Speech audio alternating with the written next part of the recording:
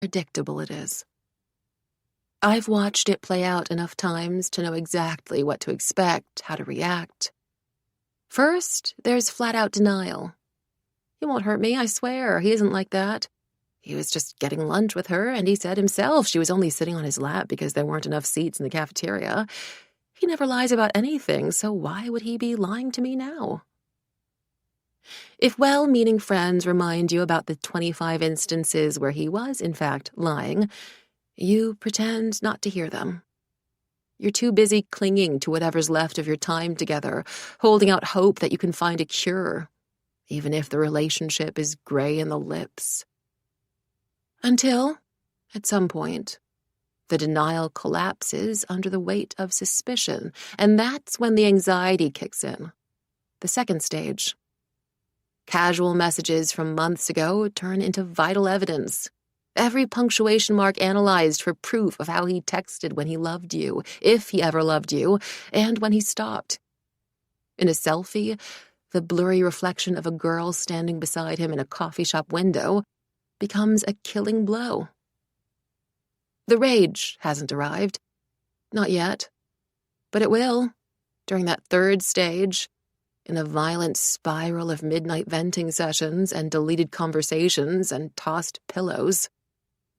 My friend Haili is clearly still stuck in the second stage of heartbreak, by far the least fun of them all. "Maybe this is a bad idea," she mutters to me, the worried line between her brows illuminated by the warm hotel lobby lights. She's fiddling with the diamond charms on her wrist, a nervous gesture I've seen her perform like a ritual 100 times in the decade I've known her. "Maybe I should just ask him."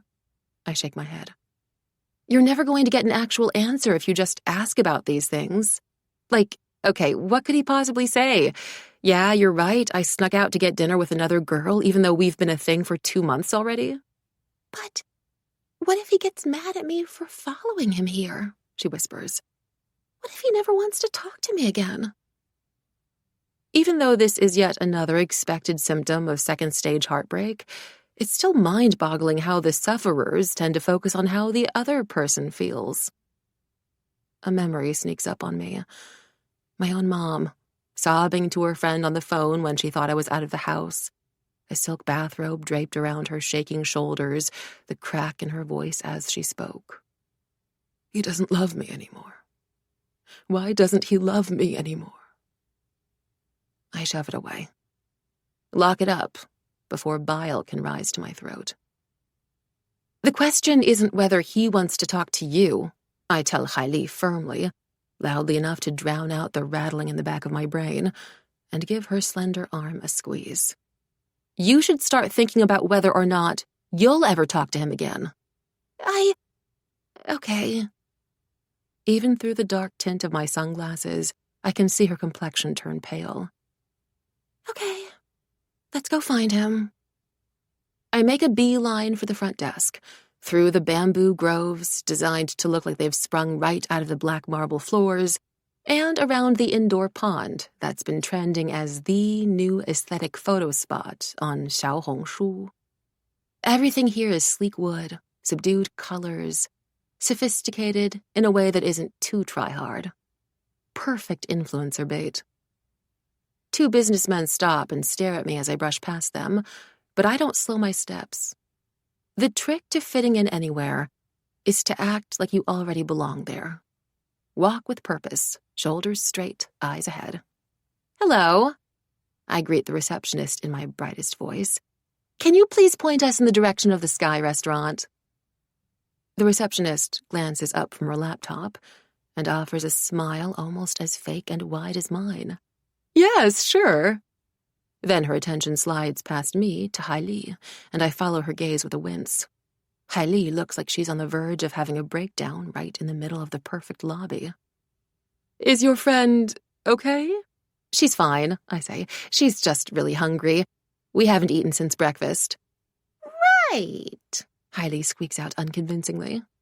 At least she's stopped gnawing on her lower lip. "I'm really, really hungry. Super hungry." But the receptionist studies us with growing suspicion. "Sorry, before I let you through, Could I actually have your room number first? I feel Hailey stiffen beside me. Hailey says, We aren't staying here. I see. The receptionist's smile slips all the way off her face. Well, I'm sorry then. The restaurant is only open to our guests and VIP members. That's okay, Hailey begins to say, but I make a quick motion behind my back for her to leave it to me. I'm one of your VIP members, I say smoothly, though I'm unsure if that's true. Of course, this in itself wouldn't have been an issue a few months ago. My father's a titanium member at practically every major hotel and airline in the world. If I ever needed to pop into the lounge or visit a restaurant like this one, all it'd take was a quick phone call from him for the staff to let me through. But that might prove a little harder now, seeing as I've blocked his number and cut off every channel of communication between us. Do you have your membership card with you? The receptionist presses. Or your membership number? No and no. But a quicker solution springs to mind. Just a considerably more obnoxious one. You can search for my name, I tell her. Pardon? The receptionist blinks at me.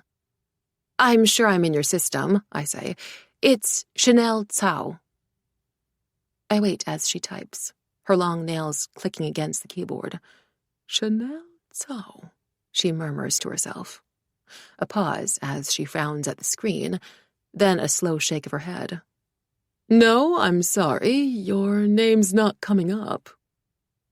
Okay, fine. Another way, then. I scan the lobby and spot two girls around my age posing by the bamboo. One of them has paired a cropped Louis Vuitton shirt with simple sweatpants, the ultimate fashion statement to let you know she's rich but totally casual about it. The other is in a full floor-length gown, her makeup so heavy that her eyeliner is visible from here, like Sharpie on a white wall. They rotate between taking photos using their phones, with the flash on, then the flash off, then the digital camera that every influencer has been recommending lately, then their phones again, but video this time. Definitely my target demographic. I wait until they've finished assessing their newest photos before lowering my sunglasses a few deliberate inches right as they glance up. They both do a double take. Then Louis Vuitton girl elbows ball gown girl, and they exchange a look. Curiosity and confirmation at once. Oh my God, could it really be her? Are you seeing this too? Yes, I think so. Let's find out. And they unanimously make the decision to approach me. Excuse me, Louis Vuitton girl says in a breathless voice. So sorry to bother you, but are you Chanel Cao? I grin at them like I'm surprised to be recognized, a little shy even. Yeah, I am. Hi. They exchange another look, that shared language between best friends, a silent scream of excitement and, I can't believe this is happening, and they both start gushing. Oh my God, you're even prettier in real life. I didn't think that was possible. We are huge fans. We worship your Instagram. You have no idea. I've been following you for years. You're literally so pretty. Like, for real.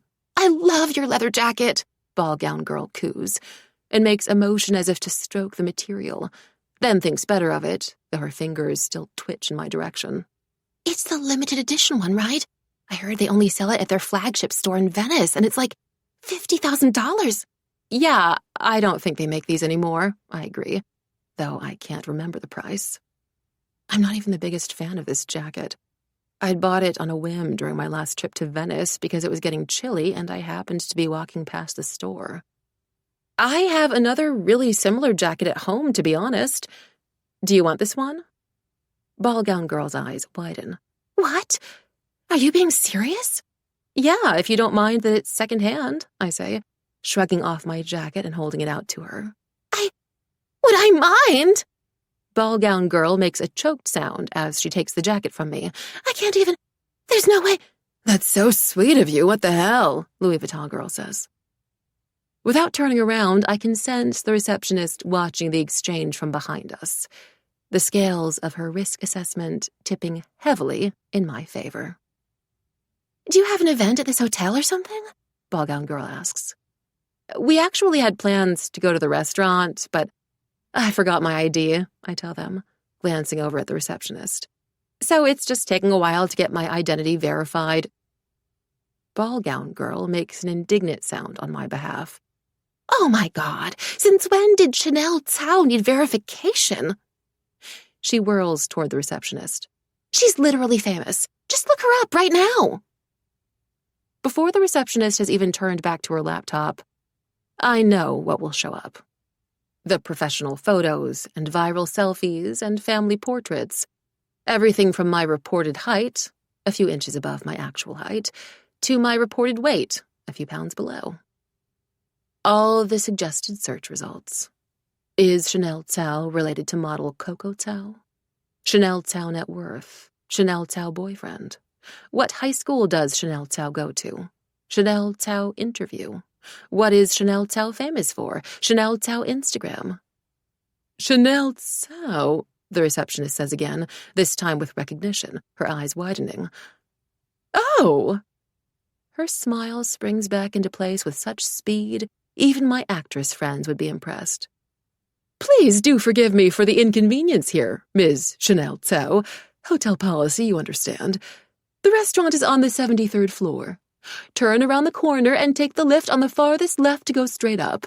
Would you like me to show you there myself? I'll ask them to prepare some drinks for you. A mocktail, perhaps? Or something warmer, like our brown sugar and ginger tea? That's fine. We can head over ourselves, I say graciously.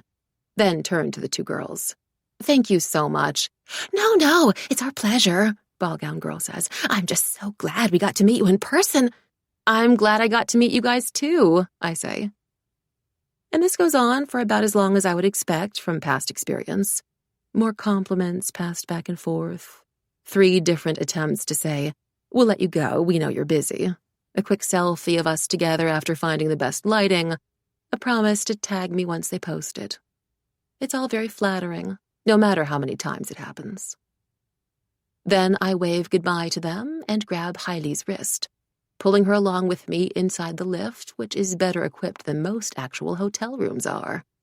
There's a plush velvet sofa sitting in the corner, a wooden stand offering scented tissues and alcohol wipes and cotton swabs, and a bamboo basket of complimentary tea bags to take to your room. There's even a gold-framed vanity mirror I'd put to good use under happier circumstances. Welcome to Tixing Luxury Hotels. A lilting, questionably seductive female voice plays overhead as the lift ascends. We hope you enjoy your stay. Oh, God. I was so scared we were going to get kicked out of the hotel, Hailey says. The only person who might get kicked out today is Yao Tzu, I assure Hailey. Though for your sake, I hope it doesn't come to that. She swallows. You think there is still hope? That it might all be okay? That maybe I'm just overthinking it? I don't want to lie to her, so instead I hold out my hand. Show me the last thing you sent him.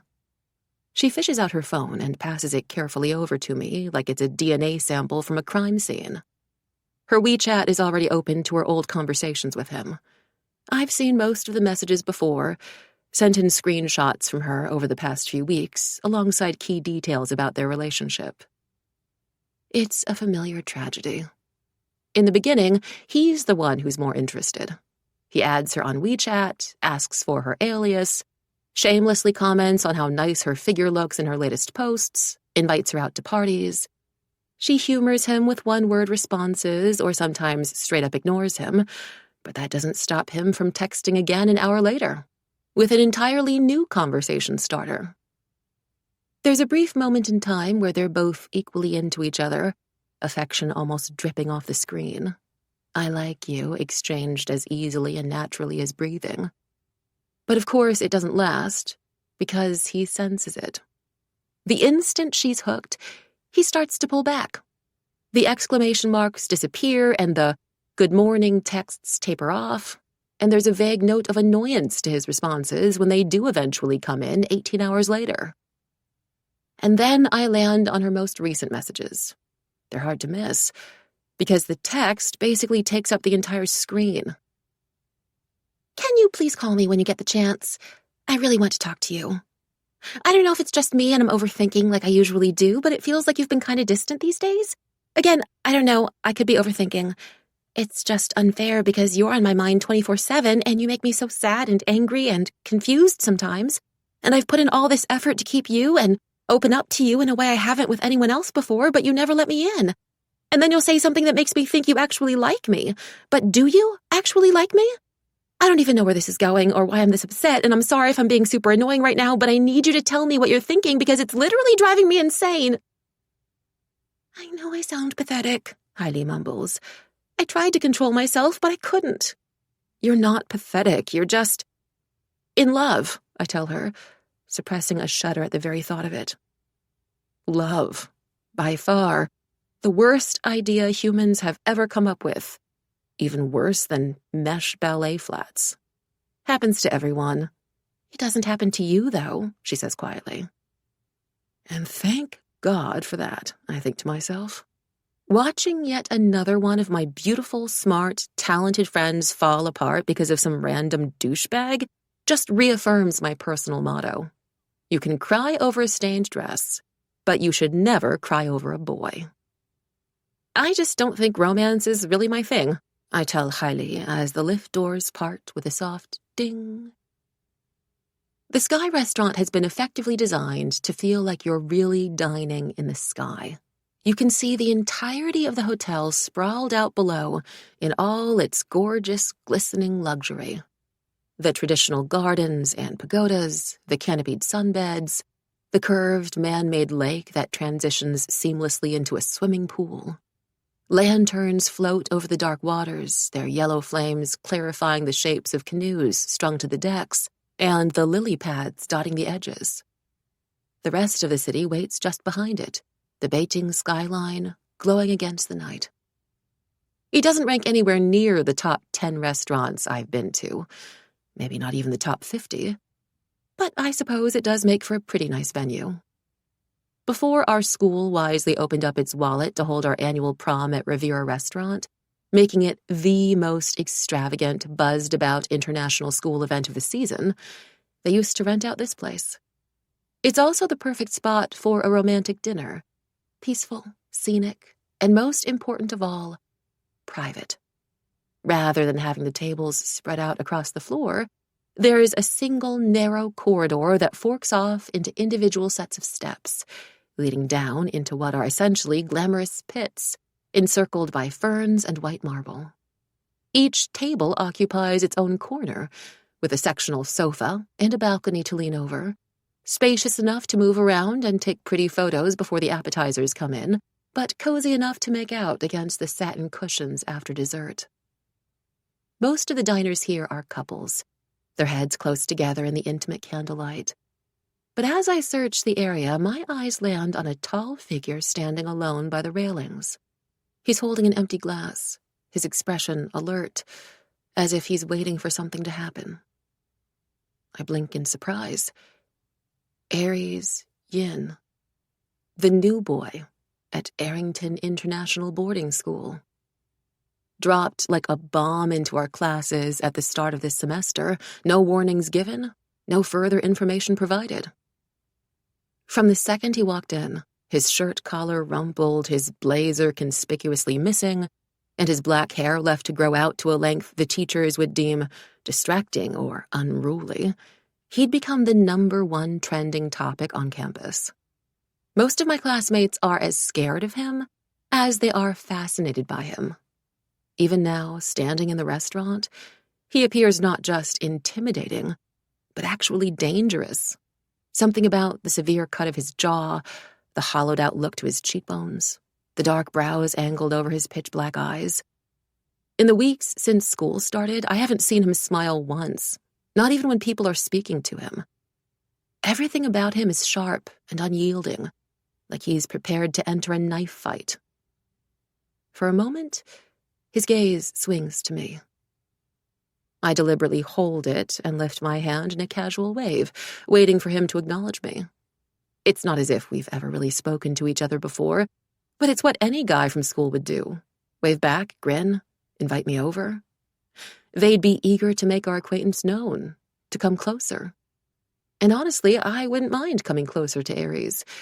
He's more than attractive enough, even by my standards, and I still haven't finalized my prom date. Based on all the buzz around him, he could be a very valuable asset in my campaign. I simply need him to make a move. But Aries stays right where he is, expression unchanged, and turns his head away, as if my presence is of zero importance to him. I blink again, this time in disbelief, heat rushing to my cheeks. There's no way he just chose to ignore me. "He's over there," Hailey says on a shaky breath, yanking my attention to the table at the back. I force myself to focus, forget Aries, and crane my neck for a better view. I only know her guy through photos, all pre-selected by Hailey and shown to me while she explained sheepishly and insistently that he looked way better in person. As expected, he does not look better in person. He looks like the kind of guy I'd go out of my way to avoid at a club. The overwaxed hair, so shiny I can see it glinting like a beetle shell even before I start marching my way over, isn't helping. But it could be forgiven if he didn't have his arm around the girl beside him. They're laughing together, practically falling into each other's laps, and just when I didn't think the evidence could be any more damning, he plucks the cherry off one of the mini cupcakes on his plate and feeds it to her. Bile threatens to creep its way back up my throat. This feels far too familiar. Okay, I'm going to kill him, I decide, my stomach twisting with outrage on my friend's behalf. That asshole! I can't believe it, Hailey whispers. I can't believe he's actually... Unfortunately, I very much can believe it, I say darkly. Look, you stay here. I'll handle it for you. Can you? She grips my arm tight, like she might lose her balance otherwise. Are you going to splash water on him or something? No. Water dries. Humiliation lasts much longer. And with that, I march straight over to their table, my hands curled into fists. Yao Zu jerks his head up, his fingers still stained red with cherry juice, and scowls at me, like I must have accidentally lost my way around the restaurant, before he focuses on my face. His mouth goes slack, a familiar, mesmerized look that would be satisfying if it weren't coming from a piece of total trash. "Have I met you somewhere before?" he asks, his attention shifting away completely from the girl sitting right next to him. "Are you fucking serious, Yao Zu?" I hiss, letting all my disgust and rage spill into my performance. "Where's the ball?" His features freeze into an expression of comical confusion. Huh? I said, where's the fucking basketball? You told me you were playing basketball with your bros tonight. I jab my thumb toward the girl. How long have you been sneaking around with her behind my back? The girl pushes away from him. Who is she? She asks sharply. You already have a girlfriend? I don't know, he splutters. She glares at him. You don't know if you have a girlfriend or not? No, that's not what I don't know who she is. Oh, right. Sure you don't, I scoff. I actually should have figured you were an asshole ages ago. I mean, I rented out your favorite restaurant and invited all your friends just to surprise you for your birthday. And you couldn't be bothered to see me in person on my birthday because you just had to see some emerging indie artist called Piplo perform live in Shanghai. And you know what? I saw his sets after, and he couldn't even keep up with his own backing track. The words flow easily from me, unscripted and unrehearsed. Maybe a little too easily, because even as I'm speaking, it's my mom's voice I hear ringing inside my head, bitter and betrayed and broken. Every argument she and my father waged against each other after the truth came out. What are you talking about? Yao Zu demands, his brows scrunching up in bewilderment. He whips around to face the girl, hands half raised above his head like her gaze is a gun, pointed right at him. I don't listen to anyone named Piplo, I swear. I've never heard that name before. You said you'd pick me up from the restaurant, but then you got sidetracked playing video games. I talk over him, really on a roll now. You said you'd introduce me to all your friends from your old school, but every time I ask about it, it's like they vanish into thin air. You said you wanted to travel to Italy with me, but suddenly you can't afford plane tickets, or your schedule's too full, or you're concerned the weather won't be warm enough, or you need more time to buy a bigger suitcase. You said you wanted me. I have no idea who you are, Yao Tzu insists, red in the face, and turns again to the girl, repeats with urgency. I literally have no idea who she is. Yeah, sure. The girl grabs her black leather clutch and lurches onto her feet, her lower lip curling. Feel free to delete me on WeChat. Wait, he calls, scrambling after her. She's already gone. I breathe out, letting my scowl loosen, but my fists won't unfurl. The anger is still there, the acid searing my stomach, burning me from the inside out. I don't know if it'll ever go away. I used to think it would at some point, maybe after the divorce was finalized and everything went back to normal, but these days I'm starting to worry that there is no going back to normal after what my father did. This is just how I am now. As I walk back over to Haili, I can sense someone staring. Instinctively, I glance back and spot him right away.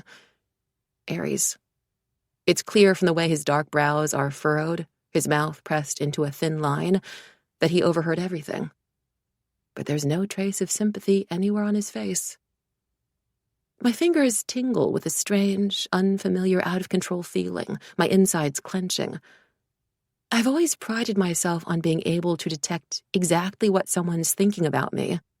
But between him ignoring me earlier and how he's looking at me now, I have no idea what he's thinking. Part of me is tempted to march right over and find out for myself. Does he have a problem with me? Did I accidentally smudge my makeup on his favorite shirt or something? Or the most mortifying possibility of all, does he just not like me? But then I notice Haili, who's been hiding behind one of the pillars, her cheeks streaked with tears, and I push my questions away. I can deal with Aries Yin later. Right now, my friend needs me. Are you okay? I ask Haili. No, but I watched the whole thing, she says, and manages a weak smile. Thanks for doing that. I wouldn't have had the guts to even confront him. I held back, honestly. If you really want to make him miserable, I have plenty of other ideas, I say. I reach into my purse, rifling through several tubes of lip gloss and a tin of strawberry mints and a new bottle of Chanel No. 5 perfume, before I find the packet of tissues I'm searching for. I hold it out to her. I don't think he could ever be as miserable as I am right now, she mumbles, scrunching the tissue up into a ball and dabbing at the mascara flecks under her eyes. He doesn't care the way I do. Remind me again, I say gently, why you like him. I don't know. She pauses and thinks for so long that I start wondering if she's planning on skipping over my question entirely. I guess he's nice to me? He's nice to you, I repeat, less gently, unable to keep the skepticism out of my tone. He gives me all these little compliments, like he'll say that I'm cute, or that he thinks my necklace is pretty, or he can't stop thinking about my body, she elaborates in a hurry. He carries my bags and he holds the door open for me, and sometimes he helps me stab the straw into my bubble tea, and there's this one time where I spilled water on my shirt, and he got me a napkin. I take a deep breath and silently lament the fact that the bar is so low these days, you'd have to dig through hell's basement to find it. Also, Haili goes on, to her own detriment, once I was running 7 minutes late to go meet him, and he didn't even get mad. Okay, no, I'm sorry, but literally any human with basic decency would do those things. An old woman held the door open for us on our way into the hotel just now. And I've seen actual pigs who are trained to carry bags, I add, which makes her snort a little even as more tears slip down her cheeks. It's truly not that difficult. And more importantly, it's not that rare. Like, give me half an hour and I could find you another boy with his exact same haircut and nose ring and love of clubbing and Jack Daniels off a random street in Beijing. I just wanted it to be him, she whispers. I so badly wanted it to be him. I know, I say, my voice softening again. and consider how I should phrase my next words to get the point across without rubbing the salt deeper into her wounds. But you said that he's had plenty of girlfriends before, right? What was it, 6? 7? She nods slowly. Yeah, 7. And a half, if you count that summer fling. Okay, so the way that he was behaving around you, that's like muscle memory for him. He knows what he's doing. He's got all his tricks tried and tested. It only seemed special because it was your first time experiencing it with him. And you are special. You're gorgeous and way too good for him. And you can cry about it or get angry, and you can call me whenever you need to vent, but on days when you miss him and you're fighting the urge to text him, you have to remind yourself that what you miss is the experience, the feeling, not him, the person. She nods again, faster, though I'm not sure how much of it is sinking in. God, I'm so done, she sniffs, leaning back against the gray stone. I'm going to become a nun. No more feelings for me. I'm never liking anyone ever again. But I know she will, and soon. Hailey is one of those people who's simply in love with the idea of love. She'll lock eyes with a stranger in the grocery store or see someone helping an old lady across an ice-slicked road, and that's it for her. She's already gone, heart on her sleeve, 20,000 feet in free fall, with no thought for self-preservation at all. I genuinely can't fathom how she does it, how anyone does it, how she can bear to put herself through the pain of wanting someone, only to lose them again and again. It sounds like signing yourself up for torture. Do you want my driver to give you a ride home? I offer. I can also hang out here with you. It's okay, it's getting late. I think I just need some time alone right now, she says with a wobbly smile. And I wish I could magically make everything better. Spare her from the last 2 stages of heartbreak. The rage, followed by the grief. But this is where love always leads. Thank you, though, for coming with me tonight. I seriously have no idea what I would have done if you weren't there. Just so you know, I'm definitely voting for you. It takes me a moment to realize she's talking about the election for prom queen. You don't have to thank me. I'm always here for you, I tell her. It's the diplomatic thing to say, but I really mean it. Just text me when you get home safe, yeah? You too. I glance back at her a couple times on my way to the lift. She remains standing in the same spot, arms wrapped around herself, her hurt palpable. Everything about the wounded, betrayed look in her eyes, so reminiscent of my mom's, that I consider running back to hug her, or running after Yao Tzu to punch him. But I know it wouldn't help. Not really. No more than I was able to help my mom. The only way to prevent heartbreak like that, from what I've seen, is to avoid the ordeal of falling in love altogether. Save yourself before you're in too deep. What's romance really good for anyway? I can buy myself nicer gifts than any guy could afford. I already enjoy the full princess treatment everywhere I dine and shop, and I regularly receive messages from followers that are sweeter and more sincere than any kind of love letter. The doors to the lift slide open. A couple in their 20s walks out first, the woman gazing dreamily at her boyfriend like he's the moon in the sky, while he's busy checking a stock trading app on his phone. I step inside, more grateful than ever to be alone. 2. Chanel. I've always liked Beijing better at night. There's something thrilling about the cloak of darkness, the same reason why parties only really start to get exciting as the hours tick by and drinks are poured and layers are stripped off. Mornings are for the self-disciplined, the ambitious, the hard workers with big plans in life. People like my best friend, Alice Sun. Nights are for secrecy and spontaneity, for cocktail dresses and covering up messes, for all the people who don't have their shit figured out but are desperate to put it off until dawn. The air is cool against my cheeks as I wait on the sidewalk, the stars above half concealed behind a thin veil of smog and clouds and distant city lights. Cars and mopeds whir past me, their shiny metal edges glinting under the neon signs of surrounding shops, rice noodle stores and grilled squid stands and karaoke bars all in full swing. Even though it's almost 1 a.m, this city is used to staying up late, just like its overworked 20 and 30-somethings. I check my phone again. My driver has been stuck in traffic for the past 10 minutes, and I'm debating whether to just cancel and call Aditi instead, when I spot Aries leaving the hotel. He doesn't see me. He's too busy surveying the street, and as a bus rounds the corner, its headlights throw the hostile edges of his profile into clarity. There's an odd sense of urgency to his movements as he checks the time on his phone, glances up at the sky, his eyes sharp and focused, as if there's a secret message written in the clouds. Then he checks his phone again. I frown, my mind whirring faster and faster with suspicion. Why had he even been at the Sky restaurant anyway?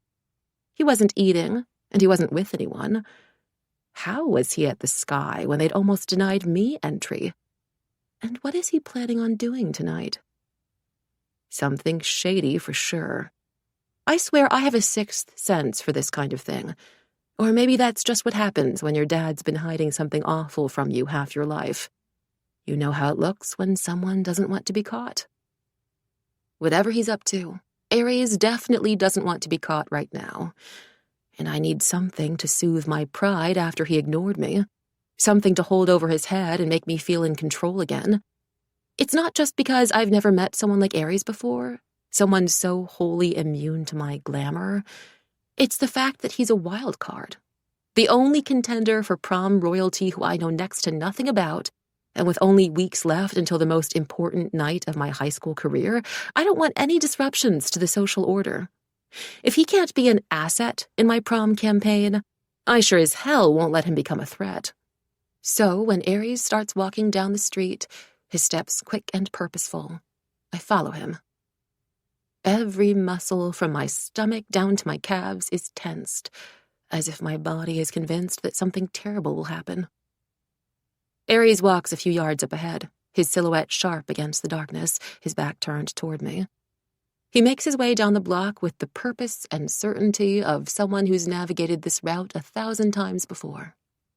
I move faster, as if propelled by some invisible force, a single thread drawing me closer and closer to him until there are only 5 feet of distance between us. Then, to my utter confusion, he turns the corner and heads into a park. What the hell? I mutter to myself as I follow him in.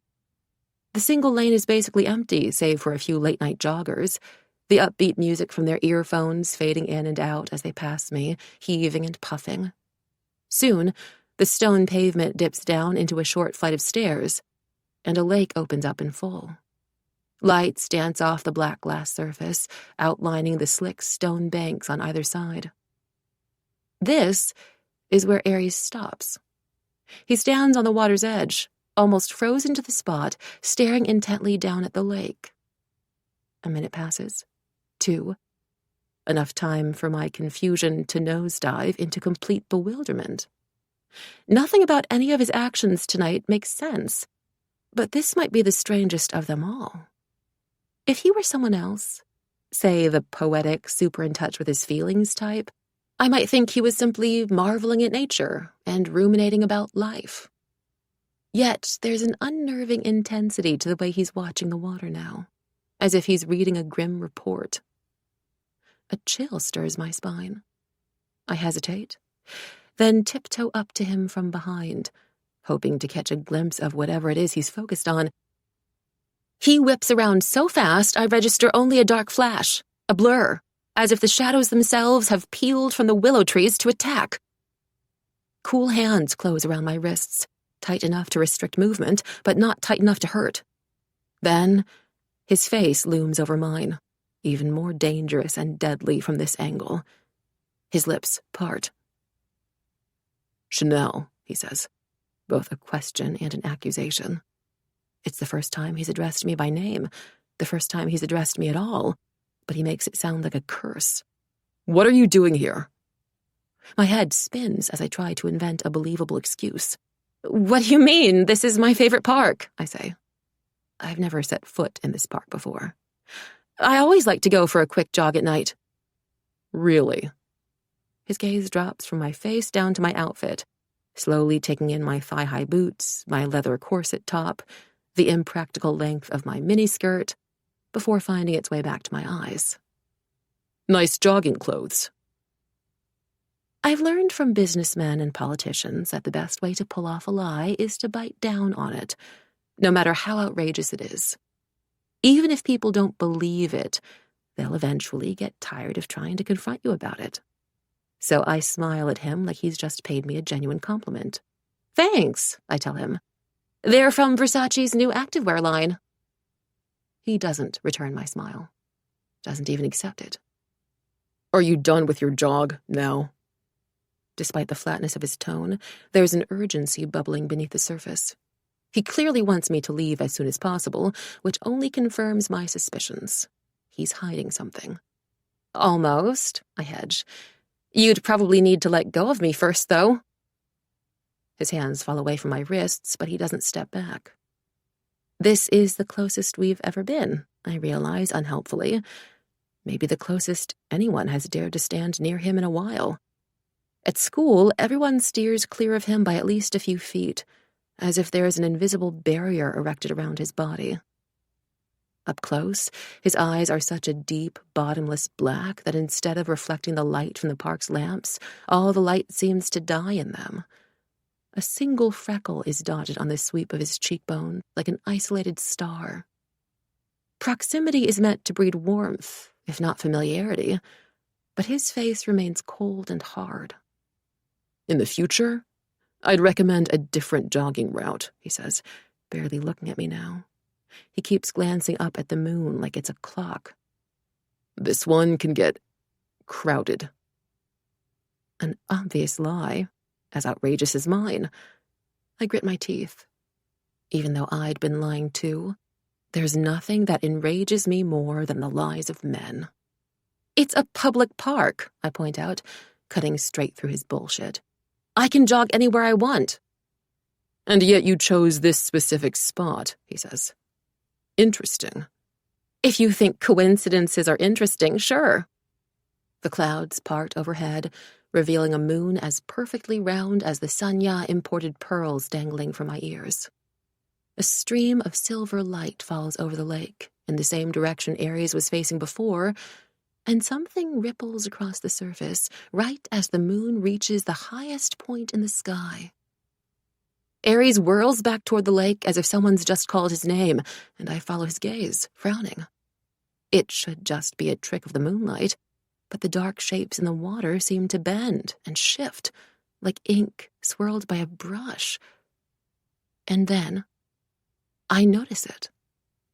Only a hazy impression in the beginning, but it grows clearer by the second, like a Polaroid picture developing, the details solidifying, and my blood roars in my ears as the impossible unfolds, every rational thought I've ever had fleeing my body, leaving behind only, what the actual fuck is happening? Because I can see myself in the lake. Not my reflection, not a memory either, but some other version of me, playing like a film reel over the water. I'm at school, about to leave the math classroom, when Ms. Huang beckons me over to her desk. She's pointing to a test paper and saying something, but I can't make out the words, can only watch her mouth opening and closing, her expression grave. From the doorway, my friend Rainey shoots me a concerned glance, but I just smile like I'm not fussed and motion for her to leave without me. Then Ms. Huang waves Ares forward, which she does, reluctantly, his hands stuffed deep in his pockets, his gaze pinned on me. The scene changes. The classroom fades away and everything darkens. It's nighttime.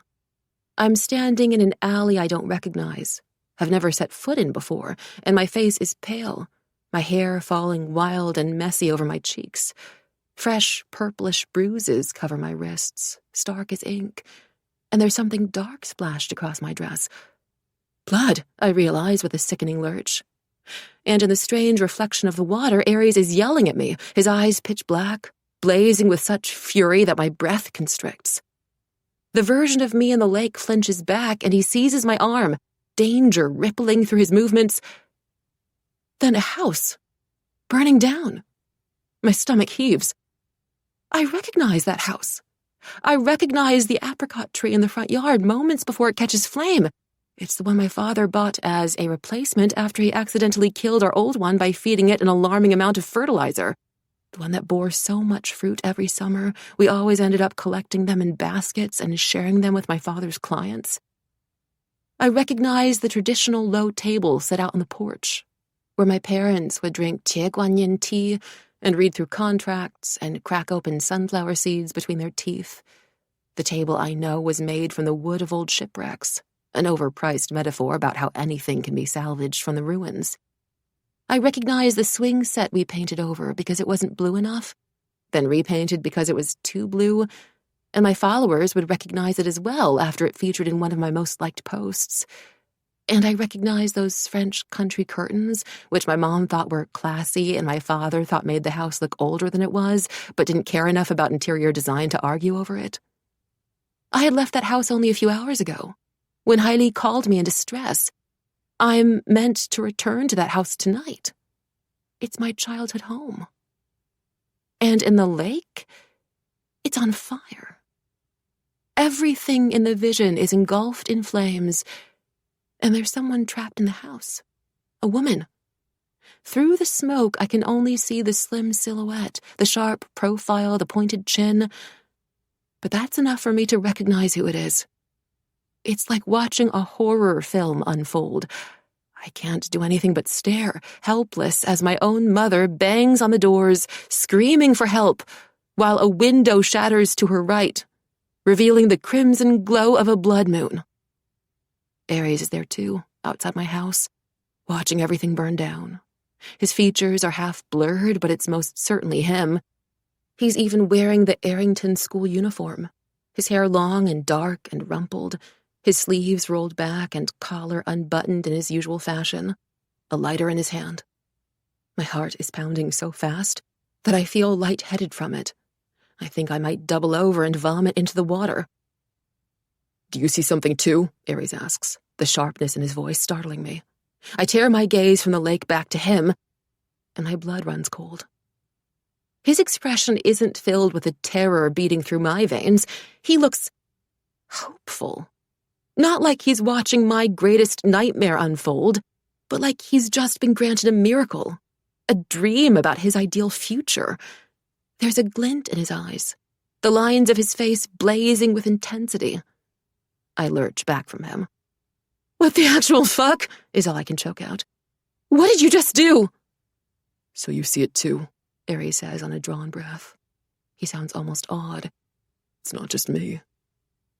It's never been that clear before." "Before?" I repeat, my knees trembling.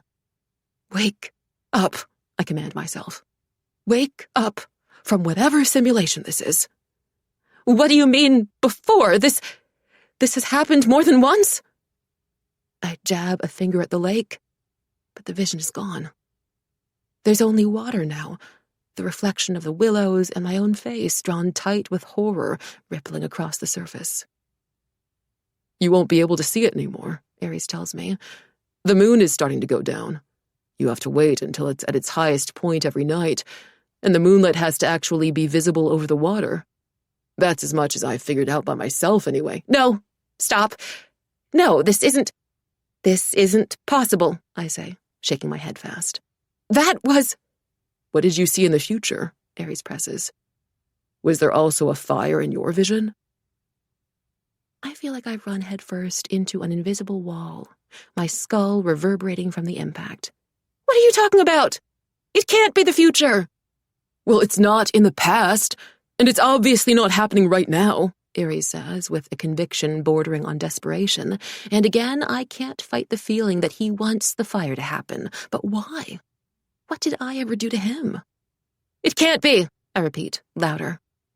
Even though the lake looks normal now, the images won't stop flickering through my head. Me, standing in that alley, bloodied and bruised, My mother caught in the fire, screaming. And Aries, the culprit at the center of it all.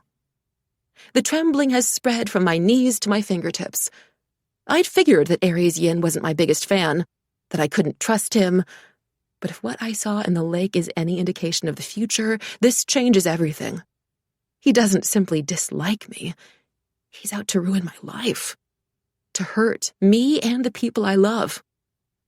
I stare at him, at those wild, dark eyes, the fine, angled face that holds no room for remorse, and I wonder if this is how prey animals feel, looking into the mouth of a beast right before they're eaten. Chanel, he starts to say. I twist around, away from him, and I run. 3. Chanel. As the car swerves onto my street, I brace myself for sirens. An ambulance, firefighters, the flames already spreading through the walls, eating away the fences and incinerating the rose bushes. The destruction promised by the vision. But as my house comes into view, lit up by the orange porch lights, it looks perfectly normal. It stands as extravagant and beautiful between the rows of villas as it always does, with its marble pillars and massive garden, and 5-story modern wood exterior, the glass lift gleaming from the ground level up to the turret roof. Easily the best villa in the area. My father had made sure of it when he bought the house as a first anniversary gift for my mom. My ears are still ringing when the driver parks outside the front gates and opens the car door for me with one white-gloved hand, reaching for my purse with the other. Welcome home, Cao 女士, he says. Thank you, Hong 叔叔, I tell him, my voice smooth and warm despite the quiver in my chest. Even when my boots land on firm concrete, I feel like I'm suspended in another reality. I should be relieved everything is the same as it was, but the clamp around my heart only loosens slightly. The fire hasn't happened, but that could just mean it hasn't happened yet.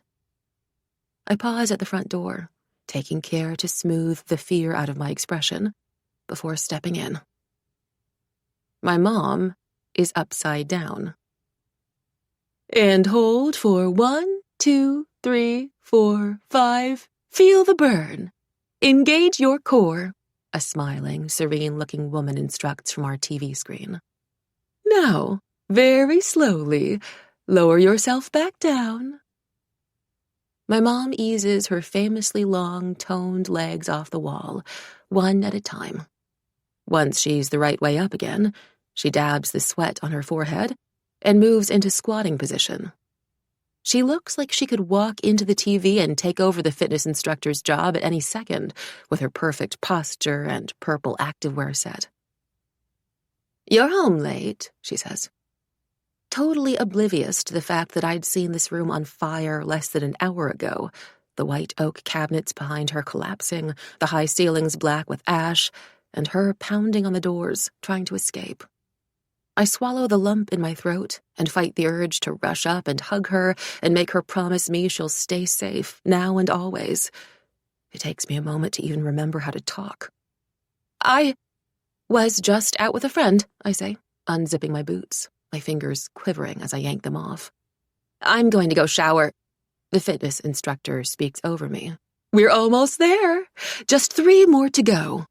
You feel that? I feel like I need to lie down and scream into a pillow. 3, 2, 1. My mom finishes her set, her face pink and dewy and somehow still photo shoot ready, then turns around. Looks at me properly for the first time since I entered the room. Frowns. I'm wondering whether she's sensed that something's off when she steps closer. When was the last time you got your hair done? I pat it self-consciously, try not to let my smile fall. I don't know, like 3 weeks ago? Well, it's looking really dry. She picks up a strand between 2 crimson-painted fingernails to inspect it more closely, like it's a frayed thread sticking out from her favorite blouse. A problem she needs to snip away. Have you been swimming?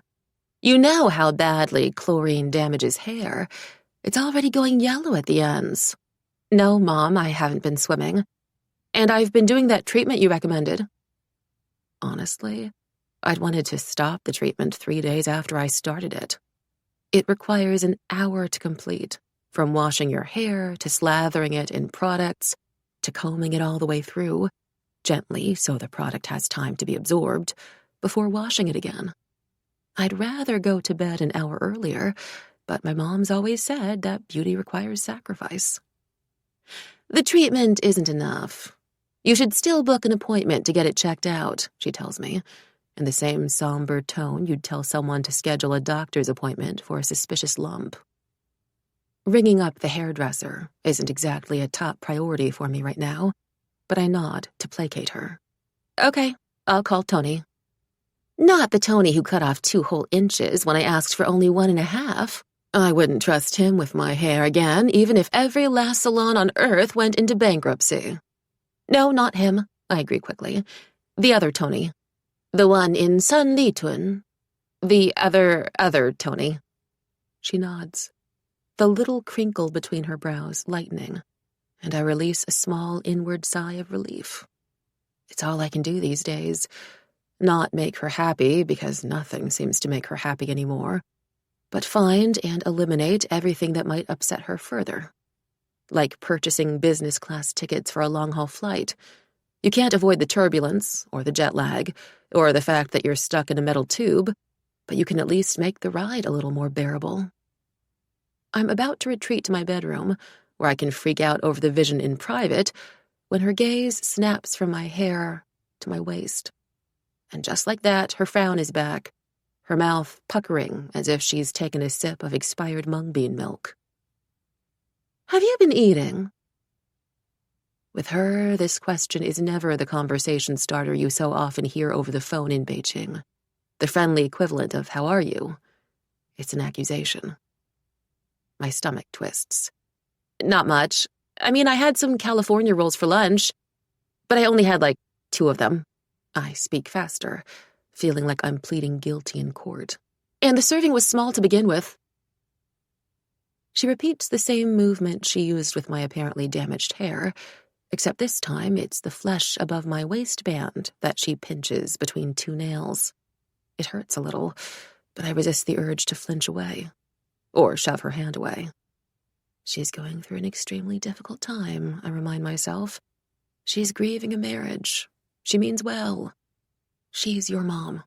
She's your only parent left. But even though I've vowed to erase my father from the family portrait, and I absolutely should not be missing that lying, cheating asshole, I feel a twinge deep inside my chest.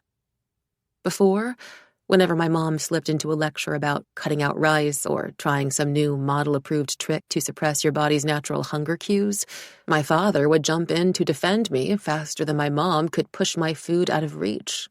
Yeah, just let our daughter eat what she wants," he'd said one night, sliding a plate of pork pot stickers across the table to me with a wink.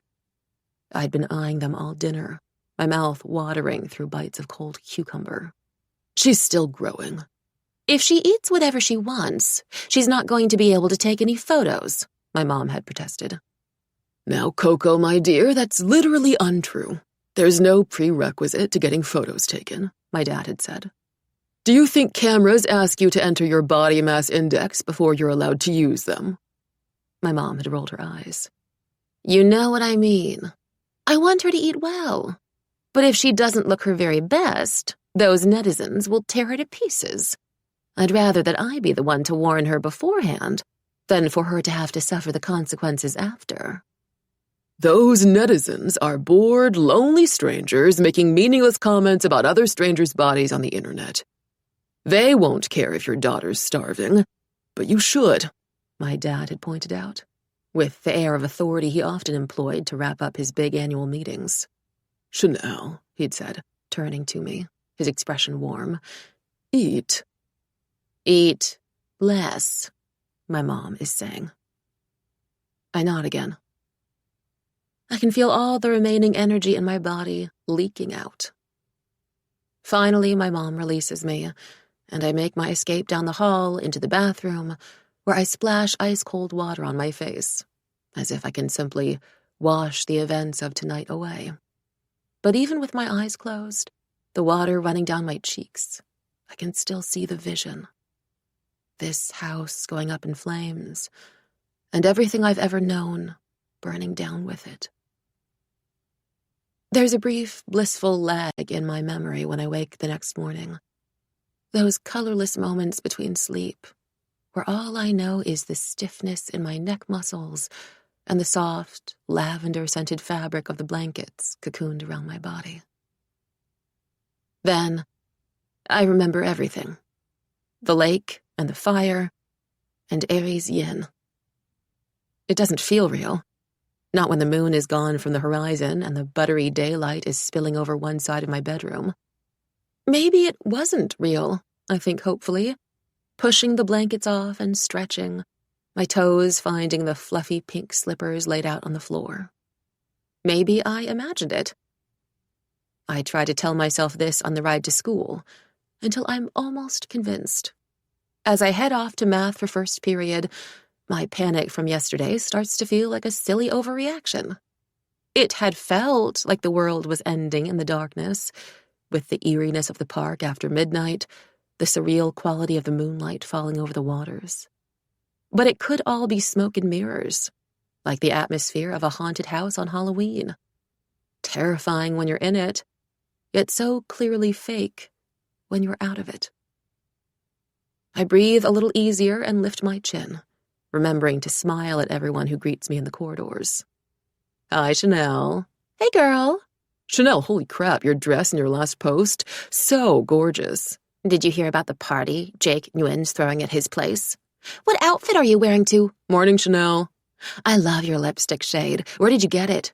Chanel, are you free next weekend for... Oh my God! Did you see? Rainy Lamb asks excitedly, dropping into the seat beside me. She runs a hand through her long hair, which she's recently dyed a honey brown that looks almost blonde beneath the classroom lights, and opens up her laptop to a school email. See what? I ask, squinting to read the text loaded on her screen. We would like to congratulate our prom king and queen candidates. My pulse skips. I'd been so caught up in last night's events that I'd managed to completely forget about prom nominations. I don't have to scroll very far to see the results. My photo is listed first, copied straight from my Instagram. I'm sitting in my favorite French restaurant in Shanghai, the one that looks out at the Bund, my hair curled, my crimson dress fitted snugly around my bare shoulders. I smile wider than I have all morning.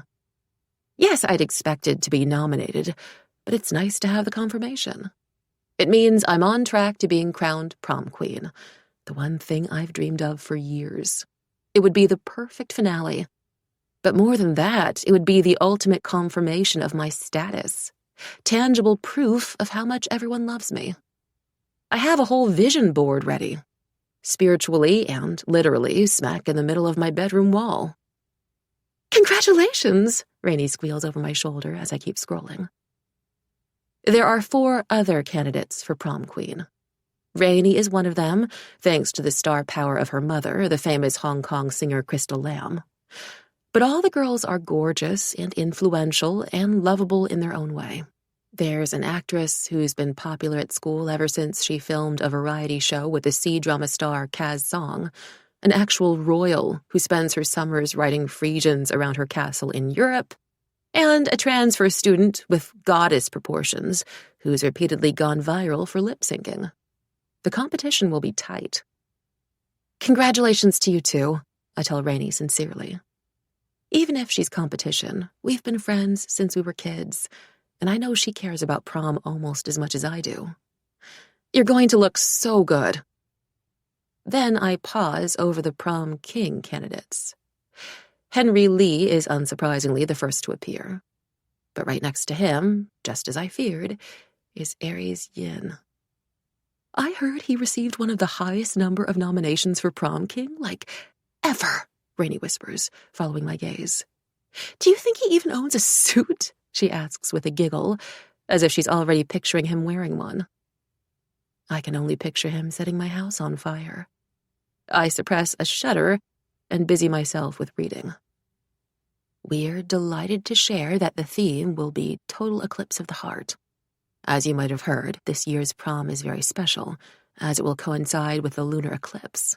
If the weather conditions allow, you'll even be able to see the blood moon. Voting opens at 3 p.m. today and will close on prom night. You can vote again a second time at the entrance of Riviera Restaurant. Your prom king and queen will officially be announced at the event. Get your dresses ready and your suits ironed. Just 3 weeks to go. The blood moon.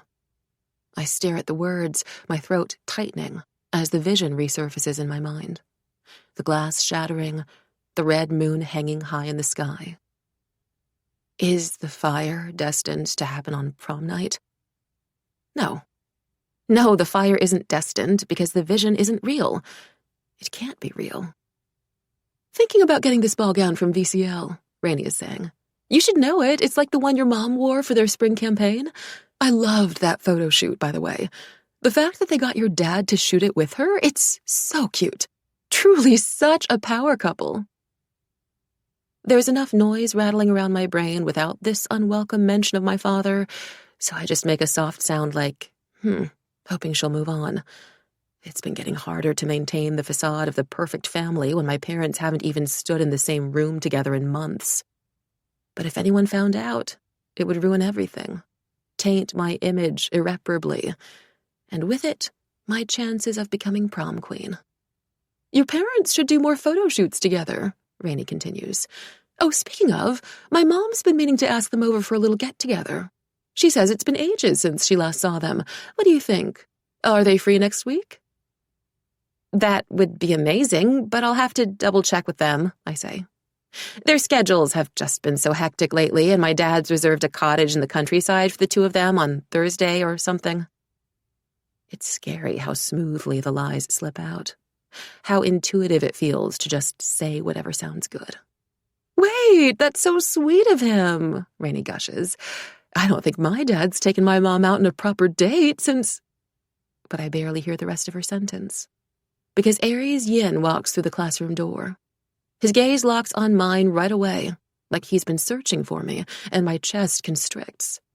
Just one look from him is enough to undo all my wishful thinking this morning. Confirmation that what we experienced last night was real. My eyes follow Aries as he takes his usual seat in the back corner. Alone. I don't get any work done in math. This isn't exactly a new problem.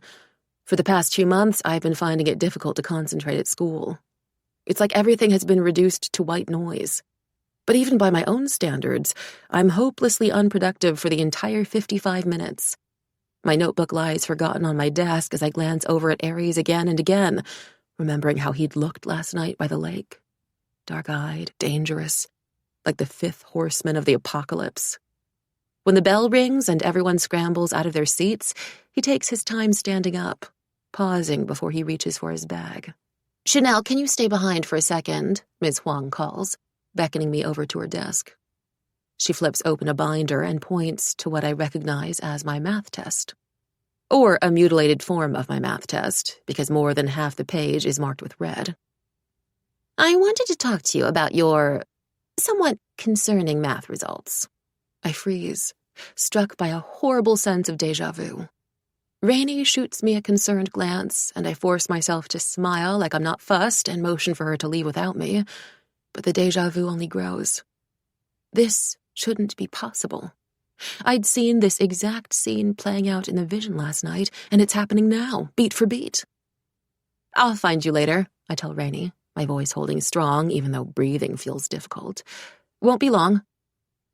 While everyone starts shuffling out of the classroom, Miss Huang glances up and says, Aries, can you stay behind too? He lets his bag fall back to the ground, nods only once, and makes his way forward, stopping beside me. Just like in the vision. I feel physically ill, lightheaded. I try to breathe in, but all I inhale is his scent. It's like the aftermath of a fire, the burnt, barely sweet notes of smoke. Thank you, Miss Huang tells Aries, then fixes me with one of her classic, stern, over-the-spectacles looks, the one that tends to precede a lecture or detention. Look, Chanel, she says, drawing in a deep breath. I didn't want it to have to come to this, but I'm extremely concerned about your math grades. You barely touched the last page in this test. And no, drawing a sad face and writing sorry in the working out space will not help you earn any pity marks. I clear my throat, my cheeks burning. I'm carrying so much dread inside my body that I didn't think there'd be any room for embarrassment. But it's still humiliating to have my failures aired like this for Aries to witness. I already know that I'm not smart, but does he have to know as well? Miss Huang tuts softly, shakes her head, seems unsatisfied by her previous tutting, and tuts some more. Do you know what your current average is? Something awful. Something that would probably send Alice into a state of shock if it were to appear on any of her tests. It's 52%, Miss Huang says, her voice grave. And that's me being very, very generous already, Chanel. She sits down on her leather armchair and heaves a heavy sigh, like this conversation is sapping her strength. I don't want to fail you. I think you're a bright young woman with lots of potential, and I understand you have far more social demands than I ever did when I was your age, but you seriously need to get your grades up. You may have heard about our school's robust peer tutoring program. The program will officially commence next week, and, luckily for you, Aries here will be available to help you. What? I actually step back in alarm. What do you mean? Getting mentored in math by a fellow classmate will be highly beneficial for you, Chanel, Miss Huang says. Like this is the most reasonable suggestion in the world. Like she's not making me learn algebra with an arsonist. Although Aries hasn't been with us for long, his math grades are perfect. Even through my panic, this registers with some surprise. I've never even seen Aries answer a question in class, and the only time I've glimpsed one of his scores was the 40% he got for his English essay. I'd figured he was flunking all his subjects just like I am. Out of the corner of my eye, I check Aries' face for his reaction, but other than the faintest crinkling of his brow, he gives nothing away. Is there a problem, Chanel? Miss Huang asks, her mouth thinning into a hard line. Yes, many problems, I think. He hates me. He'll hurt me. He wants my house to burn.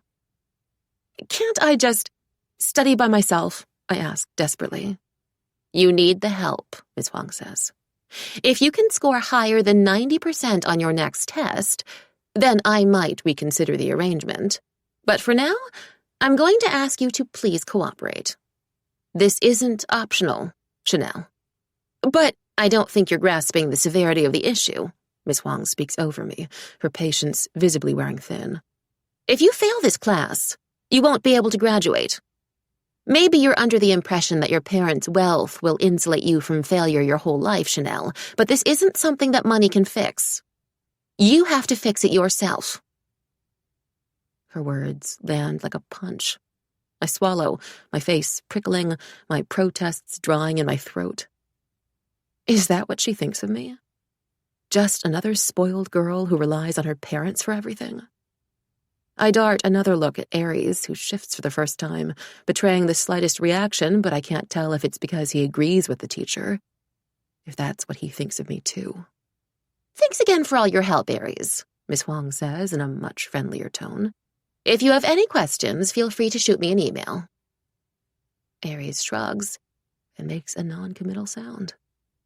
And with that, the teacher gathers her papers and heads out of the classroom, leaving me alone with the very last person I want to be near.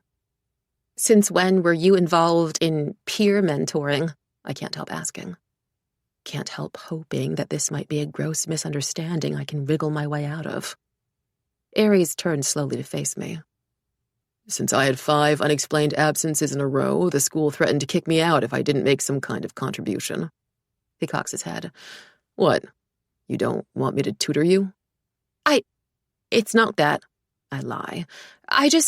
Then why are you so jumpy?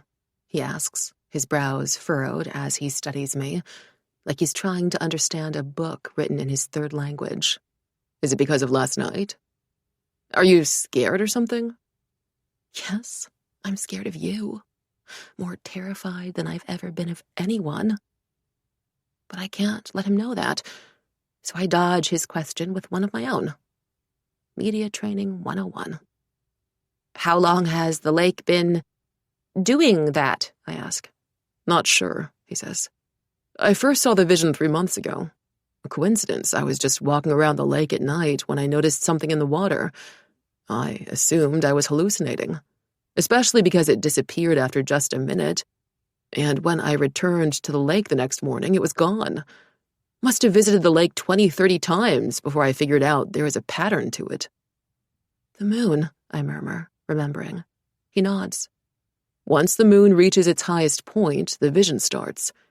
And it always ends on the same scene. The same house burning down. My heart skips with a new realization. He doesn't know the house is mine, or else he wouldn't be talking about it like this. And if he has no idea where the house is, he can't set it ablaze just yet. That gives me an advantage, or at least more time.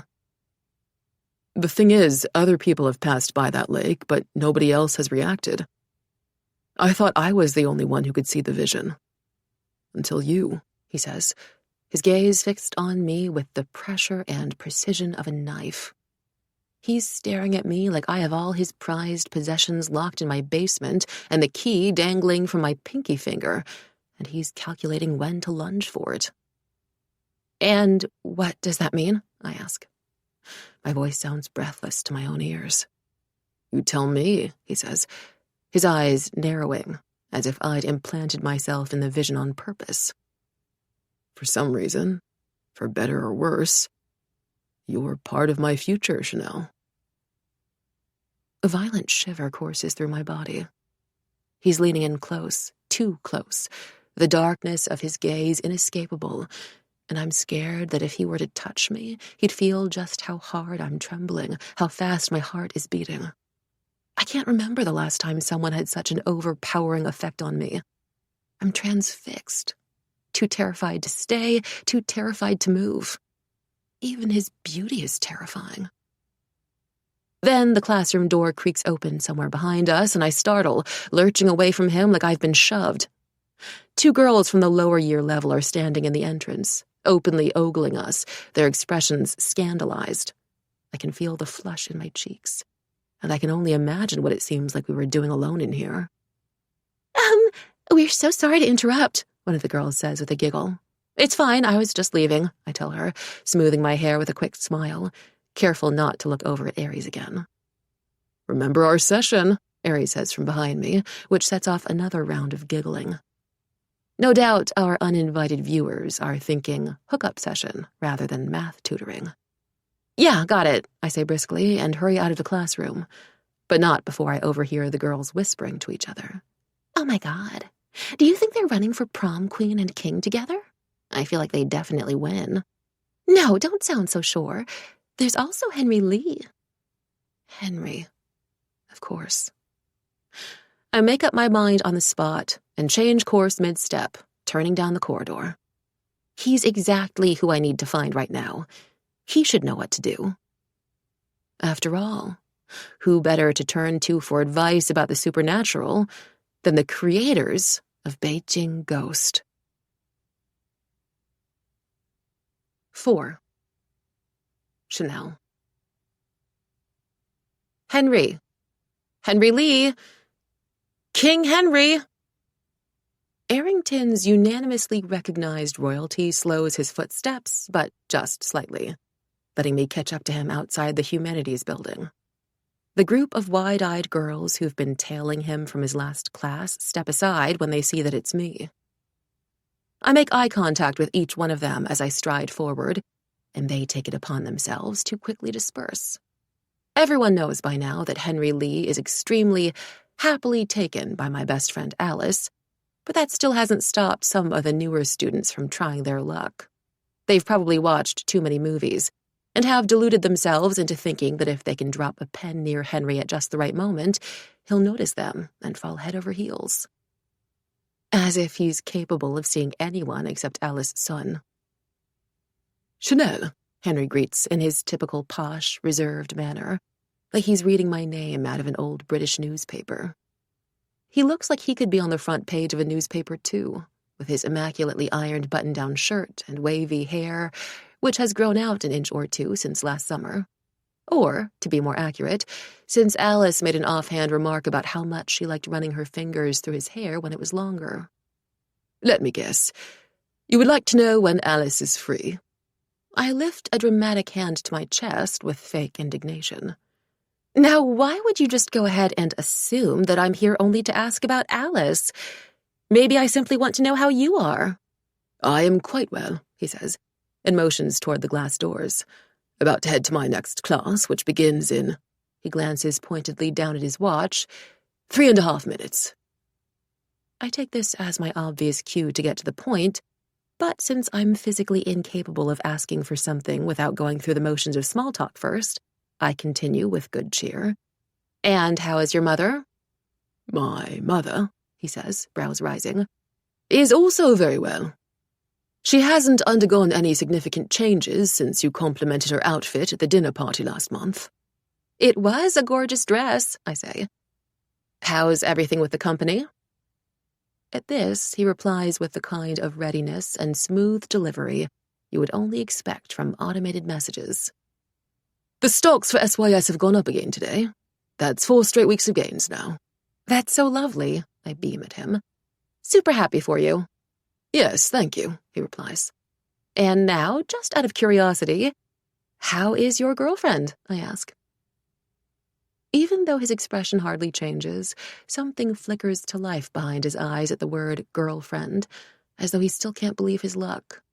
Henry Lee and Alice Sun, former rivals, Arrington's 2 brightest stars before Alice left the school, have proven time and time again to be the only exception to every rule I've ever learned about love. My girlfriend is wonderful, he says, with more enthusiasm than he's used in the entire conversation so far. She's perfect. She is. And is she free to hang out this afternoon? I mean, I'd ask her myself, but she's always got her phone on silent during class, and I know you have her whole schedule synced with yours. Once, Alice had shown me the calendar she and Henry used together. A gift Henry had built just for her at the start of the new semester. Everything was neatly color-coded, detailed down to the exact minute, and designed to offer positive affirmations every time you ticked something off your tasks for the day. Further proof that they're an exception. Most guys start scaling down their efforts once they believe the girl is already theirs, but Henry seems to view each passing moment as a new opportunity to remind Alice that he's wholeheartedly hers. Just how much does Alice tell you about our relationship? Henry asks. I smile sweetly up at him.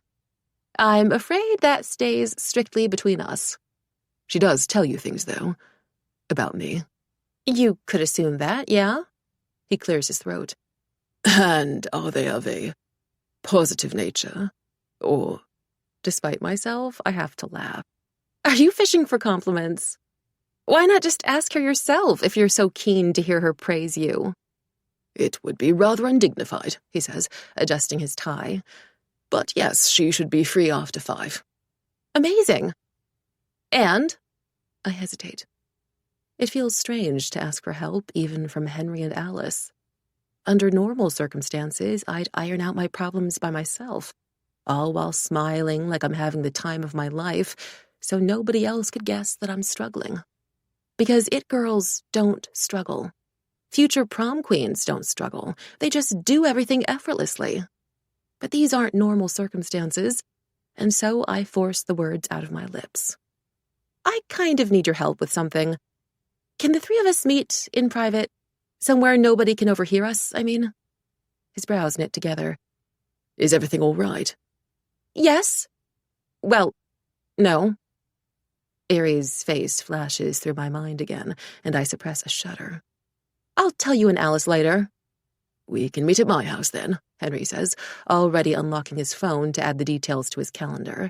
My father's away at a conference, and my mother's at a flower arranging class until after dinner. Would you like me to prepare anything? A whiteboard? Pens? In Henry Lee's world, over 90% of problems could be solved with a whiteboard and pens. Maybe some alcohol, I say, only half joking. The first time I visited Henry's house, I'd assumed it was fake.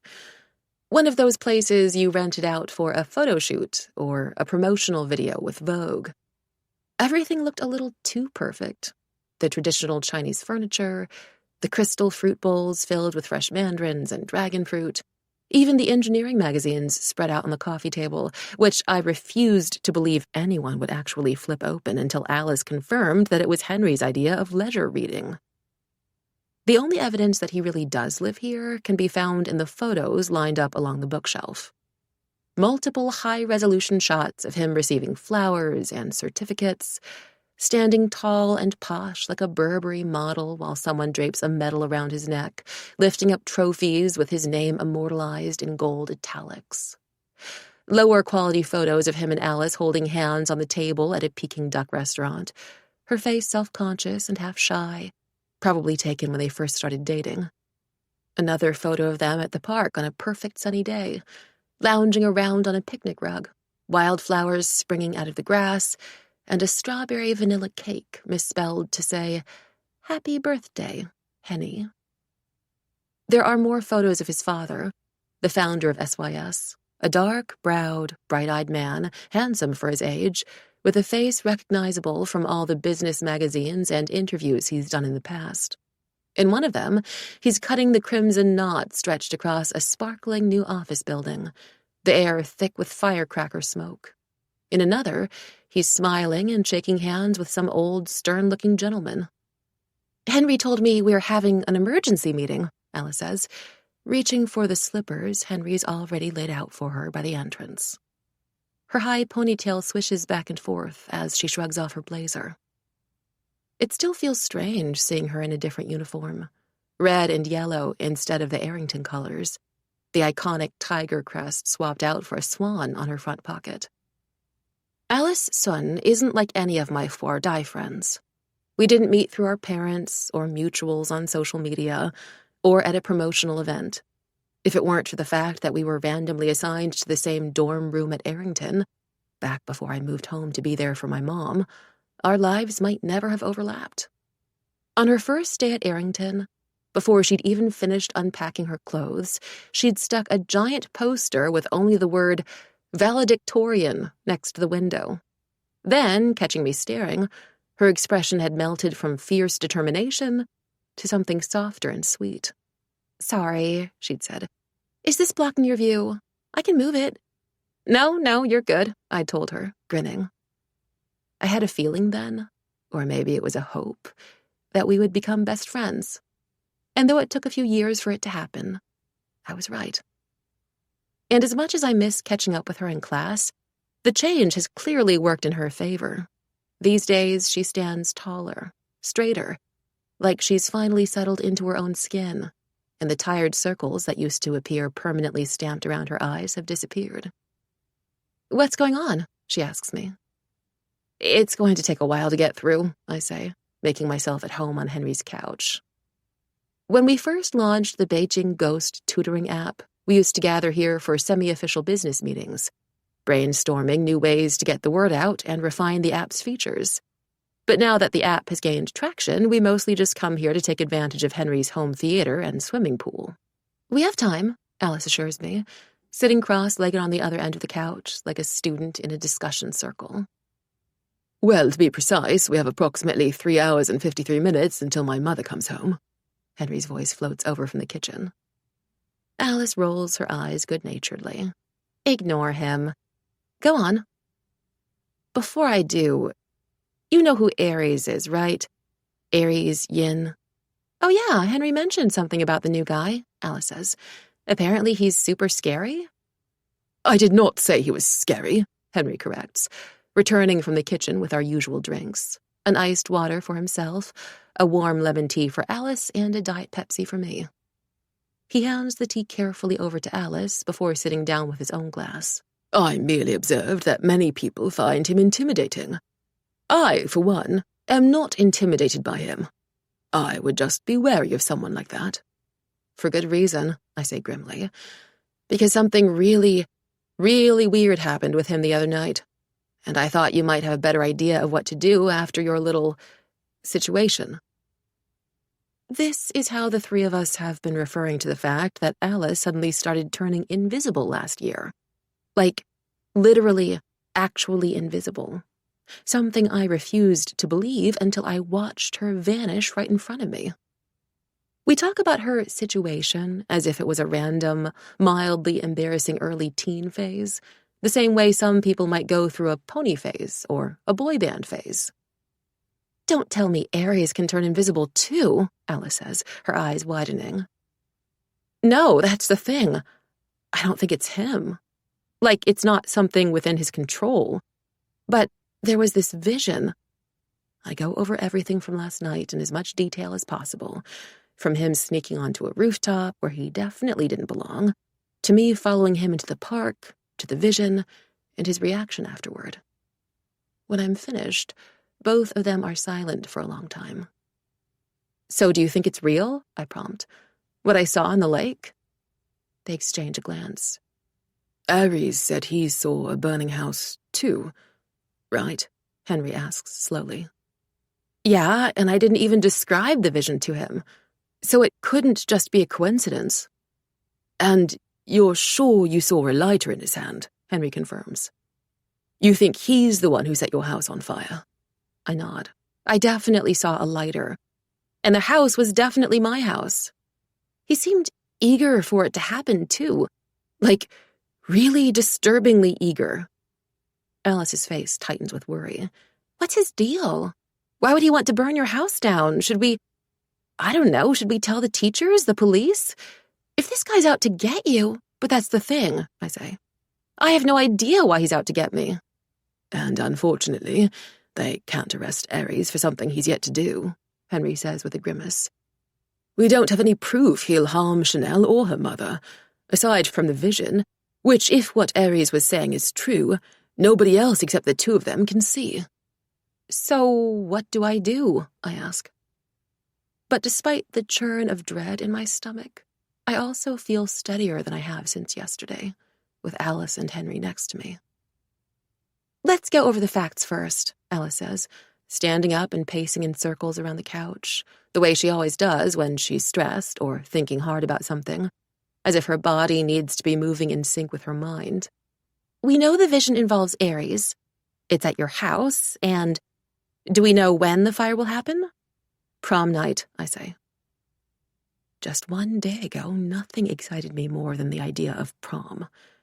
Now, there's nothing I dread more. The night of the lunar eclipse. In my vision, I saw the blood moon. So that's 3 weeks away, Henry says.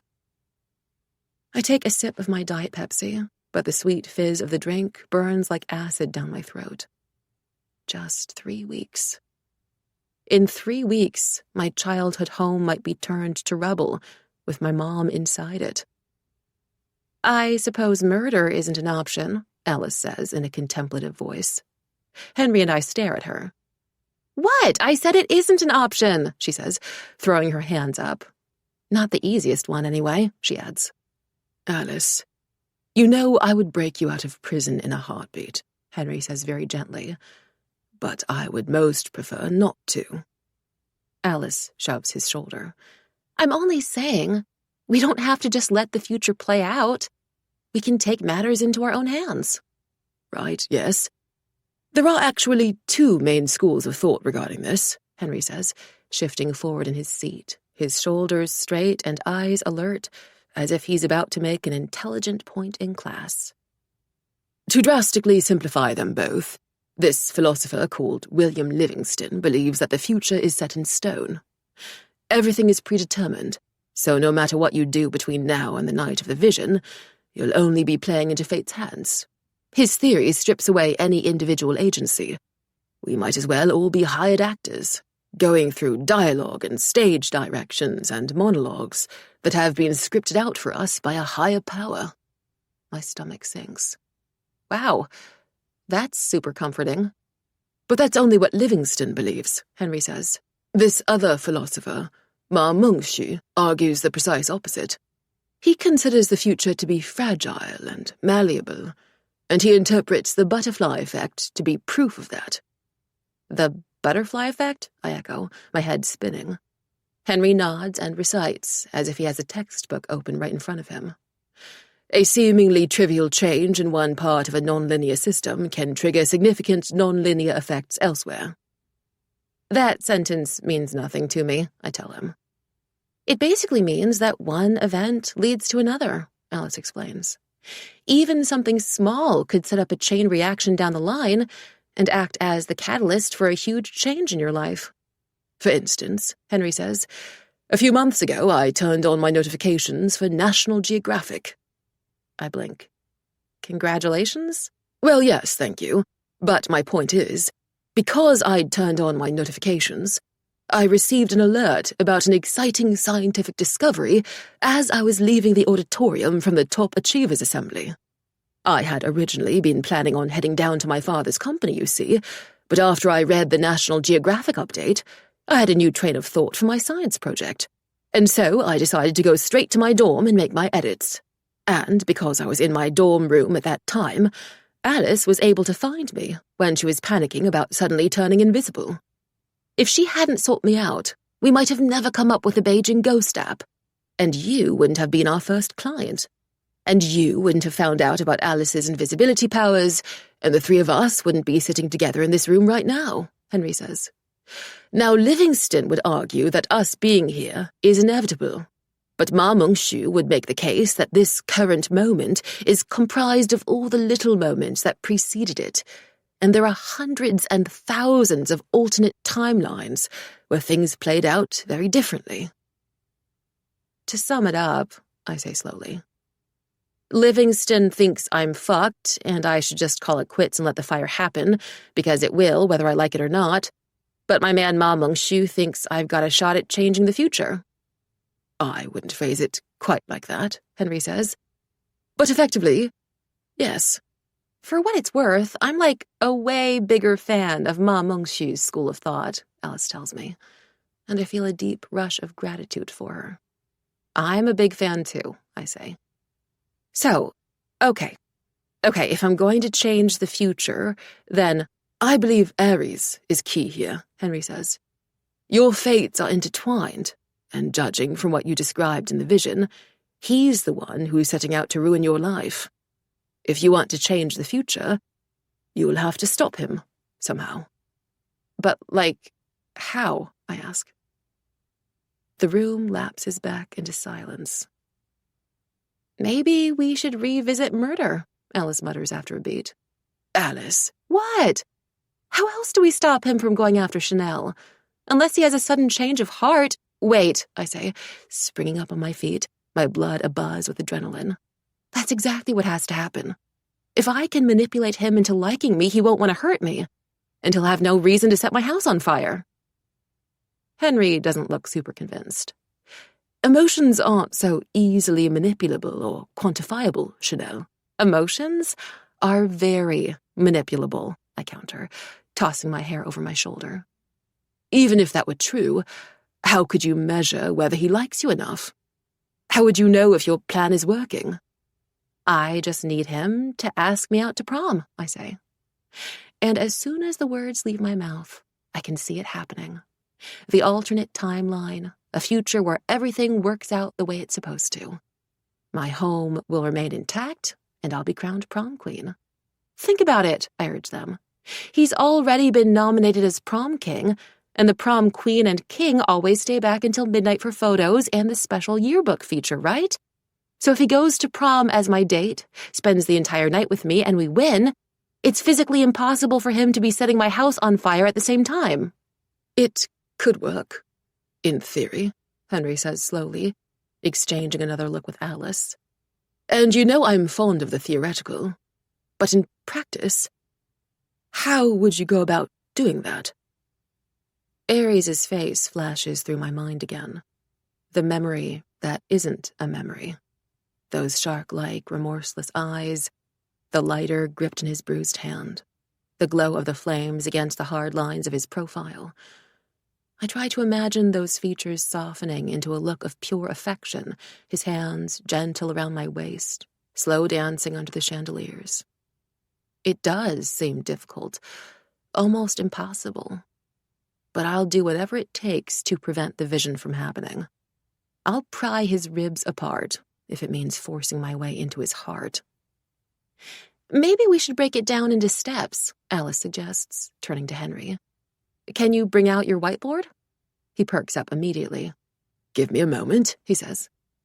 He returns with an entire set of markers in every color, and a whiteboard almost the same size as his plasma TV. At the top, he's already written the title, How to Make Aries Fall for Chanel in 3 Weeks. Then he nods at me, expectant. Well?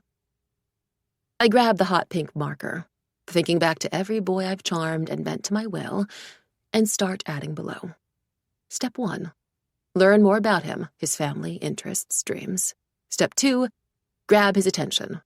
Step 3. Build a connection based on all the information gathered in Step 1. Step 4. Start dropping hints about prom and including him in prom plans. Step 5. Share photos of him on social media to build buzz for campaign. Step 6. Suddenly ice him out and show interest in another guy to make him jealous. Step 7. Get invited to his house, hook up there. Step 8. Give him a gentle push to ask about prom. When I step back, satisfied with my work, Henry stares at the board for a long time. Sorry, he says, shaking his head. It's only nobody has ever written the words hook up on my whiteboard before. Other than that, I don't see any glaring problems here. And at risk of sounding severely egotistical, trust me, it wouldn't be the first time you did, Alice puts in sweetly. Henry offers her an affectionate eye roll.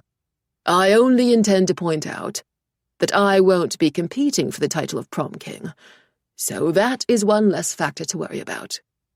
You won't be? I ask. No, I won't be in Beijing at all, he says. My father wants me to attend this tech conference in London with him during prom week. I hadn't realized how much I was counting on Henry's help until my stomach sinks. But I shouldn't be relying on anyone, even my closest friends. I meant to be stronger than that. That's all settled then, Alice decides. Now it just comes down to the execution. But, I have full faith in your charms, Chanel. If anyone can pull off this plan, it's you. I have far less faith in my charms than I usually would, but I smile with practiced confidence and lift my glass from the table. It's left behind a ring of condensation on the red mahogany, like the outline of a target. I can almost picture Aries Yin's reflection inside it. 5. Aries. He's lost count of how many people he's asked tonight. Always the same question. Always the same blank, unhelpful stares. The same crushing replies. Have you seen this boy? No, sorry. Please, have you seen... No. Still, he braces himself to try again, taking in a deep breath as he approaches the vendor outside the subway station. The aroma of roasted sweet potatoes billows through the air toward him, and his stomach grumbles despite himself. He hasn't had anything to eat since finishing school hours ago. The vendor glances up from his makeshift furnace, where the sweet potatoes are squeezed around the fire in a circle, their undersides caramelizing to a deep brown, golden sap oozing out. Want a sweet potato? The vendor asks gruffly. Aries shakes his head. Have you seen this boy before? He holds up the photo of his brother that he's been carrying around everywhere with him. A Polaroid taken on the first day of school. Luke's smile stiffer than it normally was. His curls brushed back and shirt collar buttoned too tight. Something Luke had complained about before he left the house that morning.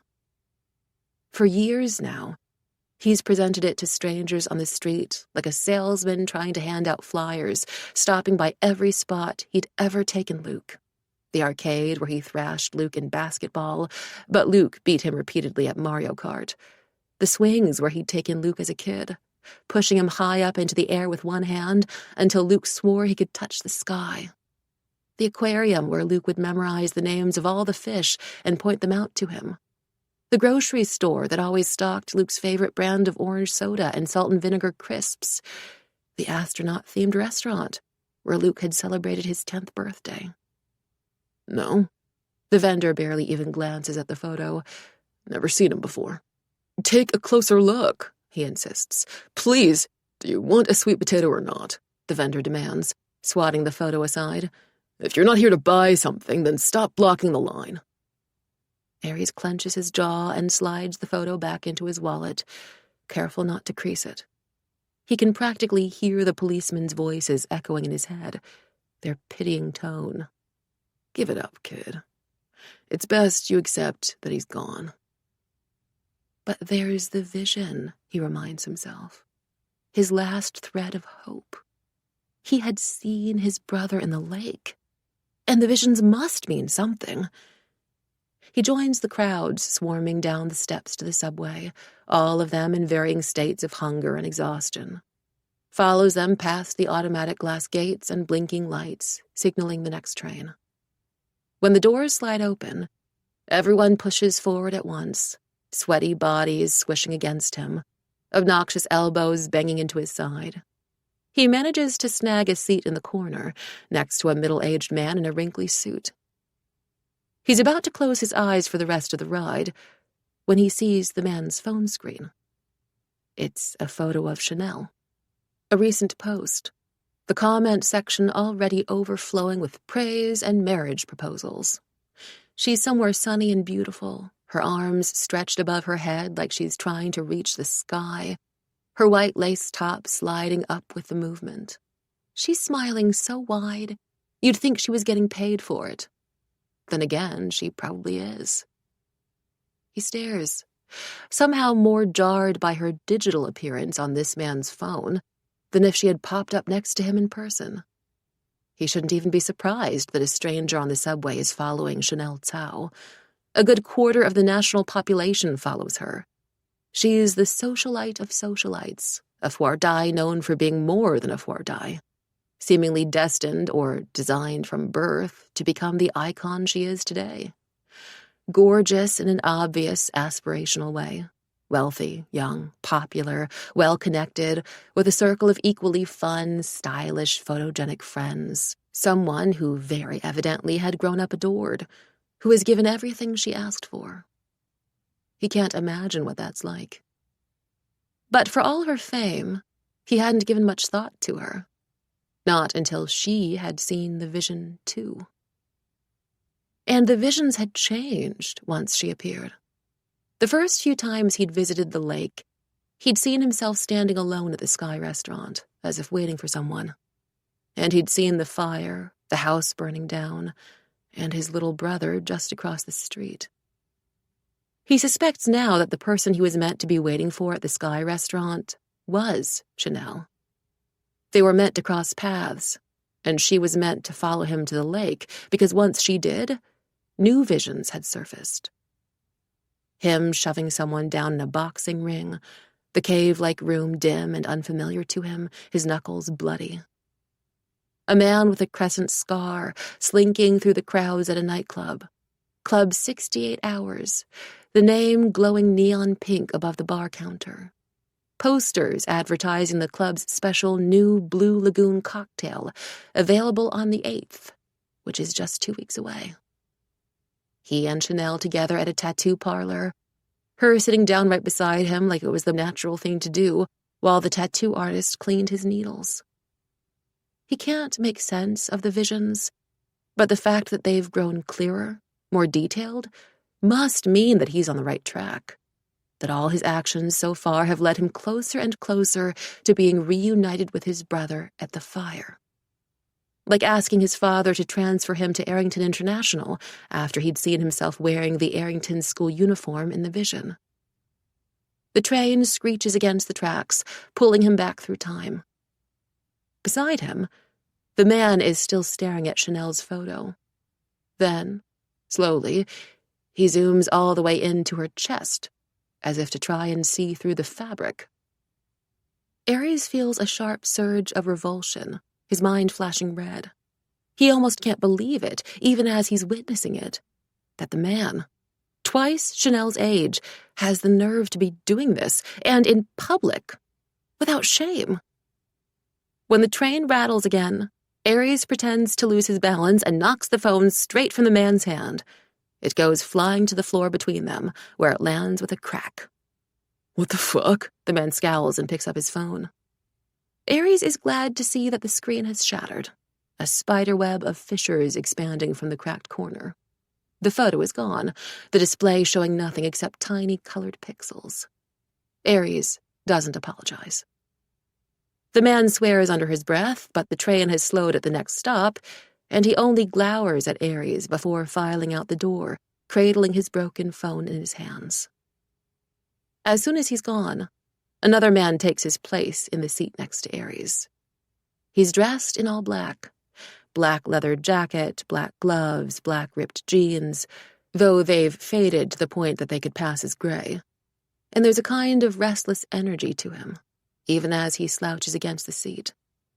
They ride 2 more stops in silence when he stands up and suddenly swipes Aries' wallet from his pocket.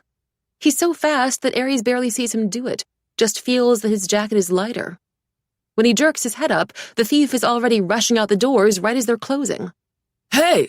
Aries yells, leaping to his feet. The doors slam against his shoulders so hard that someone gasps, but he squeezes through them, tugging the end of his leather jacket free from where it had been jammed, and chases after the thief down the platform. The thief glances back, eyes wide, and keeps running. Clearly, he hadn't expected Aries to follow.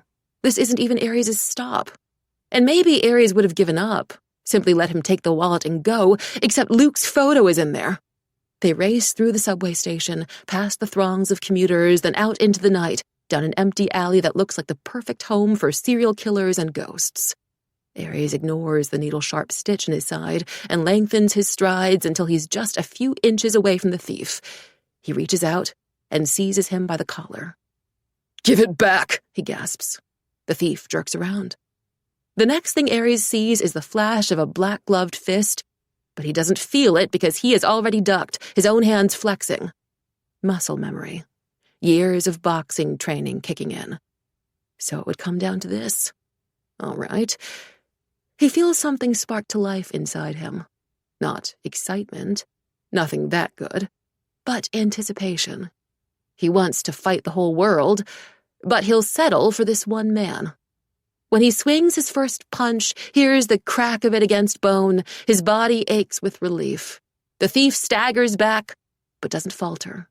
He comes barreling at Aries, and now they're really fighting, knuckles against flesh, brute force, and vicious determination.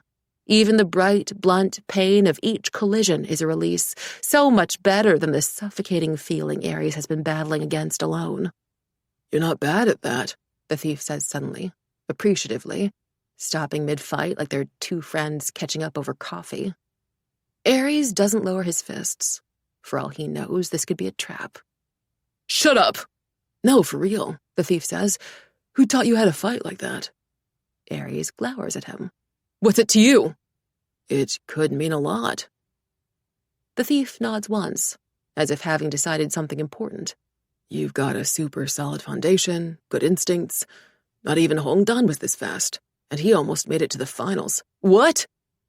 "I should have picked another target. That's my bad," the thief says. "But I couldn't have robbed anyone else without breaking my rules." "You have rules for robbing people?" "Course I have rules." He looks affronted by the question. "What do you think I am?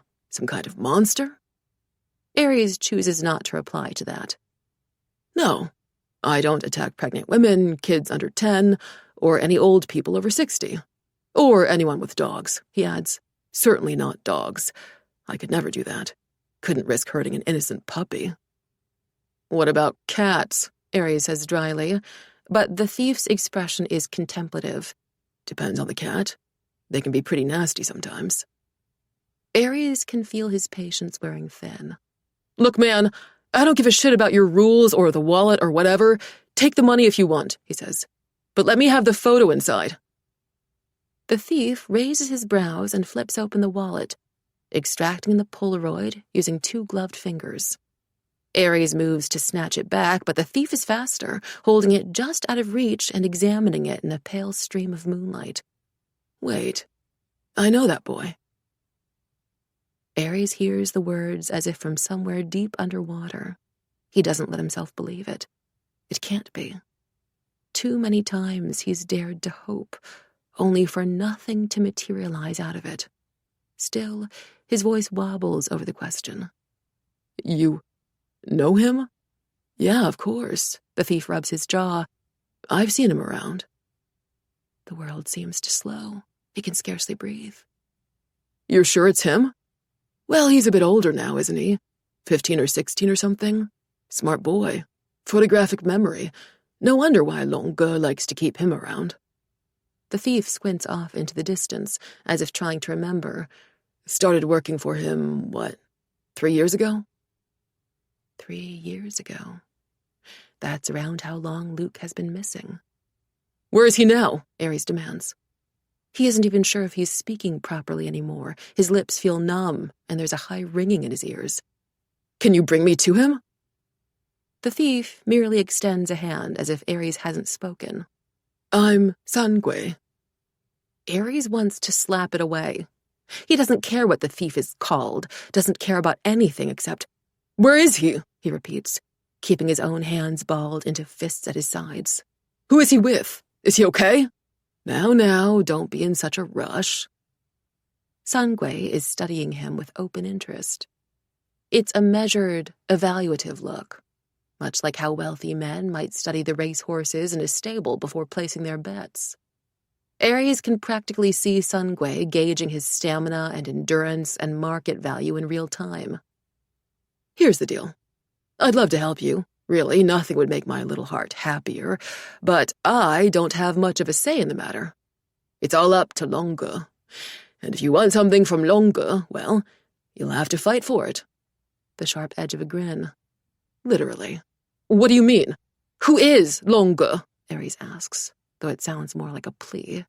Sangue's eyes gleam. There's this place. We call it the Cave. You ever been to a fight club before? Or seen one in a movie? But it's not the movies that Ares' mind jumps to. It's the vision. The one of him in the boxing ring, drawing blood. The dark room he's never entered before. This must be it.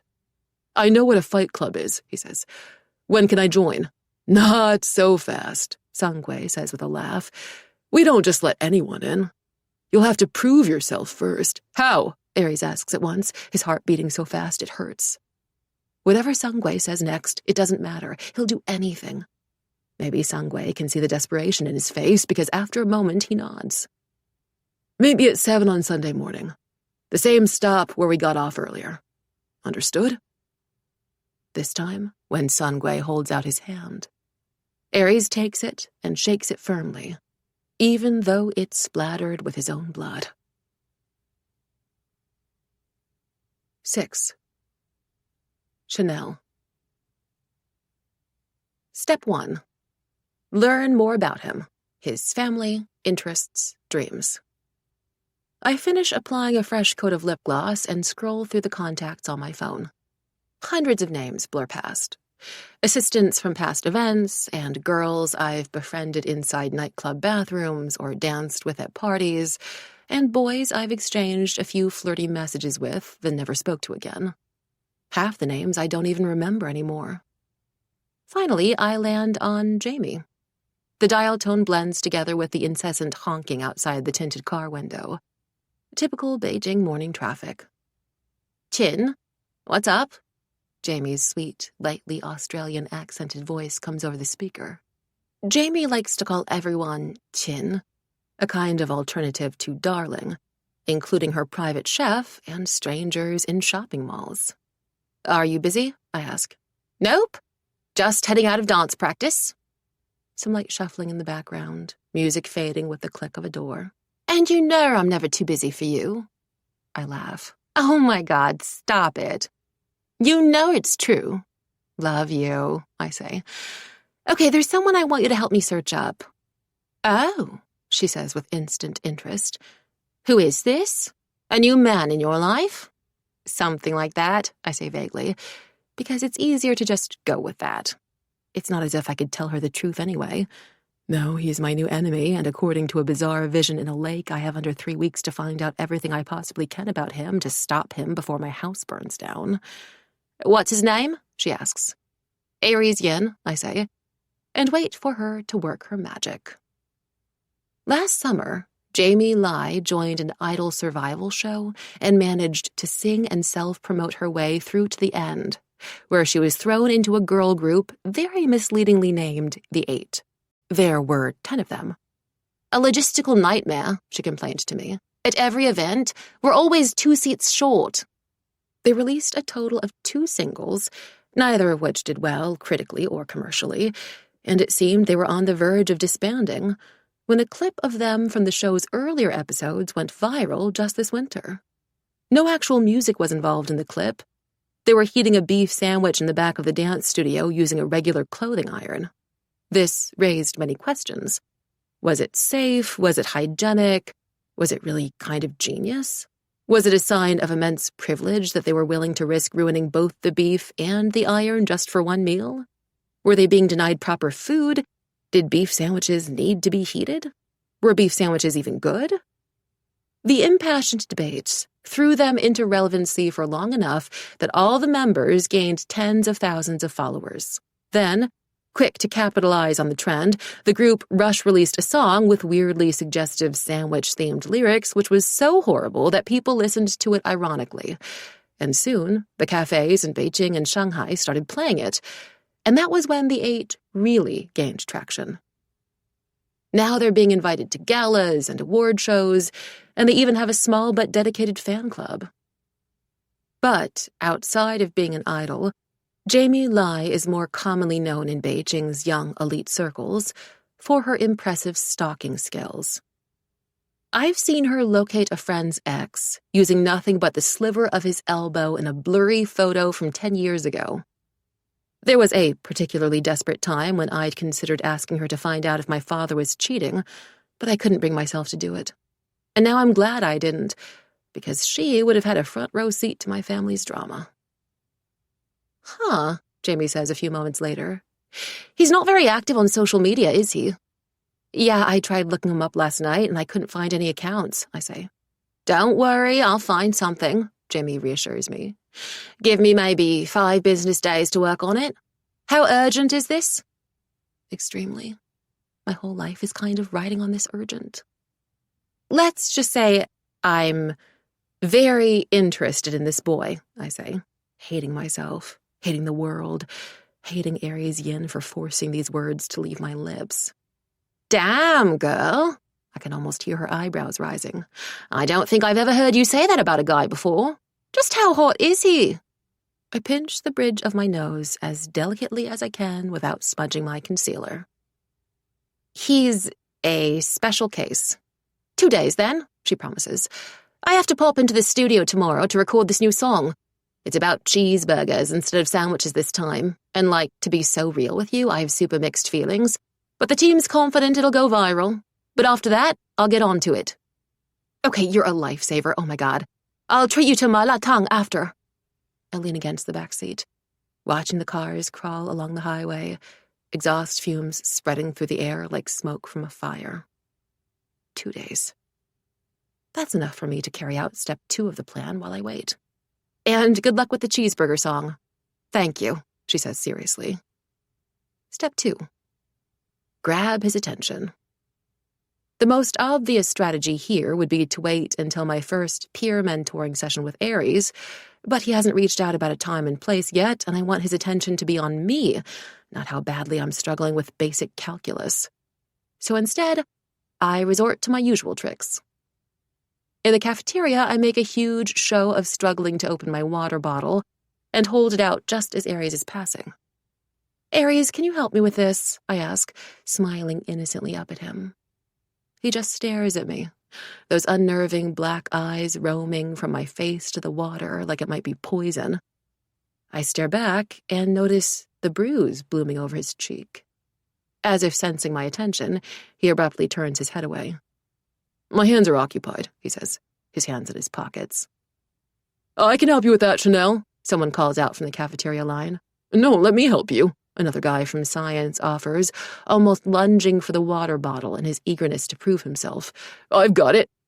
Looks like you don't need me for that anyway, Aries says, then walks right off, while 4 guys make a collective effort to twist open a water bottle cap.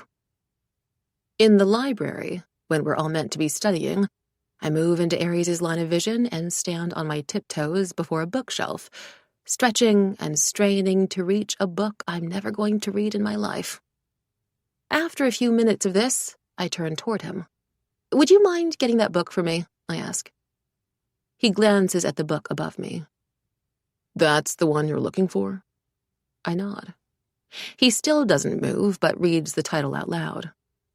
How to Avoid Stray Turkeys and Other Birds. This is the book you plan on reading? I'm scared of turkeys, I improvise. I would very much like to know how to avoid them. And other birds. Can you... Before I've even finished talking, he starts walking away. What the... I twist around in indignation. Where are you going? Hey! But he's already gone. In the corridors, I deliberately drop my wallet right by his feet and wait for him to pick it up for me. He doesn't. He merely glances down at my wallet, then up at me, his expression unimpressed. I know you're rich, Chanel, but I still wouldn't recommend throwing your money around. At least donate it to a charity or something. By the time we head into gym for basketball, I'm desperate and more convinced than ever that Aries has been sent to destroy my life, with the fire or without it. There's only one tactic I haven't tried yet, but clearly I need to do something drastic, and soon. I time my next step well. I wait until Aries has the ball in his hands. Then I run up to him, arms lifted in defense, and in the half-second before he aims to shoot, I knock my shoulder hard against his and pitch myself onto the gym floor. I make sure to fall on my hands first. There's no cute way to land flat on your back, and the chances of actually hurting myself or gaining an unflattering bruise are too high for me to risk it. Once I'm down, curled up elegantly on my side in fake pain, I let out a dramatic yell, like an animal whose tail has just been stepped on. Aries misses his shot and twists around. Everyone else freezes. And then they all crowd forward, their concerned voices echoing off the vaulted ceiling.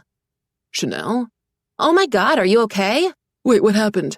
Yeah, holy shit, that sounded painful. Look at her, she's shaking. Should we call an ambulance? Maybe my acting's too convincing.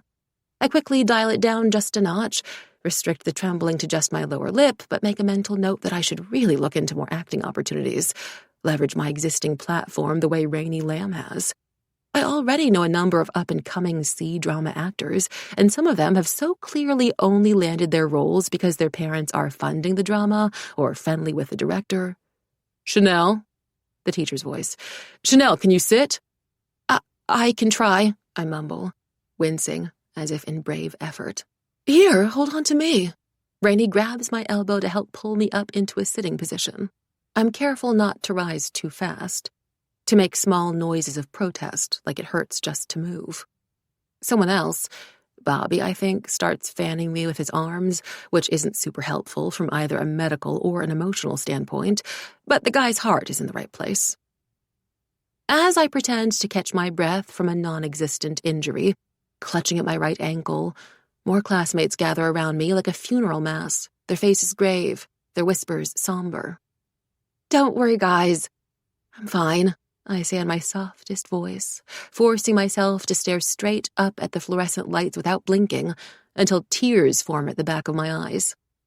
Learning how to fake cry has been one of the most critical skills I've picked up over the years.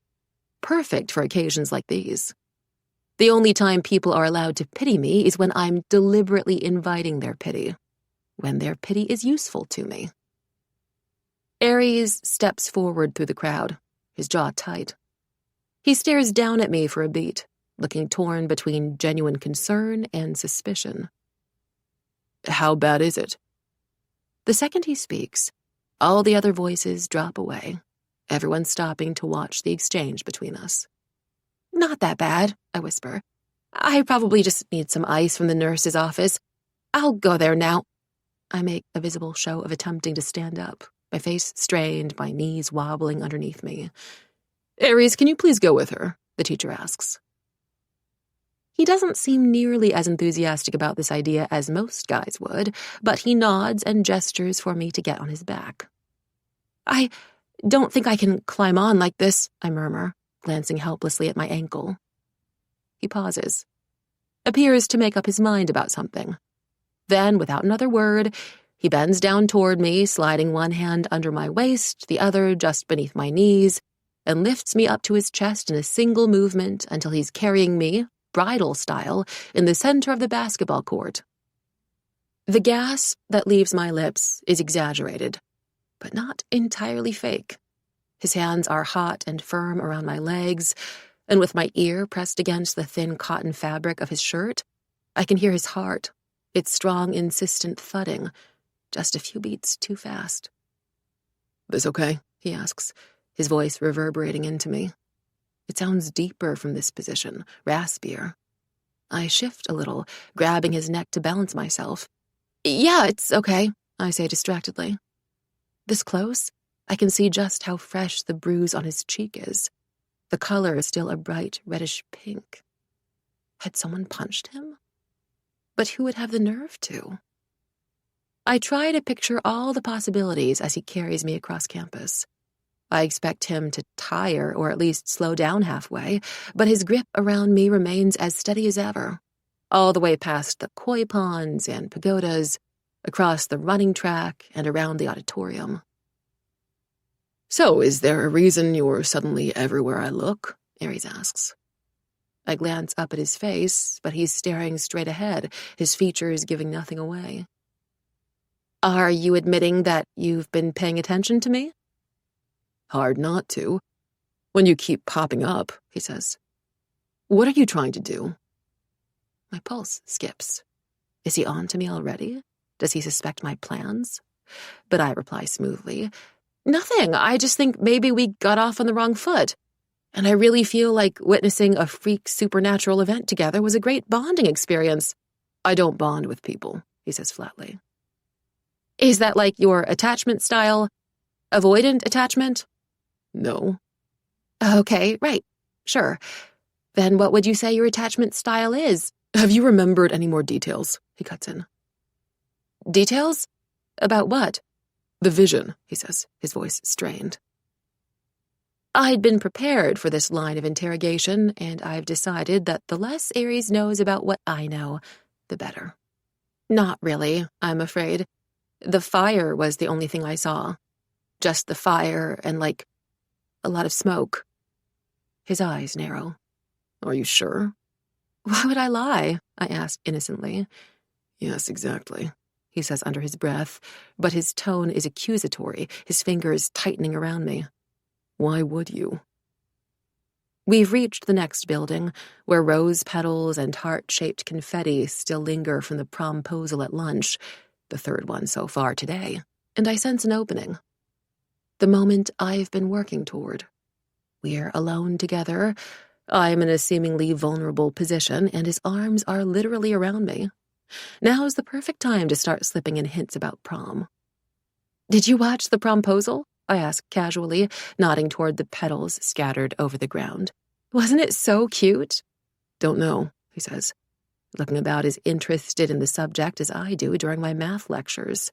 I wasn't there. Really? What about the promposal yesterday? The one with all the doves? I continue with vigorous determination. Come on, I want to hiss at him. Take the bait. Talk to me. I think my favorite was, We're here, he says, coming to an abrupt stop outside the office door and setting me down just as fast. I'll wait outside for you. I snap my mouth shut, grinding the back of my teeth together. Fine. Another time, then. I limp all the way inside by myself, dropping the act only once the door swings shut behind me. Then I straighten and smile at the nurse, who I'm pretty sure has been working at Arrington for as long as I've been here, but somehow hasn't aged a year. I've been meaning to ask her about her skincare routine. Chanel, what's wrong? She gestures for me to sit down on the ugly green couch, which is definitely older than both of us. Have you been feeling lightheaded again? Yeah, just a little, I say, embarrassed that she still remembers the last time I was here. I'd been fasting for 2 days straight under my mom's advice, and I'd thought I was fine until I stood up too fast after history class and the room suddenly swayed around me. I hadn't wanted to alarm anyone, so I'd walked alone to the nurse's office, white sparks dancing in my vision. She'd given me a large glass of sugar water and urged me to eat 3 full meals a day. You should really take better care of your body, the nurse says, shooting me a concerned look. I nod along. I do feel lightheaded and nauseous, but for once, it's not because I'm starving myself. It's because of the boy waiting outside. Just thinking about him, how close he'd been, those unfeeling black eyes, makes me dizzy. Makes my heartbeat pick up with sickening speed. It's like he's put some kind of curse on me. I take my time sipping my sugar water, trying to figure out how I can better integrate him into my prom plans. And then, I think of it. What did the nurse recommend? Aries asks when I find him out in the corridor. I'm surprised he hadn't simply walked off while I was inside. Maybe he's not as much of a lost cause as I thought. I'll survive, I guess, but she warned me not to carry anything heavy by myself. It's bad to put too much weight on my leg, I tell him, then sigh. But, I really need to go prom dress shopping tomorrow. Basically, all my friends already have their dresses picked out. I sigh again. What am I supposed to do? I won't be able to carry any of my shopping bags. Aries raises his brows. You're not expecting me to, are you? I take his rhetorical question and run with it.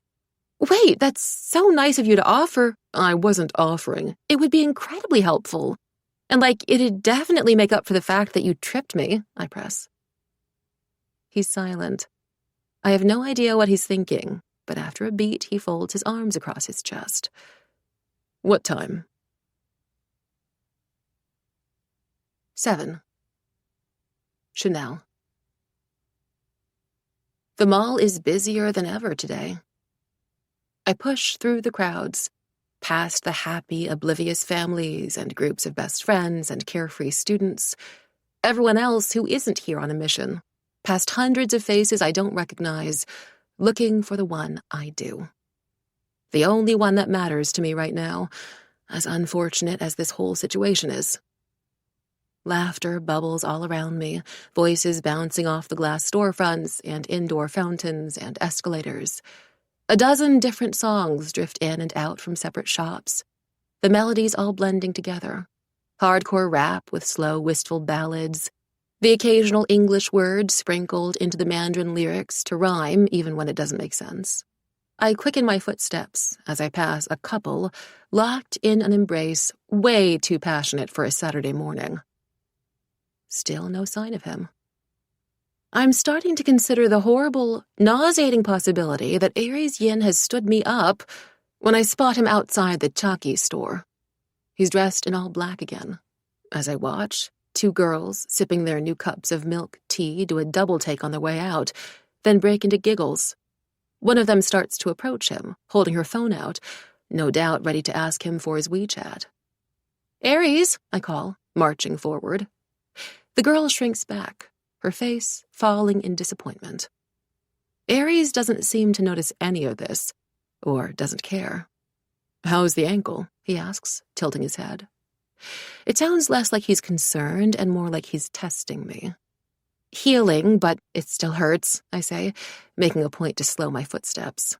Thanks for coming. He fixes me with an appraising look. Maybe you shouldn't be shopping at all, if your ankle hurts. Is he trying to get out of this shopping trip before it's even started? I chew the inside of my cheek, trying to steady myself against the twist of panic in my stomach. If I'm being honest, I thought Aries would have softened up to me a little by now. According to my usual timeline, most guys would be professing their love to me and asking me to meet their parents. And I don't have that much time left. Prom season is in full swing already, and almost everyone I know has their date for the night secured. If I want to change the course of my fate, I need Aries to ask me out. But right now, he doesn't seem interested in asking for anything except the option to leave. Well, you know what they say. Shopping is good therapy, I tell him. I'll probably be healed by the end of today. I think you're confusing physical therapy with retail therapy. Same thing. Plus, the nurse said I was fine to walk. He looks less like he's convinced, and more like he can't be bothered arguing with me. Well then, lead the way. He follows me from one end of the mall to the other, then from the first floor up to the 6th. Past the bakeries selling oolong cakes and matcha Swiss rolls and vanilla cannelés, house-baked fresh daily. Through the cosmetics aisles offering live demonstrations on how to make your face look smaller with their latest contour palette. And into all the luxury stores, Chanel and Gucci and Versace, where the overeager sales associates offer us sparkling water and fragrance samples while they bring out their selection of dresses. I'll take all of these, thanks, I tell the sales associate after I've tried on 7 dresses. You found your dress? Aries asks. What? No, don't be ridiculous. Those are just for future parties or picnics, I say. The sales associate trots back with all the dresses wrapped in shiny bags, which she hands straight over to Aries. She must have assumed he's my boyfriend, a fact that pleases me more than I'd like to admit. My prom dress has to be absolutely perfect. Come on, let's go check out another store. Aries makes no further comment, but he carries all my bags dutifully, his sleeves rolled up, keeping in step with me. Oh yeah, do you have a suit for prom yet? I ask him as we pass a menswear store, the window displays guarded by mannequins in smart blazers and ties. We can pick something out for you too. No thanks. I'm not going to prom, Aries says. I stop walking. You're not going to prom? I repeat, too sharply, too panicked, my throat closing around my voice. He shoots me an odd look, and I try to school my horror into something more casual, like incredulity. He can't find out that my multi-step strategy to save my house hinges around him going to prom with me. But why? Everyone goes to prom. I don't get what the big deal is, he says with a shrug. It's a very big deal, I argue. It's basically the most important event throughout all of high school. People at Arrington dream about prom the way girls dream about their weddings. It's meant to be like this one perfect, grand, magical night you'll reminisce about in a retirement home 50 years later. It's your official coming of age. It's beautiful. Aries considers this for a moment, then shakes his head. I'm just not interested. I stare at him in disbelief. There's something about the way he says it. Completely unapologetic, direct, without catering to anybody else. I can't imagine ever doing that. I've been raised to feign interest, to show up and smile and act like I care about everything all the time, no matter how I really feel inside. But you're literally nominated for prom king, I point out as I recover my pace. By tradition, unless they have a major scheduling conflict or near-fatal accident, the prom king candidates always attend. By tradition, but not by law, right? Aries says dryly. Okay, no, not technically, but... And it's not like I asked to be nominated for prom king, he goes on in the same blunt, bored tone. I didn't even know that was happening. My blood heats. Aries' clear disdain toward prom doesn't just feel like a threat to my plans. It feels like an insult to everything I've built over the years. My networking, my scheming, my relentless, exhausting self-promotion, all so I could become prom royalty, a status that apparently means nothing to Aries.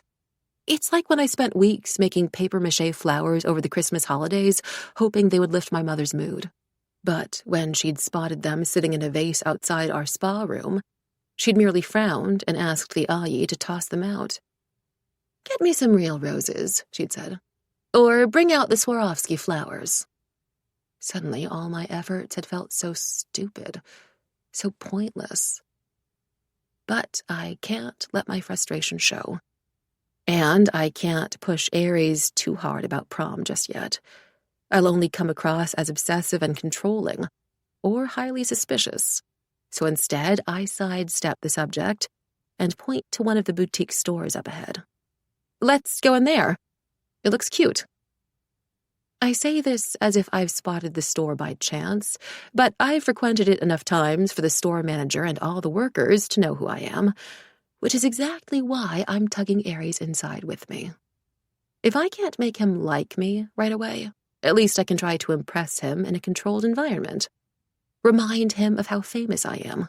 Oh my God, Chanel Tao! Just as I'd hoped, the store manager jumps up from the counter in the back section, where all the floral skirts have been mixed and matched with trendy lace tops and cropped pieces. She struts over, smiling wide. Welcome, welcome! You came at such a good time. The season's newest dresses just landed yesterday, all 100% real silk. There's this one dress that I know would look absolutely gorgeous on you. I try it on in the dressing room, pleased with how the fabric falls over my body, how the crimson color contrasts my complexion, makes my skin look soft and smooth as milk. When I step out, the store manager gasps in dramatic approval. Oh, you look incredible. Doesn't she look stunning? One of the shoppers stops browsing the racks and glances over appreciatively at me. Could I try on that dress after her? I overhear her ask. Her friend lets out an envious sigh. If I looked like that, I think I'd be happy walking around in a garbage bag. I bite back a smile and do a slow spin before the floor-to-ceiling mirror, sucking in my stomach and subtly arching my back. I meet Aries' eyes in the reflection. He doesn't shift his gaze away, doesn't pretend to be fascinated by something else the way most boys do when they're caught staring. He simply stares right back, dark brows raised as if to say, don't you want me to look at you? Should I take this one? I ask him. He shrugs. If you want. Is it pretty, though? I press. You know it's pretty, he says. But I can't tell if that's meant to be a compliment. It's a very nice dress, I allow, scrutinizing my reflection. The shape is perfect, and I love the color and all, but I don't like how the straps look. They're a bit too thick over here on the shoulders, and the clasp makes it tacky. It'd be my dream dress if it had simple spaghetti straps. I turn to the store manager. Any chance you could alter the dress? We can't do any alterations, I'm afraid, she says. I purse my lips. All right, I'll get it as a backup dress for now. Let me just take a photo to show my friends. The store manager ducks out of the way as I raise my phone, angling it so that you can see the full shape of the dress and Aries' unmistakable reflection in the mirror. Then I post it to my close friends story with the caption, prom things, and a tiny heart.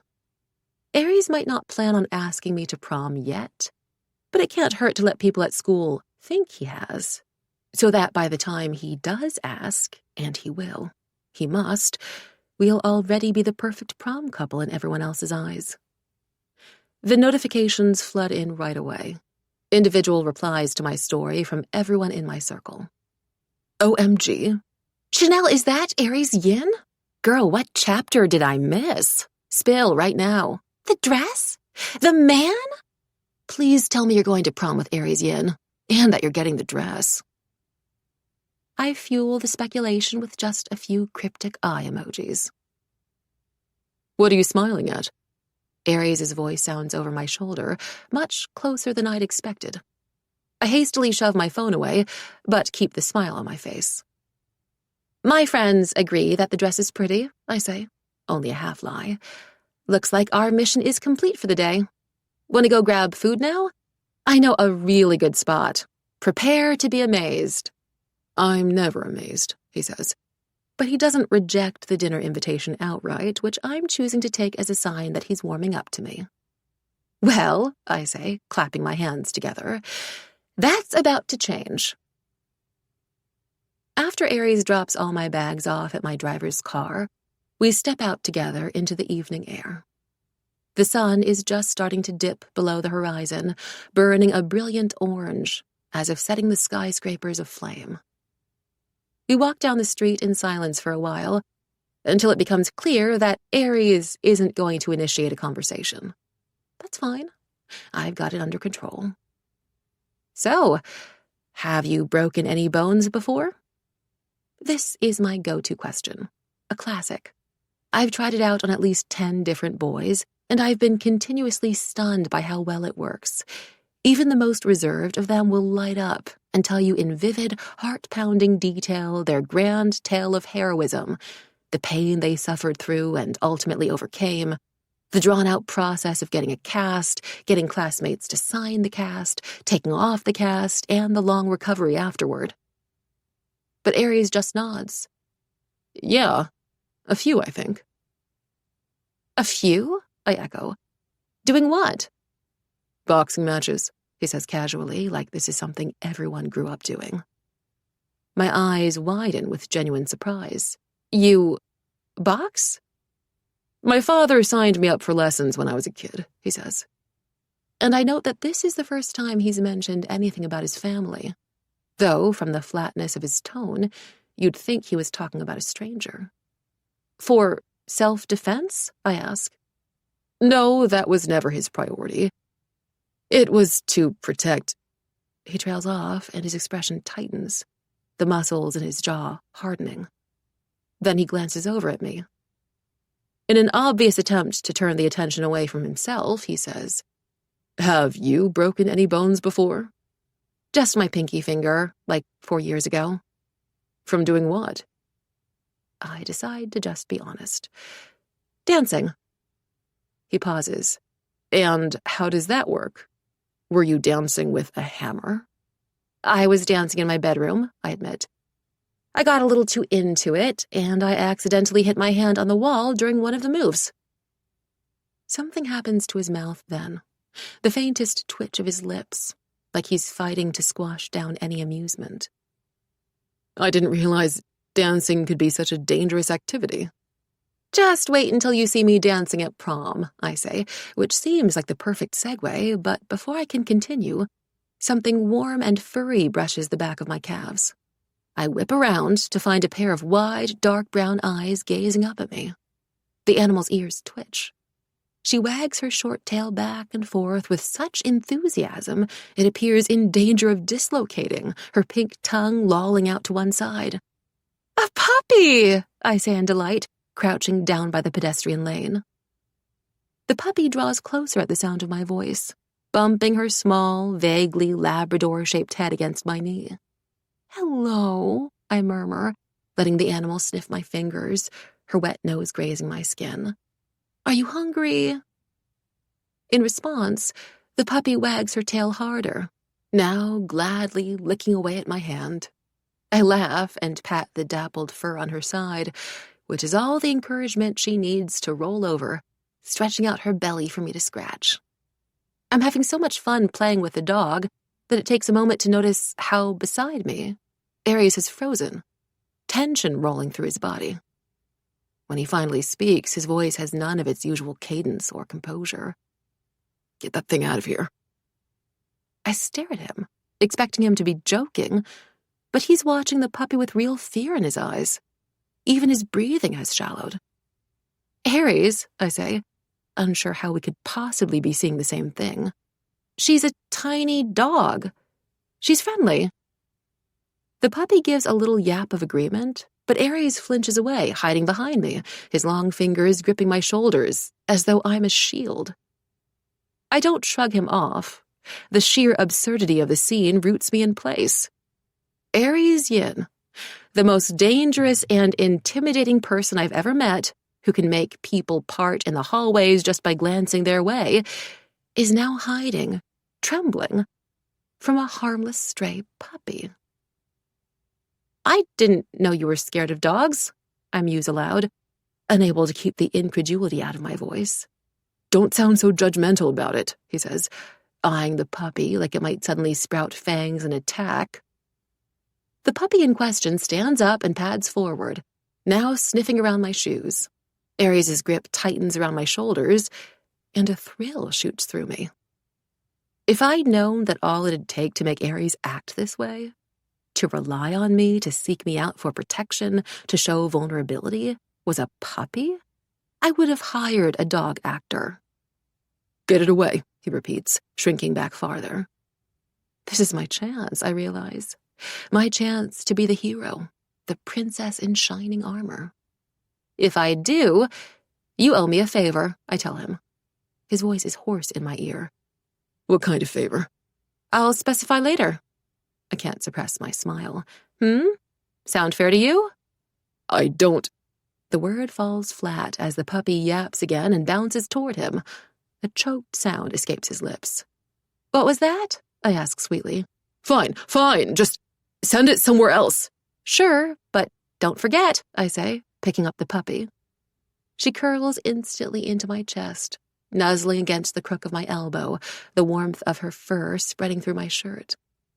I carry her along the street and set her down in front of a grocery store where fresh strawberries and cherries are being sold in green plastic buckets bigger than my head. Then I buy a plain slice of bread for her, tearing it apart with my fingers and letting her eat it from my hands. Once she's finished licking all the crumbs, the puppy lingers a few moments longer as if to thank me, her watery eyes bright and round as the setting sun, before slinking off into the nearby bushes. Is it gone? Aries asks when I return. I'd been prepared to make myself comfort him, to build that fake emotional connection. But as I draw closer, I don't feel like faking anything. He's sitting on a stone bench, ankles crossed, his usually composed expression shadowed by embarrassment and the remnants of fear. His crow-dark hair is rumpled from the wind, strands of it falling into his eyes. His shirt smelling faintly, sweetly of the cologne samples from the mall. The desire to comfort him rises up inside me without prompting. Yeah, it's gone. Thank you, he says, reluctant but not insincere. No big deal. It's what I spend most of my time doing, I say. Swooping in and saving pretty faces from monsters. There it is again. The suggestion of a smile, forced back down before it can fully form, like he's annoyed by his own reaction.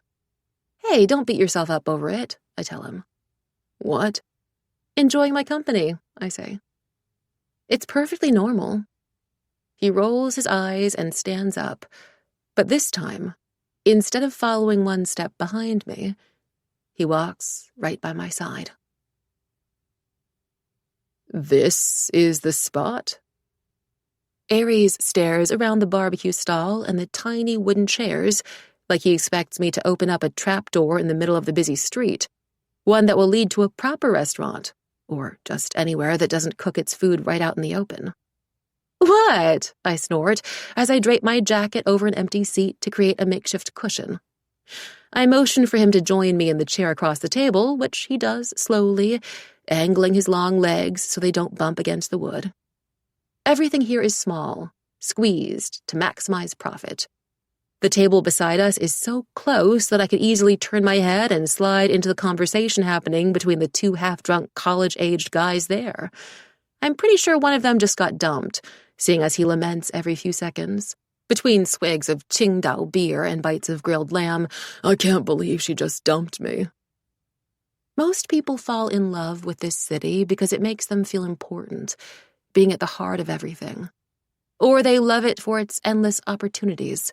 The cash flowing through the five-star hotels and dizzying plazas and live streamers on the streets to the skyscrapers in the financial district. Or the history, the hutongs that have survived the turn of centuries and the crimson-painted temples that have witnessed countless changes of seasons, white snow settling on their sparrow-wing eaves and melting again in the spring. But I love Beijing most on nights like this. The thrumming crowds, the glow of the street stall lights, the lick of oil and salt in the warming air, the easy flow of conversation around me. When I was in Australia, everything always seemed to close before the sun had even fully set beneath the horizon. More times than I could count, my friends and I would chat until we could tell the restaurant staff were impatient to leave, and then walk aimlessly through the suburbs. Here, though, the whole city stays wide awake all the way until dawn, ready to offer you anything you wish for, so long as you know where to look. You could buy a heat pack and a strawberry plushie from the convenience store at 3 a.m, or request red date and ginger tea to be delivered to your door faster than it takes you to boil water yourself, or hail a rickshaw to the Olympic Village and wander around the glowing towers, because why not? It just doesn't seem like your usual sort of style, Aries remarks, still staring, taking the place in. The hawkers in matching red caps and aprons crouching down to cook, the single LED light suspended over the grill, the smoke wafting into the night air, the ugly but eye-catching rainbow posters advertising the different skewer options in bold Chinese characters. Squid, 10 yuan. Lamb, 5 yuan. Chicken gristle, 5 yuan. Potato, 1 yuan. Leek, 1 yuan. I raise my brows to hide my satisfaction at his surprise. I'd deliberately chosen this place to show off how flexible I am, how at ease I can be in any environment. You want to keep a man interested? You have to be unpredictable, my mother had advised me years ago. Every time he thinks he has you figured out, reveal a different side of yourself. You think I'm incapable of eating something if it isn't prepared by a Michelin-starred chef and served on a golden tray? His gaze flickers back to me. I didn't say that. You think my life is easy, I go on mildly, without accusation, as though I'm pointing out something as obvious and indisputable as the weather. I think, he says, that your life is very different from mine. How can you be so sure? I just do, he says. Then, after a beat, he adds, I saw that interview you did. What interview? The one where you were introducing all the items in your purse. He mimics me, holding up an invisible bag and retrieving an invisible object out of it. I always like to carry a spare necklace or set of earrings in my purse. You know, just in case I'm in a hurry to leave in the morning. I can't have 0 accessories on, or else, I literally feel naked. He's teasing, but there's no real mockery in his expression, and that does sound like something I would say. It could even be a word-for-word reenactment of my interview, though I have no idea how he's managed to remember all of it. That interview was from years ago. How did you even manage to find it anyway? I lean forward, resting my chin on both my hands. Have you been Googling me? He shrugs, shameless, not even bothering to deny it. You're a public figure. I don't know whether to be flattered or embarrassed by the thought of him deep diving into every digital version of myself floating around on the internet. But it's proof that he's been thinking about me, that he's curious about me. He goes on. There's this one necklace from a newly opened store in Shanghai that I just adore. I believe the brand's called JQ Jewelry, and all the necklaces are tailored according to your name and Chinese zodiac sign. I wear mine, all the time. He drops his admittedly convincing impression of my voice. Is that even true? Because I've never seen you wear a necklace like that before. No, I say with a snort. My friend's family owns the brand, and she asked me to help them promote it in the video. So you lied? He doesn't sound like he's judging me, more like he's simply trying to understand my thought process. A white lie? Barely even that, I reason. A mild, harmless exaggeration done only for the sake of friendship. And who doesn't love friendship? Well, I mean, maybe you don't. He blinks, then huffs out a low sound of laughter. Did you just imply that I don't have friends? Do you have friends? Your concern about my social life is touching. I'm just looking out for you. His attention sharpens on me. Why? I don't have a good answer for that. Not without revealing the truth, so I play coy, lowering my chin and gazing up at him from under my lashes. Why do you think? A cloud above us shifts, and a perfect slant of moonlight pools over his skin, lining the slope of his lips, the curve of those long oil-black lashes. Time seems to slow, and I swear I can see the interplay of emotions on his face like light and shadow.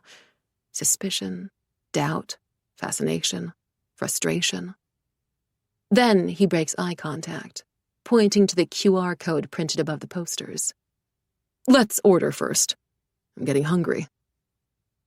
After we add our items to the cart, 20 lamb skewers for him with extra spice, 2 lamb skewers, 2 quail egg skewers, and 2 mushroom skewers for me, no spice and reduced salt, Aries gestures to his phone. I'll pay, he says. This is what I was hoping for. Not because I care about the 22 yuan skewers, but because it gives me the perfect excuse to protest. No, I should get it. I was the one who introduced you to this place. It's only fair. He shrugs, finishes scanning the QR code, stuffs his phone back into his pocket. It's fine. I'll pay you back, I insist. What's your WeChat? The most subtle of looks passes over his face. A kind of awareness or amusement, maybe. I don't like it. It makes me feel entirely too transparent, like I'm standing on a stage and telling a joke when he's already read the punchline. You want my WeChat? I've noticed him doing this, always asking me questions that begin with, do you want to, or do you think, without revealing anything about his own thoughts, what he wants. Are you going to give it to me? I ask, offering him a faint smile, suggestive but subdued. Depends how badly you want it. I do, I say. I very badly want to pay you back. I hate owing people money. That look again, this time paired with a tilt of his head. He considers me for a few seconds. And how often do you ask guys for their WeChat? Basically never. They're always the ones asking me, I say, more sulkily than I'd planned. He studies me a moment longer, then reaches for his phone again, holding it out for me to scan. Progress, at last. I try not to look too excited as I add him. He accepts my friend request right away, and I click into his profile, only for disappointment to sink through me. Typically, just one cursory glance at someone's latest WeChat moments can tell you more about them than 5 in-depth interviews. Blurry pictures of a rave, or a shirtless gym selfie, or a caption about their life-altering trip to Bali. Basic fuckboy material. Well-lit photos of homemade egg and tomatoes, or the natural scenery from deep in the mountains. More advanced fuckboy material. Glamorous shots of their silhouette against a hotel window, or golf clubs, or race cars. Rich fuckboy material. But I have no idea what kind of material Aries Yin is. His profile picture is a pure white square. His bio has been left totally blank, which I didn't even realize was something you could do. His moments are visible for up to 6 months, but that's because he hasn't posted anything at all.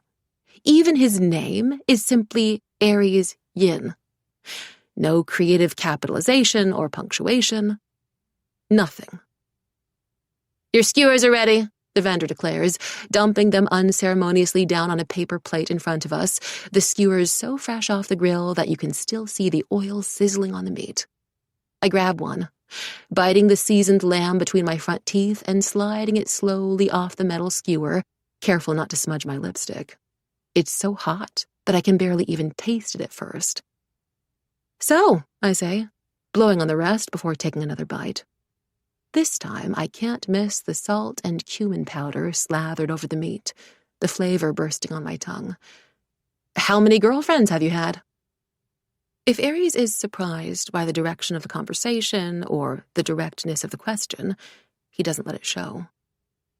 Define girlfriend, he says eventually. My brows rise. Many, then? That's not what I said.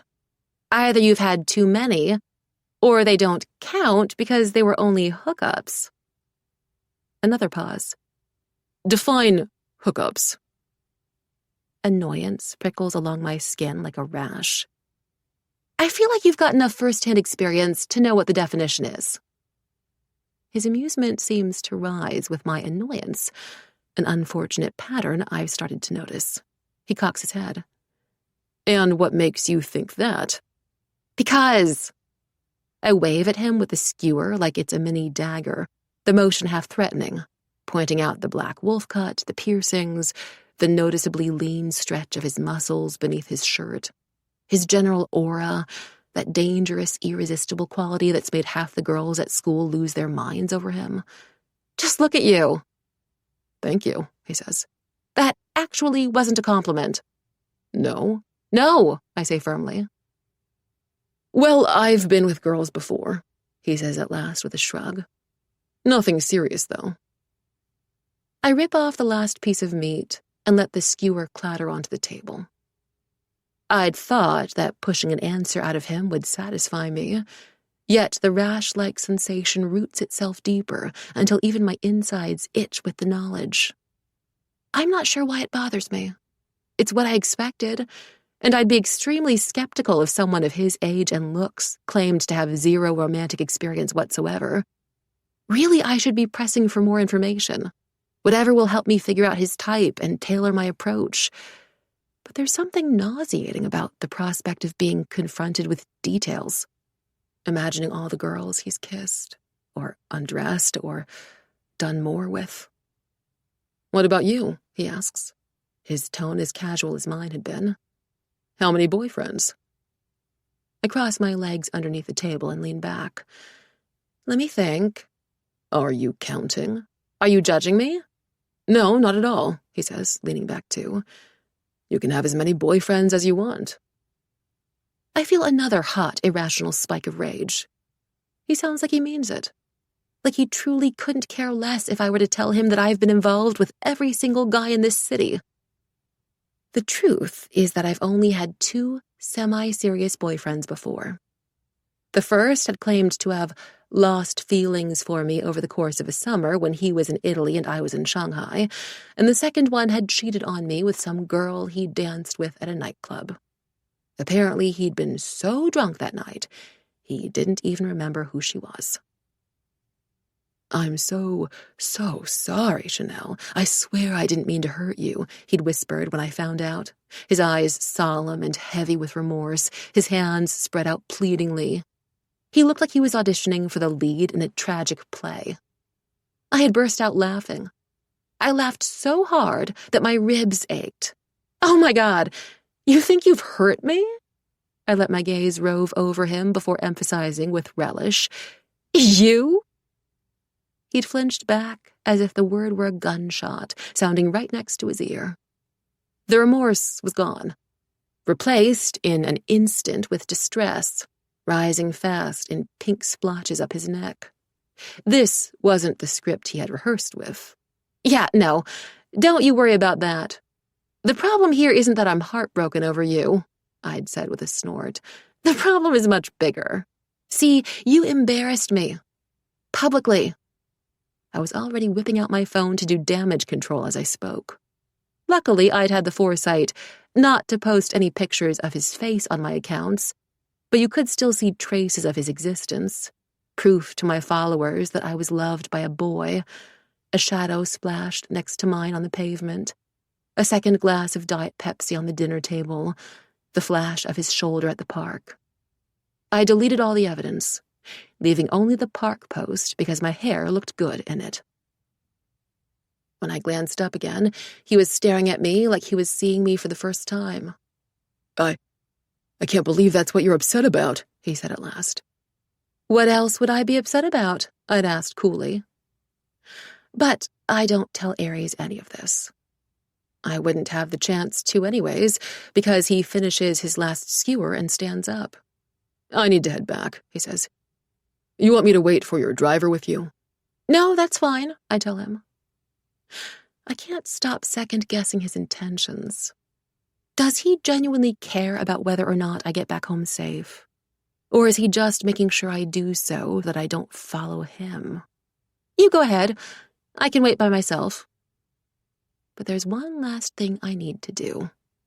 As Aries gathers up our used skewers and dirty napkins and turns around to toss them in the trash, I unclasp the custom-made Van Cleef bracelet around my wrist and drop it into his bag. When he comes back, I'm already reapplying my lip gloss as if nothing's happened. As if I haven't just planted my bait. 8. Chanel. Exactly 10 minutes after Aries leaves, my phone buzzes over the table, Jamie's name lighting up my screen. Perfect timing. I hastily wipe the cumin powder and grease from my fingers, then pick up the phone, sandwiching it between my ear and shoulder. Hello?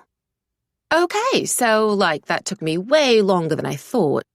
The guy might as well be a spy or something. But I've got what you asked for, Jamie says. Finally.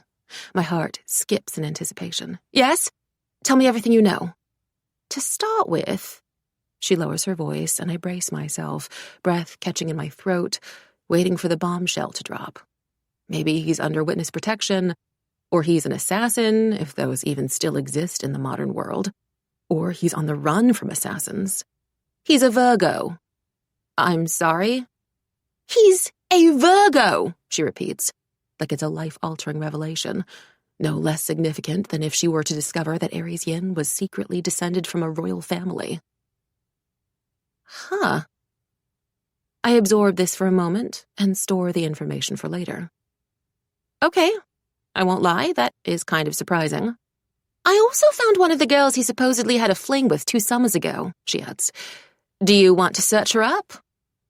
My body's reaction surprises me. The intensity of it, the immediate sour taste filling my mouth. I feel myself recoil, the muscles in my stomach clenching instinctively as if someone's just threatened to punch me. Sure, I say, because this should be helpful. Finding out his type, whatever it is, it shouldn't bother me at all.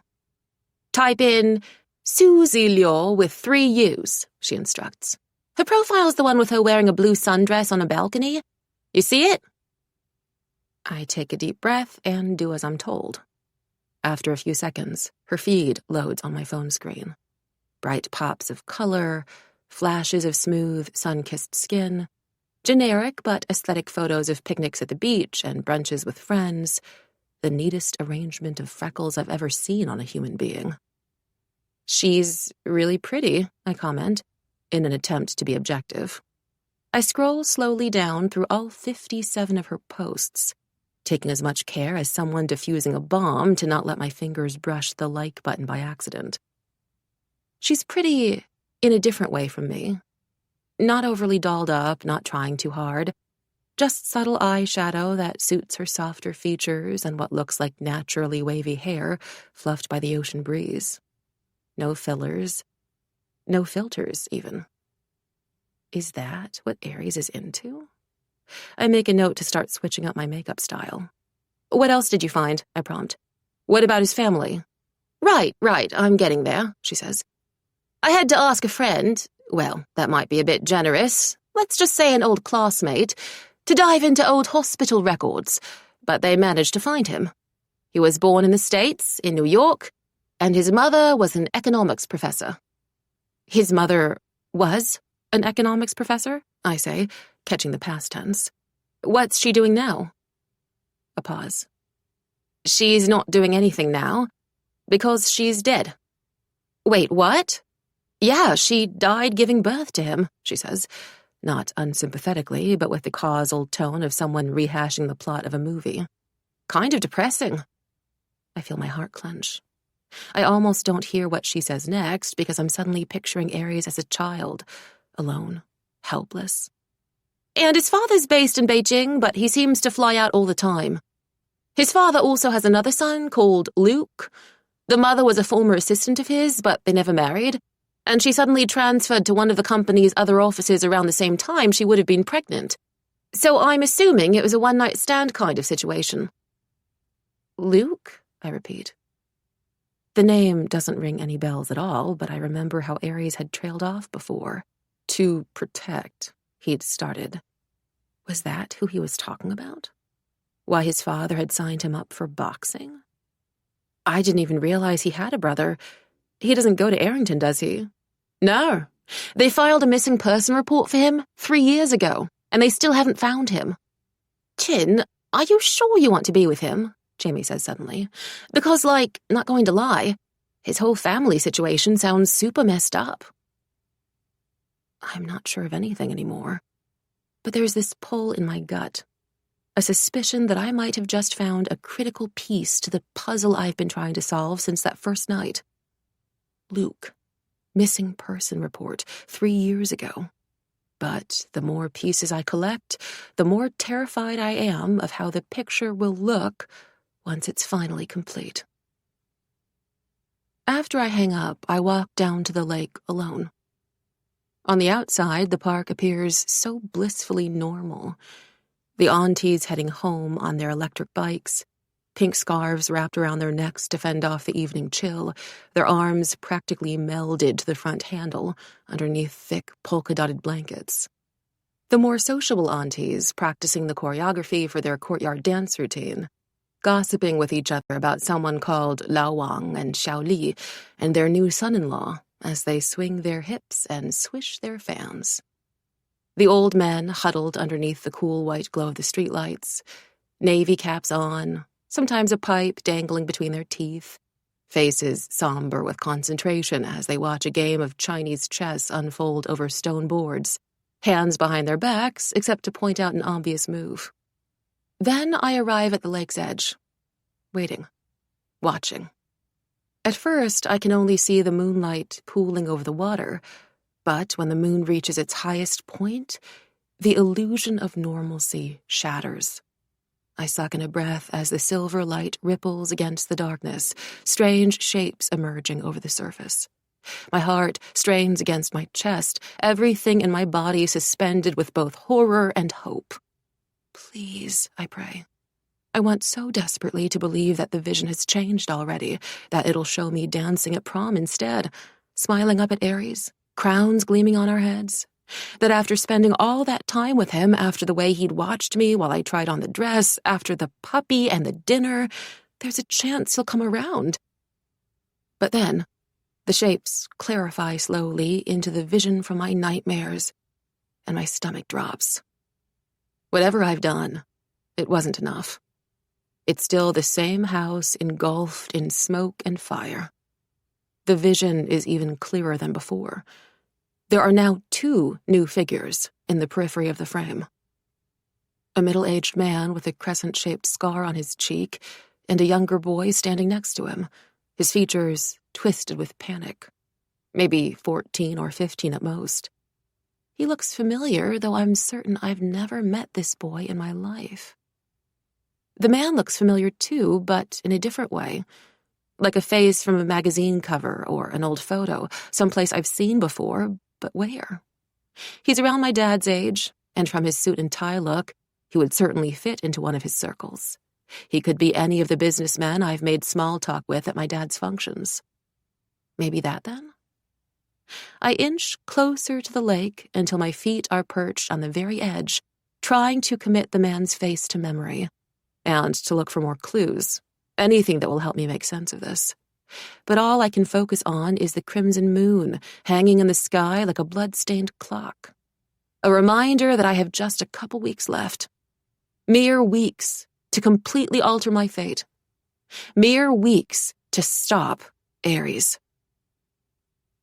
That night, I fall onto my bed, my stomach pressed flat against the duvet, and open up a new chat with Aries.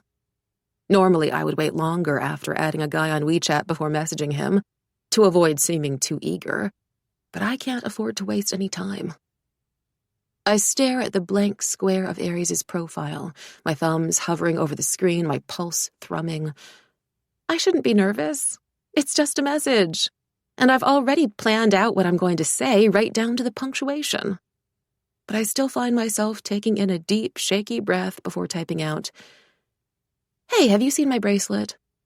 Then I quickly hit send before I can overthink it. I'm rewarded at once with the familiar chime of the WeChat notification. A grin flashes across my face until I read his reply. Just 2 words. What bracelet? Not the most enthusiastic, sure, but I reason with myself, a reply is still a reply. Now it's my move again. I can't reply right away, though. It would make it seem like I've been waiting around for him with my phone glued to my hand like some sort of lovesick loser without better things to do. And I do have better, or at least more pressing, things to do. So I force myself to set my phone down flat on the pillow and head into the living room. I crouch down by the cabinets, rifling through them until I find what I'm looking for, our photo album collection. With an unpleasant pang that feels too close to nostalgia, I remember my dad's insistence that physical photos just feel better than scrolling through images on a phone screen. I'd made fun of him for it before, but I have to admit that I'm glad to have the albums here, each of them neatly and methodically labeled by hand, the blue ink starting to fade in places. Chanel childhood photos ages 0 to 3. Honeymoon trip 1. Honeymoon trip 2. Honeymoon trip 3. Family photos. Tao Yunchun's business photos 2015 to 2019. Modeling photos 2015 to 2016. High school photos. My fingers brush over the family photos album. I shouldn't. It'll only make me feel worse. But I flip it open to a random page, and my throat tightens painfully. It's a photo of the three of us right here, in this living room. Sunlight shining through the curtains. I'm still a chubby-cheeked baby, cradled in my mother's arms, and the house looks new. Cardboard boxes are open around us, packing paper and pieces of styrofoam on the hardwood floors. Just moved in. My parents appear even happier than I remember. Younger, too. So in love, I can't fathom how it could have ended. But this house, it had been around to witness that love. It's the last survivor of their marriage, the last physical, tangible reminder that I used to belong to an actual family, a holder of our best memories and brightest years. To think of the house burning down, everything destroyed. I swallow, and with a greater sense of urgency, I look through every single one of Cao Yunchun's business photos. The images blur together. My dad clinking tiny baijiu glasses across banquet tables, standing somewhat stiffly in a row of men his age. But none of them looks exactly like the man from the vision. Had I gotten it wrong somehow? Only imagined that I'd seen him before? But I've always been good with faces and names. Kind of have to be to avoid offending new fake friends at parties. And my instincts have never failed me before. I turned to high school photos next. I'd assumed they were my dad's, but instead I find photos of my mother, enviably, irrefutably gorgeous even then. Raven hair shorter and her face a little fuller. Somehow makes her old school uniform look stylish, her tracksuit zipped down so that it hangs off one elegant shoulder. She's surrounded by friends in every single one, and I'm about to return the album to the cabinet when my gaze lands on a photo of her and a classmate. "Holy shit," I whisper. "It's him. The man with the scar on his cheek. Except it wasn't yet a scar when the photo was taken, but a fresh gash, still healing." There's a kind of awkwardness to him, sitting on the bench of a basketball court next to my mother, who's looking somewhere beyond the frame, mouth half open as if in mid-joke, not even noticing the camera. But he clearly has. He's staring right ahead, almost as if he can see through the lens to me right now, his face flushed. 3 inches of polite distance are left between them, his body angled in her direction. Suddenly, I can hear my own blood pounding against my skull. It's all connected somehow. The man with the scar, my mother, Aries, the teenage boy standing by the fire. But the few pieces of information I've gathered float around haphazardly in my mind, separate moving points without any clear lines between them. The more I discover about the vision, the more confusing everything becomes. And there's this hot, shaky sensation inside my stomach, the overwhelming feeling I'm missing something vital. But what? The familiar chime of my WeChat notifications sounds from the other room. I startle, my heart beating even faster as I drop the photo album and seize my phone. Aries has double texted. Well, I'm not sure it counts as a proper message. It's a single question mark, sent almost an hour after my last message. But it still feels like a mini victory. "This bracelet," I tell him, and send him the photo I've pre-selected just for this. It's a selfie taken in a hotel bathroom, my hair wet from the shower, the lights turned low to enhance the shadows under my collarbones. I'm wearing my tightest tank top, posing with one hand against my cheek like I have a stylish toothache, my Van Cleef bracelet dangling around my wrist. Then I wait. Half an hour passes. Then an hour, then 2, giving me more than enough time to search through every album for any other photos of the man. There's only one. A school photo taken of the entire year level with every student's name and class printed in tiny font in the caption below. The man with the scar is standing on the farthest left, his shoulders hunched and his arms held stiffly as if he's trying to disappear from the frame. I trace my finger over the list until I find the corresponding name. Longue. Carefully, I extract the high school photo and hide it underneath my jewelry box, then move the photo albums back into their original place, all while Aries leaves me undelivered. At the 5-hour mark, something flashes over the screen. I click into it, triumphant, disgustingly relieved. Finally, it must be a reply from him. It has to be. A social media alert pops up instead. 60,000 people have liked your post. I can't remember the last time I was so disappointed to be liked. Right now, it doesn't matter if 100,000 people like me. When Aries Yin, the boy who holds my future in his hands, can't even be bothered to type out a reply. Oh my God! If it weren't for the vision, this would never be a problem. I don't obsess over boys. I don't give them power over me, don't even need to resist checking my phone for messages, because the temptation isn't there to begin with. I never think about them at night, never lose my cool. I only take calculated risks. But I guess there's a reason I keep failing my math classes. Eventually, I fall into a restless sleep with my phone on my pillow, dreaming of replies that never come and houses erupting into flames. 9. Aries. The blindfold seems like overkill. Even after someone unties it, Aries has to squint into the darkness to get his bearings. He'd done his best to pay attention, as Sungwe led him through a series of twisted alleys, then deep underground, counting his own footsteps down the stairs, but otherwise there'd be no way to tell where he is, or even what time of day it is.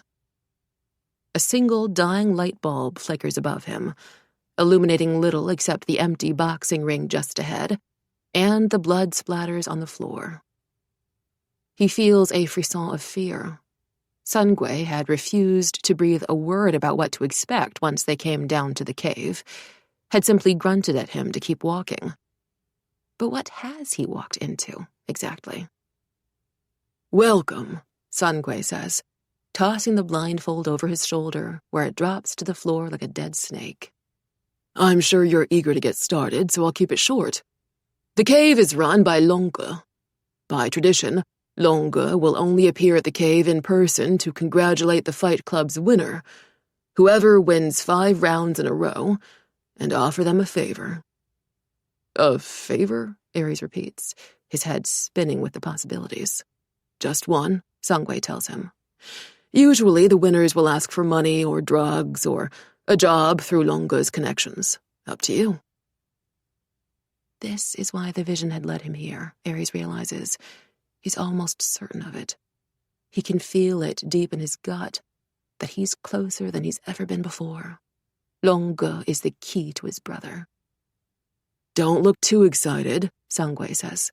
If you want to join the cave, there are 2 rules. He holds up his hand, covered in the same black glove he'd worn last time, and lists them off. 1, do as you're told, no matter what we tell you. And 2, never fight outside the ring. You got it? Dread stirs in the pit of Aries' stomach, but he forces himself to nod. So if I tell you to punch, you punch, Sungwe says, with a twisted smile that makes his face appear more fox-like than ever. If I tell you that you can't fight back, you don't. Like right now. That's the only warning Ares gets before Sungwei shoves him. His immediate instinct is to shove back, to defend himself, but Sungwei's orders flash through his head. He can't fight back. So he lowers his fists and just takes it. The full weight of the attack lets himself fall onto the cement floor, the impact so loud it echoes through his bones. There's a surreal, muted quality to everything as he lies there, barely breathing, his heart thudding in his ears. He sees the black flash of a boot right before he feels it, slamming hard into his ribcage. Pain explodes through him. He gasps out. He could reach up and seize the man's leg, flip him over.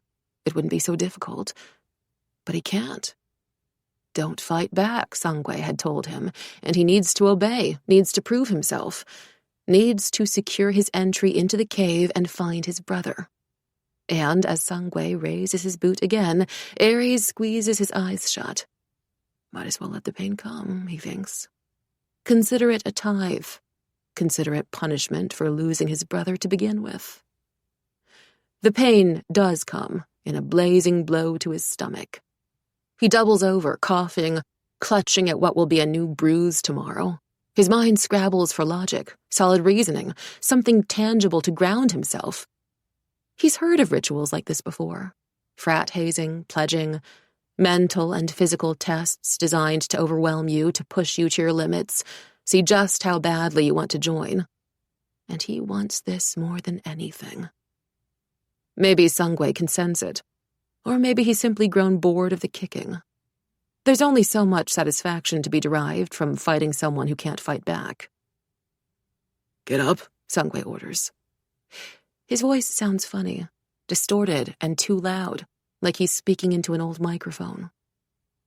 Ares opens his eyes slowly, the single light bulb blurring in his vision until he can see 5 or 6 of them floating over him.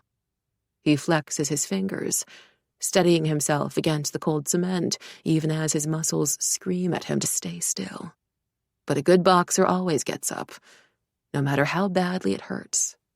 You don't let pain stop you. You don't let anything stop you. Wait here, Sungwei commands. He's stupid enough to hope that it's over. He's passed the test when Sungwei returns with what looks like a penguin mascot costume. Ares blinks hard, willing the scene to make sense. Has he suffered a concussion? Cute, right? Sungwei says, throwing the fluffy penguin head at him. He catches it just in time, the sudden movement sending another bolt of agony racing up his side. Wincing, he stares down at the penguin's cartoonish, long-lashed eyes, the cheerful yellow of its plush beak. It really is a costume, with the tiniest holes to breathe and see through. Sungwei grins at him. Put it on. Are you kidding? He says, then immediately clamps his mouth shut. Total loyalty, total compliance. That's what Sungwei had asked for. So he slides the penguin head on. It's heavier than he imagined, and the inside smells like cheap plastic, and looks toward Sungwei for further instructions. How absolutely adorable, Sungwei says, his grin widening. Now, follow me. Ares has to give credit where it's due. Sungwei is creative with his methods of torture. During the first few hours, he couldn't understand the purpose of standing on the side of a street in a penguin costume, other than for Sungwei's entertainment. The only instructions he'd received were, "Don't move from this spot until I tell you to." It had seemed absurd, but still simple enough. But then, the sun climbs higher and higher, bearing down upon him like a drill, and more crowds surge through the old Hutong districts, children running toward him, squealing, their little fingers sticky from their melting popsicles or tanghulus. The influencers start showing up, accompanied by either hired photographers or well-trained boyfriends, and they block up the pedestrian lanes to pose next to him. "Oh, the penguin is so cute," they coo, taking turns hugging him or grabbing his arms, well, his flippers. None of them even bothers to ask for permission. His scowl is hidden beneath the penguin's smile. Under ordinary circumstances, this would already be too much for him.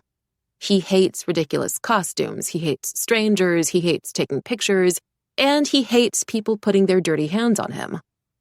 But after the beating, he realizes that Sungwe has concocted the perfect recipe for suffering. His bruised ribs ache, desperate for a reprieve, a place to rest. The heat is inescapable, trapping him inside the costume, his sweat stinging his open cuts. And he's gone so long without eating that he now feels nauseous from hunger. He can't stop himself from eyeing every single person who passes him with food. Little glass jars of Beijing yogurt, crumbling brown sugar biscuits, fluffy pork buns, bags of roasted chestnuts. He loses track of how long he's been standing there. His head feels too light, the weight of the costume too heavy, his knees buckling beneath him. Don't move until he tells you to, he repeats to himself. He can see Sungwe across the street from him, resting happily beneath the shade of an oak tree, cracking sunflower seeds between his teeth. And he feels a vicious bolt of resentment. If only he could hit back, he was certain he'd knock the man down in seconds. No. Remember your brother. Hold on just a little longer. How about over here, Chanel? The lighting's better. He jerks his head up at the name as if he's been zapped awake. Chanel. Chanel Cao.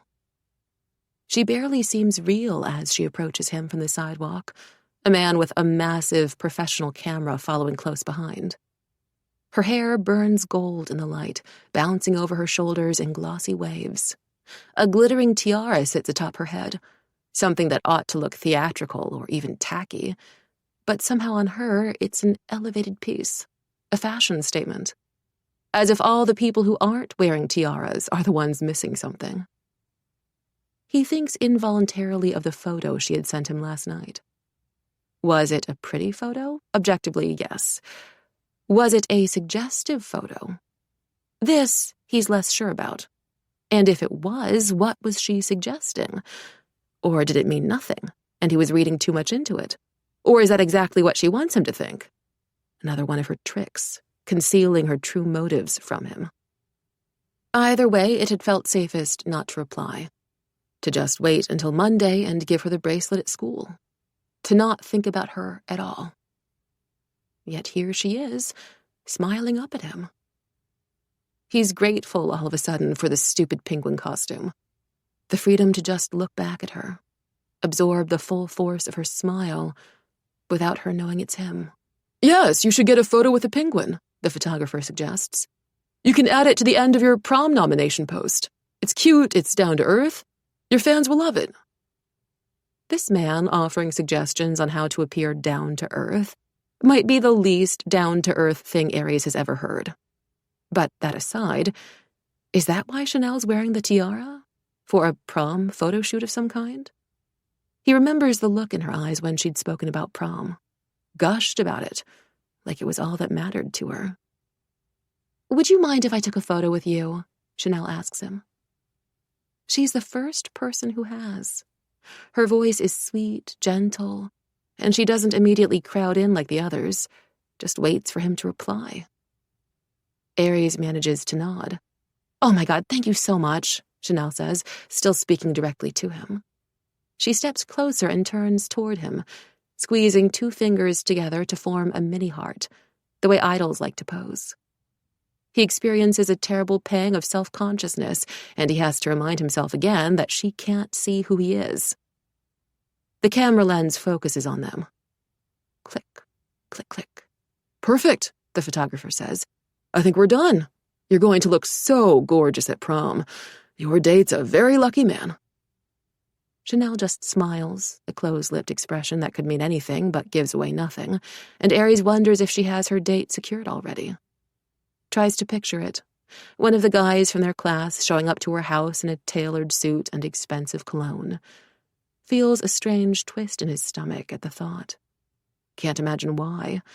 It's not like he wants to be in their position. He'd already made it clear to her he wasn't going to prom at all. Hang on. Chanel motions for him to wait, then runs off to the milk tea shop on the street corner. She jogs with surprising nimbleness in her stilettos, her movements light and graceful as a fairy's. He almost expects her to leave glitter in her wake. A few minutes later, she comes back holding a large cup of lemon tea and offers it to him, ice cubes clinking inside the plastic. "Here, you must be hot in that costume," she says, still smiling. It's a simple gesture, but Aries feels entirely unmoored by it. Chanel Tao doesn't just feed stray dogs. She feeds penguin mascots, too. Or is this an act? More social media content for her to post to seem down-to-earth or thoughtful or whatever she wants her brand to be? Yet when he searches her eyes, he can't detect anything except sincerity. And he is unbearably hot. He can feel the heat festering in his wounds, the sweat plastering his shirt to his back. His throat is so dry it hurts. Cautiously, he accepts the tea from her. He's not defying any orders like this, he reasons. He hasn't moved from the spot where Sangui left him. "Thanks again for taking the photos with me," Chanel says, and reaches up to pat his head. Aries hadn't expected to find any semblance of comfort today. But for this one brief second, he forgets his pain, his hunger, his exhaustion, his humiliation, and lowers his head, letting himself lean into her touch. 10. Chanel. On Monday, I show up to school completely naked. That's how it feels anyway. I haven't made such a drastic change to my makeup style in years, and my eyes feel bare without my usual heavy eyeliner, my face exposed without my pigmented blush and highlighter combo. My own appearance startles me when I catch sight of it in the dark glass panels outside the classrooms. Image is everything, I learned early on, but it still amazes me how manipulable image is. I could be someone else. A girl who runs through orchards and goes strawberry picking on weekends and actually wants to fall in love. I'd set my alarm 2 hours early this morning just to experiment with the look, using the Instagram photos I'd saved of Aries' former fling as reference, all while feeling strangely sheepish, ashamed even to be doing so much for a boy. It's not as if I want to, I argued with myself the entire car ride. It's only because of the vision. Once I secure Aries as my prom date and stop the fire, I won't have to care whether he's attracted to me or not. But at least my efforts don't go unnoticed, because when I catch sight of Aries in the hallway, he actually slows down, stares at me, his dark eyes roving over my face. "You look different today," he remarks. Not quite the compliment I was hoping for. "Good different?" I prompt. "Just different," he says, neutral. And I feel a dull heat rise to my cheeks. The same choking, futile frustration that overwhelms me whenever I'm around him, as if we're actors going over a script together, and he keeps messing up his lines. "Well, I felt like switching things up," I say with a shrug. "But you weren't like this on Sunday." "On Saturday, you mean?" I say. "What?"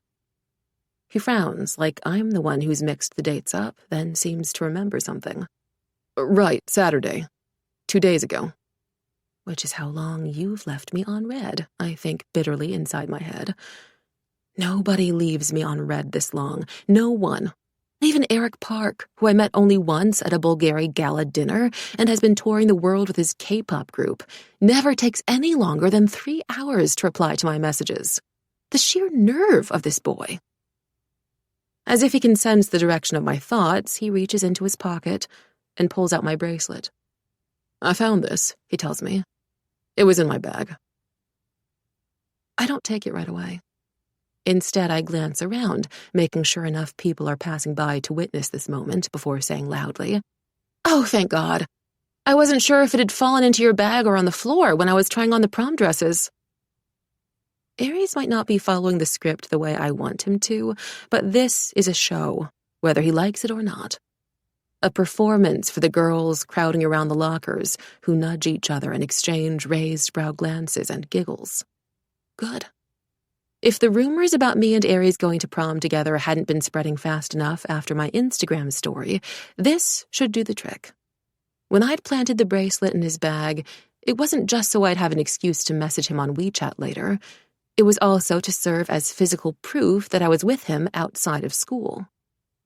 "Don't lose it," Aries tells me, pressing the bracelet into my open palm. I try not to react when his fingers brush mine. It's a light touch, barely anything, yet it's as if all my nerves are made of electricity, dialed up to the highest voltage. His skin is smoother than I imagined, softer, despite his calluses.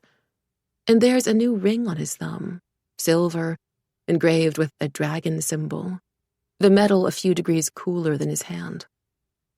He turns to go, and it's only then that I notice how stiffly he's moving, how he's carrying his books at an awkward angle with just one arm, as if afraid to put any strain on his other side, how he's almost limping, his gait slow and uneven. "Wait," I call. "Are you okay? Are you injured?" My voice rings out with genuine worry. He glances back over his shoulder at me, like he's as surprised by my concern as I am. "I'm fine," he says. "You sure?" "Yeah." He pauses, then adds, "Remember that peer mentoring starts tomorrow. Make sure you prepare." I'm aware that Aries had meant math preparation and not mental preparation. But I can't shake my nerves the entire afternoon, as if I'm getting ready for a first date with a celebrity. Except I've done that before, and even then I hadn't been anywhere near as restless as I am now. I plan out my hairstyle, my outfit, practice micro-expressions and lines designed to charm. Revert back to my classic makeup style, because I need the confidence, and I feel more like myself with heavy eyeliner than without it. I pick out a cafe for us to study at, somewhere with a more casual atmosphere. Nothing can calm me down. As a last resort, I turn to my main form of therapy, which any qualified therapist would likely advise is very unhealthy. I search for my name online. The first page loads right away. Over 100 different results, information pieced together from interviews about my early life, my mother and my father, and my zodiac sign. Slowly, I scroll through the photos, assessing each of them with utmost concentration, like a quality control analyst. The ones in the top row are all nicely photoshopped, my hair glossy and my makeup perfect, taken from magazine spreads or my own social media, but that's only because I made sure of it. Last year, someone had uploaded a screenshot of me with my eyes half open mid-speech at some gala. I'd immediately reported the image for inaccurate information, which technically it was, because it was a super inaccurate visual representation of me. They took it down within 2 days, but even that had felt too long. The idea of anyone searching me up in that time and seeing those hideous photos made me want to claw my skin off. When I've triple-checked that no more embarrassing shots have slipped through the cracks of the internet, I click on my most recent post. The photos were taken just yesterday in the old Hutong districts. Shots of me smiling in the sunlight, a tiara perched on my head, posing with a penguin mascot in the last one. The caption, drafted and edited multiple times in my notes app: "Honored to have been nominated for prom queen. Voting is open now for Arrington students. Link in my bio. Love you all. XXX." It's me, but it's not. Chanel Tao, the brand. The girl you want to be. The girl even I want to be. And the comments float over the screen. "She's so pretty. Marry me. Kiss me. Chanel, we love you so much. Please don't ever die. You're perfect. You're an icon." I try to view the whole thing with distance, as if I'm someone else, the way I do when I'm evaluating a selfie before posting it. Sometimes I'll even close my eyes, wait for 5 seconds, then open them, as if I can trick my brain into thinking that my face is a stranger's face, and I can then determine objectively if it's up to standard. And I'm satisfied, but the satisfaction is surface level, fleeting, like those sugary drinks my mother hates that keep you full for maybe half an hour, then leave you even hungrier than you were before. "Chanel?" Are you paying attention? I look up at Aries' face, then back down at my notes on the cafe table. Slowly, the black squiggles sharpen back into incomplete equations. Sorry, I say, brushing my hair out of the way. Please, do go back to what you were saying about... I pause, searching through my memory of the last 10 minutes for something smart and math-related, but end up only with my usual doom cocktail about Aries, prom, the vision. Even when he's right next to me, he's haunting me. Aries raises his eyebrows. Can you at least pretend to care about the topic for a second? Sure, I tell him, sitting up straighter on the stool. I believe it was... multiplication? Multiplication, he repeats flatly. Or subtraction? He shakes his head. If it weren't for the fact that he's pretty much been threatened into doing this by the school to avoid expulsion, I suspect he'd be packing his bag and marching out of this cafe right now. I was teaching you about binomial probability. Right, yeah. That thing. You seem distracted. I grimace. By you, I want to add, but of course I can't. I just feel a bit tired, I say, which is true. Ever since that first night at the lake, there's been a persistent throbbing in my temples, like I'm suffering through the world's worst hangover without any of the fun of getting drunk. Sorry, I say again, trying to sound like I mean it. I promise I'll focus starting now. But before I can even look at the math textbook again, whispers float over from the table beside us. Is that her? I swear it is. No, really. She looks exactly like she does in her photos. I swivel my head toward the voices and identify the trio of girls who'd been loudly snapping photos of their strawberry crepe cake earlier. They were very committed, too, with one of them tapping the whipped cream with her spoon, while the other carefully poured the chocolate sauce over the plate, and the third stood up on her chair to find the perfect angle. But now, they've completely forgotten their cake to gawk at me. Do you really just have fans everywhere? Aries asks, following my gaze. I can't help that I'm famous, I say as the whispers grow louder. I'm fairly certain one of them is taking a video of me from the way her phone is angled. Aries rolls his eyes. Well, it's not helping you concentrate on math. Maybe we should study somewhere less public, like the school library. Libraries put me to sleep, I tell him. I'm not exaggerating, I add when he throws me a disbelieving look. One of the longest naps I've ever taken was at the back of a library. What about your house, then? Aries suggests. Everything in me seizes, panic striking my stomach. He can't find out where my house is, or else he'll recognize it from the vision, and he'll know where to go to burn it down. My mom's filming this new variety show at our house. I lie on the spot. It's even more chaotic than the cafe. How about your house? My prom plan flashes through my head. Step 8. Get invited to his house, hook up there. I'd been meaning to work my way up to it, but math tutoring could be the perfect excuse to secure an invite. And once I'm there... The idea of hooking up had seemed pretty straightforward when I first conceived my plan, a purely strategic move.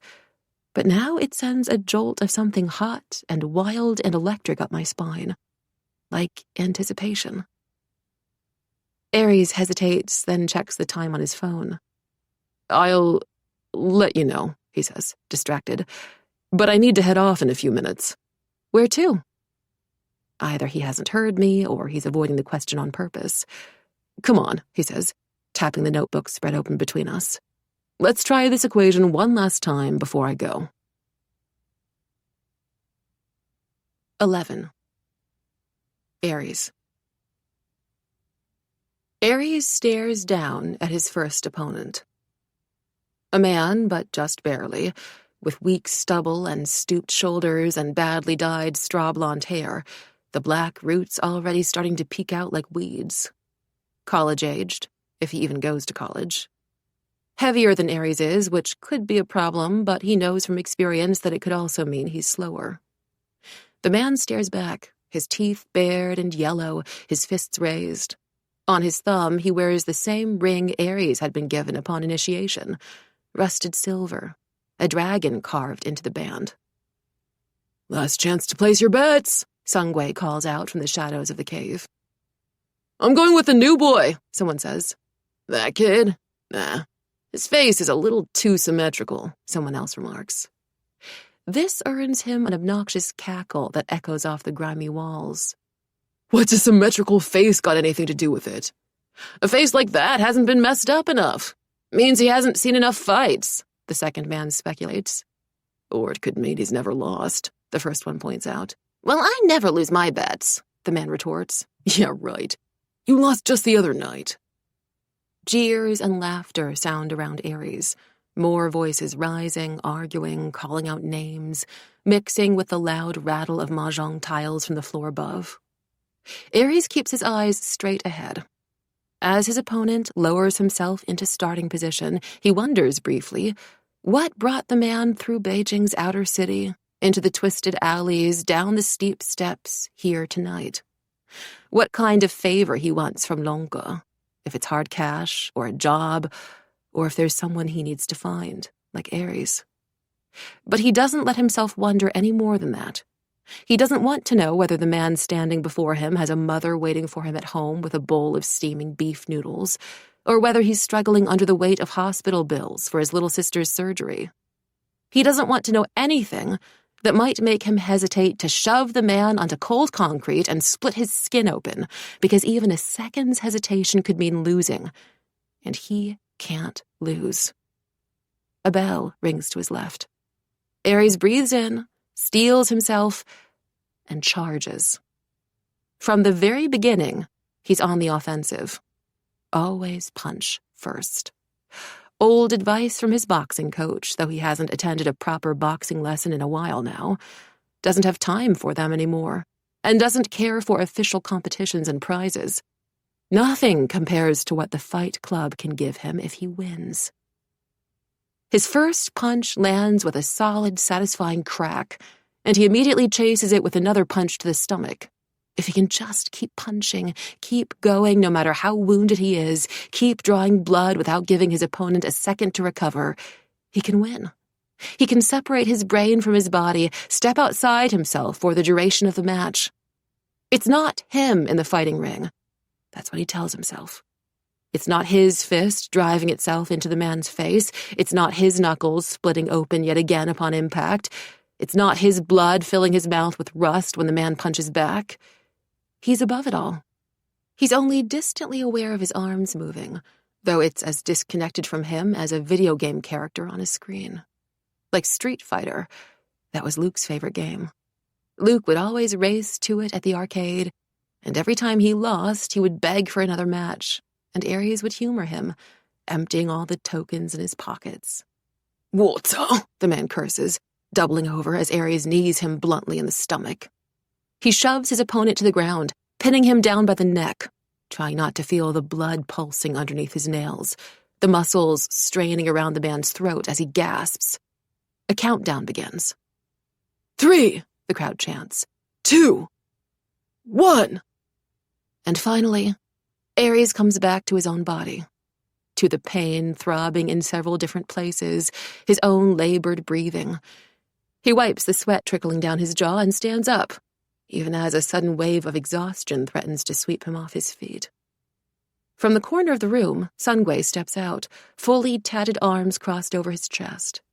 He catches Ares' eye and gives him the briefest of nods before declaring to the room, Ares has won this one. The crowd explodes into yells and hoots of triumph and outright gloating. And you said his face was too symmetrical. You're just jealous yours isn't.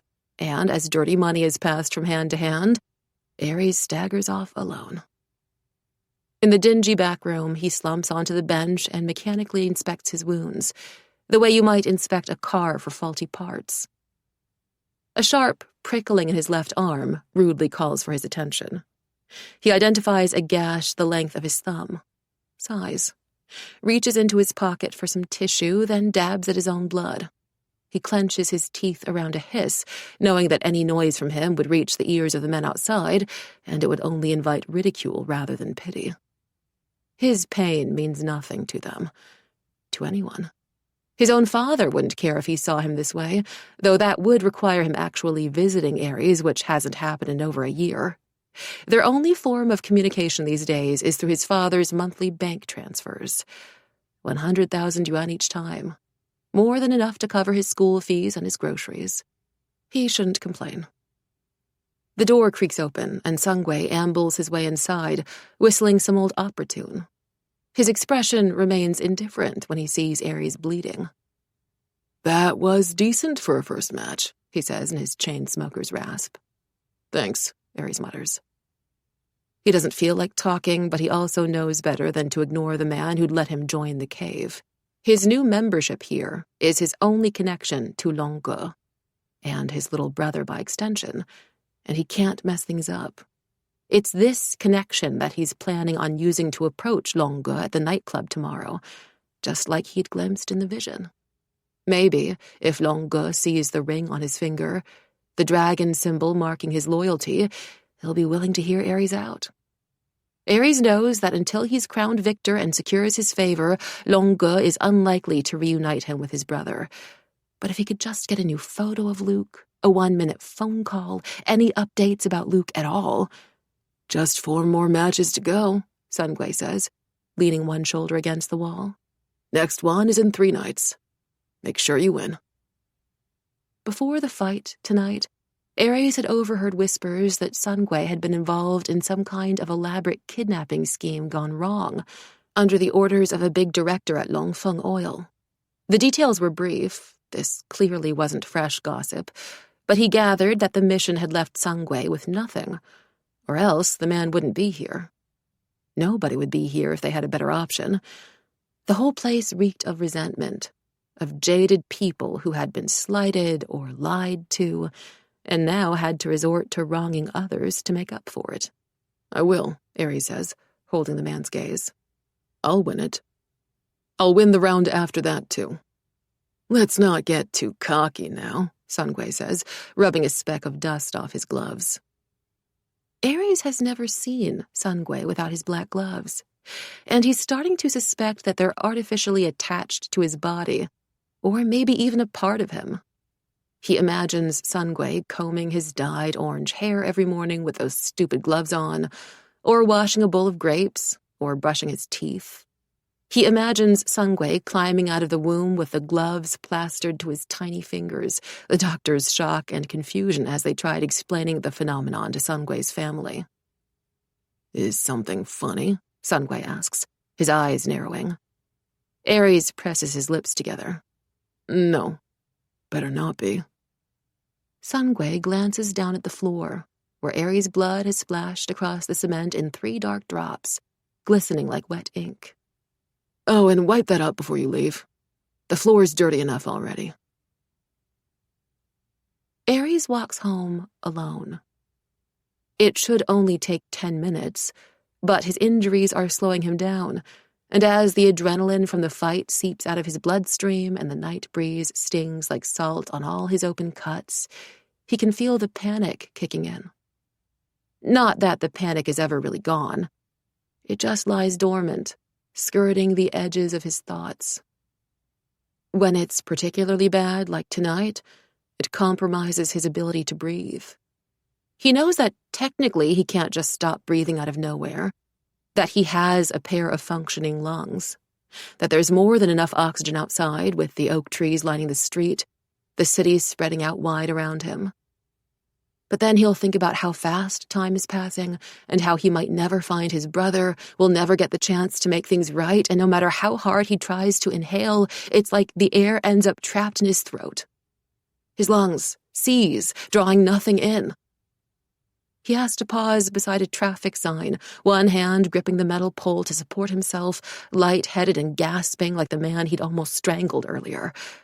Karma, maybe. Then a boy on a bike rides past him, slow enough for Aries to glimpse his face under the streetlights. His heart stops. Luke. It's him. It has to be. The unruly black curls that never stayed put, no matter how hard you brushed them, the soft, boyish features that always made elderly women grin and pinch his cheeks, the wiry frame. He's even wearing the same shirt, white cotton, a graphic logo printed on the back. Luke, he calls out into the night, almost choking on the name. He feels nauseous with hope, his pulse thrumming violently. When the boy doesn't turn around, Aries starts running, his worn sneakers slapping the concrete. He pushes himself faster, tearing down the street, narrowly avoiding crashing into a Meituan courier who swears at him. Every step sends a judder of pain through his bruised ribs, but he ignores it.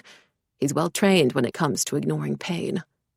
Luke, he calls again, his voice echoing in the cold night air. Wait, it's me, Aries! And finally, the boy squeezes the brakes, the bike wobbling before he nudges the kickstand down with one foot. He lifts his head and... it's not him. Aries' stomach drops. The disappointment so crushing and complete. It feels like he's lost his brother a second time. The boy stares up at him, wide-eyed and clearly unnerved, and as the haze of hope clears, Aries can see how stupid he'd been. Yes, the boy does bear a resemblance to his little brother, but he resembles his brother from 3 years ago. In his head, Luke has become immortal, his appearance permanently frozen on the day he ran away from home, when in reality he wouldn't be a little kid anymore, but a teenager.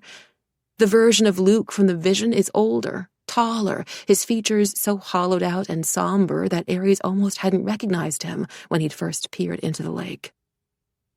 Were you calling after me? The boy asks. Sorry, Aries says. He swallows, wipes the sweat from his forehead. I was looking for someone, and I thought you were him. The boy blinks. Okay, that's okay. He hesitates, maybe sees the naked desperation on Aries' face, and adds, Do you need help looking for him? Maybe if he goes to school in the area, my friends might know. No, Aries says, feeling more and more stupid by the second. But thanks. Okay, the boy says again and glances up at him one last time with something like concern, though he isn't sure if it's for the boy's own safety or Aries' sanity, before riding his bike and riding away.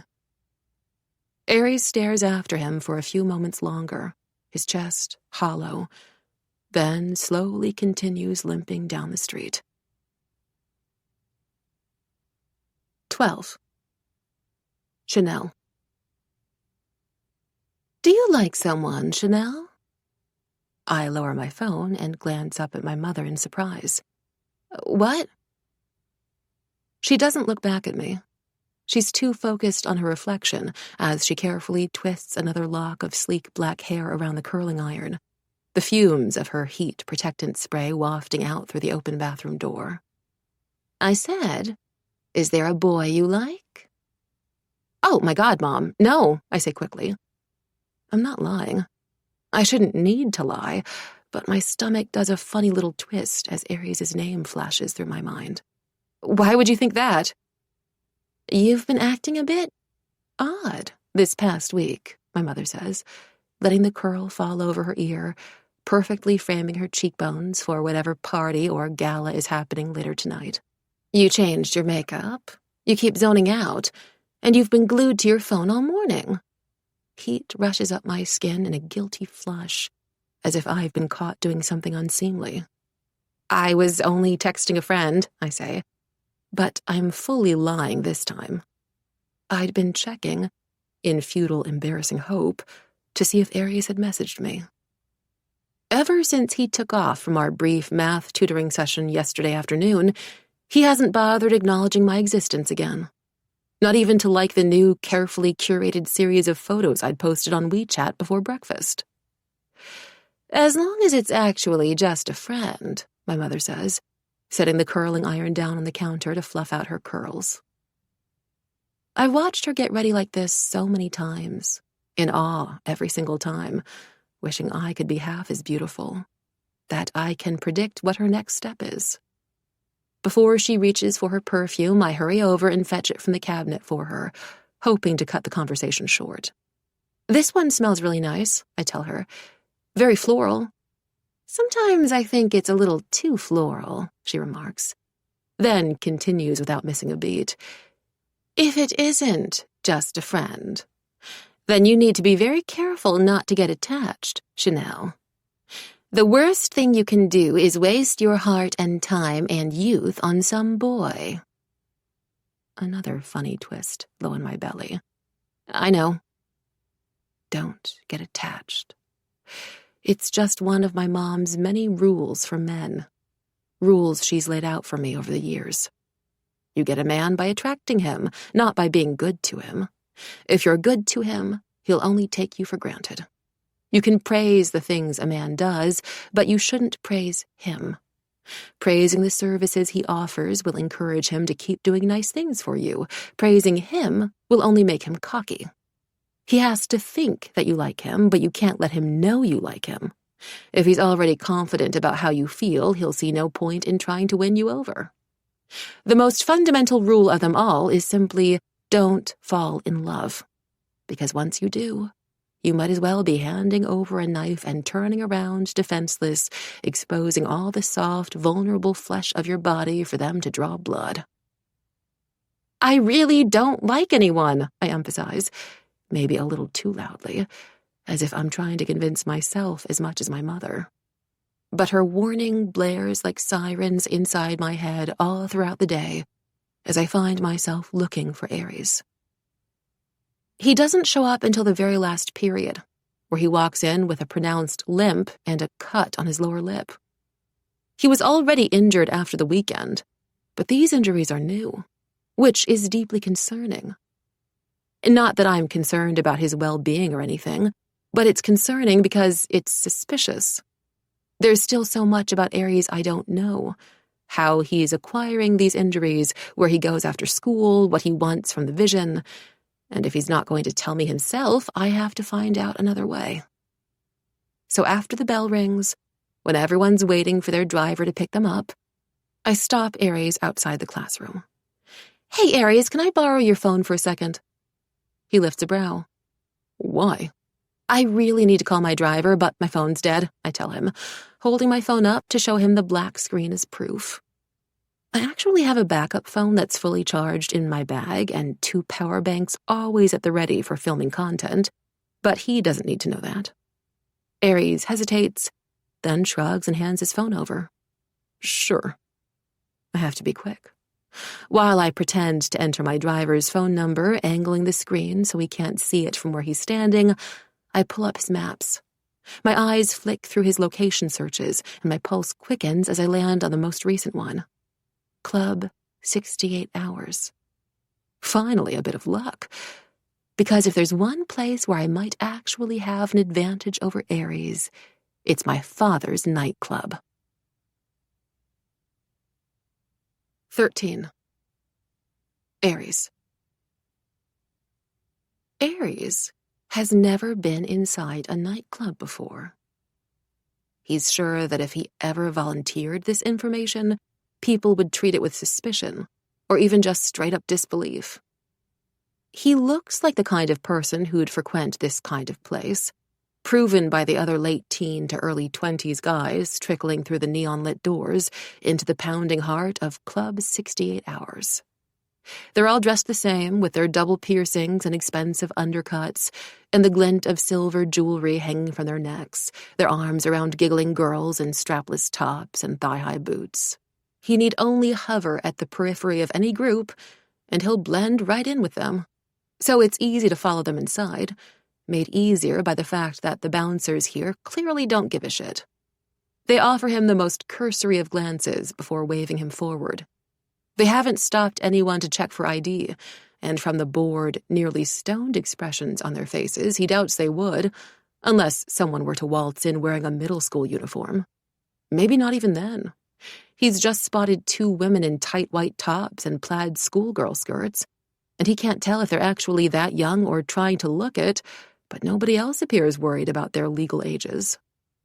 Red strobes flash like warning signs down a winding corridor, which opens abruptly to a dance floor, already jam-packed with bodies.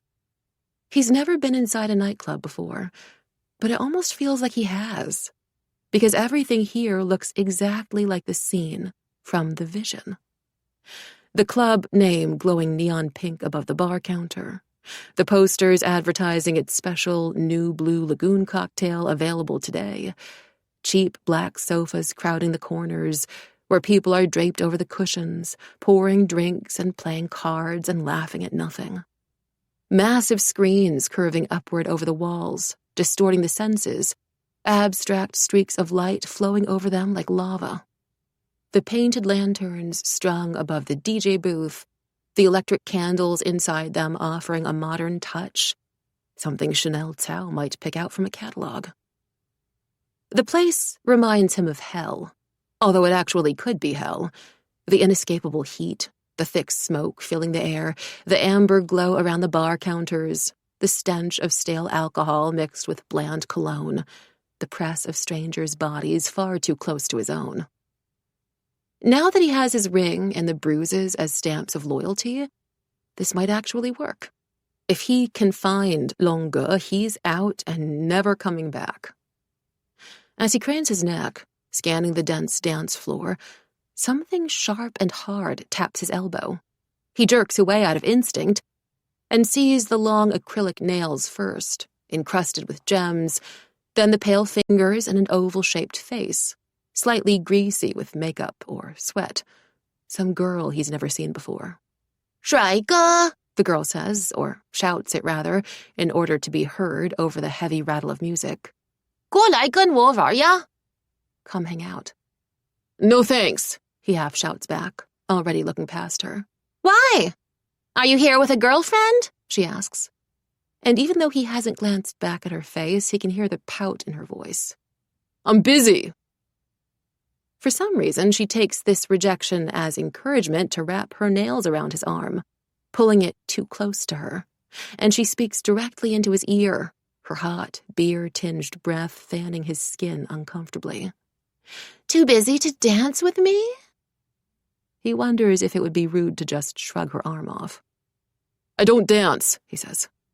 It's true, and he doesn't seem to be the only one. Most of the people out on the floor aren't really dancing, but standing around, scrolling through their phones, only remembering to bob their heads a little when the beat drops.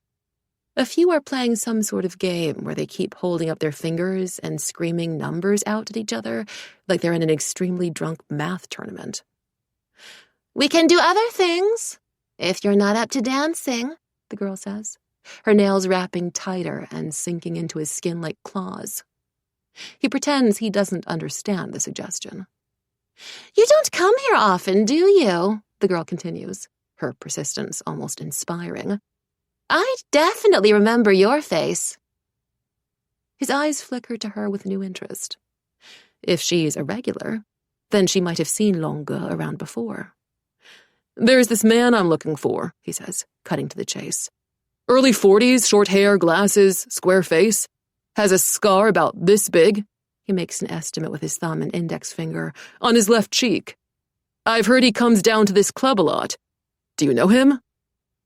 The girl purses her lips. Maybe. Maybe? I don't remember right now, she says coyly, her small, glitter-dusted face giving away nothing except desire. But I might later, if you dance with me. He has no patience for her teasing, not when his stomach sits tight and heavy as cement, and the awful remix thudding through the speakers is making his head hurt, but he can't think of a better option. Okay, he says, resigned and hating himself and this whole situation. He clenches his jaw and lets her lead him down to the grimy, crowded floor, completing his descent into hell. But if it means bringing back his brother, there are far worse places he would go. 14. Chanel. I was 15 when I entered my first nightclub. My father was the one who took me inside Club 68 Hours before the official opening. He owned other nightclubs, but he wanted this to be special. And, like any good businessman who understands his target demographic, he sought out my opinions on everything. What did the young people want these days? What was trendy? What wasn't? He let me look around and took notes when I pointed out things that could be improved. I loved that he took me seriously. that he cared enough about what I thought to let me decorate the place. He strung up the painted lanterns I'd picked out from a catalog, moved the DJ booth when I asked him to, and cleared room in the back for influencers to take photos under the neon signs. It's been almost a year since I last came, but everything is just as I remember. I love it here. I love how the blend of darkness and drunkenness around you takes the edge off your self-consciousness. And it doesn't matter if you look a little stupid, because everyone does. The girl dancing next to me is going all out with the theatrics, one hand clutching her chest and the other raised over her forehead like she's an actress in a Shakespearean tragedy, her eyes squeezed shut with emotion. I keep an eye out for Aries as I let myself sway to the melody, slowing down my movements when the track switches to Eric Cho's Unbreakable Love. And the room swells with noise, heat, energy, and the flickering dots of light in the ceiling expand into constellations, and the music pulses in my ears like a heartbeat, alive and vivid and miraculous, and I hum to the chorus like it was written just for me. The DJ cycles through more songs, Jay Cho for the nostalgia kick, and all the latest trending tracks on Douyin, and there's the fizzing sweetness of the cocktail on my tongue, the warmth of bodies moving next to mine, the cool sweat beading over my forehead. And I'm wonderfully aware of myself in this moment. How I look from the outside. I'm 18, I'm beautiful, I'm desirable. I might just be the best thing you'll find tonight. Then, I see Aries with another girl on the dance floor. It feels like someone's poured freezing water over my body.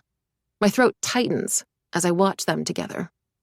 She's pretty, but she doesn't look like his type. Still, he isn't pulling away when her hands roam across his chest. A bitter taste fills my mouth. I'd suspected that Aries had come here tonight with a specific goal in mind, something related to the vision. But what if he's actually just here for fun? To dance and hook up with strangers and get drunk off his face? Hey, some guy my age sidles up to me. Muscular, tanned, handsome in a predictable way. He's blocking my view of Aries. Have we met before? I start to tell him no, I'm not interested, but then he steps forward and Aries looks over at just the right time. Our gazes meet. I can't clearly see his expression, but all that matters is that he's looking. The guy says something into my ear right as the bass drops, something I'm assuming is meant to be seductive, but just sounds like radishes. What? I ask. He tries again, straining his voice over the music. Ravishing! You look absolutely ravishing, like one of those... He waves his hands about, his face scrunching in concentration. Artworks, he concludes decisively, looking very proud of himself for thinking of it. Those artworks you might find in one of those museums. Thank you. Encouraged, he plods on with vigor. And your hair. Your hair is marvelous hair. It's so very curly and shiny and... Let's just dance, I suggest, to spare the both of us, circling my arms around his neck as I move my hips. It's only because Aries is watching that I let the stranger kiss me. Sloppy in a way that reminds me of how dogs lick their owners' chins. I keep my eyes open, my attention sliding right past the boy whose mouth is currently smushed against mine, his lashes fluttering with one-sided pleasure. My gaze locks with Aries's across the dance floor. An electric shock zips up my spine. I deliberately arch my back, encouraging the boy to come closer, which he's all too happy to do. I don't look away from Aries. And it doesn't matter that we're dancing yards away from each other, that someone else's hands are on my waist. It's as if we are the only ones here. But then Aries seems to spot someone else on the other end of the club. He quickly untangles himself from the girl and begins to push his way forward, his movements hurried. As I push off my over-eager dance partner, I follow the direction of his gaze, and my heart stops. It's the man with the scar on his face, my mom's old classmate, the man from the vision. Suddenly, I get the strangest feeling of stepping outside my body, of seeing the three of us, me and Ares and the man, all connected in inexplicable ways, as moving pieces on a timeline. What happens from here, how these pieces fit and clash, will have unthinkable ripple effects on the future. But if both Ares and the man are present at the fire in the vision, then the man could be an accomplice of his. Maybe, I realize with a lurch of horror, tonight is meant to be the night where they plan it out together. I have to stop Ares from reaching him, need to distract him somehow. An idea springs into my mind.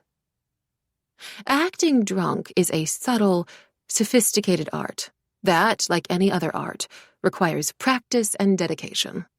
It's difficult to get right.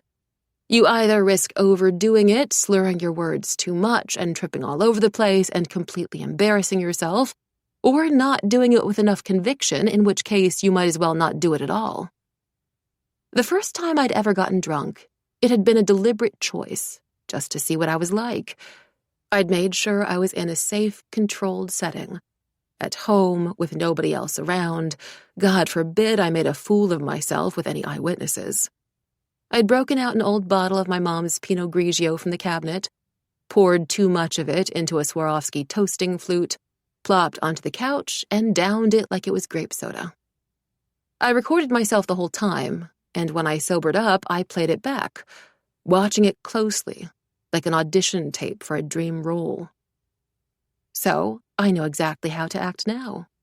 Pretending to drink from the little red cups the nightclub waitresses are offering, stumbling across the dance floor to Ares. "Hello," I slur, blocking his way. "Didn't expect to see you here." Ares' eyes flicker from me to the man at the back of the club. I don't have time to talk. "What? You're leaving already?" I pretend to take another long swig from the cup, even though my lips are pressed tight, allowing only a thin trickle of wine down my throat. "But I just got here." "That has nothing to do with me," he says, his jaw hard. "Aren't you already here with someone?" Right on cue, the guy from earlier finds his way to me. His large hand grips my waist roughly, pulling me to his side. Ares' eyes narrow. "What are you doing?" the guy says. "Let's keep dancing." I blink, smile at him even though I want to gag. "Yeah, okay, let's dance. I love dancing." His hand inches up my rib cage. "You sober?" "Yeah," I say, giggling. "Super sober. Super sober. I have amazing alcohol tolerance. Could have like 10 of these cups." I hold it up like it's a trophy. 10 of these, and not feel a thing." The guy's eyes gleam. "Okay, good. Dude, she clearly isn't sober," Ares snaps. "She just said that she is," the guy says. His hand is still moving over my body, and beneath my performance, I feel the first prickling of fear, the urge to slap his hot, heavy hand away. When his fingers slide even higher up my waist, I stiffen, fighting to keep the fear from my face.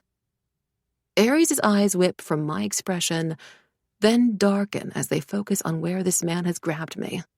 In a flash, Ares seizes the guy's wrist, yanking it away from me, and shoves him back so far that he almost crashes into the people dancing behind him. I stare, stunned, my heart beating too fast. I feel for a moment actually drunk, like everything is tilting upside down and spinning away from me, out of control, like maybe this isn't real. Because my impulse is to go to Ares, stay close to him, turn to him for safety when I should know for a fact that he's the most dangerous person in this club, in this whole city even. "What the fuck, man?" the guy yelps. But maybe he sees the threat blazing in Ares' face because he doesn't try to approach me again. Just shoots Ares a glare and slinks off into the crowd. Ares whirls back to face me, and I try to adjust my expression to affect nonchalance. "Is this how you always act when you're out?" I shrug. "Thought you said it has nothing to do with you." He releases a slow breath, searches over my shoulder, his features tight with concentration, his brows furrowed. "Where is he?" he mutters. "Isn't it such a coincidence that we're both here?" I say cheerily, pulling his attention back to me, just in case the man he's looking for hasn't gone far enough away yet. Is it really a coincidence? Aries asks. What do you mean? Smooth as shadow, he surges forward, trapping me in place. My body is suddenly frozen, my breaths constricted. You know, Chanel, I'm starting to think you want something from me, he says. His voice like silk, the warmth of it bare inches from my cheek. Everything about this moment terrible and forbidden and obscene. The word rises and dies on my tongue. I'd promised myself this wouldn't happen. I'd been determined not to let him affect me. But no amount of self-awareness or self-control could possibly protect me from Aries' proximity. His face, lovely and hypnotic, hovering over mine, his long hair the glossy pitch black of a crow's wing, his dark eyes burning as though lit from within. My head swims. Dimly, I recall the road trip my family had taken in Australia, the long coastal drive down from Sydney to Melbourne. At night, a kangaroo had suddenly hopped out onto the road right in front of a passing truck. Run! I'd wanted to scream at it. Get out of there! But it didn't move, simply stared, wide-eyed at the blazing headlights. It had seemed so stupid to me at the time that the animal would just freeze up, stay in place like a lump of rock while the truck hurtled toward it. Turns out that in practice, I'm not much better. None of my limbs remember how to cooperate. Then, Aries pulls away, breaks eye contact, and shame spikes in my veins alongside a strange, disturbing pang of regret. I'm going to call you a car, he says. You should go home and sober up. I start to protest when I hear a terribly familiar voice. Chanel? No, not him. There's no way he's here.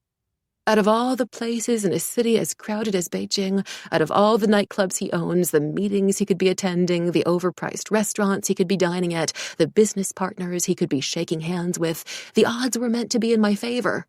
But then nothing's really working in my favor these days. Part of me wants to pretend I didn't hear him. Flee out the exit, down the fire escape, let him wonder if he'd hallucinated the whole thing. Except it's too late. He's already pushing his way through the crowd toward me, practically indistinguishable from the other middle-aged men prowling the area to escape the boring comforts of domestic life and feel young again. His hair has been dyed black, too black, and you can tell right away that it's fake, like a botched nose job. And his button-down shirt is wrinkled around the collar. My mom never would have allowed him to leave the house like that. Let me fix this for you, or else your employees are going to think you've been living in the wild, she'd tut, reaching around his waist to smooth out the fabric while he laughed. Guess his mistress doesn't have the same concerns.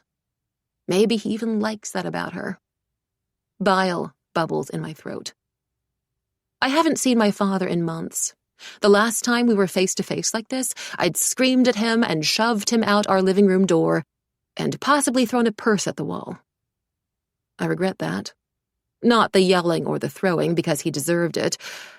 I just wish I'd done it with more dignity, in a cooler manner, without the ugly tears and the pathetic little hiccups at the end of my sentences. Since then, I've come up with 100 different, wittier, harsher lines I should have said, instead of just, "Why? Why did you have to do it?" over and over again, like a child demanding to know why the sky was blue and the moon was round some days but not others. You know him or something? Aries mutters in my ear. I'm not surprised by his confusion. People tell me I look like my mom all the time. A few have even confused the two of us before. You gave your daughter all your modeling genes, they'd joke. But most people can't see the resemblance between me and my dad, which is generally agreed to be lucky. Not very well, I say. Chanel. My father stops 1 foot away from me and pauses, his eyes narrowing as he takes in Aries. I can only imagine what he's seeing. His only daughter at a nightclub in a skimpy skirt, her arms around a boy her age who looks like he goes around breaking hearts for the fun of it.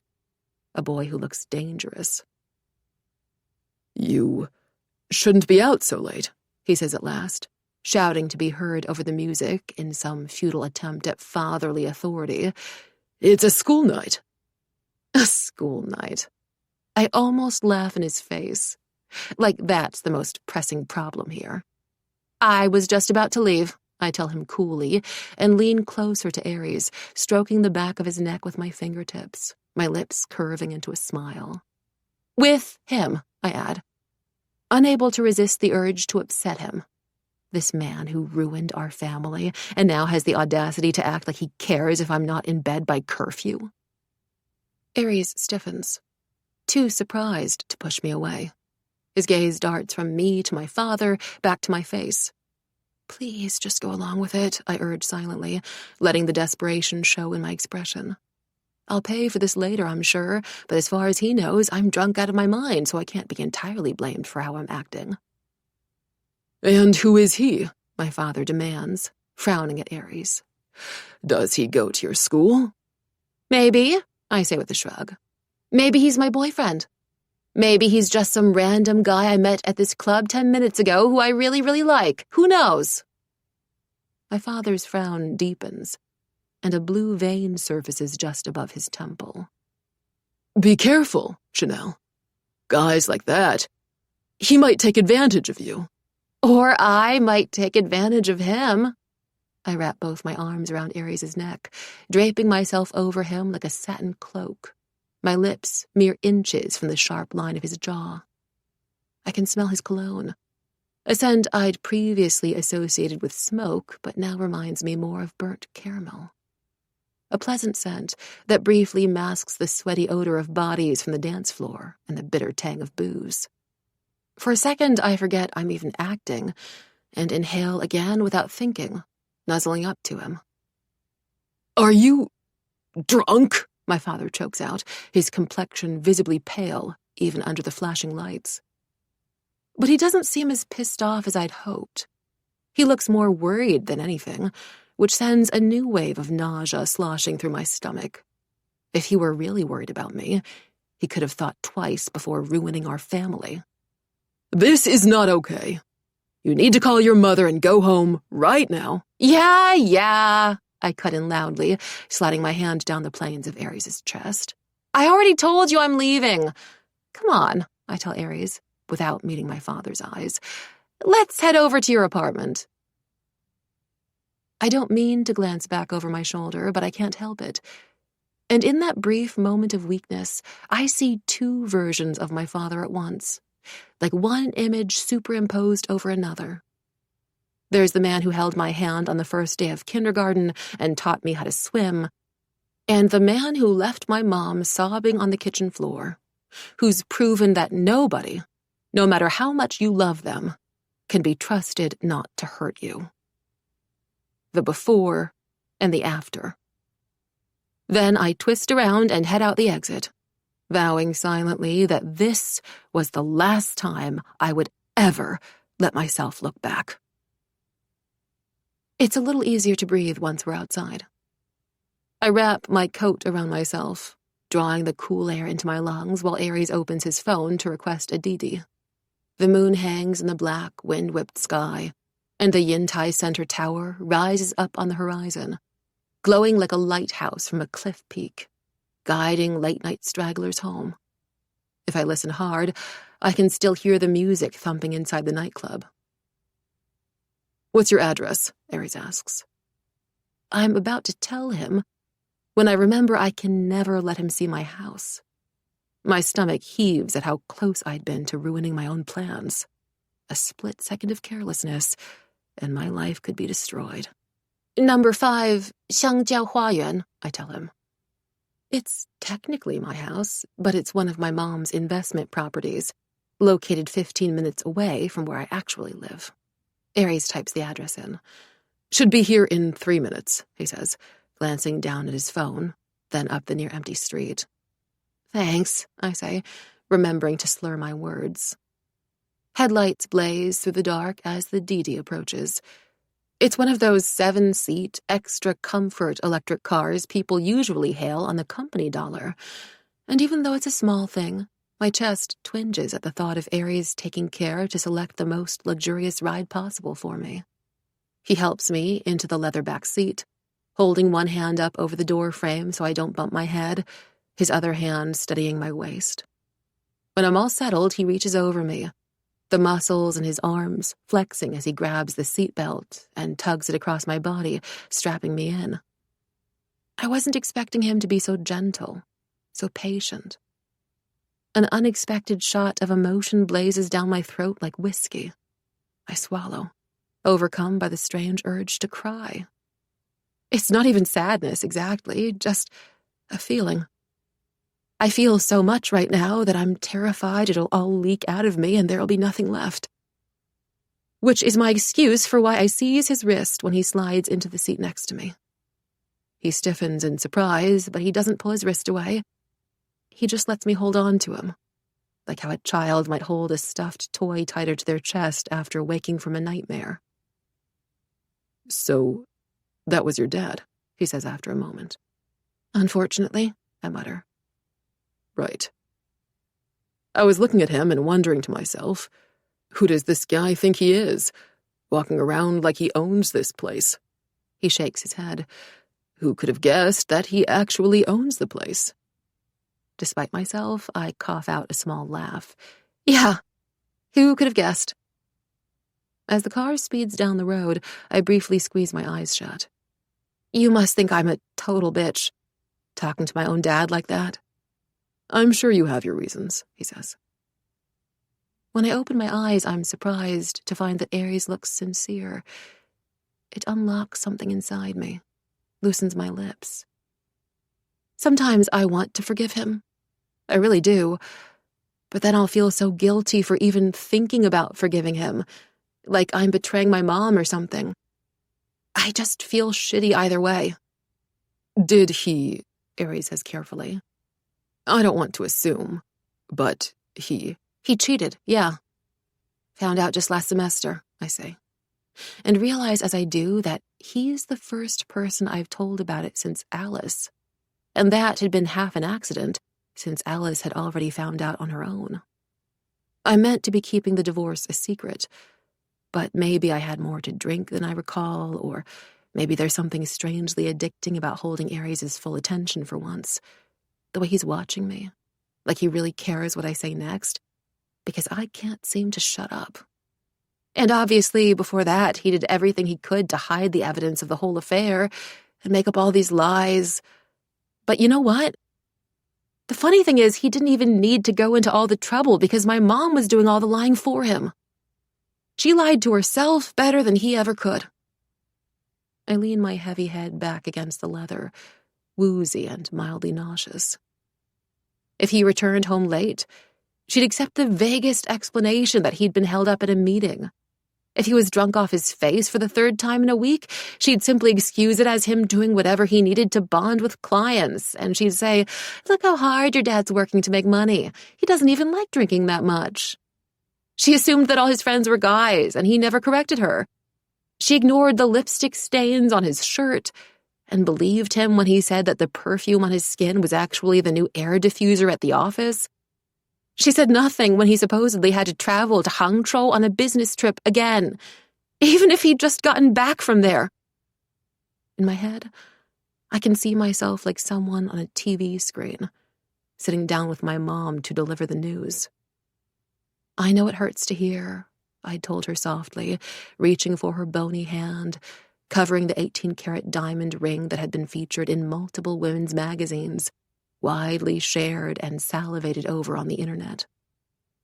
My mom loved finding opportunities to show it off, using her left hand to grab things, even though she was right-handed, or fluttering her fingers when she was giving love advice to her friends. But now all I could feel were the cold, sharp edges of the jewel digging into my palm. "I'm so sorry, Mom. But you have to—" Her face had twisted, and she'd yanked her hand away from me, her eyes blazing. "Stop. I don't want to hear it. If he really loved you, he would never—" "He does love me!" She'd said it with such vehemence I almost lurched back. "He does! He does! He does!" And then her voice cracked, and she made a horrible choked sound, like she'd been fatally wounded. I was terrified. This was the same woman who wouldn't let herself laugh too hard at a joke because it would give her wrinkles.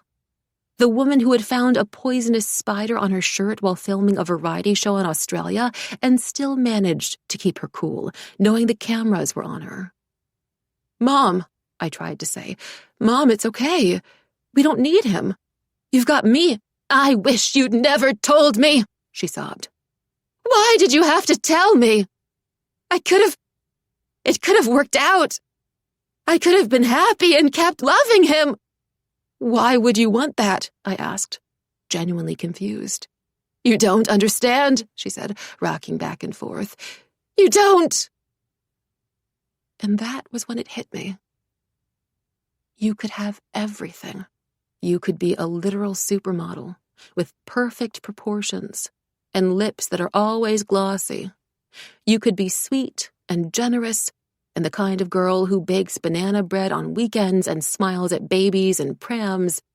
You could be talented and clever and patient and wise, and you could offer up all that you have without complaint. You could bring the entire world to the table, and you might not even ask him to bring anything, not even leftovers, only that he sit down at the same table and stay. But he would still break your heart. "That's really fucked up," Barry says. I blink at him. He's not offering condolences or solutions or advice. He's not watching me with sympathy. But for some reason, hearing the words stated outright like that makes the ache in my chest more bearable. Like finally receiving a diagnosis for a pain that's been eating away at you for years, even if there is no immediate cure. Having someone say, "Yes, it is fucked up. You're allowed to be sad about it." "I'll survive," I tell him. And in this moment, I feel so hopelessly, disgustingly tender toward him that I rest my head against his shoulder. For the remainder of the car ride, neither of us moves. After Aries drops me off outside the uninhabited house and leaves, I call my driver to take me back to where I should actually be. My own home is empty too. I stand there in the living room for a few minutes, feeling the sadness burn holes in my stomach, listening to the clock tick, the only sound in the silence. It was never this silent before. When my father still lived with us, he made his presence known. He was almost always on the phone, either finalizing the agenda for a very important meeting, or hosting a very important meeting, or debriefing someone after the very important meeting. Like many of his CEO and CFO friends, he didn't believe in the concept of business hours. After all, what was the point of work-life balance when your work was your life? You could hear the voices of his employees straining to hide their resentment toward him for making them wake up at 6 to go over their marketing campaign a third time. "That's such a great idea, Cao Zong," they'd chorus. "Yes, we'll run the numbers. No, we haven't heard from Huang Zong yet." And you could hear my father talking over them, his voice ringing with urgency and echoing throughout the house, because apparently running a business meant that everything was urgent. "Huang Zong makes a good point. But if you had any business sense, you would understand. Do you understand? It's complicated. We can't overcomplicate it." Sometimes I was convinced he wasn't even speaking in full sentences, just throwing out random words that were meant to sound serious. Thursdays, 55,000, the annual meeting, 20%. From a long-term perspective, manufacturing, the market, the next financial quarter, index. He'd been doing this for so long that I could have written out his speeches for him by the time I was 13. I knew all his techniques. He liked to reference a recent online trend to make it seem like he was still young and up to date, even though he relied on me to explain it to him the night before. And whenever he felt his audience's attention slipping, he liked to throw in an anecdote or two about me. That time I burned my finger on the curling iron became a long-winded, somewhat confusing segue into how the consumer experience mattered above all else. I used to complain, half-jokingly, about it to my mom. "Sometimes it feels like I live in an office building," I had remarked one night, shutting the door to the kitchen, though it barely muffled his voice on the other side of it. My father didn't have a dedicated home office. Or rather, every room was his office. On a number of occasions, I'd seen him take his laptop and phone with him into the bathroom. He's just very passionate about his work, my mom told me. He's always been like that, ever since I met him. Don't you think it's inspiring hearing all his speeches to his employees? When my parents first got married, some people had speculated that my mother was only after my father's money and resources. But I could tell, in those moments, just from the way she spoke about him, that she truly loved him. That's what scares me the most, looking back on everything now. The love was there. It had felt real. And all it had gotten my mother in return was the worst heartbreak of her life. 15. Chanel. The call comes at 5 in the morning. That's how I know it's bad news, even before I pick up. Good news respects your schedule. It lets you sleep in and do your hair and choose your outfit for the morning. Bad news doesn't really care about any of that, since it's going to ruin your day anyway. Oh my God, Chanel. I'm so sorry, Jamie says immediately into the phone. What? I say, rubbing my eyes, wrestling against sleep for clarity. What are you talking about? I saw the news, she says. What news? I ask, sitting up right now, already pulling open Baidu. My fingers quiver over the phone screen, and I keep typing my own name wrong, but it turns out that it doesn't matter because it comes up automatically in the trending searches. It's in the top 3 this morning. I stare at the little red fire symbol next to the headline, the one that's only used for the hottest topics. Breaking. Coco Cao files for divorce from Cao Yun-chun. It takes me 3 tries to read through the full article. Maybe it's some sort of automatic self-defense mechanism kicking in, but my brain refuses to absorb anything on the page. The words keep blurring together on the screen, skipping out of reach, until I make myself sit down with the phone balanced on my knees and stare at the sentences a stranger somewhere wrote about the most personal pain I've ever experienced. After 20 years of marriage, nightclub owner Cao Yun-chun and model Coco Cao have officially called it quits. A close source to the Beijing-born billionaire has revealed that the pair split up in late December of last year. This news may come as a shock to those who have been rooting for the power couple since their famously extravagant fairy tale wedding, which was reported to have cost over $25 million. Gift bags alone were heavily sponsored by luxury brands and valued at $20,000 each, including an all-expense-paid, week-long vacation to Sanya, with some bags resold after the event for $100,000. An estimated 300 of the total 2,000 guests were fellow celebrities. A number of eagle-eyed fans from Coco Cao's official fan club, however, have said there were signs early on. Coco Cao was first photographed without her wedding ring outside Sanlitun on January 28th, though it later appeared in the series of selfies she shared on Weibo on February 4th. Fans have also connected the divorce to Coco Cao's recent noticeable weight loss. While she is known for her tall, slender figure, fans expressed their concerns after photos of the supermodel in a low-cut gown at a Bulgari event went viral, noting her sickly complexion. Other sources claim that the couple has become increasingly hostile as legalities proceed, to the point where they're no longer even speaking to each other. Rumors of Cao Yun-chun cheating with a much younger woman continue to circulate. Their only daughter, 18-year-old Chanel Cao, at chanel.cao, is currently in her final year at Arrington International Boarding School. She's reported to be living with her mother, though she was spotted entering her father's nightclub, Club 68 Hours, last night. Neither Coco Cao nor Cao Yun-chun has publicly commented on the divorce. More articles keep popping up. They're delving deeper into my family history, connecting the dots, concocting their own theories about why it happened.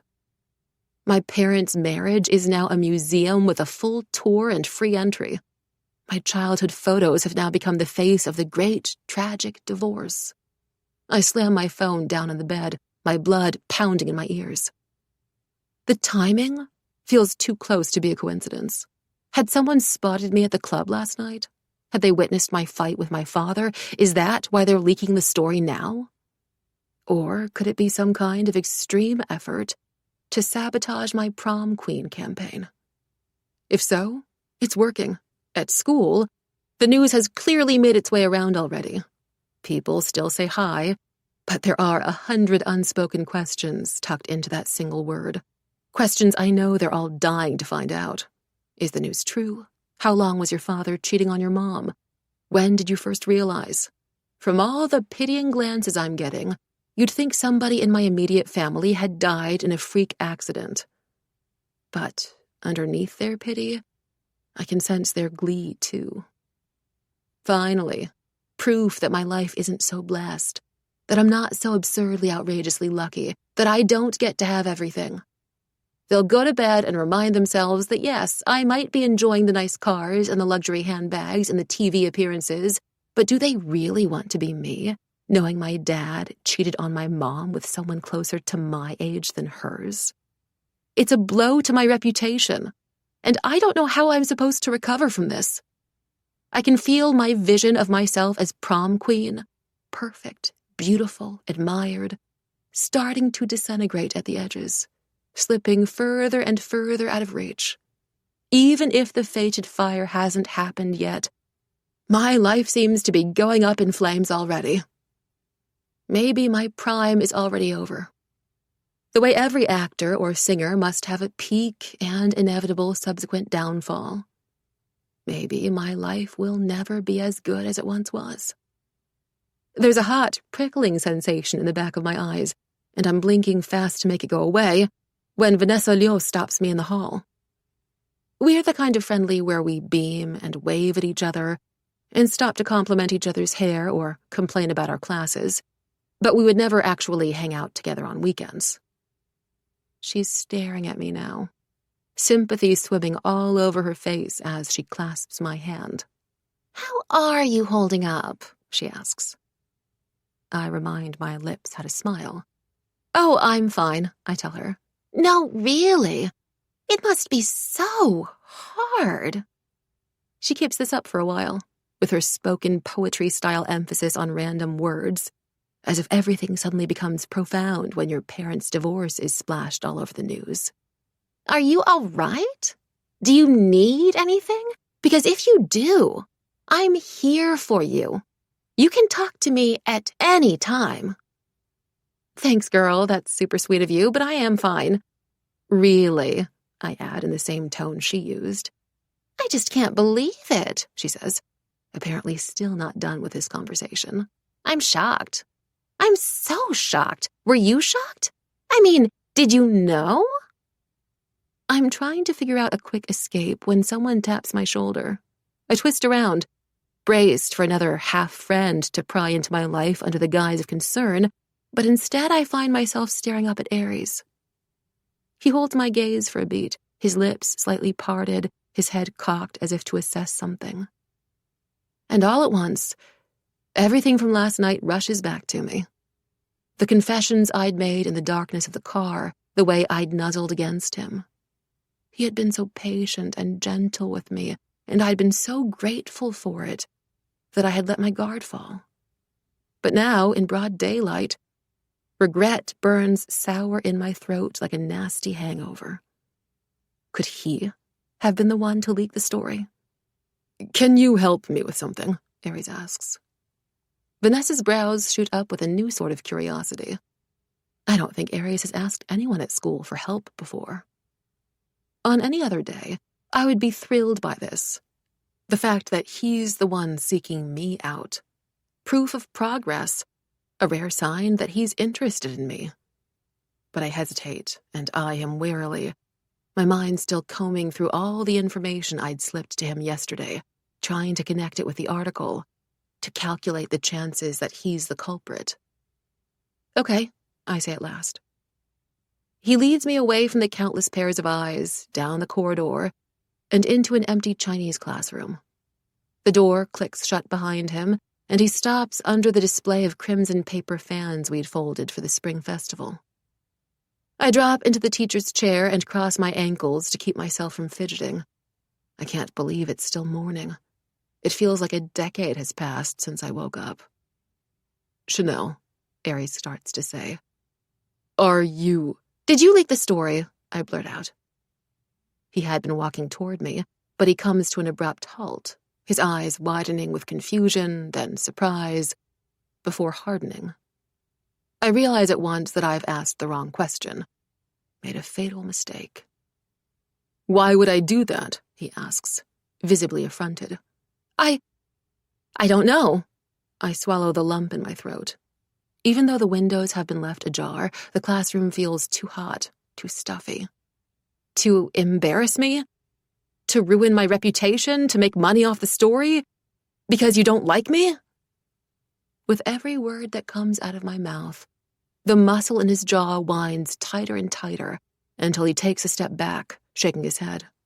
Jesus, Chanel, he says. I wasn't aware you had such a low opinion of me. It's not you personally, I hurry to say, to somehow explain it's less that I don't trust him and more that I don't trust anyone. But I can tell the damage has already been done. I was just going to check to see if you were okay, he says slowly. But if you don't want to tell me anything, that's fine. Wait, I say, reaching for him, as if I can reach through time and reverse this whole conversation. But when I grab his arm, he flinches like my very touch burns him, his jaw clenched. I pull back, humiliated, blinking fast, trying not to let my hurt show. Without another word, he turns to go, as if he can't stand being in this room with me for even one more second. Come back, I'm tempted to call after him. I didn't mean it. But my pride is already lying in pieces at my feet. The door slams shut after him, and in the following silence, I draw my knees up to my chest, feeling sick. I'm almost impressed with how badly I've fucked everything up. My classmates all pity me. My chances of winning prom queen are lower than ever. And I've just single-handedly shattered whatever goodwill I've built with Aries over the last week. Being at school is awful, and being at home is worse. I barely have the energy to drop my school bag down on the doorstep before falling onto the couch, my head angled to avoid smudging my makeup on the cushions. I could blame the news, all the things netizens are saying about me and my family. But there is this feeling that's been festering inside me for a while now. Maybe from the day I found out about my father, or maybe even earlier than that. But it used to be easier to ignore. It's duller than despair, but heavier. Less the specific cutting pain of an open wound, and more the vague discomfort you feel when you're running a fever, your head woozy, everything too bright and too loud and disproportionately draining. I don't really understand it. I only know that the thought of the near future, of having to climb out of bed, put on my makeup, brush my hair, go to school, talk, smile, scheme, eat, but not too much, work out tomorrow and the tomorrow after that, fills my chest with such dread that it practically pins me down. Get up. Do something, I urge myself. Do something. You're running out of time. But the prickling sensation I've been trying to ward off all day sharpens into a burning, and I taste the salt of tears. At least I'm alone right now. Couldn't bear to let anyone at school see me this way. They all love being around me when I'm happy, the life of the party, not when I'm too deep inside my own head. The key turns in the door. My mom steps inside, or staggers more like, kicking off her boots by the door with none of her usual grace. When she removes her sunglasses, I notice the mascara smudged around her eyes, the tiredness in her face. I quickly wipe away my tears and pad over to her. Mom, are you okay? She doesn't say anything for a long time. Yes, I'm fine, she replies at last in a distant, strained voice. But she continues to move as if in slow motion, setting down her bag, then her keys on the marble counter, then the cream-white gift box in her hand. I think I might sleep early tonight. Okay, yeah, that's a good idea, I say, desperate to make myself useful. Go get some rest. Is there anything you need, though? I can order you some chicken vermicelli salad for dinner first, or some herbal essences for a bath. No, that won't be necessary, she says. Then, still in the same strange voice, not really looking at me, she asks, Did you see your father yesterday? I freeze. What? In one of the articles. Her expression is impossible to read.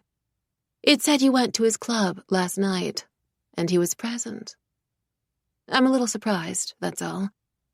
I suppose I wasn't aware that you two were still in touch. I'm not, I rush to say. I haven't spoken to him since you... And I bumped into him by accident. It was a pure coincidence. You bumped into him at the club he owns? She says mildly, turning into the living room. I hurry in after her, my stomach twisting. You needn't sound so defensive, Chanel. If you wanted to see him, you have the legal right to. I do. However, she goes on, an edge to her words, advise that going forward, you are more careful about your behaviors in public and what people might say. When you're out and about, you're not just some random teenager, you know. You're Chanel Tsao. You represent this family. Anything you do reflects not only on you, but me as well. All I ever do is think about what people might say, and I'm exhausted. But my throat closes over the protest. I'm sorry, Mom. I promise. I'll be more careful. She presses her lips together. You have to be. A pause. Did anyone at school ask you about the situation?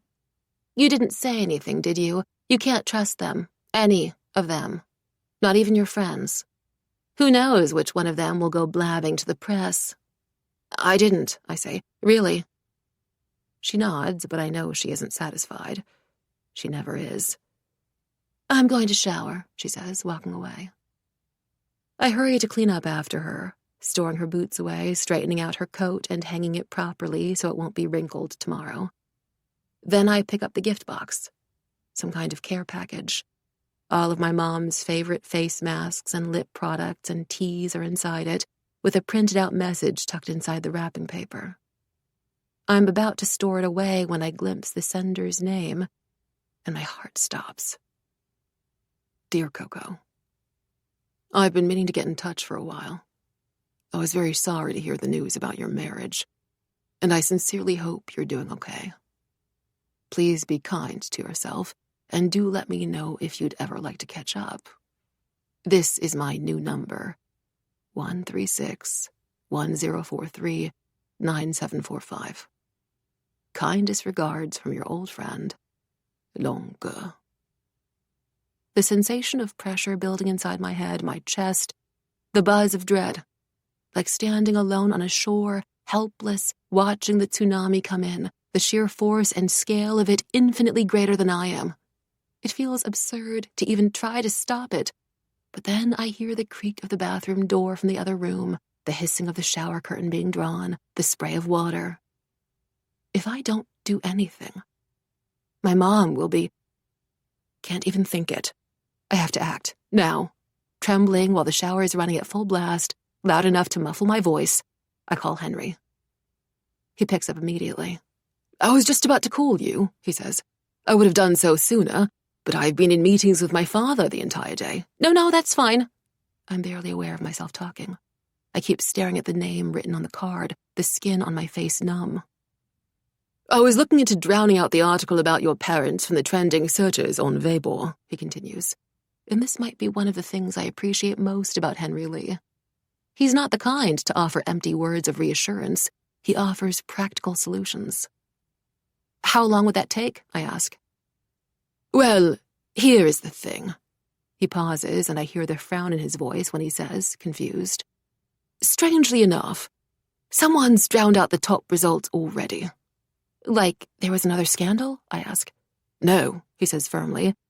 It must be the work of bots. The number of clicks, the speed at which the new articles have risen to the top, and the nature of the comments all suggest that someone has paid for it. Organic engagement simply doesn't work this way. Maybe it was my mom's agency, I say. Maybe, he allows. If that is the case, then they're doing an excellent job. Still, if there's anything I can help with, you can, I tell him. This seems to be all that I'm doing nowadays. Asking for things from people, pleading, close to begging. There's a man in the vision, Longue. He's going to be here when my house burns down. And I might have just found his phone number. A drawn breath. How? He gave it himself. Apparently he reached out to my mother right after he heard the news about the divorce, sent her this giant gift box that he likely ordered online. If I give you the phone number, delivery date, and the gift box brand, would you be able to help me track down the sender's IP address? Yes, not a problem, he says. And I've never felt so grateful to be friends with one of Beijing's most accomplished tech prodigies. Leave it to me. 16. Aries. Aries had naively believed the week couldn't get any worse. He thought he'd already hit his lowest point at school when Chanel had accused him of selling her out. He can see it even now. The distrust in her eyes, the bitterness in her tone, just when he was starting to believe he meant something to her, something real. And, as if the whiplash from the accusation wasn't enough, she'd grabbed his arm right over his newest wound, and he'd felt the hastily done stitches rip, an awful tearing sensation that made him shudder. Had barely a second's chance to react before he hurried out of the room, determined not to let her see the extent of his injuries. He was bleeding through his school uniform by the time he reached the bathroom, trying to staunch the flow with paper towels. His arm still burns right now. But the pain pales in comparison when he remembers what day it is. The day everything went wrong. The day that marks 3 years exactly since he last saw Luke. 3 years since they all went out to eat at Luke's favorite burger restaurant. It was always Luke who told their father what he craved, and that was always the place they went. Aries simply followed, like he was doing now, 2 steps behind his father and his brother as they headed toward the entrance, where the menus were plastered to the glass doors, advertising their newest chicken salt curly fries and cheeseburgers in several sizes. The dog had bolted out of nowhere. That's how it seemed anyway. Just a blur of dark and brown fur, a snarl that echoed down the street, and then the dog's hot breath on his wrist before the creature sank its fangs in. It happened so fast that he barely had time to register the pain, only a horrible, bone-crushing pressure. He didn't scream. He was too stunned, almost incredulous. He had just been walking, hadn't he? He'd been deliberating whether to buy the double or triple cheeseburger. How could he be bleeding because some wild creature had attacked him? Why hadn't anyone stopped the dog? Then his survival instinct kicked in, and he jerked back from the animal, gasping. The animal appeared to have lost interest anyway. It licked the fresh blood on its chin and sniffed the air, its ears perking up. Then it bounded off in the direction of the roast pork store opposite the restaurant. Are you hurt? How are you feeling? Look at me, his father's voice trembling with worry. Aries collected himself, determined to put up a brave front and assure his father he was fine, but when he lifted his head, his father wasn't even looking his way. He had pulled Luke to the side to protect him, and was now crouching down in front of his little brother, scanning his perfectly unscathed face while Aries stood there alone, blood trickling down from his fingertips. Don't be scared, Erza. The dog's gone now, his father said, squeezing Luke's shoulder, still without even a glance at Aries. Now the pain was really here, pulsing, like white-hot electric shocks through his arm. He didn't know if he was supposed to wrap something around the bite, or leave it alone, or try to clean it. A lump pushed against his throat. He wanted, embarrassingly, to burst into tears, but he hadn't cried since he was a little kid. He wasn't going to start now. I think Kaga's injured, Luke whispered, and only then did his father turn around. His father frowned over at him, and Aries strained to detect some glimpse of genuine concern. Pity would be fine, too. That wasn't asking so much, was it? You could even pity a stranger in pain, or a movie character on a screen. But his father's jaw was set, his face hard. You should go to the hospital to stitch that up, he said at last. Wouldn't want to get rabies. Right. Yes, Aries said. He felt somewhat lightheaded, like when you were only running on 3 hours of sleep, but pushing your brain to work anyways. You can call yourself Aditi, can't you? His father said. It wasn't really a question. We'll meet you after lunch. With his uninjured arm, he fumbled for his phone, and the lump in his throat hardened until he couldn't even swallow. His fingers kept slipping over the keyboard, the pain making it hard to focus. Wrong password, try again. Wrong password, try again. He hissed under his breath. His father was walking away already, holding Luke's hand, talking about trying the new curly fries. Wrong password. 5 attempts left. And then the terrifying words circled his mind like a threat. Hospital, rabies, stitches. He didn't want to think about any of that right now. He just wanted to go home. He did, eventually. After the lonely visit to the hospital where everything smelled like rubbing alcohol and sickness and stale final breaths. "Where are your parents?" the nurse had asked him while she stitched him up. And he lied about his father traveling for work. Even at a time like this, he rushed to his father's defense. "Almost done," the nurse told him. He couldn't stop staring at the needle threading through his flesh, couldn't stop thinking about how fragile humans really were. It was almost midnight when he staggered down the corridor, his arm throbbing. He passed by Luke's bedroom, the biggest ensuite with a wraparound balcony, the walls covered with science and car posters. The kind of bedroom he would have dreamed of having as a kid. But he had been forced to squeeze himself into a tiny cot back at his grandparents' house, which creaked every time he moved. Luke was still awake. He was sitting comfortably on the couch, licking a boba ice cream bar Aries bet he'd stolen from the fridge when their father wasn't looking. Not that his father could bear to get mad at Luke for it, even if he found out. And Aries felt an ugly emotion rising up in him. Luke lifted his head and spotted him in the doorway, blinked those innocent eyes at him. "Gaga, you're back. Is your arm okay?" "Yes, it is," Aries said stiffly. He waited for that resentful, self-pitying feeling to go away, but the longer he stared at Luke, perfect, adored, sheltered, angelic Luke, his half-brother, the stronger it grew, until it was impossible to ignore. He hadn't meant to think the words, let alone say them, but suddenly they were stumbling out of his lips. "You know, it's funny. Our father really doesn't give a shit about me." Luke stopped licking the ice cream. His eyes widened. "Yes, he does," he said, which was somehow more enraging than if he'd simply agreed. "No," Aries snapped. "He doesn't. He only cares about you." "That's not true," Luke said. "He loves us equally. All fathers love their sons equally. That's what my friend said." "Not our father." Luke's nose scrunched up in confusion. "But—" "Jesus, can you just leave me alone for once?" Shock flashed across Luke's face, as if Aries had suddenly reached out and struck him. Aries made himself leave before he could say anything else. He continued on his way to his bedroom at the very end of the corridor, already regretting the conversation. He should have just kept his mouth shut. Luke was still a child. It wasn't his fault. Tomorrow, he thought. Once he had the energy and his arm wasn't hurting so terribly. Tomorrow he'd apologize to Luke and tell him he hadn't meant it.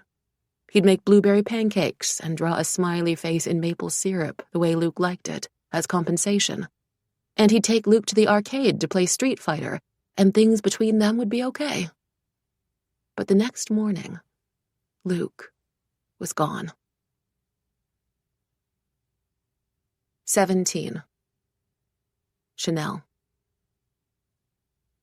I squint down into the bluish glow of my phone screen, scanning the address Henry had sent me earlier in the afternoon, even though I've committed it to memory already. Then I glance up, checking the street signs in the unsettling darkness.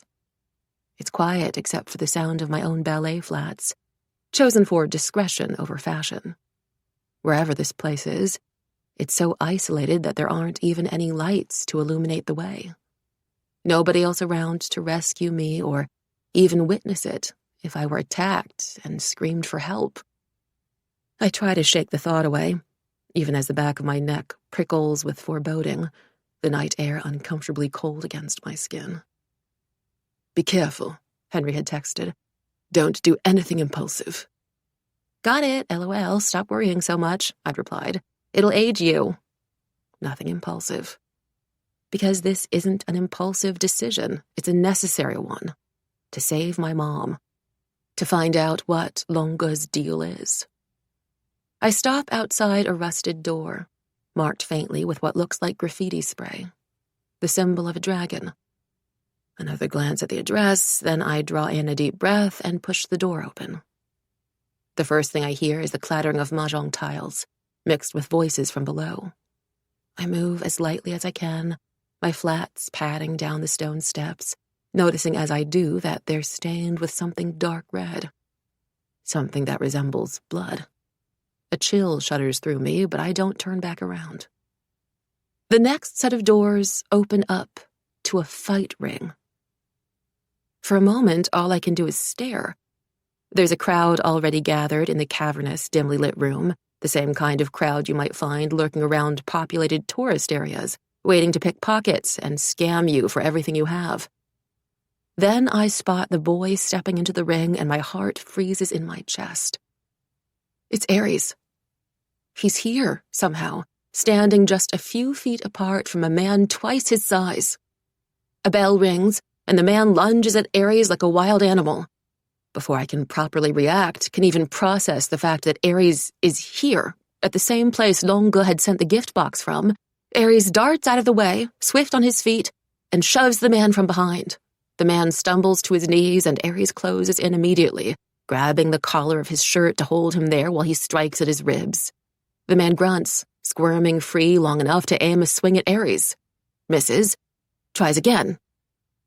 They exchange kicks and jabs like boxers, but it's nothing like a professional boxing match. It's unregulated, ruthless, nothing off limits. The only goal seems to be to knock the other person flat to the ground, whatever it takes, however much they break or bleed. I can't tear my eyes away. Ares has always been intimidating, but in action, he's terrifying. A chill shudders through my body. His gaze is utterly unfeeling as he swings his fist straight into the grown man's face with a loud crack, punches again and again, his hand coming away stained with crimson. Fresh blood gushes from the man's broken nose like running water. One final solid punch to the stomach sends him tumbling straight to the ground where he lies, eyes bulging and gasping like a fish struggling to rise again. I clap a horrified hand to my mouth, my stomach turning. I'd thought I was already aware of how sheltered I was. Well-protected, privileged, comfortably shielded from the world by my parents' money and connections. But it's only now that I realize just how sheltered I am. I've never even witnessed true violence before. I've never seen this amount of blood outside movie screens and hospitals. The crowd starts counting down, their voices bouncing off the gray walls.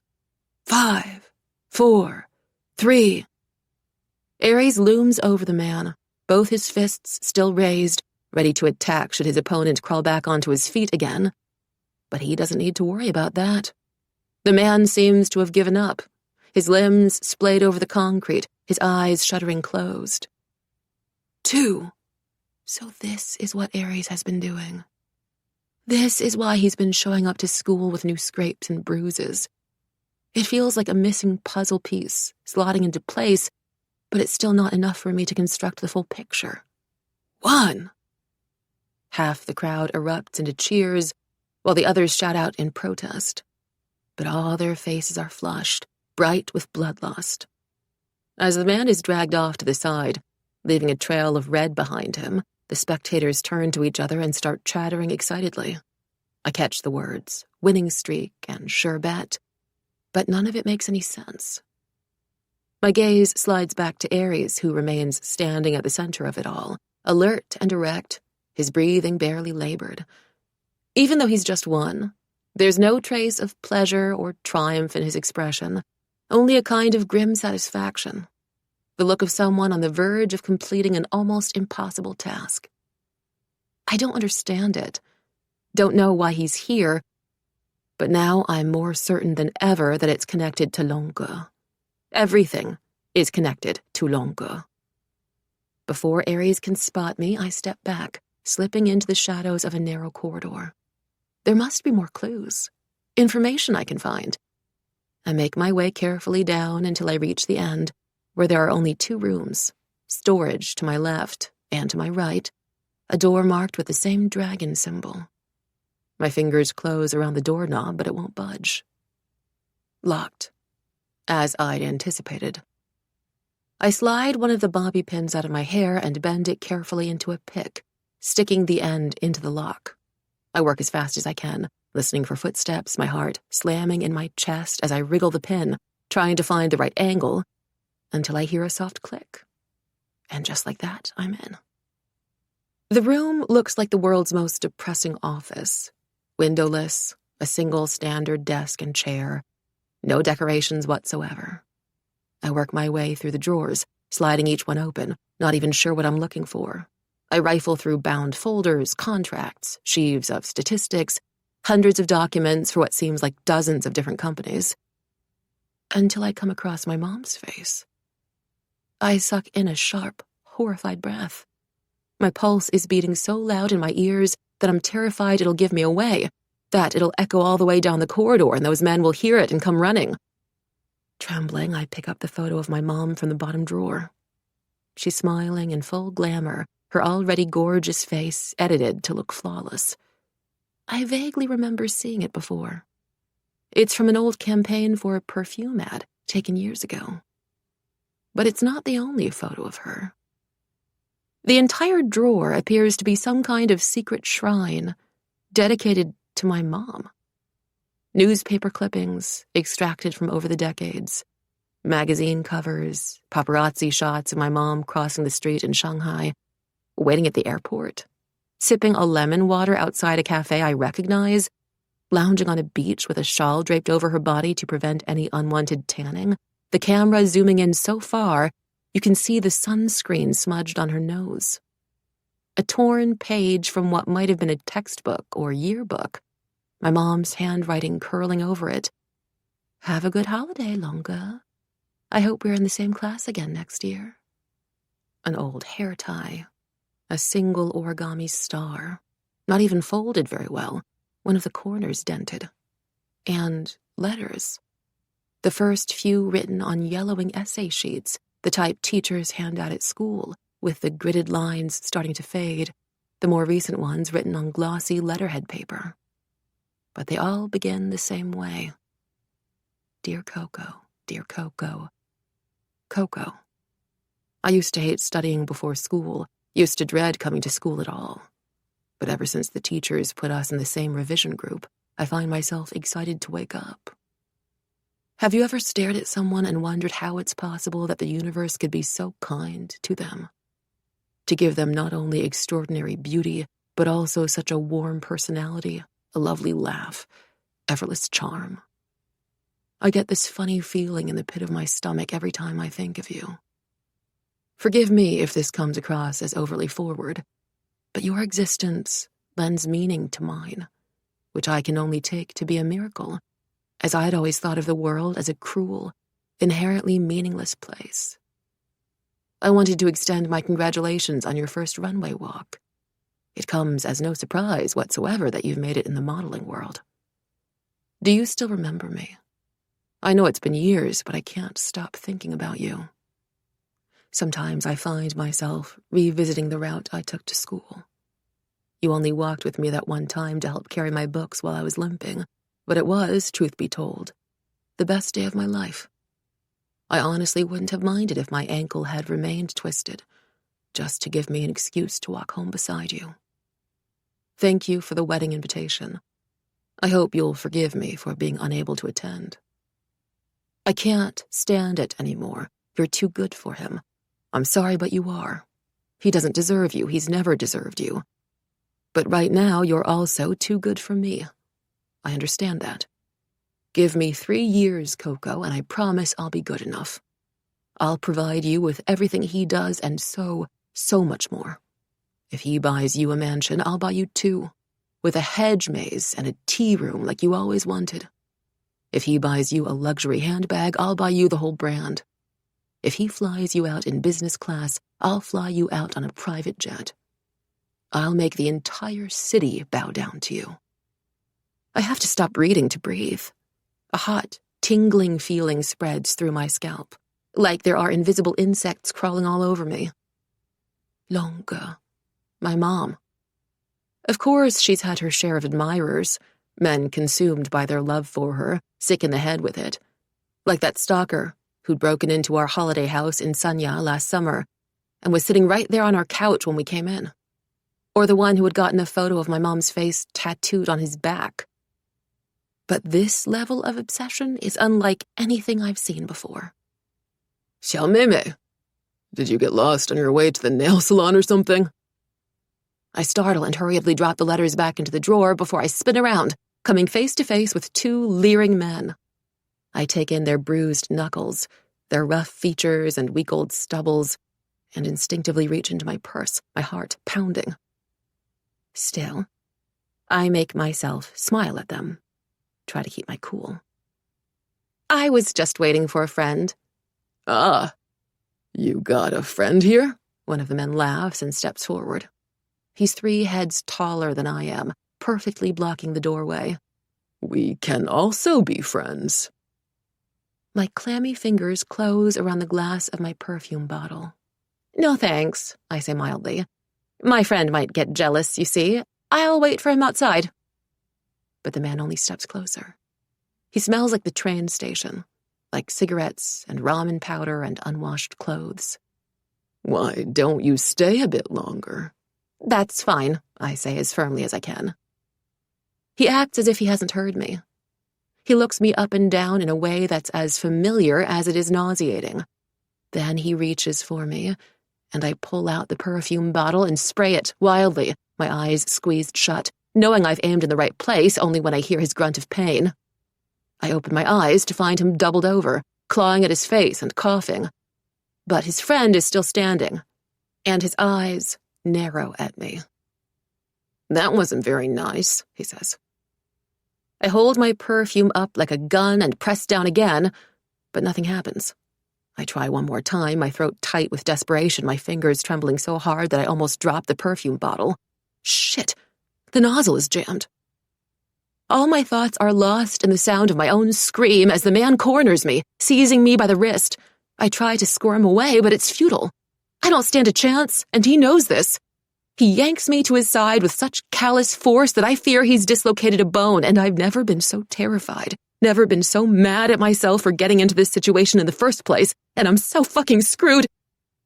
There's a flash of shadow, the heavy thud of a collision. Ares slams the man down, pinning his squirming body in place as if he's nothing but a worm in the dirt. There shouldn't be anything graceful about this, the crunch of bone and the splash of blood and gasps of pain, but Ares moves with all the streamlined grace of a natural fighter, a wolf determined to clamp its jaws down on its prey. Then he lifts his head, his blazing eyes locking on mine. Go, he says. Run! I do. I turn on my heel and run, and I don't stop until the stitch in my side makes it physically impossible to keep going. I'm halfway down the block, panting, my head spinning, the stench of blood in my nostrils, when Ares comes to find me. His pale skin is flecked with red, the color as vivid as new paint. A few loose strands of hair, come undone during the fight, tumble over his eyes. He looks ready to tear down the building back there with his bare hands. Ready and capable of it. I'm struck by a sudden sense of déjà vu so intense it almost knocks the breath out of me. I've witnessed this before. This very moment, The alley I'm standing in, the way he's walking toward me. The vision. Between the news about my parents and Longa, I'd forgotten about it. But before I can flee from the scene, Ares corners me. "What were you doing in there?" he demands, his eyes pitch black, blazing with some emotion I can't parse. Something darker and more complicated than anger. "Did you follow me?" This seems like a better, easier explanation than revealing what I've found out about Longa, so I nod. "I'm sorry.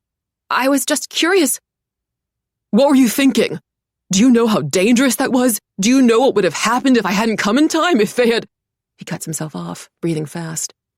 "This isn't a fucking game, Chanel. These men won't hesitate to run a knife through a living person. It doesn't matter how rich or famous or well-connected you are. Your name won't protect you in a place like this. If anything, it only makes you more vulnerable. Honestly, it's a miracle you're not dead." "But I'm fine," I say, dazed, almost dizzy. "I'm not hurt or anything." "You're not hurt," he repeats.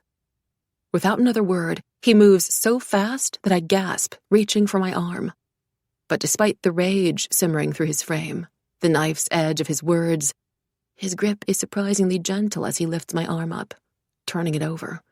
"If you're not hurt, then what the fuck is this?" It's only then that I notice the purplish marks around my wrist, stark as ink. They must be from when the man grabbed me earlier. "Not badly hurt," I amend weakly, pulling my arm away from him.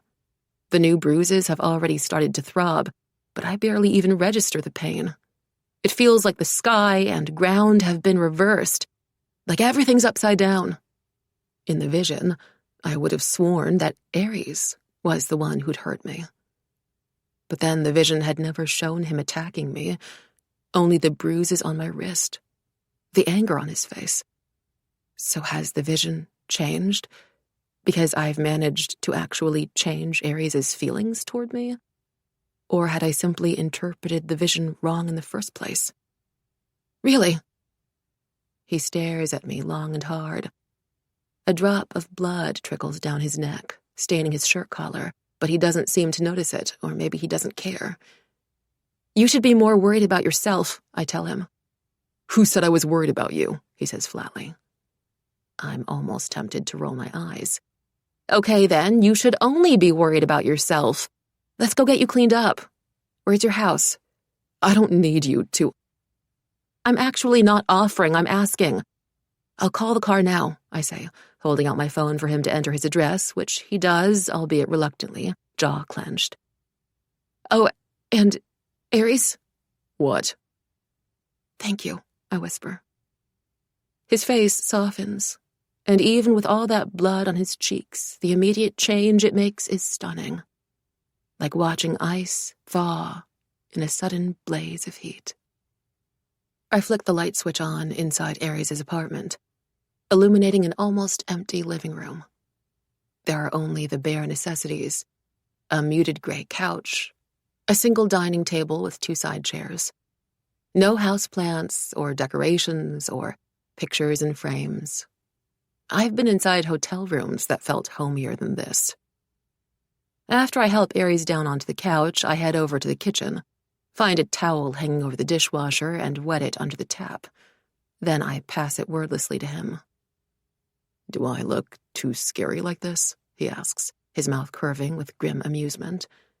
"You don't scare me," I lie, unable to stop myself from staring as he runs the towel over his cheeks, his collarbones, the hard line of his jaw, wiping off the dried blood splatters. The white fabric comes away a dark, dirty red. Then he lifts his shirt up over his head. "Oh my God," I whisper, horror lurching to my throat so fast I think I might be sick. "Oh my God."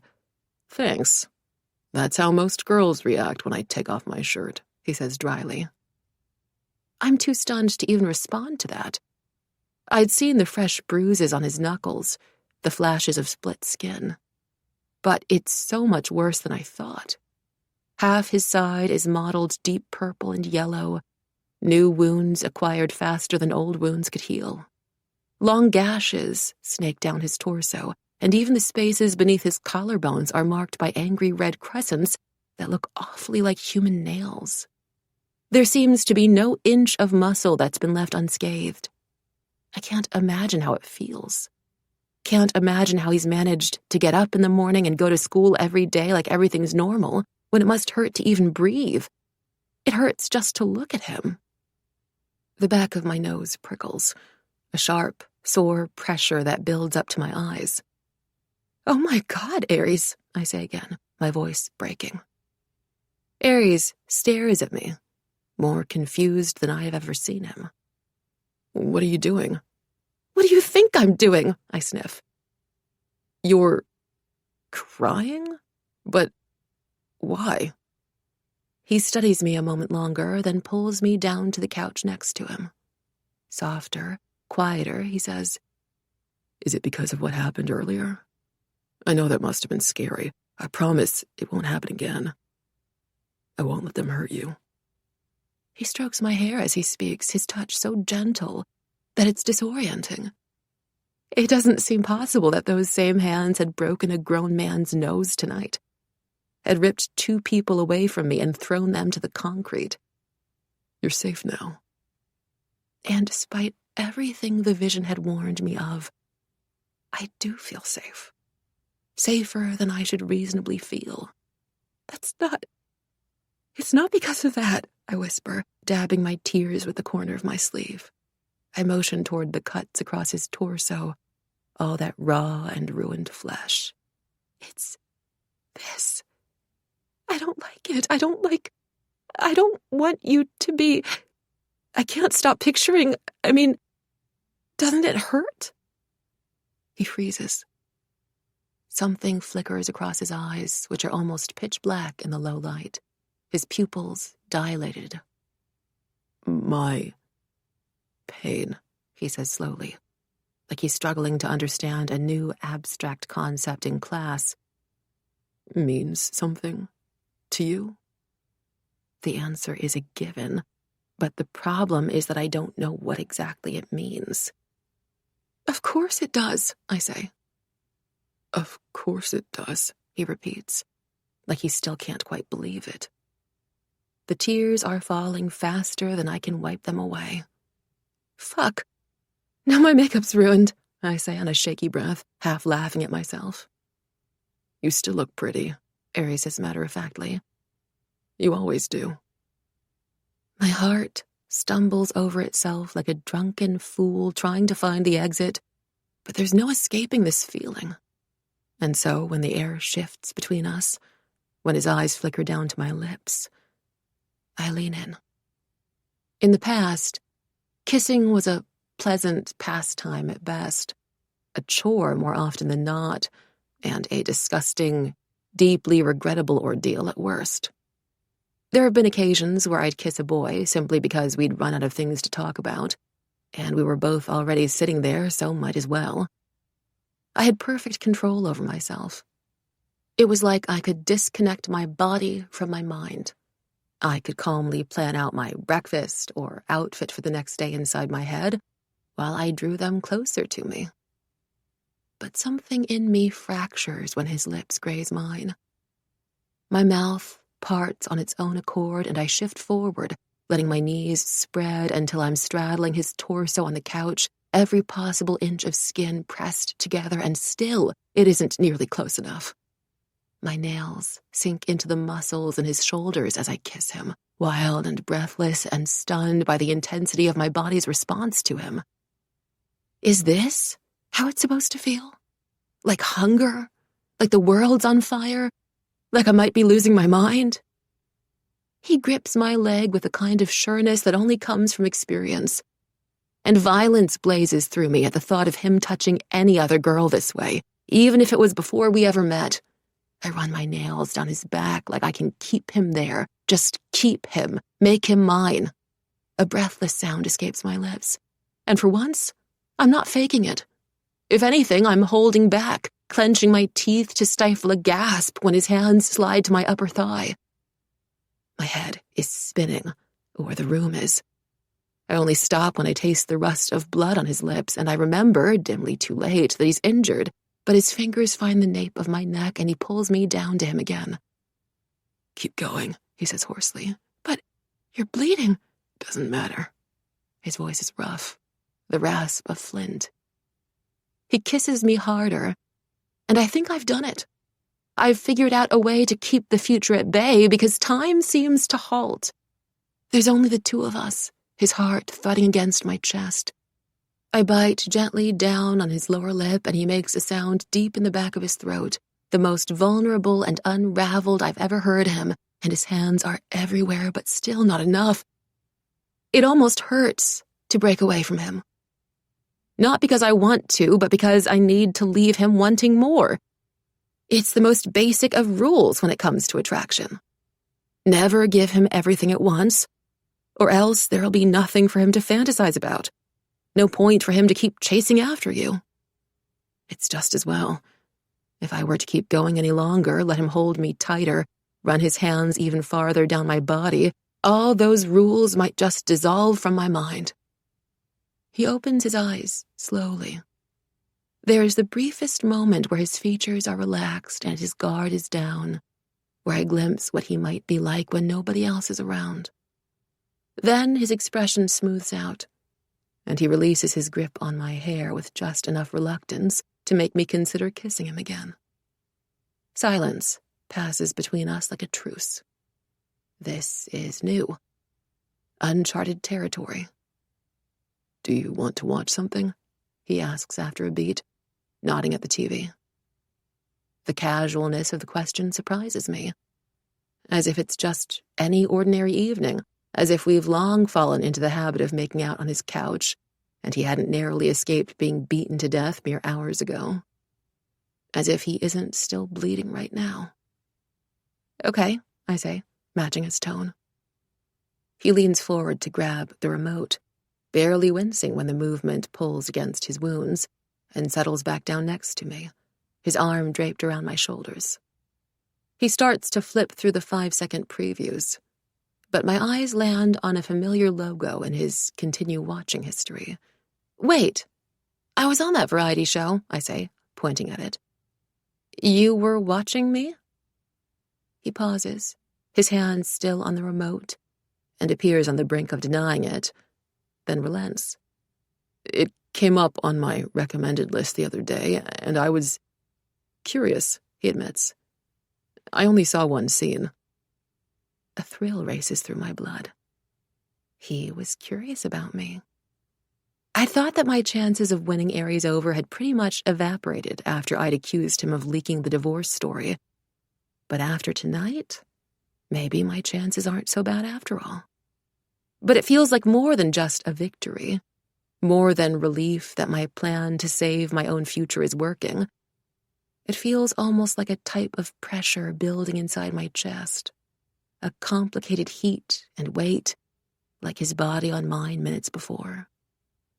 Let's keep watching it then, I say. He raises his brows. Really? You want to watch yourself? What? Do you think that's incredibly narcissistic of me? I ask, grinning. The corner of his mouth rises like he can't help himself, the closest to a smile I've seen on him. I already knew about your narcissism, though your shamelessness is refreshing. But he clicks into the show anyway. As the opening theme plays, I lie there with my head nestled against his shoulder, the blue glow of the TV screen flickering in my peripheral vision. Too comfortable to move. It's so easy to pretend the rest of the world away like this. Everything blurry and secretive and vaguely intimate. I can smell the perfume in my own hair, mixed in with the lingering notes of blood. Hear the loud thudding of his heartbeat. You flew to Paris just for your birthday? Aries asks as a scene of me strolling down the Champs-Élysées flickers to life on the screen. Yeah, it looks nice, right? I say. The cameras continue to follow me throughout the weekend, stopping to take photos in cobbled alleyways, sun on my shoulders, floral sundress billowing around my ankles, smiling through perfume-making classes and private cathedral tours. Then the actual birthday party at a luxurious restaurant with a panoramic view of the city, me showing up with my hair done in a custom-made dress, holding a brand-new Chanel purse I'd been eyeing for months, while a group of girls, all gorgeous, all my age, gathered around me. But, I barely knew any of those people. Aries frowns at the screen, where one of the girls is loudly gushing over my dress. Those aren't your friends? Nope. It was just for the show, I say, shrugging. All those girls are the daughters of CEOs and fashion designers and entertainment company founders. The director of the variety show and my mom created the guest list. I didn't even know who was coming. Aries doesn't say anything to that, but he grabs the blanket from the other end of the couch and covers my bare legs with it and holds me tighter. The shot cuts to a lychee cream birthday cake from Hollyland, my name written out in chocolate and pink swirls in the center. And though I'm used to seeing myself on screen by now, it's still strange to be presented with the edited version, cropped by the camera, and remember how it had felt to live inside the frame. I'm grinning like I'm competing to be the happiest girl in the universe, blowing out the candles and then cutting through the cake with a shiny gold knife. That's the part I was looking forward to the most, I tell Aries. The birthday cake. It had been ages since I'd had cake or any kind of dessert. And? Was it good? I shake my head. I didn't get to taste it. Right before we all went to sit down, my mom reminded me that we were still filming for the next few days, and if I had any sugar, I'd end up looking bloated. So I did the trick where I was playing with the icing using the fork. See what I'm doing there? But when the camera moved away, I'd simply put the fork down. What? I can sense Aries staring at me, and I tilt my head toward him. It's difficult to read his expression, but something glimmers in the depths of his eyes. You should have had some, he says, his voice quiet. You deserve birthday cake. I blink in surprise, the pressure inside my chest expanding until it nearly resembles pain. It's so unexpectedly sweet, so sincere, that I don't know what to say except, thank you. We finish the episode in silence, but I'm barely watching anymore.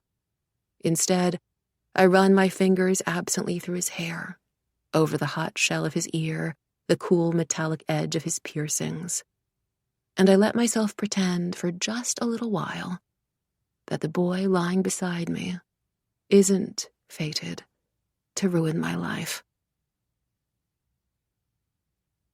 18. Aries.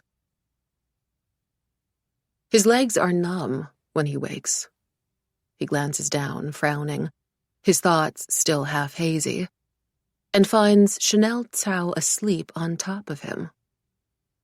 Suddenly he's wide awake, the events of last night trickling in like the pale sunlight through the curtains. The fear that had pierced his lungs when he first spotted her at the cave, stumbling home together after. The kiss that tasted of blood and cherries. The unreality of seeing her grab towels from his kitchen like she belonged here, like their lives were irrevocably tangled. He must have dozed off at some point. He isn't sure when, which is strange. He normally struggles to fall asleep, to the point where his body shuts itself down from physical exhaustion, and even then he'll spend much of the night tossing around, waking every hour or so with a start and struggling to relax again. Yet the last thing he remembers is closing his eyes, and now this. Chanel, her dark hair spilling over her shoulders, her head resting on his stomach. There's no blanket around either of them, but he isn't cold at all, not with her body pressed so close to his.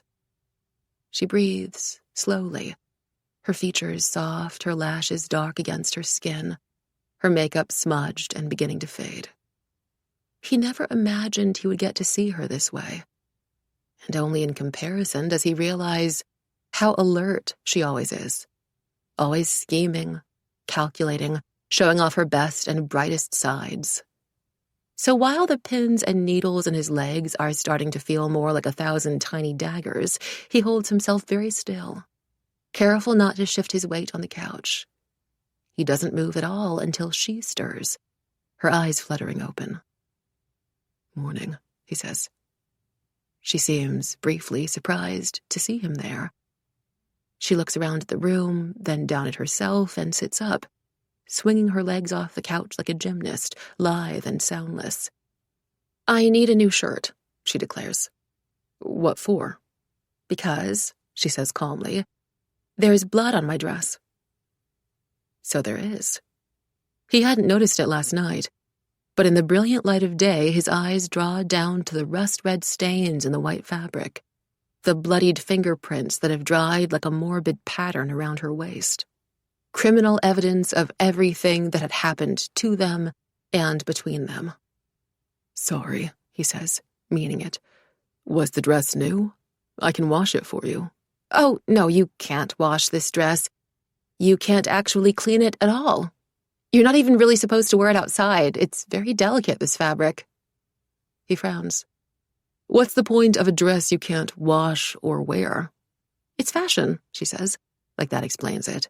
"Though this was from last spring, so it's about time I retired it anyway."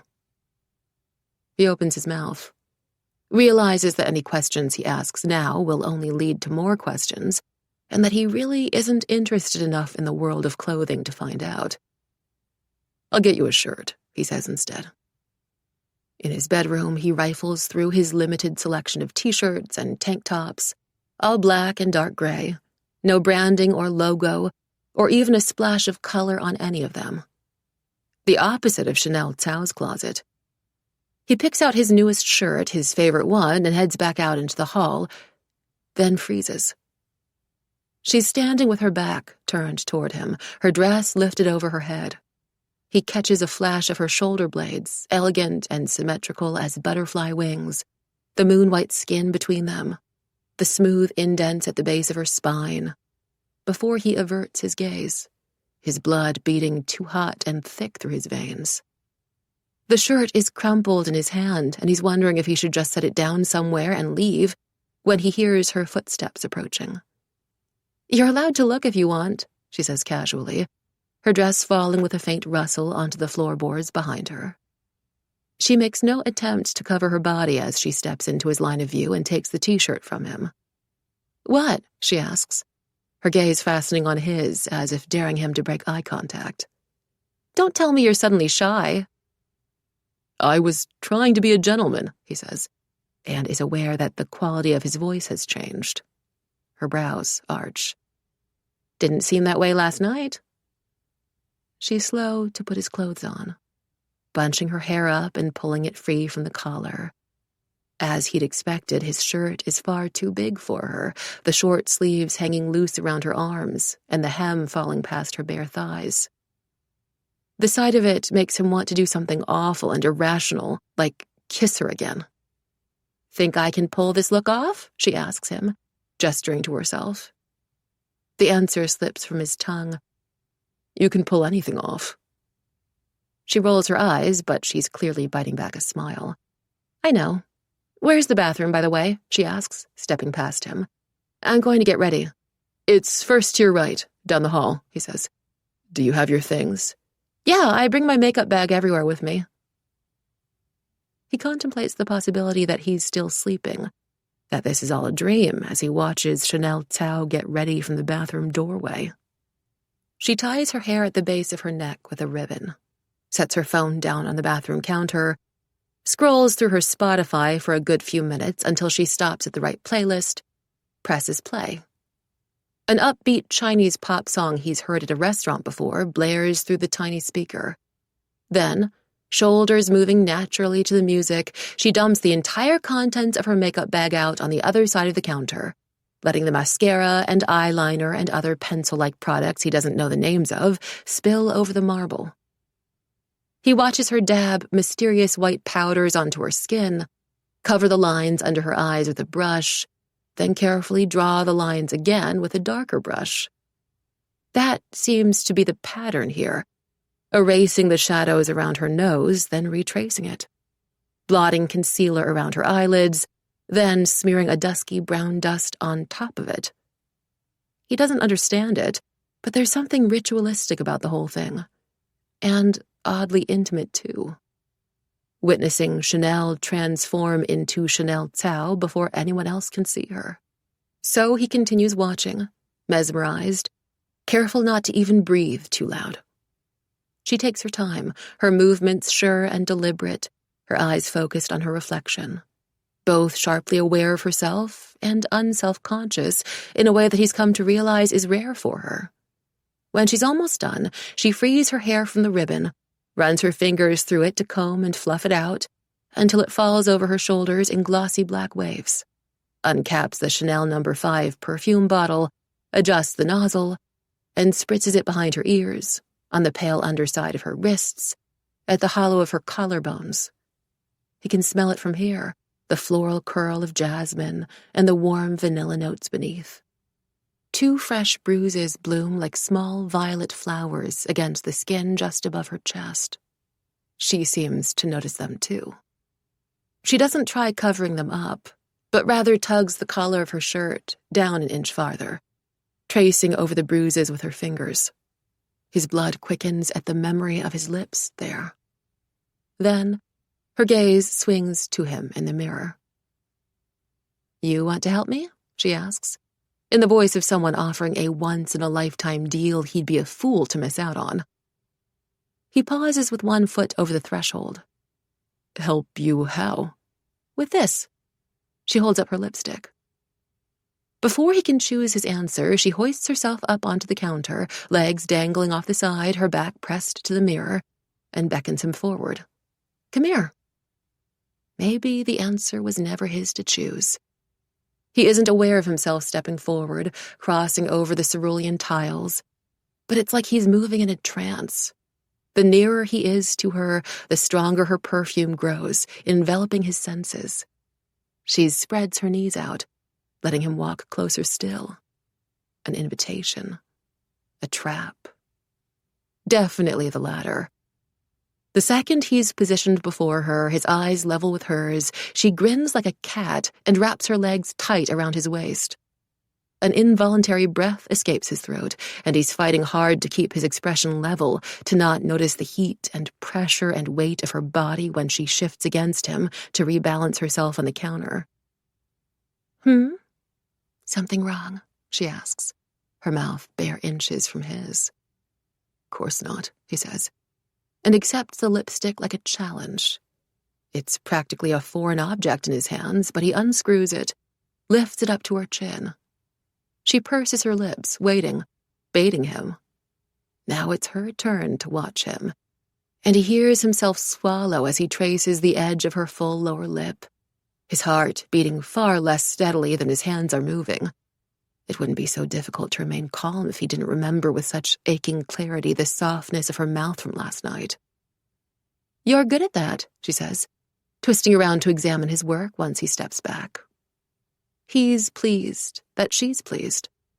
Feels the sickening, pathetic urge to do anything to please her more. She smiles up at him. Then her eyes fall on the paper half tucked into one of the bathroom drawers, and her body goes still. "What's this?" "Oh, that. It's just a design," he says, taking it out to show her the sketch of a crescent moon. "I'm getting it tattooed." With a start, he remembers the vision he'd seen in the lake. Him and Chanel together at a tattoo parlor, her sitting down beside him. His pulse quickens. He'd feared that his chances were ruined after what happened at the cave yesterday, that he was further away from finding Longue than ever. If they don't let him go back, he'll never be able to win the final matches and secure his favor. But is it possible that this is how things were meant to fall into place? Chanel showing up last night, coming back home with her, and waking up to this. Chanel leans closer to study the sketch. "It's pretty." "Do you want to come with?" he asks. And he feels the rightness of the question as he asks it. A sense of forward motion, the gears of time turning and clicking. The future will come true. He will make it come true, using the vision as his blueprint, his map, guiding him to his brother. "Where?" "The tattoo appointment," he says, hoping he doesn't sound too eager. "It's next week. I don't know if you'd be bored, though." "You really want me to be there?" she asks. I need you to be there, he thinks, a little desperately. For whatever reason, you being there is a crucial part of the vision. Yeah, if you're interested, I mean. I'd like that. Okay, sure, she says. Could be fun. Cool, he says, and realizes belatedly what it sounds like he's asking her for. A date. A proper date with him, which he guesses it is in a way. She's quiet for a moment, maybe realizing the same thing too. Then, did you really mean what you said last night? About what?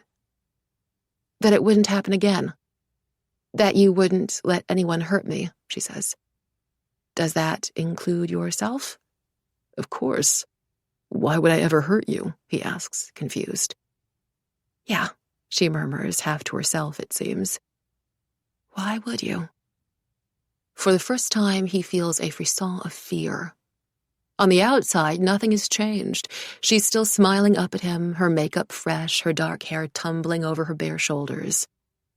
But there had been a shift just now. A glimpse of something moving underneath Chanel Tsao's perfect, polished surface, like a creature flitting beneath a moonlit lake. It should send him running, but he's strangely compelled to inch closer, dip his hand into the cold waters, see what's really there, even if it bites him. Are you okay? He asks. It's the wrong thing to say, not the question he meant. I'm fine. I'm just thinking. Her voice is light, so light that it seems to detach itself from her and float right over him, revealing nothing of the intricacies of her mind. You sure? I mean, he pauses. He has this encroaching feeling that he's upset her somehow, brushed against a nerve without realizing. It normally wouldn't affect him so much. He's used to people being upset with him, or disappointed, or angry. He normally wouldn't pursue the topic with such desperation. Are you tired? Again, the wrong question. But he doesn't know how to ask her outright. Did I say or do something wrong? Could you stop pretending for just a moment and let me know you as you truly are? She blinks those large, liquid-lined eyes up at him. I'm not tired at all. I slept very well last night. Okay, he says. But he still can't shake the sense that he's missing something. 19. Chanel. The key to any successful viral marketing campaign is that you can't lose momentum. It doesn't matter if one of your videos went viral once. If you aren't quick to follow it up with something else, people will lose interest. They'll forget why they saved the video in the first place. They'll move on with their lives. Their attention will be stolen by another trendy brand or hot influencer with shiny teeth. The same goes for Aries. I knew I had his attention when we were kissing the other night. I could tell that he desired me, if only for that moment. But it has to last beyond the moment, especially with prom happening in just over a week. So the morning after I come back from Aries' apartment, I text him. We still need to decide on a place for math tutoring, by the way. Half an hour later, he texts back, We can do it at my place. A ridiculous, triumphant grin bursts over my face, and I have to take a breath and restrain myself from agreeing too fast. This is exactly what I wanted, what I had hoped for. If Aries and I start hanging out regularly in private at his apartment, I'll be closer to my target than ever. Yeah, okay, I text back, after a reasonable amount of time has passed, then stare at our brief text exchange, my stomach already flipping at the thought of seeing him alone again. I never thought I'd be this giddy over the prospect of math tutoring. Part of me is almost afraid that it's too good to be true, that he'll change his mind and cancel. But he simply sends me his address again and confirms the time. So the following evening, when the light leaks out of the sky and the moon rises over the city, my driver drops me off outside his building. Before I leave the car, I do a careful evaluation of my reflection using my phone's front camera. Hair is fluffed, check. Lips are glossy, check. No lipstick on teeth, check. No smudged mascara, check. Skirt is rolled up, shirt collar pulled down, check, check. He's already waiting for me down in the foyer. From the moment I walk in, his gaze sweeps over me, taking me in with the kind of quiet, scorching intensity that makes me feel zipped open, makes my blood burn like lighter fluid. "Hey," he says. "You ready?" "Yeah, I'm always ready," I say, in a voice that sounds like it's fighting a bit too hard to be casual. Because none of this feels casual at all. Not when he's leading me inside by the wrist, his thumb brushing over where my pulse point is, and I wonder if he can detect how my heartbeat changes, how all the cells in my body reorient themselves to him. It's only a physical response, a good thing, so I don't have to fake my attraction to him to carry out my plan. I don't even have to think about pretending when he walks me into the living room. I slip my shoes off and lift my head, expectant, waiting for him to kiss me, for his fingers to find the small of my waist and pull me in. "Where are your books?" he says. I blink. "Huh?" "Your math textbooks." The corner of his mouth twitches. "Why? Were you planning on doing something else?" "No," I say quickly, ducking my head so he can't see the flush spreading across my cheeks. I'm usually good at predicting what guys want and when, but Aries keeps throwing my rhythm off. "Let's study over here." He helps spread a freshly printed worksheet out on his kitchen table, slides into the seat next to me, and jumps into the first question without any preamble. To give him credit, Aries isn't a bad math tutor. He's surprisingly patient and to the point, and doesn't overcomplicate concepts. The one time I'd asked Henry Lee to help me with math, he'd introduced 3 entirely new theories and referenced so many obscure mathematicians that I'd ended up more confused than I was in the beginning. But with Aries, the random numbers and symbols actually start to make sense.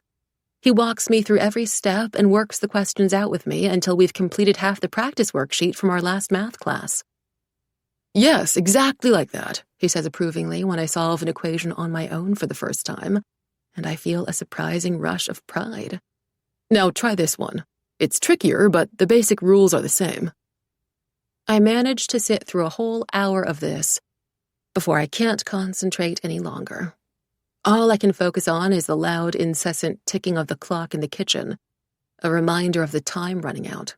There has been way too much productivity tonight, and not nearly enough physical proximity. "My neck's sore," I grumble, dropping my pen. Aries casts me a faintly amused look. "You want a break?" "I think I need one. Like, seriously," I say. "There's a huge knot in my muscles." "Really?" he says, still with the same amused expression, like he's humoring me. "You can feel it." I grab his arm, and when he doesn't resist, guide his hand to the base of my neck. "Here." "Right here?" He presses down, his fingers finding the exact place where my muscles are bunched too tight, and as he starts to massage the spot, the soreness melts into a pleasurable ache. A sigh slips through my lips, and I find myself leaning almost automatically into his touch. "That feels really good." "Does it?" His voice is a low murmur, and then he grabs my chin, lifting it up toward him. His gaze is scorching, pure heat, radiant and deadly and impossible to resist. "What about this?" And then he's kissing me, and every rational thought burns away. I rise from my chair, my back against the table, and his hand curls over the corner so it doesn't dig into me when he presses closer. It's perfect. It's so perfect I can't believe this is only the second time it's happened. I'm used to having to teach guys how I want to be kissed, like offering assembly instructions for furniture. Move this part here, be careful with this, repeat this step. But somehow, Aries knows exactly what to do. Knows to tug my hair a little, just firmly enough to make me gasp against his lips. Knows to push me against the table until there's nowhere else to go, no possible way to be closer, kissing me the entire time with such urgency it knocks the breath out of my lungs. I don't realize how much control I've surrendered, how eagerly I'm kissing him back, until he pulls away without warning. When I try to close the distance again, he deliberately moves just out of reach, teasing, grinning down at me like the devil himself. "You didn't answer me," he says. What?" I ask, the words loose as wine on my lips. God, I sound drunk. His fingers thread back through my hair, holding me there. "Does this feel good to you too?" I manage to make a vague noise, the most that my pride will allow. "What's that?" He moves his hands down to my neck, and a violent shiver courses through me. Terror inseparable from desire, dread twisted with anticipation. I don't know if I'm scared of the way he's touching me, slow and reverent, or if I'm scared that he'll stop. I want to hear you say it again. "I hate you," I mumble, but maybe what I really mean is, I hate the effect you have on me. I hate that my own body won't listen to me when you're around, because I'm still reaching for him, my hands moving over his chest like I'm trying to find an answer, my mouth open and waiting for him to kiss me again. His eyes gleam. His lips are swollen, his long crow-black hair still rumpled from where I'd run my fingers through it. "If this is how you act when you hate me," he says, glancing down at my hands on his body, "then I wouldn't mind if you hated me more." But he stops taunting me and pulls me back to him, and I can't think of anybody I hate more, just like I can't think of anything else I'd rather be doing. Our study sessions continue over the next few days, each one running longer than the last. By the time we finish all the practice questions on Wednesday, it's already midnight. My math textbooks have been left lying open on the table, and we've migrated to the couch where I'm draped over his chest like a blanket. He's writing something on my back with one finger, his touch soporific and so light that it tickles. The living room is warm, peaceful. Through the sheer curtains, I can see the few scattered squares of orange and pale blue light glowing from the other apartments. How many of them are staying up to prepare for a presentation, like my father would? Or study for a test, like I'm sure Alice is right this moment? And how many are seeing a bad idea all the way through, like me?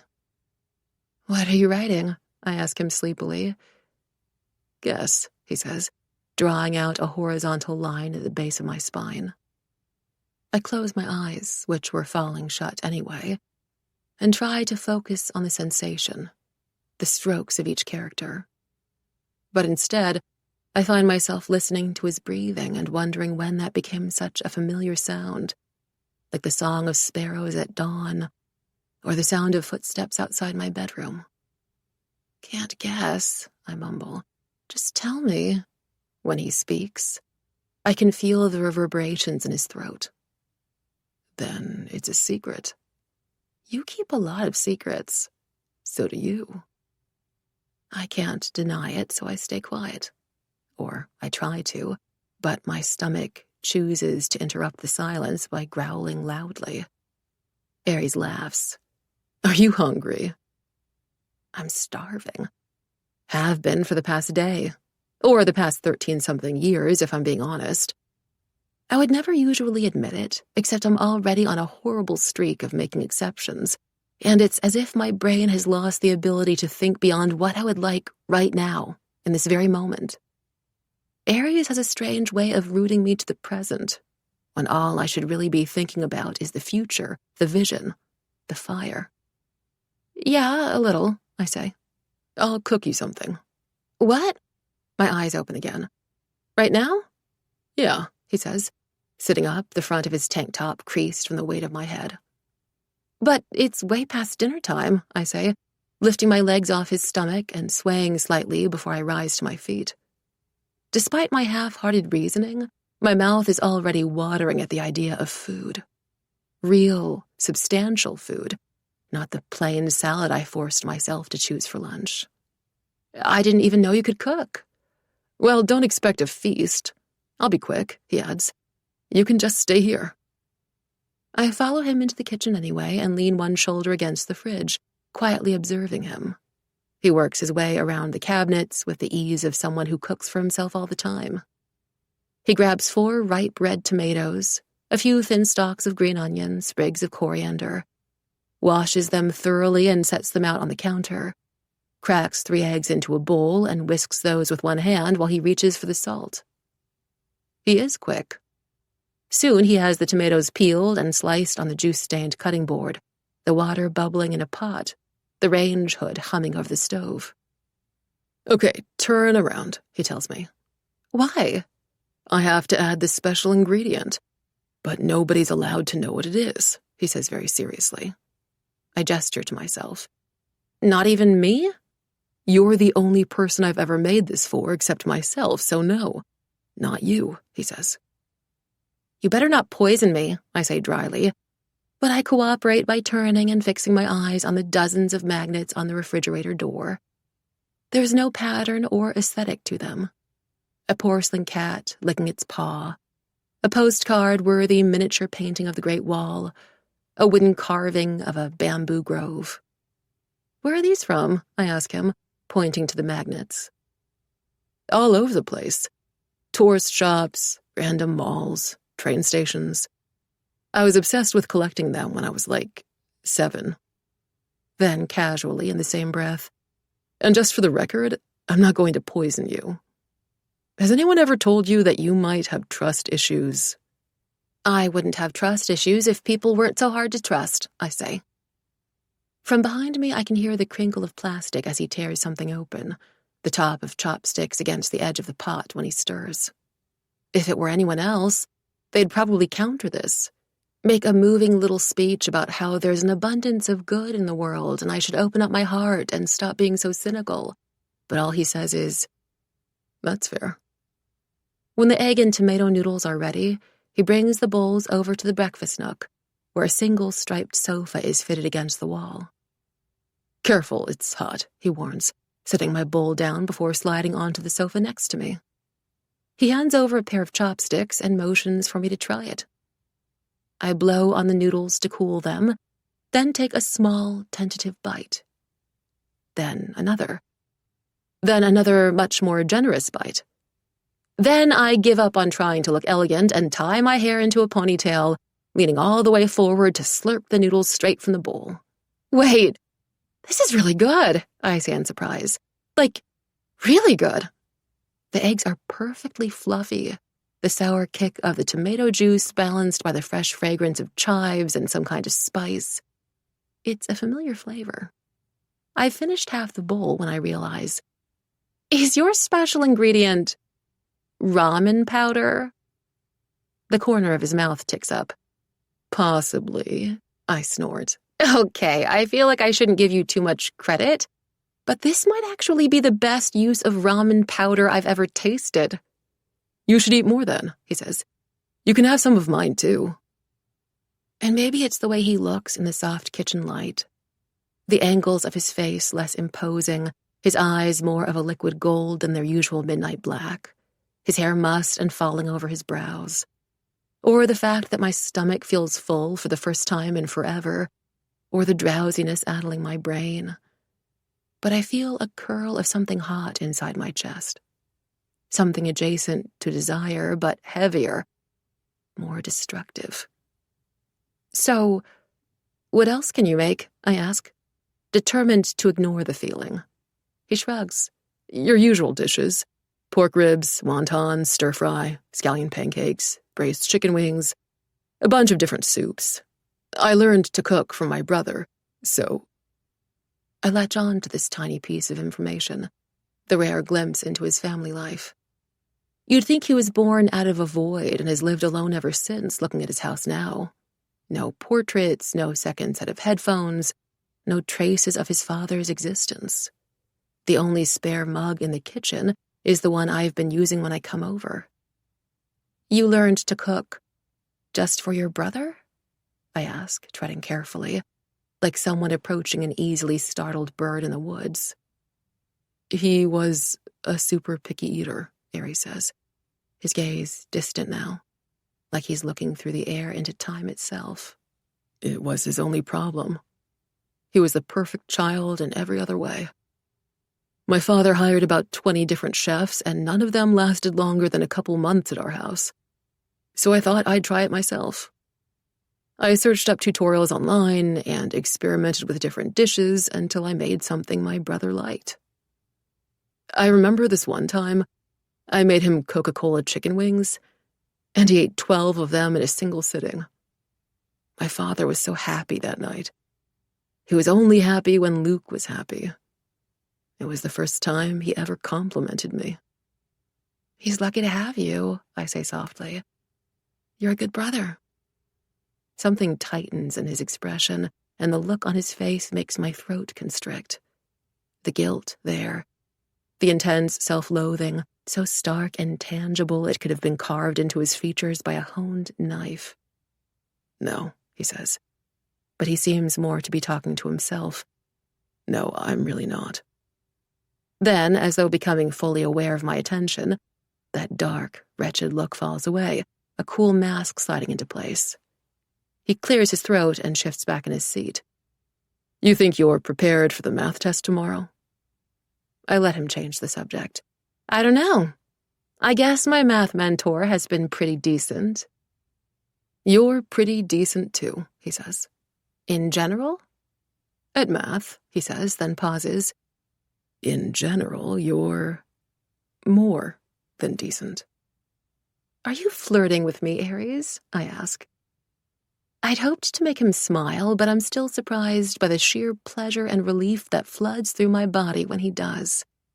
As if a single smile from him could mean that much.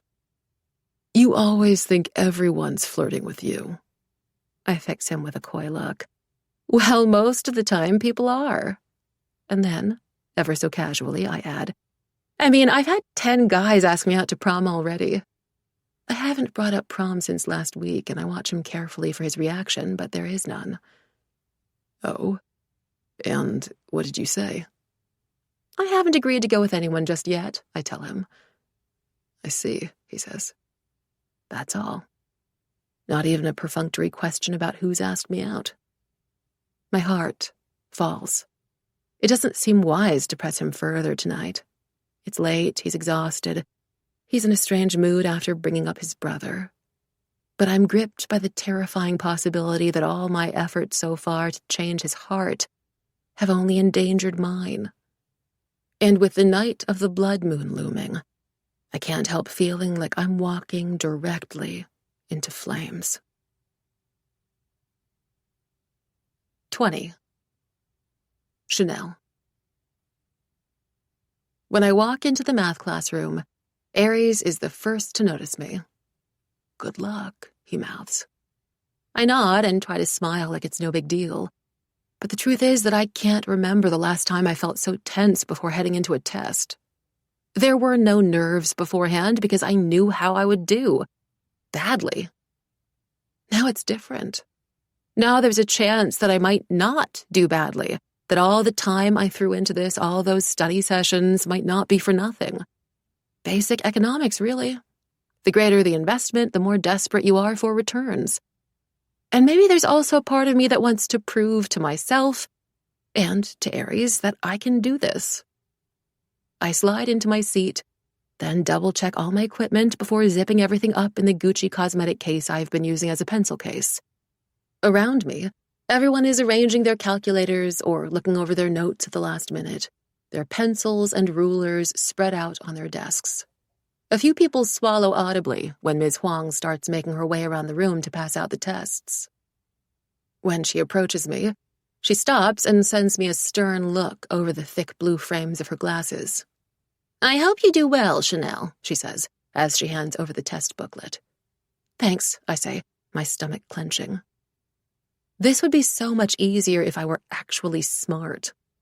I remember the days before Alice left, when I'd glance over and see her studying on her side of the dorm room, her head down, her pen moving in a blur across the page. She'd earned the title of study machine for a reason. In fact, I was certain that even machines couldn't compete with her. I had no idea how she did it, How do you stay so focused? I wanted to ask her. How does your brain manage to work so fast? How do you just always know the answer? But I can also imagine Alice's voice inside my head now, full of warmth and conviction. Remember that you're Chanel Tao. You're iconic. You can do anything. I take a deep breath and write my name down carefully in the top corner with my signature loops around the C's and a little heart after the O. Then I flip the test open to the first page. Our results are released the next day on Arrington's school bulletin board. Out of habit, I search for my name at the very bottom, but it's not there. Not in the second or third last row either, and I'm just wondering what the hell I meant to do if I actually fail this class, when I spot my name in the middle row. Oh my God, I whisper. Chanel, Ms. Huang calls, making a beeline for me down the corridor. Oh my goodness, excellent work on the test. Your improvement is incredible. Wait, are you serious? I ask, trying not to sound too excited. There wasn't a mistake with the grading? No, you did wonderfully. She smiles at me. It's the most a teacher has ever smiled my way for reasons actually related to school, and not because I was flattering them. Thank you, I say, grinning, unable to believe it. Everything suddenly feels malleable, possible. Changing people's impression of me, changing myself, changing fate, the future. Why not? Guess your math mentor was pretty decent after all. Aries' voice floats over from behind me. Good job. Okay, but you can't take full credit, I say, turning around. He offers me the hint of a smile. No, I definitely can't. Are you impressed? I was already impressed by you, he says. And the strange thing is, he sounds sincere. And as I stare at him, smiling, basking in his approval and my own small victory, I think, I might love you. The horrifying thought emerges almost as a physical sensation, like a sudden stitch in your side or a muscle cramp. It's the first time this has ever happened, and I try to convince myself it's fine. It's not fatal. It'll just go away if I ignore it. But over the following days, the thought keeps coming back. In the leather back seat of the car, the windows rolled down, as Beijing's night scenery rushes by in a blur of dazzling lights and motorbikes. There it is, insistent, terrifying. But I love him.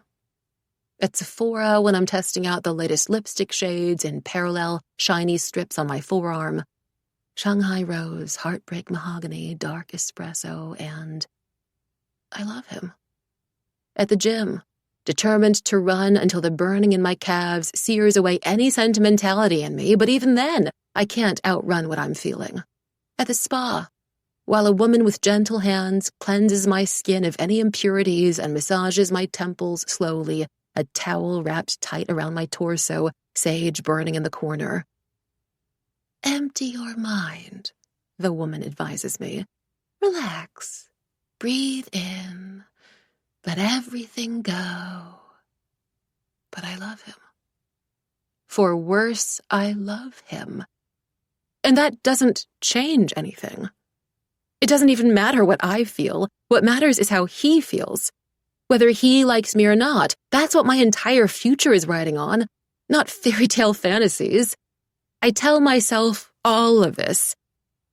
Yet, when he texts me the time and address for his tattoo appointment on Saturday, I catch sight of myself in the mirror, and it's hard to convince even myself that my excitement about spending time with him is solely for strategic reasons.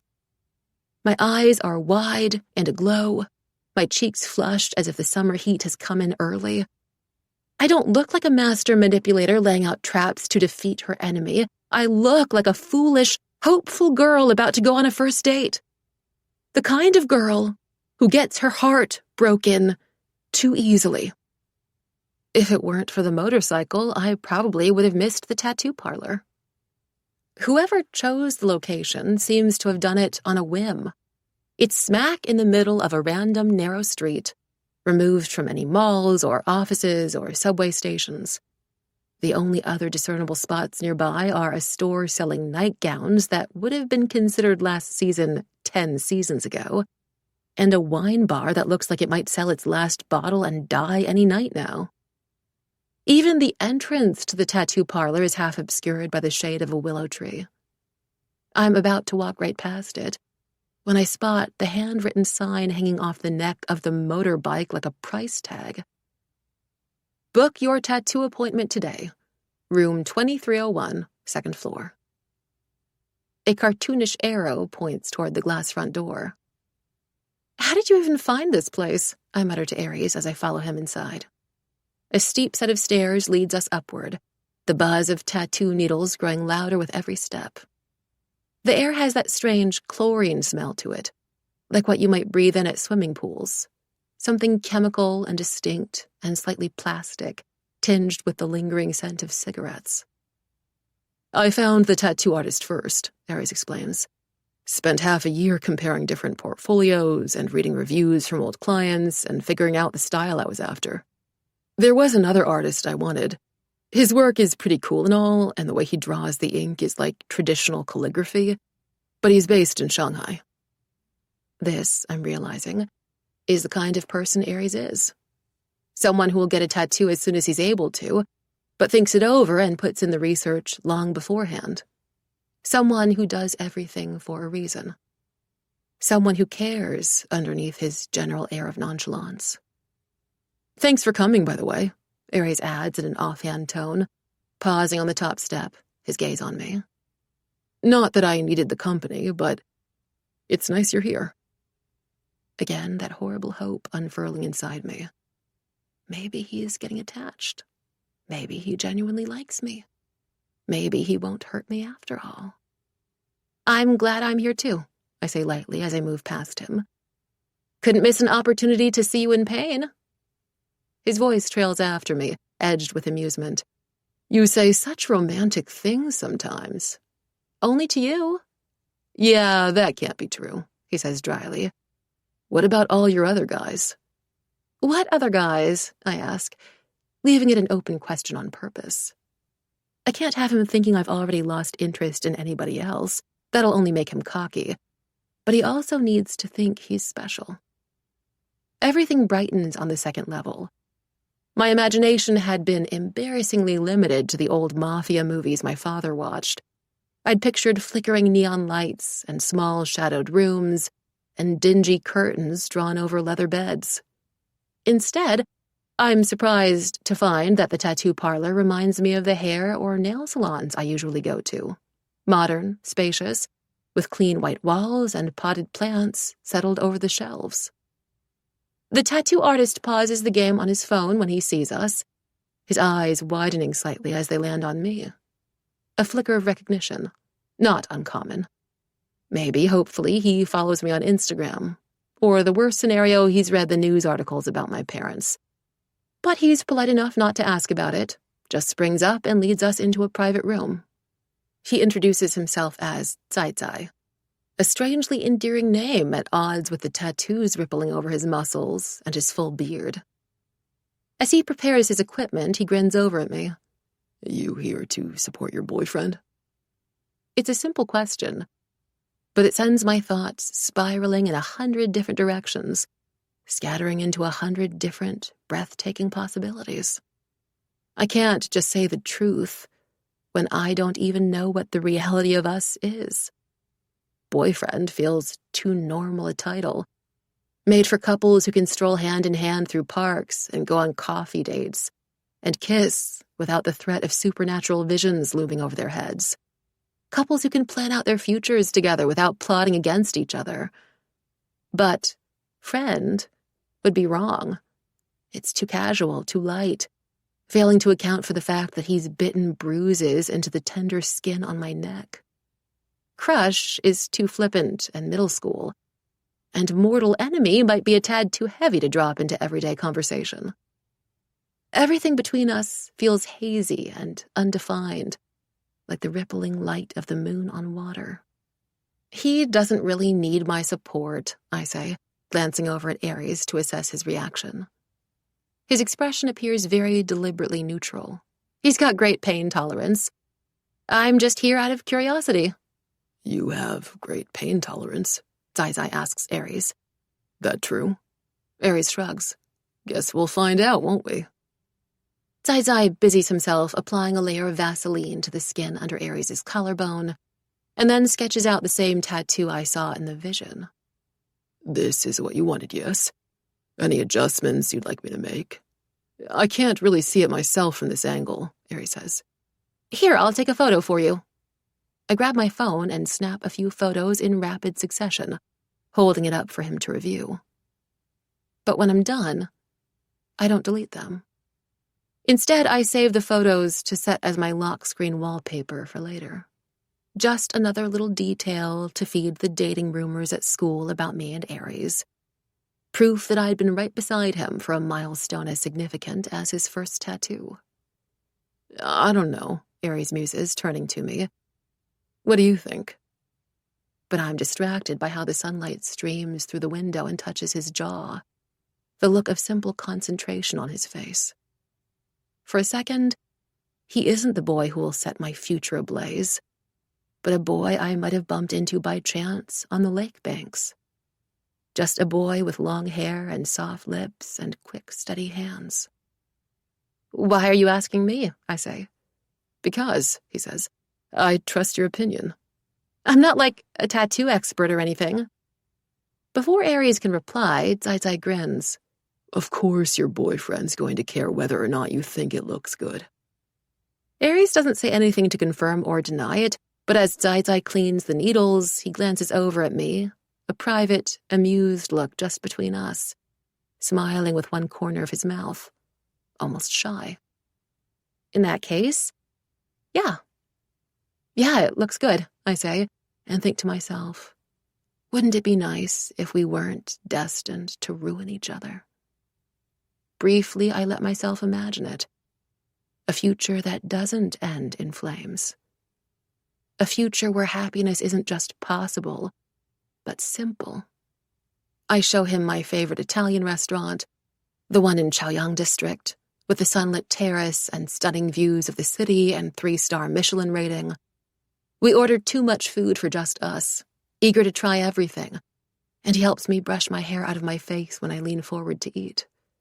Pushes the door open for me on our way out, holds my purse while I carefully reapply a layer of lip gloss. All of this, without me having to even ask for it. When my mom's away on another business trip, we spend the evening indoors, the sheets draped over our bodies, my cheek nestled against his chest. His laptop is propped up at the edge of the California king bed, and we pick out a drama from last year, the kind that's so terrible it's good. We take turns making fun of the characters' wardrobe choices and the wildly outdated depictions of China. But I'm only half watching anyways because I'm gazing at him, tracing out the black lines of the tattoo under his collarbone. A perfect crescent moon. In this future, a moon is just a moon.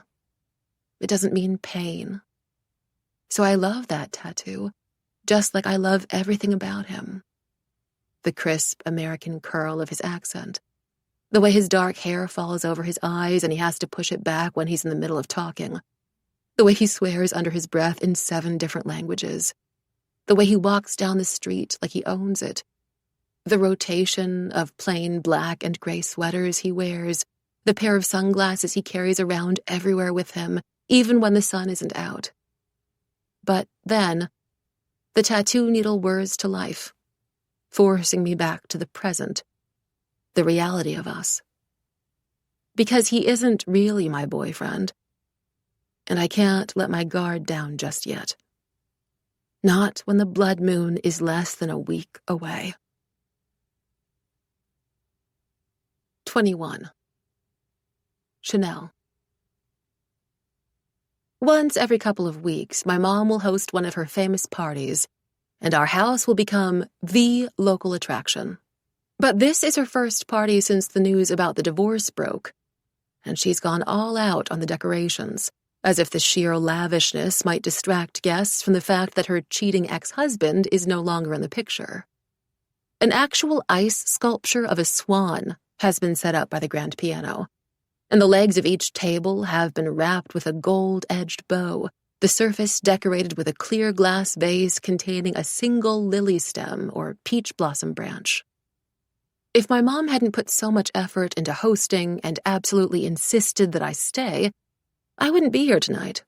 With only a few more days before prom, before the fire, I should be spending every waking moment with Aries, trying to make him love me, not wandering around a room filled with C-drama actors and billionaire entrepreneurs and culture-shaping boy group singers. I passed by Stella Yao, who first became famous through a romance drama when she was in her early 20s, and then again through a surprisingly popular variety show featuring once famous female celebrities over the age of 30. Her raven hair is pinned up to show off her emerald earrings and ballerina's neck, and she's swirling her champagne around and around in its flute without drinking it while she chats with a younger, lesser-known actress. "I think it's good for me, at the end of the day," she sang, in the overly authoritative voice of someone who's trying to convince herself as much as everyone else. Has probably tested this line out loud in front of the mirror before coming here. "I haven't been single since I was 15, and so I never figured out who I really was by myself. Now I have all this freedom. I can do whatever I want, like... She pauses, thinking hard, then triumphantly jerks her glass forward so fast that champagne sloshes out of it. "Like gardening." "Oh, yes. Gardening," the other actress says. "Gardening is great. Always wanted to get into it." "Same, and now I can. I have this list of flowers I'm going to start planting. I want roses and daffodils and magnolias. I could plant fruit, too. Grow my own little patch of raspberries." "That's wonderful, Stella," the other actress says, playing her part. "I'm so happy for you. Raspberries, how exciting." "Yes. At the end of the day, this really is for the best," Stella repeats, as if she's arriving at a startling new conclusion, rather than circling back to an old one. "A blessing in disguise. Everything happens for a reason, as they say." The actress nods politely and sips more of her champagne, until they're joined by a young singer, who's been riding a wave of success all throughout the winter, and is clearly there in search of praise, which comes right away. "Oh my God, Wun-Wun! I've been listening to your new album, and let me tell you, I cried," the actress gushes. "I cried too. No, I sobbed. Your voice is so beautiful," Stella says, the two of them in an open competition to see who can be more gracious and generous and prove themselves totally unbothered by this shiny newcomer. "I'm just so happy for you and all your well-deserved success," the actress continues, not to be outdone.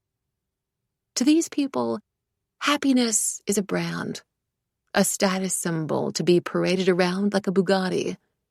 Happiness doesn't mean anything unless it's visible to others, proof that they did everything right and that they're better than everyone. It's exhausting. And strangely, it makes me miss Aries. How honest he is, how real he is, in a way that none of the people here seem to be. If I were with him right now, I wouldn't have to pretend. Wouldn't have to fill awkward conversations with fake niceties and listen to conversations that aren't interesting or laugh at jokes that aren't funny. I could simply be a girl, not Chanel Tsao. As the party wears on, bite-sized dishes come out in gleaming trays, carried by pretty waitresses in tailored qipals. There's golden scrambled tofu laid out on delicate lotus flowers, taro pieces dipped in melted sugar and stretched into the shape of hearts, yolk-stuffed buns and flaking nut-filled pastries decorated to resemble swans, with sesame seeds for eyes and custard swirls for wings, glazed sea bass and tender lobster bites laced with saffron and bright edible flowers. And beside each plate and platter is a silver strip of paper containing a line from an ancient Chinese poem, something about peach blossoms and the fleeting seasons and an isolated mountain hut. Little gasps and appreciative murmurs sweep across the room. And even from here I can make out the gleam of satisfaction in my mom's eyes. This is her goal: to throw a party deemed luxurious by those already accustomed to luxury, to impress the most impressive, to be seen as living a lucky life, which is more important to her than whether or not her life is something she actually likes. I flit between cliques and tables, a glass of apple cider in my hand, making meaningless chatter about how school's going and the restaurants in Paris I'd recommend, and how fun Crystal Lamb's concert in Shanghai was, and did you hear about this new eyeshadow palette? I'm impressed by my own acting skills, how perfectly put together I look. The girl reflected in the black marble is smiling wide, like this party was thrown just for her red lips matching her red bottom heels.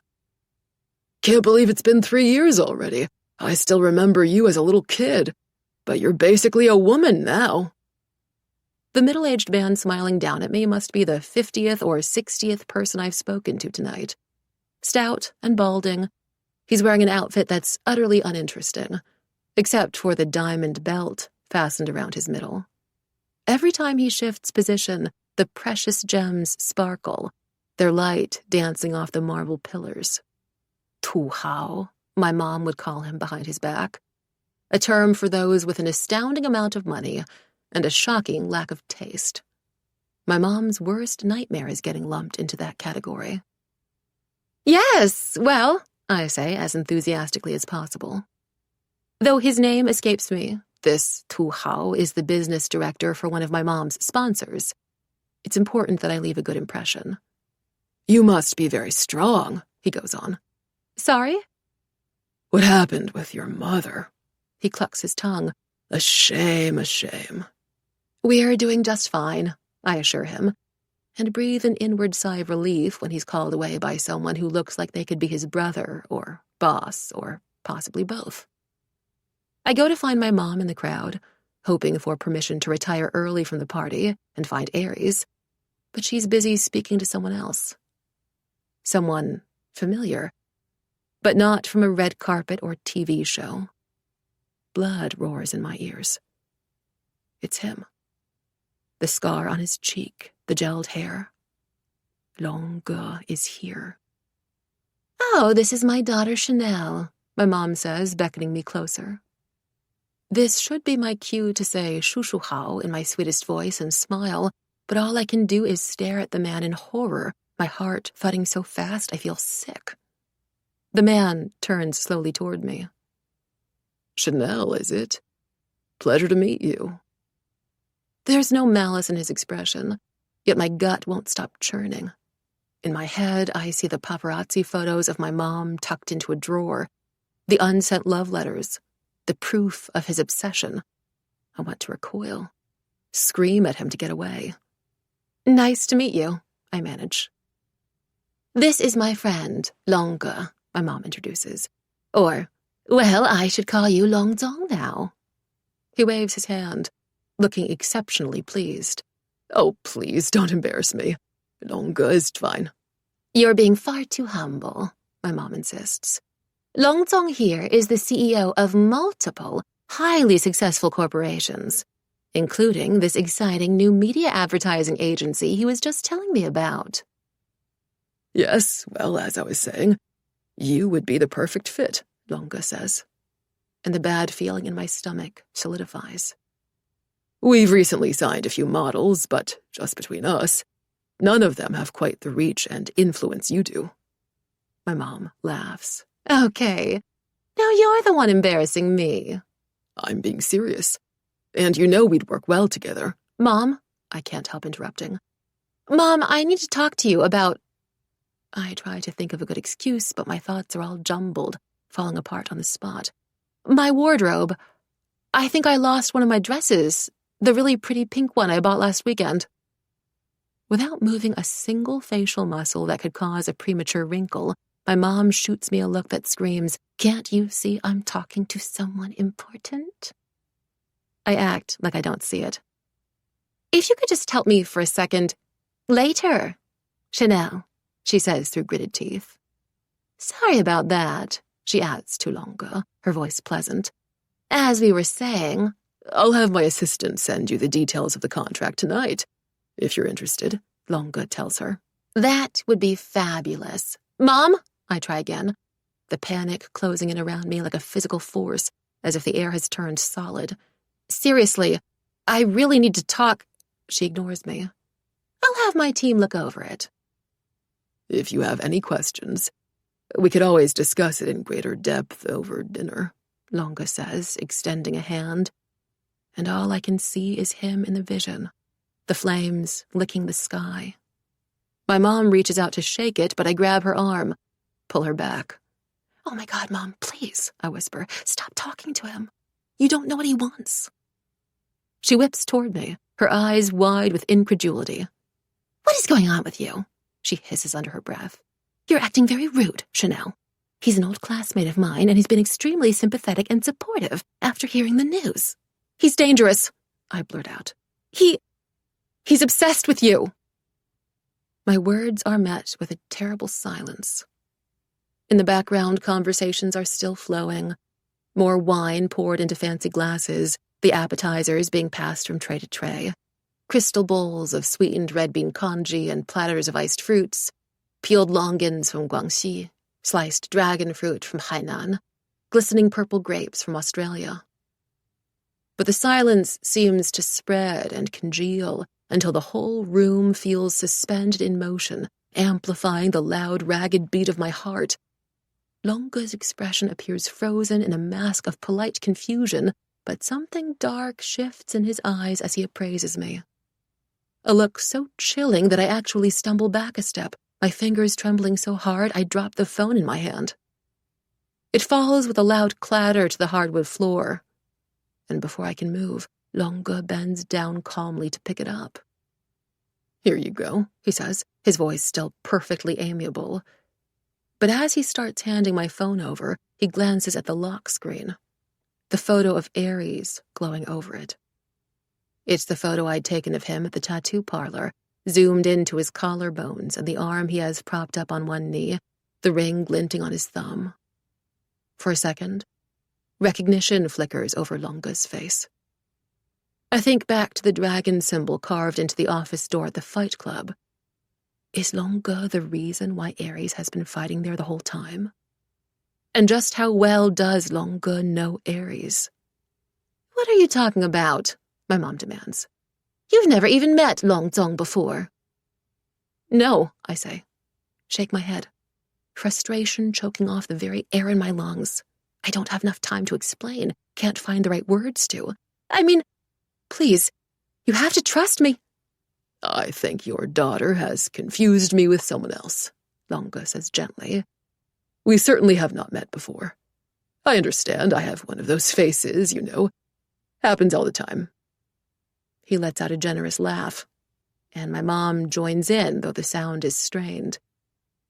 I stare between them. Suddenly, I can see this moment playing out like I'm a bystander. Longa, the successful, dignified businessman, a trusted old classmate, with his pressed suit and expensive watch and cheerful, patient manner. And me, the spoiled daughter, volatile, impulsive, impossible to reason with. Two adults in a world of their own, while I'm just a kid throwing a tantrum. I can't convince my mom to steer clear of him, not without evidence. And I can't provide any evidence without telling her about the vision. And why would she believe me? It feels like the ground is turning to quicksand beneath my feet. Desperate, I twist around before I can sink completely to the bottom. My heels click against the marble, my hair flowing behind me, my breathing tight and shallow and too loud in my ears. I walk so fast I almost crash into one of the waitresses, who tries to offer me congee. Behind me, I hear my mom's voice over the crowd, sweet and apologetic. I'm so sorry about her. I have no idea what that was. No, I get it. Teenagers. They can be very emotional, can't they? I don't remember us being quite so dramatic when we were younger. Who knows what the new generation is thinking, Though you're still very young. If I hadn't known you all those years ago, I would have confused you for a teenager. Please, you flatter me. Their laughter chases me all the way out the door. 22. Aries. As Aries inches forward in the bakery line, he mentally lists out all the reasons why he should not fall for Chanel Tao. 1. She can be incredibly vain. Although he supposes that any girl who looked like her and had hundreds of dedicated fan accounts would be at least a little vain. And can he really blame her for often staring at her own reflection, when even he finds it hard to stop staring at her sometimes? But never mind that. 2. She takes over an hour to get ready before heading out anywhere. Kind of tied into point 1, but he could see this seriously impacting their schedule if they were ever to start dating. Not that he's imagined dating her or anything like that. Next in line, please. As the customer in front of him finishes scanning the WeChat pay code on his phone, he takes another half step forward, eyeing the glass displays around him. The pastries have been carefully laid out on shelves and lit up so you can see the shine of sugar. Neat white plaques printed beneath them, like they're priceless works of art in a museum. He doesn't usually stop by Hollyland, but he's seen the photos trending across the internet. The futuristic setup, the soft swirls of fresh-baked bread tucked in paper bags, the pastel pink walls and pastel pink trays and pastel pink uniforms. The bakery is even brighter in real life, and though he's personally indifferent to this kind of aesthetic, he can imagine Chanel loving it here. But back to his list. 3. She's too good at dodging questions. He has to press to get an answer, and even then, he can never tell if she's saying something because she means it or because she knows it's what he wants to hear. 4. She's also too good at kissing. So good it feels like he's losing his mind whenever her lips brush his. That could be a dangerous weapon if she ever decided to use it against him. 5. She loses things easily. In the time he's known her, he's already witnessed her misplace her phone, forget her keys, forget her purse containing her keys, search around for a claw clip that was in her hair minutes before and somehow vanished into thin air, and drop 2 different rings and a ruby earring that could probably cover someone's rent for 6 months.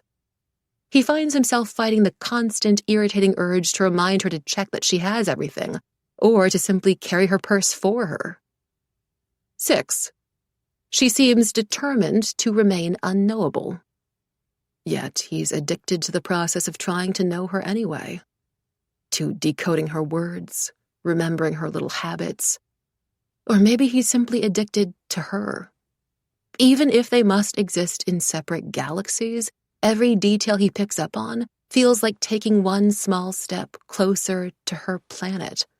And the closer he is, the more beautiful she looks. He likes knowing the way she draws her hair back over her shoulder to spray her signature scent, Chanel No. 5, which she's been using religiously ever since she received a bottle of it for her 14th birthday, or that she secretly hates when people call her by her Chinese name, or that she only becomes irritable when she's feeling guilty, which is usually connected to how much she ate for lunch, even though she's never eating enough. Next. He can feel the bakery worker's curious gaze on him, taking in his new tattoo, still raw red around the edges, and piercings and dark jeans, entirely at odds with all the surrounding pink. Or maybe it's more wariness than curiosity. Every time he walks into a store, people act like they expect him to try and rob the place. I'll just have that, he says, pointing at the lychee cream cake behind the counter. The girl relaxes slightly and spins around to slide the glass panel open. Is it for your girlfriend? He makes a non-committal sound, though he can't stop thinking about it. Getting to call Chanel Tao his girlfriend. His. He hates how much he likes the idea of it. Thanks, he says.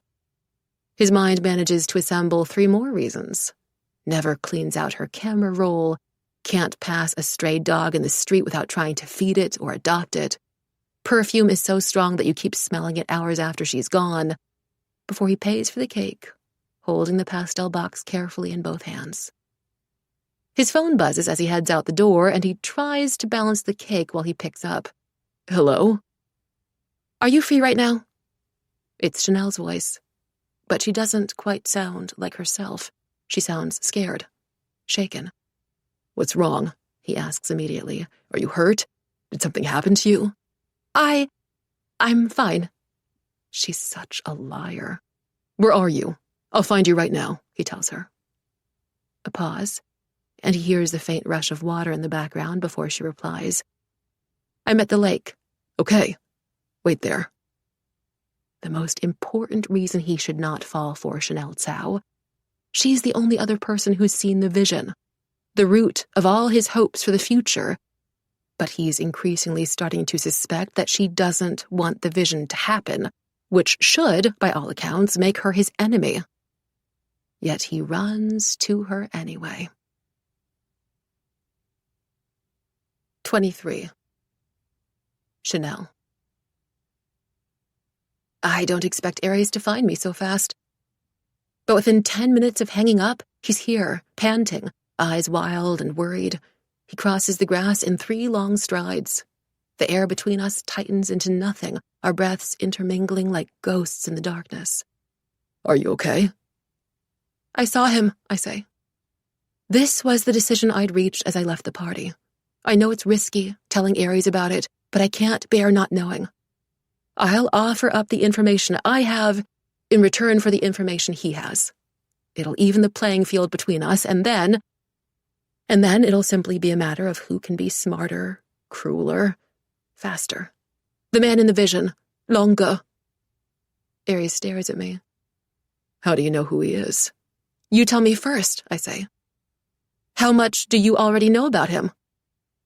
He hesitates, and I can see him making the same silent calculations. How much to say, how much to withhold, how much we can give each other. Sometimes I feel closer to Aries Yin than I've ever felt with anyone in my whole life. Closer than I thought 2 people could possibly be. Times when he's as intimate and essential as the air in my lungs, the very blood in my veins. Then there are times, like now, when he's as distant and cold as the moon.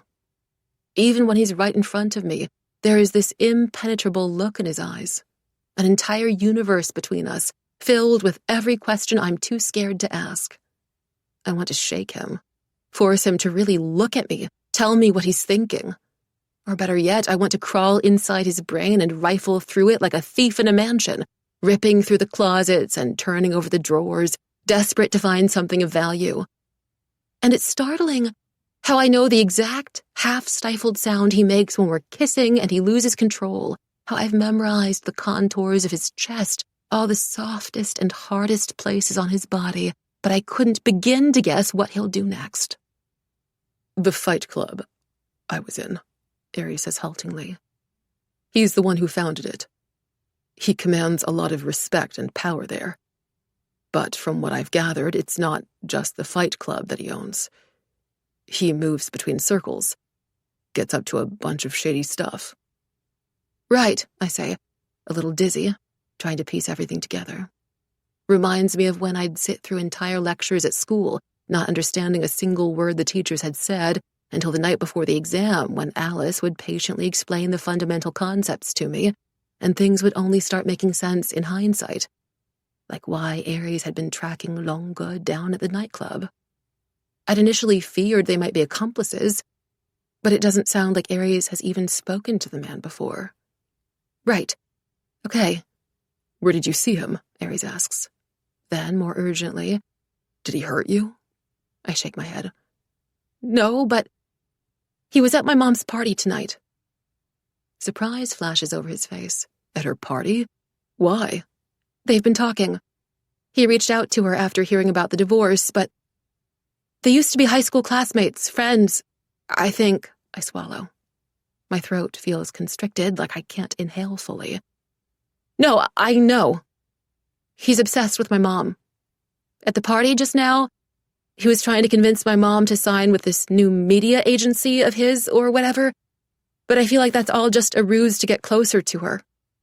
I watch Aries' face intently as I speak, searching for the version of him I'd seen in the lake, the one holding the lighter as my house burned with my mom inside it. But he only looks confused, if not concerned, his dark brows furrowed.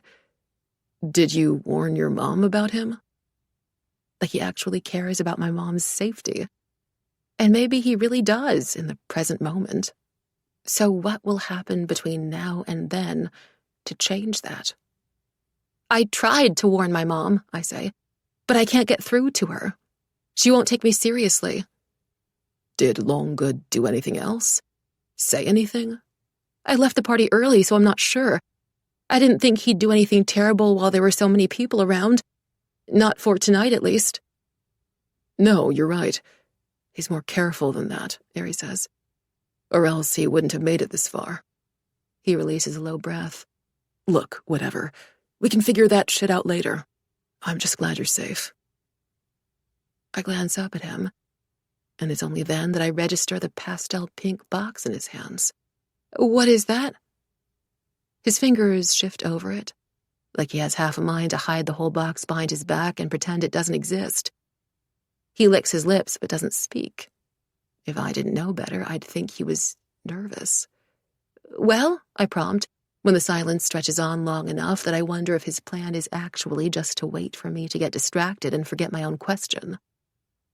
It's a birthday cake, he says at last, as if he's confessing a grave sin.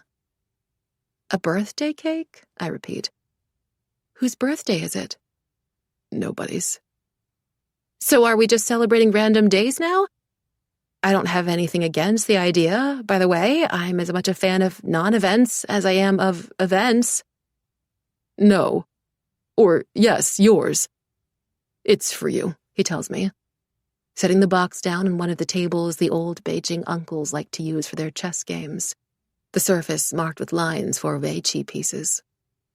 He tugs the ribbon free, then pushes the pink flaps of the cardboard to the side, revealing the cake within. My eyes widen. All of a sudden, I'm back in Paris, staring longingly at the birthday cake on display before me. It could be the exact same cake, transported through time and space. Everything about it is how I remember. The shiny lychees glistening like gems atop the thick white cream, the delicate strawberry pink swirls, the chocolate icing spelling out my full name, all the details illuminated by the soft orange glow of the lamppost. But instead of near strangers crowding around me in a foreign room singing happy birthday like a hired chorus, the rapid-fire clicks of cameras sounding in the background, there's only the whisper of the wind through the grass and Aries. Aries, who's watching me intently, waiting for my reaction. You got this for me? I say slowly. Why? I can see him weighing his response. That story you told me about your 13th birthday party. I couldn't stop thinking about it. The pulse of his throat as he swallows. You. And there it is again, louder than ever. The awful truth slamming up against my better judgment. But I love him. I love him, and it's killing me. For now, though, we have cake. I rip into the packet of disposable spoons, and he prepares the flimsy paper plates, and I cut the cake into 8 wobbly slices just for the two of us. I lick the frosting off the knife, and I taste the sweetness of the icing, instead of guilt and regret. The breeze rises, sending the edges of the plates fluttering madly like butterfly wings and blowing my hair across my face. It's everywhere, sticking to my lip gloss and my lashes. Then Aries reaches over and carefully bunches my hair in his fingers, brushing the stray wisps away from my cheeks and holding it back for me at the nape of my neck. Is that better? Much better, I say. Thank you. I don't even know if I'm referring to the cake, or the makeshift ponytail, or him coming here to meet me tonight, or just him, the existence of him, despite the consequences of him. The words feel useless, insignificant anyway, when really what I want to say is, It's never been like this with anyone before, and it's not fair of you to keep offering me tenderness when I know it'll be taken away. He looks over at my plate. Do you like the lychees? When I nod, he picks all the lychees off his slice and adds them to mine. And I recall the stories my mom would tell me of the four beauties of ancient China. Her favorite has always been the legend of Sishi, the concubine spy sent off to an enemy kingdom to destroy it. This grand, twisting, epic tale of court intrigue and betrayal that ends with Sishi sailing across Taihu with her one true love. But the one I remembered most vividly was young Guifei, the emperor's beloved consort. She'd adored lychees, but they were only grown in the south. The emperor was so obsessed with her, so determined to please her, that he had his couriers ride out on their fastest horses for thousands of miles to bring the fresh fruit back to the palace. A journey across a whole kingdom just for a taste. I'd thought that kind of fierce devotion was only the stuff of myth, exaggerated with each retelling over the centuries. A fantasy fed to hopeless romantics. And yet, I pop one of the lychees into my mouth, relishing the cool, sweet burst of it when I bite down. I can't explain how nice it is, not having to scrape off the buttercream or ration my bites. Something warm unfurls in my chest, so potent it almost hurts, like brushing your fingers along the edge of a wound. There's the moonlight splashing across the grass, and the stars glistening like sugar above his head, and the scent of spring's first flowers sweetening the cool, dark air. Did you hear? The lunar eclipse is happening in 4 days, Ares says, staring up at the moon. I stiffen. The blood moon, prom, the vision. The night where everything is destined to change. I can't afford to wait any longer, and now seems like the best possible time. Between the cake and the way he'd rushed over to find me tonight, despite myself, I feel an excruciating surge of hope. Even if he hasn't brought it up himself, it no longer seems so impossible that he could care about me. Care enough to agree to go to prom with me. Ares, I begin. Just say it. Just ask him. Doesn't matter that you've never had to ask a guy out before. Now's not the time to worry about embarrassment or prom etiquette. All the chess pieces have been set on the board already. Ares, his brother, Longue, and the next few moves are critical. I'll beg Ares if I have to. Anything to keep my mom safe and alive. Yeah? His tone is so soft, so gentle. It gives me the courage to keep going. I set my fork down and take a deep breath. Will you go to prom with me? My own voice shocks me with its softness. Not a weapon at all. No more tricks, no games, but a hand outstretched, praying for peace, my sleeves rolled up to reveal bare wrists, the veins leading up to my heart. Please, please, please, please, please say yes. Please don't hurt me. His eyes widen a fraction in surprise. Chanel, he says, still softly, but the softness feels like a slow death, a sweet poison, like he almost pities me for what he's about to say next, which makes everything so much worse. I want to. Believe me, I really, really want to. Then why can't you? I whisper, hating how my lips tremble over the words, how the pain is pressing in, how stupid I feel. There's something I have to do that night, he says, shaking his head slowly. Something more valuable to me than my own life. I promise if it weren't for that, I'd go to prom with you. I'd go in a heartbeat. That simply means you don't want to go to prom with me enough, I say. But we both know what I actually mean, what I can't bring myself to say out loud. You don't want me enough. The truce between us cracks, and the sudden change sends a wave of cold washing over my stomach. How quickly we can go from sitting side by side, sharing cake and speaking of childhood memories, to standing like soldiers on enemy lines, staring each other down. How quickly intimacy can vanish. My mom was right to warn me against love. All love really does is give someone the power to hurt you. It's not that simple, he tells me, his jaw taut, his eyes inscrutably dark. It is that simple. There are too many things out of my control. I can't. I'll explain everything to you later. So you're rejecting me? I cut in. You're not going to prom with me? That's your final answer? A moment of silence trickles between us like moonlight. And in it, I can hear the ending notes of a melody. An old memory of the first time I had my ears pierced, the woman speaking to me seconds before she stepped forward with the needle, gentle but matter of fact. This is going to hurt. I know it's going to hurt. But I still can't help hoping that he'll prove me wrong, that maybe I can change his mind. That's what I've been doing this entire time, not trying to change the future, but trying to change him. Making the same mistake thousands upon thousands of girls have made in the past, thinking everything would be different if only I can make him like me more. I should have known how this would go. Should have known it was doomed from the start. Chanel, he says quietly, I would give you almost anything you asked for.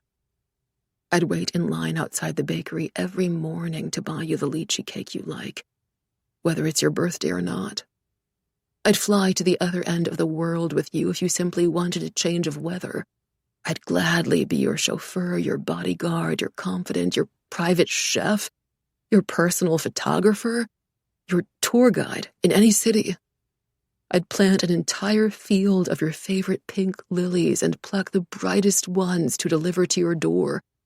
I could build a tower in the middle of the ocean, just to give you a better view of the sunset. I could claw the stars from the sky for you. I could give you the moon. Anything, he whispers.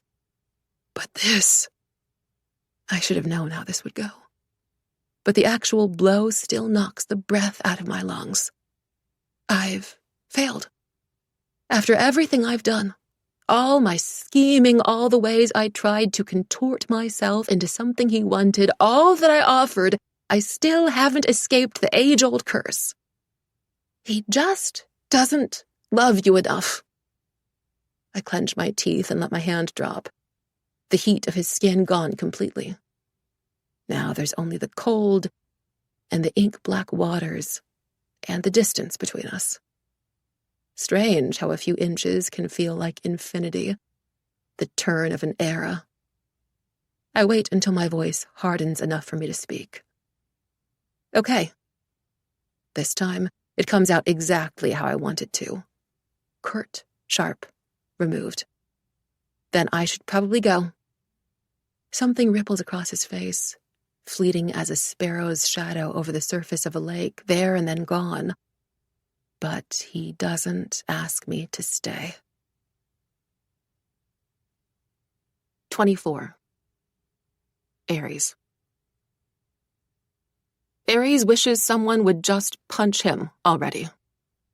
He can feel the compulsion crawling along his skin like an itch, the desire to be hurt so badly he can stop thinking, forget the wounded, betrayed look on Chanel's face at the lake tonight, how she'd walked away without glancing back at him. She's always been so composed, every word and action calculated, laughing as if nothing in the world could ever affect her. But he'd seen her composure slip, heard the shakiness in her voice. Will you go to prom with me? You're rejecting me? Why can't you? The bell rings. The crowds of the fight club come alive with bloodlust, stamping their feet, and Aries pushes his way forward into the ring, relieved that it's finally happening. The tension in the air is palpable as he takes his place before a man his father's age. In his peripheral vision, he can make out the faces of his spectators from the shadows. Suspicion, distrust, outright disdain. After Chanel had showed up the other night, he'd sworn to them that he hadn't known she would be coming, that she was merely a classmate who must have tailed him out of curiosity, that it would never happen again. Despite his insistence, he'd worried that because he'd let her run away, the cave wouldn't let him back in. But then Sun Gui had informed him of the final match happening tonight, with the same instructions as usual. Make sure you win. If he wins this round, he'll be the final victor. He'll get to meet Longa at last, get to save his brother. That's the part he has to focus on now, not the shine of tears in Chanel's eyes when he'd turned her down. His opponent rushes him, fists swinging. The first punch lands just as Ares had hoped it would. An astounding burst of pain to his temple, so violent his vision flashes white. He staggers back, panting, metallic taste of blood in his mouth. Rights himself. The man is surprisingly fast and nimble on his feet for someone so much older. Ares had heard that he was released from prison not long ago, sentenced for murder. He believes it.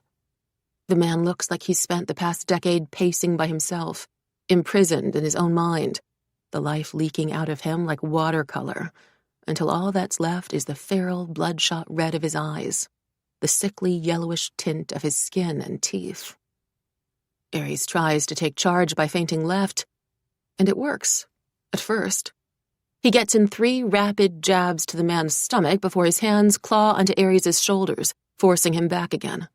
In most matches, there's usually some kind of unspoken etiquette about avoiding the face, but he strikes Ares hard across the cheek, an obliterating, searing sensation, the sheer pressure and force of it more shocking than the pain itself. Ares feels his head swim, his legs swaying beneath him. He can no longer tell if the dampness on his neck is from sweat or his own blood. The kid's definitely losing, someone remarks behind him. Another voice agrees. Yeah, just look at him. If he looks anything like he feels, then Ares can understand why they'd think so. He's struggling to stay standing, to keep breathing in and out. His body seems sluggish, like a foreign object controlled only by a remote with a bad connection. Every command registered a beat too slow. Then, a new source of pain. Sharp. Too sharp.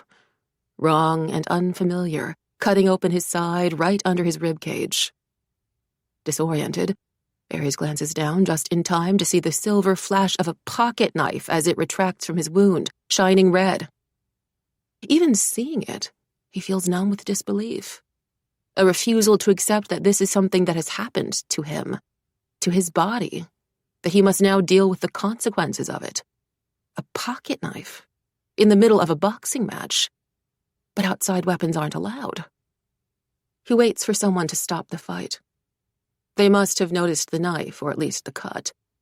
The blood is spreading fast through his shirt, and he reaches uselessly for it, his hand pressing down over his torn flesh. But the crowd only watches. The floor flips upside down, and he feels the cool cement on his cheek. Has he fallen? He's lost his sense of direction. Everything's blurry. When he squints up at the lights, he sees his opponent approaching, the knife gleaming in his hand, his shadow falling over him. It shouldn't be allowed. Surely by now someone will speak up. They're letting it happen, he realizes dimly, his heartbeat pounding in his ears. This is his punishment for the other night, for letting Chanel escape. He'd violated the second rule. He'd fought the men outside the ring. They don't trust him anymore, and they're certainly not going to do anything to help him. He could die here, like this, alone, bleeding, curled up against himself like an injured animal. And as soon as he becomes aware of this, he thinks unwillingly of Chanel Cao again. If he dies, the last time he ever saw her would be at the lake tonight. The last words he'd ever spoken to her would be to disappoint her. He struggles to rise, fingers scrabbling at the cement. His body feels like it's made of lead, something he has to carry rather than something he owns. He lifts his head inch by agonizing inch, eyes watering from the effort. He's barely managed to shift his knee forward when the man kicks his stomach so hard he gasps, his muscles seizing. Bright, blunt pain. He falls back down as the crowds roar in delight. The noise encases him like a cage, amplifying every shout of glee, every barked laugh. It seems almost impossible. Like this level of cruelty defies the governing laws of the universe. A boot grinds down over his arm, pinning him there. He wants to scream, to run, to fight back, but he can't find the strength to even open his eyes properly to look at the man who's going to kill him. Fuck. Someone's actually going to kill him. Wait! Sungui's voice rings through the noise with enough urgency that everyone goes quiet. Stop right now! Is he taking pity on me? Ares thinks in disbelief. Does he actually care enough to save me? Then, as if from a great distance, he hears Sungui say, Longa wants to see him. 25. Chanel. The worst thing about heartbreak is how spectacularly predictable it is. You know exactly what's coming. You know, and yet you're powerless to stop it. A bystander in your own disaster, frozen to the spot as the train tears off its tracks, as the avalanche crushes everything in its path, as the meteor falls and sets the city ablaze. Every piece of advice I've ever given to my friends comes back around to point and laugh in my face. If he's not willing to do this for you, I recall a younger and wiser version of myself saying, my heart carefully tucked away, he isn't worth it. Don't cry over him. Don't bother texting him. There's no point getting upset. As if it's that easy, that logical. I do cry over him. It feels like I'm grieving, but the person is dead to me by his own volition, and somehow that's worse.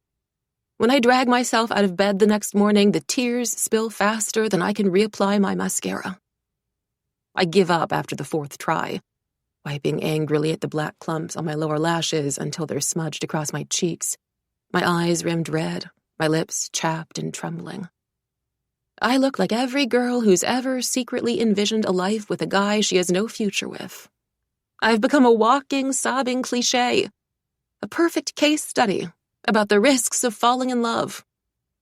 Yet, for all its predictability, heartbreak is also so isolating, so contradictory.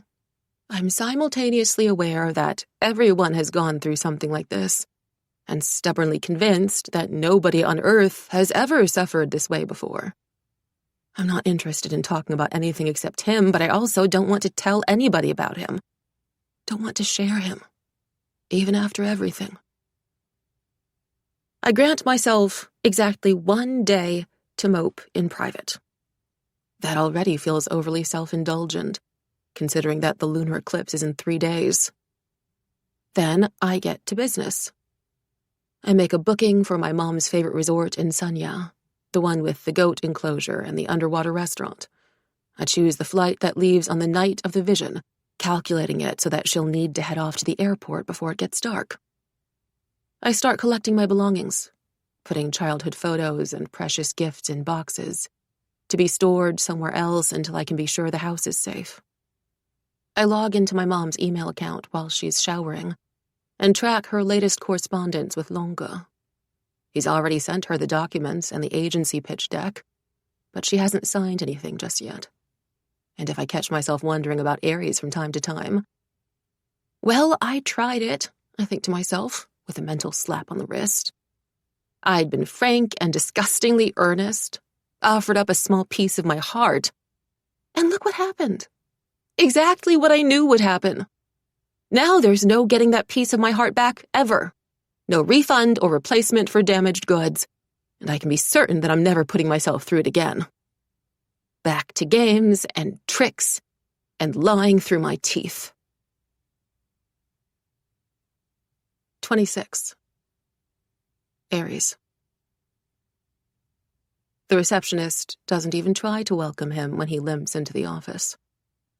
Fair enough. He knows he doesn't belong here. He's too young, his hair is too long, his skin too tattooed and bruised. Meanwhile, the receptionist looks like a walking resume, with her no-nonsense bun and Yale-issued tote bag and the shiny company badge pinned to the front of her wrinkle-free button-down shirt. Could I please see Longa? He asks. She makes a sound that he's pretty sure is a scoff, though she's professional enough to keep it quiet. Do you have an appointment with him? Yes, I do, actually, he says. She regards him with open skepticism. He doesn't blame her. He can barely believe he's here. All his searching, all the fighting, just for a chance to track Longa down, only to be invited over by the man himself. He's in a meeting right now, but I'll let him know you've arrived. The receptionist nods to the seats by the water cooler. Feel free to wait there. He does, though the seats are horribly uncomfortable, shaped in a way that sends a judder of pain through the roughly stitched cut in his side. Not like he'd be able to get comfortable anyway. Despite being owned by the same person, everything about this place is the opposite of the cave. Neat, orderly, sterile, safe. His eyes pass over the complimentary tea bags offered at the entrance, the 2 pots of mandarin trees with shiny red packets hanging from the branches for good fortune. One of the office walls is made entirely of glass, so that when the sun sweeps in through the windows, it floods the entire level, burnishing all the glass panes and glossy posters promoting this year's annual gala dinner. It's exactly what he expected after scrolling through images on the company website at 3 a.m. to verify if the company truly did belong to Longa. He hadn't stopped until he'd come across Longa's photo in the About Us section. He waits a whole hour before the man appears. A faint rustling accompanies his movements as he walks through the headquarters, people standing up behind their desks, stopping halfway in the corridor, setting down their papers. Morning, sir. Would you like some tea, sir? Sir, we just need you to sign. Longa stops before Ares. He looks like a harmless, ordinary middle-aged man, except for that scar on his cheek and the sharp, inquisitive look in his eyes behind the thick glasses. Oh, good. You're here. He extends a hand. I'm Longa. Nice to meet you in person. Ares stands up, feeling wrong-footed somehow. Cautiously, he takes the man's hand and shakes it once. It's all too civil and normal, these polite greetings and handshakes. But what can he do? Lunge across the space, scream at him, give me my brother back, while around them white-collar workers fill out tax forms and make phone calls about preparations for the gala? Yes, hi, I know, he says, trying to match the man's businesslike tone. Longa smiles. Follow me. He leads Ares into his office, an impressive space that leaves no room to question Longa's position in the company. The city unfolds beyond the floor-to-ceiling windows, the skyscrapers peeking out over the autumn-brushed trees. Ares can see the CCTV tower from here, the seemingly gravity-defying glass structure shaped like a giant pair of pants, all the cars racing each other around the ring roads. Beijing moves at such a restless, breathless pace, forever marching doggedly on and on into the future. You either try to keep up with it, or you get left behind. I've heard a few interesting things about you, Longa says, sitting back in the white swivel chair. He gestures for Ares to do the same across the desk. Ares notices his own chair is much shorter. Either the person who'd sat here before him has uncommonly short legs, or it's a power thing. You have? Ares says. Caused a bit of a commotion at the cave the other week, didn't you? But a good fighter, Sengui tells me. Many of my men were betting on you to go all the way. Disoriented, Ares finds himself unable to muster a response, like his brain has forgotten the conventions of the English language, grammar abandoned, logic gone. It wasn't, but that's not even the most interesting part about you, Longa says. He leans back, still smiling wide, his eyes twinkling. Why don't you tell me more about your friend, Chanel Cao? His chest seizes, a sick sensation spreading fast through him. Chanel Cao? You're very close, aren't you? Longa says. He doesn't know where Longa is going with this, but he thinks back to Chanel's expression last night by the lake, those large, frightened eyes in her lovely face. Frightened because of Longa. No, not very, he tells Longa, feeling a desperate, almost dangerous urge to protect her. The same feeling that had overtaken him when he saw her cornered at the cave. She's just a classmate. Don't lie to me, Longa says pleasantly, picking up a ballpoint pen on his desk, pressing it twice with a quick, light clicking noise, then setting it down again. Would just a classmate accompany you to get that new tattoo? You were acting like quite the couple, Zai told me. And I saw a photo of you on Chanel's phone, with my very own eyes. The tattoo parlor. Aries' breathing grows shallow. He hadn't understood why the scene had even featured in the vision, but now it makes sense. The tattoo artist must have recognized Chanel and told Longue. Eyes and ears all over the city, always watching, listening. She's also the girl you were risking your life to defend at the cave, weren't you? Longue says, with the leisure of a kidnapper circling his hostage. Nowhere for Aries to run. They both know it. Pinned down by fear, his ties to Chanel, ties to his brother. Might as well have his hands bound to this chair. I should have made the connection sooner. Fancy playing the part of the hero, Aries stays silent. Yet Longue keeps talking, unbothered by the task of carrying the conversation alone. Though I can see how a girl like that would inspire heroic feelings in anyone. Very beautiful, isn't she? I met her just yesterday, and she looks so much like her mother it's shocking. Almost identical to her mother at her age. Her behavior, though, now, that was very disappointing. Kept interfering with my business for some reason. Seems to be under the impression I'm going to harm her mother, the silly girl. A chill creeps down Aries' spine. What do you want? It's very simple. Coco Cao hasn't signed my contract yet, Longue says. I've reason to believe that her hesitation stems from Chanel. But since you and Chanel are so obviously in love with each other, why don't you put in a good word for me? Assure her I have her mother's best interests at heart. I don't care how you go about it. Propose to her if you must. I just want the contract finalized. She's obsessed with my mother, Chanel had said. Aries starts to protest, but Longue lifts a finger to silence him. Bring the contract, he says. And I'll have your brother come pick it up. How's that sound? It's been a while since you last saw him, hasn't it? It'll be a nice family reunion. Aries freezes in his chair, trapped by some force infinitely greater than he is. It all comes back to power, or the lack of it. It's his fault his brother is gone in the first place, but also his fault that his brother is still missing. It wouldn't be like this if he were stronger, braver, wiser, richer, smarter, faster, better. He swallows, silently hating Longue, hating all the men who flounder around and waste away their fortunes on luxury watches and boring mansions and private jets and overpriced booze. If he could command their resources, he would bring his brother back home in an instant. Power, he's realized, is the closest thing to magic in real life. It can open up entire worlds, create options that simply wouldn't exist otherwise. If he were more powerful, he wouldn't have to choose between two futures, wouldn't have to bleed for clues, wouldn't have to fight against Chanel when all he really wants is to drop the weapons and draw her to his chest. Wouldn't have to make an impossible decision now. I'll send you the time and address, Longue says cheerily. And forgive me for not seeing you out. I do have a rather full schedule today.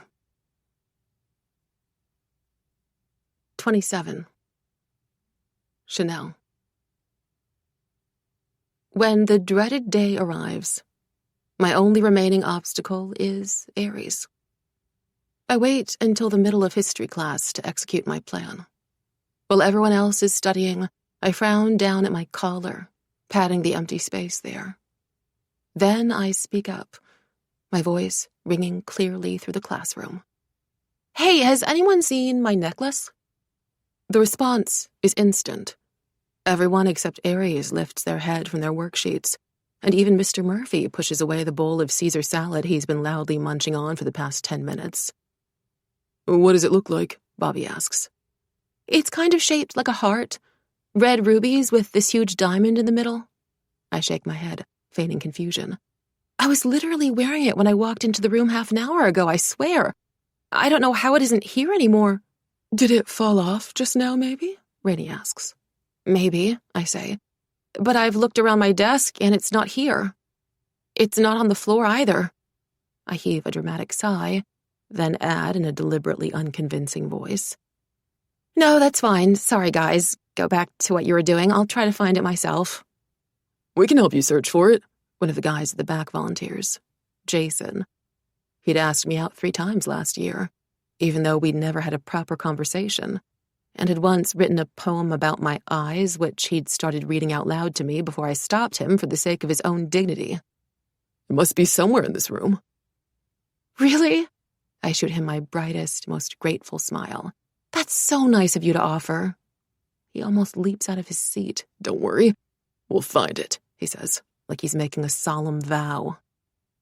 There's a flurry of activity as people start checking around them, flipping their textbooks over and pushing aside their laptops and scanning the gray carpets and chairs. I pretend to join in, routinely shuffling some papers and remembering to look concerned. But I keep my attention pinned on Aries' pencil case, waiting for someone to notice the silver glint of the chain dangling out the half-open zipper. Jason's the one who finds it. Hey, isn't that... He pulls the chain out, holding up the evidence. The classroom falls silent. Dude, did you steal Chanel's necklace? Jason demands. As murmurs circle the room, Aries' eyes flash to mine, betrayal and accusation burning in them, and I know he knows. This is what you get, I imagine myself saying to him, my voice as cold and hard as my heart. Since he's refusing to go to prom with me, there's no point in trying to act like a cute prom couple anymore. I just have to make sure he can't go anywhere tonight. What the hell? Someone else says. I didn't take it, Aries protests. But I can tell that nobody believes him. They probably assume we had a lover's spat or falling out. Aries? Mr. Murphy rises from his desk, his voice serious. Theft is strictly prohibited on school grounds. Well, anywhere. Aries glowers at the teacher, which isn't helping his case. I'm telling you, I didn't take it. Why would I steal something like that? I'm afraid I'm going to have to ask you to stay behind for detention after school, Mr. Murphy says gravely. Please return the necklace to Chanel right now. I try to keep my face passive as he walks over, but my heart thuds with each step he takes in my direction. We haven't been face to face like this since the night by the lake, and it's only when he comes closer that I notice the new bruises on his face. His split lip, the way he's holding himself gingerly to one side like there's something sharp digging into his left rib cage. I frown, helpless to control the concern that rises up inside me. A knee-jerk reaction, like shaking your hand when you've been burned. I almost open my mouth to ask if he's okay, if he's been fighting at the cave again, to demand to know why he isn't protecting himself. Then I remember I no longer have the right to ask him these things, if I ever did. That I shouldn't care in the first place. And he doesn't give me a chance to speak to him anyway. He doesn't even look at me properly when he drops the necklace on my desk, his movements quick, as if he's eager to discard it. Then he's already turning around, hands in his pockets, his back to me.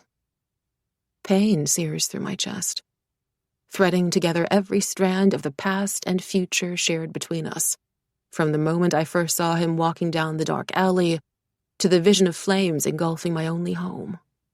But this is necessary. I just have to do this and everything will be okay. Aries will be kept after school for detention. The house will be empty and my mom will be safe and there will be no fire tonight. But when I get home, my mom is still standing around in the middle of the living room, her suitcase lying wide open, her clothes strewn everywhere.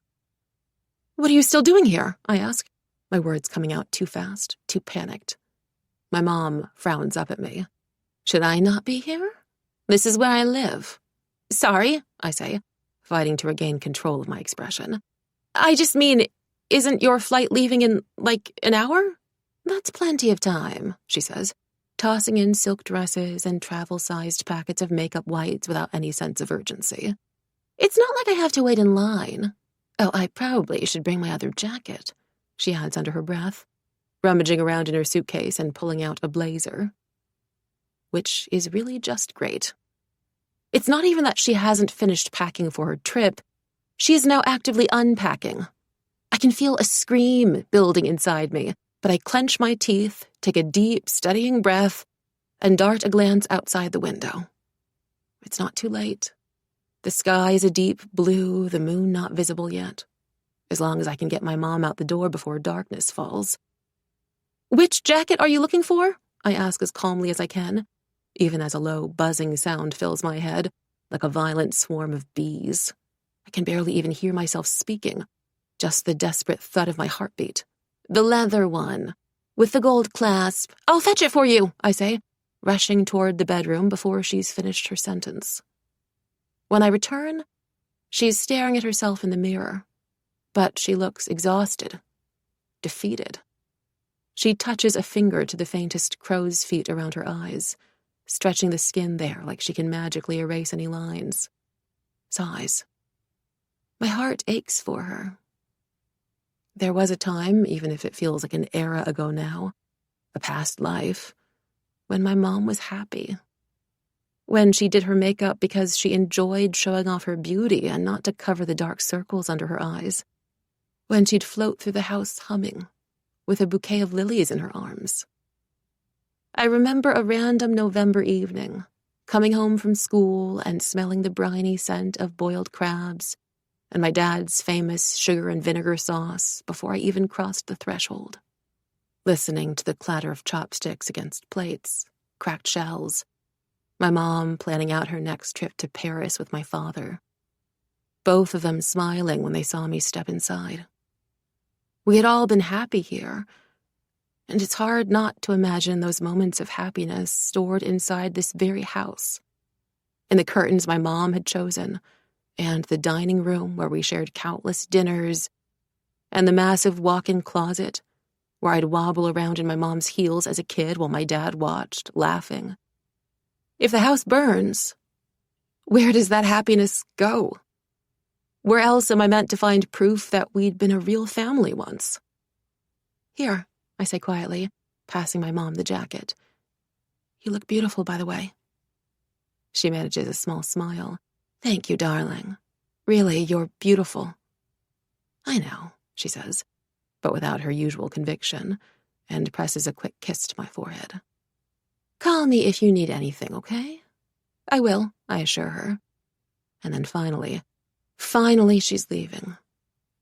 Once the door closes, I slump back against the wood, allowing the relief to wash over me for approximately 3 seconds before I rush into my bedroom to change. I still have one last stop to make tonight.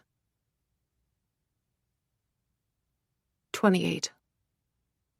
Aries. Why did you steal it? Mr. Murphy asks Aries for the 10th time, leaning forward in his armchair, his expression furrowed in that way Aries has seen on the faces of so many teachers before. Worried, disapproving, deeply unhappy to be here.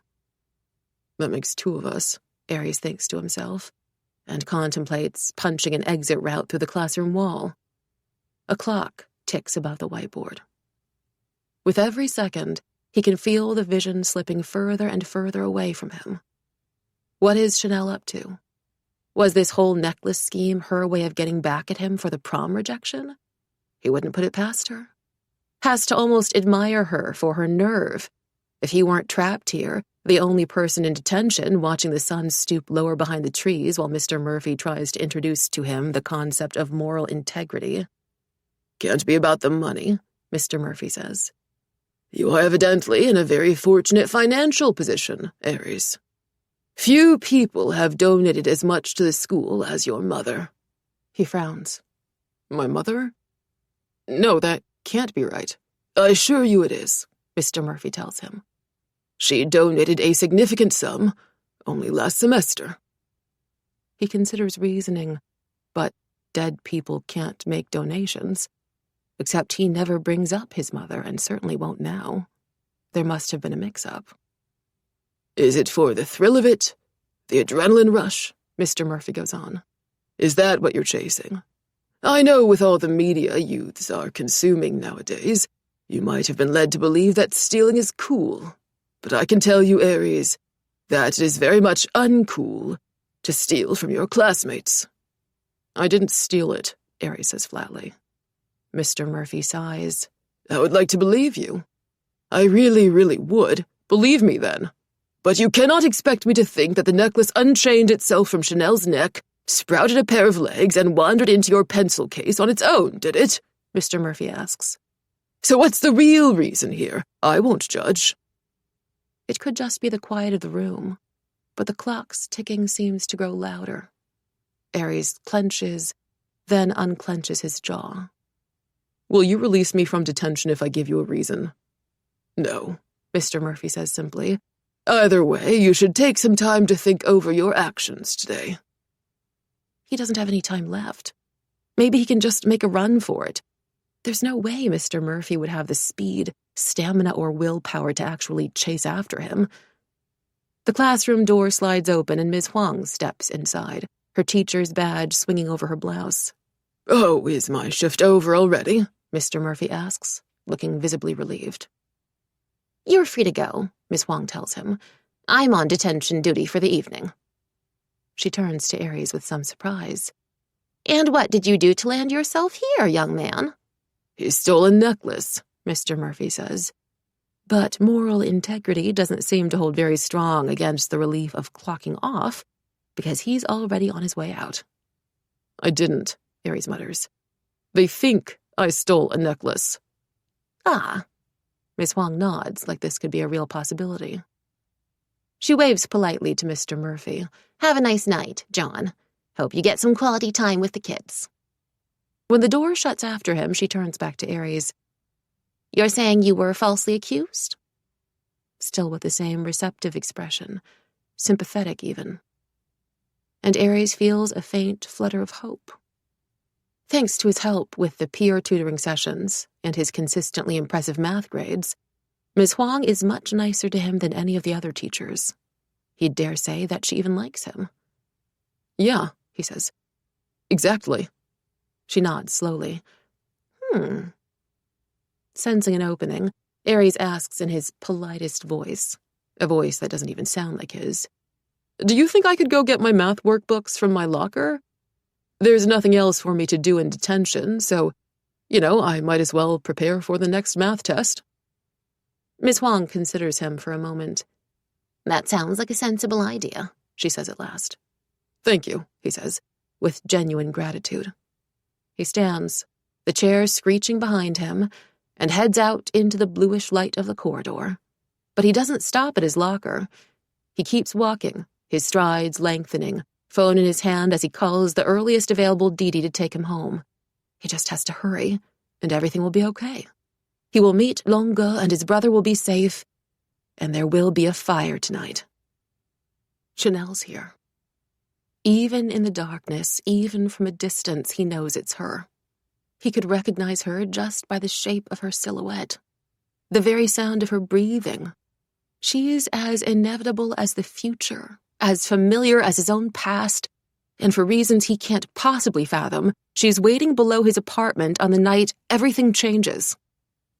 He's still struggling to process the fact that she's here when she whips around at his footsteps, marches right up to him, eyes blazing, and grabs him by the throat. Chanel, what are you? She crushes her lips to his, the smooth floral notes of her perfume enveloping him. He can't think, can't do anything except kiss her back. He forgets the meeting, the deadline, everyone and everything except Chanel. Her fingers snake around the top 2 buttons of his shirt, and she's pushing him toward the front entrance, somehow keeping her balance while leaning her full weight against his body, her mouth on his the entire time. She tastes like cherries, and his mind dances toward some old poem about forbidden fruit before everything goes dangerously fuzzy again because her hand is braced around the nape of his neck. Let's go up, she whispers into his ear. He's barely aware of himself fumbling for the key card in his pocket, the automatic beep of the entrance as it unlocks, and he shoves his shoulder against the heavy glass, unwilling to lift his hands from her waist for even a second. A small voice in the back of his head reminds him that he's meant to be mad at her for framing him and for something else. Other things. He forgets now. But her touch is like a sedative. All the anger leaks out of him as she tugs him toward the lift.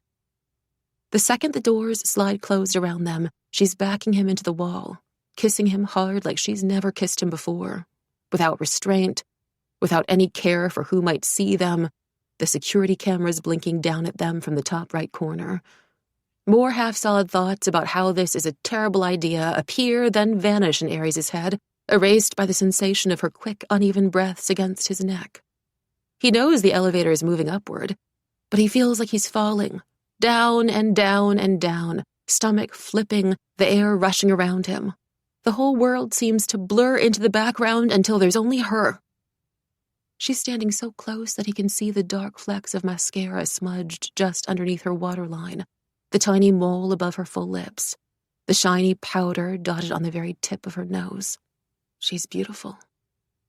She's so beautiful it's unfair. There should be legal warnings that come with this kind of thing. The same labels you find on gunpowder and deadly poisons, because who could possibly stand a chance against it? She shifts even farther forward, her leg pressing into the space between his. Then she lifts her knee by just a few calculated inches, and all the blood in his body rushes to the point of contact. A hoarse, almost pained sound escapes his lips, and he can only hope the security cameras don't have audio systems built in. Then they're on his level, stumbling through the corridor into his apartment, and he's struck by this sense of unreality as she discards her jacket at the entrance, revealing a white lace dress perfectly fitted to her body. Selected for the occasion, he suspects, as a soldier would select their best sword before riding off into battle. "Do you want me?" Chanel asks, taking his hand and lifting it to the delicate strap of her dress, her gaze intent on his. He freezes in place, his heart throbbing behind his ribs. He almost laughs. What kind of question is that? There is no universe where he doesn't want her. "If you want me," she whispers, "you can have me like this. You can have me in any way you want. Just stay here tonight." Her fingers curl into his hair, the gesture as intimate as it is possessive, and he thinks, woozily, that if this is what it feels like to be possessed by her, then by all means go ahead. No, another voice rattles in the back of his mind. That's why she's doing this. Even when she's kissing him, she's being calculating, determined to gain the upper hand. She must have an ulterior motive. Maybe this is another form of revenge, like the setup with the necklace. But she's trembling. He wouldn't have been able to detect it if they weren't so close, if he couldn't feel her fingers quivering at his throat, couldn't hear the hitch in her breathing. Something's wrong. "Wait," he says, pulling back. Chanel stops, stares up at him, confusion flickering through her eyes. "What? Don't you like it?" "It's not that. Tell me what's wrong," he says. She shakes her head, even manages to laugh. "Nothing's wrong." She's such a good liar that he has no doubt she'd fool anyone else, but he knows her better than that. "You're clearly upset," he says. "Did somebody hurt you, or is it about prom, still? About me not going with you? Because I really do want to, Chanel. Why do you care?" she cuts in. And finally he catches a glimpse of real emotion underneath her act. It's odd because Chanel Tsao can be so worldly, so mature, navigating every social interaction with ease, carrying herself with more grace and confidence than most adults he's met before. But right now, she only looks like a girl who's scared, who doesn't know what to do. "I care about you," he says, swallows. "I thought that was obvious." She falters, her eyes searching his face like she's running his words through an invisible lie detector. Then, the shrill sound of a ringtone breaks into the space between them. She steps back, pulls her phone out, frowning. "Hello? Mom? What?" He can't hear what her mother is saying, but Chanel's face pales. "No," she whispers. 29. Chanel. I can feel Aries watching me as I grip the phone, all my carefully laid plans falling apart within seconds. "I'm heading back now," my mom says. "I doubt the driver's gone that far." "No!" I say again, resisting the urge to scream. This isn't happening. This can't be happening. "Mom, you can't just... You're going to miss your flight." "But I need my sunglasses, Chanel," she says matter-of-factly. I can hear the buzz of activity in the background, suitcase wheels rolling against polished concrete, the announcements calling for boarding, repeating the names of passengers who need to come to the gate. "I can't go to Sunya without those sunglasses." "Right, but couldn't you just buy another pair once you get there?" I suggest, my stomach churning. "Sunya has that huge duty-free shop." "You know I can't just get any regular pair," she says, like I'm being absurd. "I need my customized VCL sunglasses. They're the only ones that properly complement my face shape." "No, but, Mom, please." I press a hand to my temple and blink hard, like I can somehow blink this reality away. Hit restart the way you do on a malfunctioning computer. It's too much. I don't have enough control. You simply can't control other people. I've always known this, but it's hitting me now, the full paralyzing weight of it. There are only so many strings you can pull. There's only so much you can manipulate. But every single person has an individual life of their own history and plans for the future and mistakes and their own way of seeing the world and carrying their pain. Like my mom right now. Like my father, like Aries, who's still staring at me while I try not to hyperventilate. Everything is spiraling out of my control, and there isn't enough time to do anything. "Can you please stay at the airport?" I ask my mom. "I'll get your sunglasses for you. It's faster that way." "Really?" She sounds skeptical. "They're in the bottom drawer of my walk-in closet, the smaller one. I don't know if you'll be able to find them." "I will, trust me," I say quickly. Just stay there, I'll bring them." It's only when I hang up that I hear how strained my breathing is, like I'm choking on air. "What's wrong? What happened?" Aries asks at once, his hand stretched out toward me as if he wants to take away whatever is hurting me. There's no lust in his eyes, only concern. That's what makes me pause. An idea dawning on me, new and utterly terrifying. I can't control him. I know that, as hard as it is to accept. If I run back to my house right now, there's nothing else I can do to stop him unless I tell him where the house is. That's my last card. The only thing I haven't tried. Total, terrible, damning vulnerability. It would be a massive gamble. The consequences wouldn't be just devastating, but deadly if I'm wrong. I'd be giving him exactly what he needs to make the fire happen. But maybe that's the risk I have to take. Maybe that's always the risk with falling in love. You can't just decide for yourself whether or not someone will hurt you. You can't move them around like a chess piece, keeping them a safe, calculated distance away at all times. And you can't expect them to love you if you don't let them.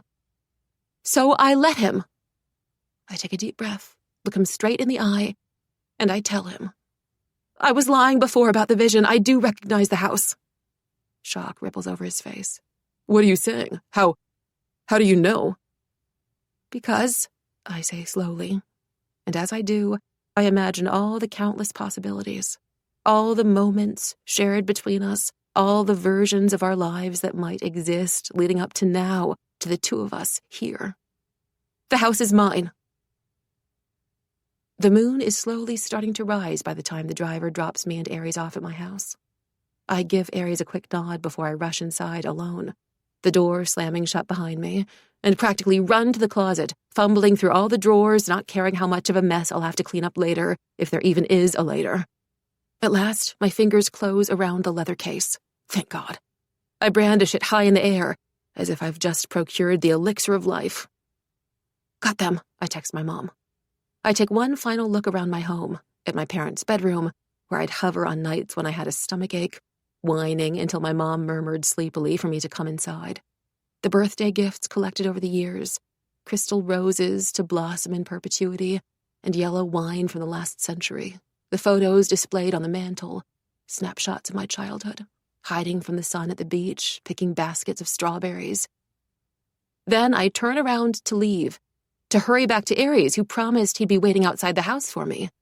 He had looked so sincere when he said it, like he couldn't even imagine himself setting my house on fire, that I'd almost felt safe coming back here tonight. But when I pull the door, it won't budge. No. My heartbeat kicks against my chest. I hear a low buzzing in my ears, panic lashing through me. I yank again, harder, with clammy palms, but the door's stuck. It shouldn't be. It was working just fine this morning. I wriggle the lock with all my strength, but it doesn't do anything. The buzzing has dialed up to a shriek inside my head, the realization pounding against my skull. Someone's locked me in here. Fuck, I whisper. 30. Aries. Aries has envisioned this scene 1,000 times over in 1,000 different ways. But nothing could have prepared him for the reality of it. For the moment he steps out of the DD and takes 2 steps down the street and stops. It's a rich neighborhood. The illuminated villas sprawled out in a way that reminds him of the American suburbs he's seen in movies. He's never been here before, and barely has time to wonder why Longo would choose this place in particular, when another car door slams shut in the distance, and the boy appears as if from a dream. His brother. Aries feels the ground wobble beneath him. He'd glimpsed Luke's face in the vision, but the difference is more pronounced than ever in real life. He's no longer a child. Most of the softness has dissolved from his face. His hair has been cropped short, and he must have grown 6 inches since they last saw each other. He's almost as tall as Aries now, though it's hard to judge exactly from here. Something's changed about his eyes, too. They're darker, difficult to read. Before, Aries would only need to take one glance at his brother to know what he was thinking. Then he says, "Guh?" Not "guh-guh" anymore, just "guh." His voice is deeper, but it's not a stranger's voice either. "Luke," Aries says. He should have prepared a speech.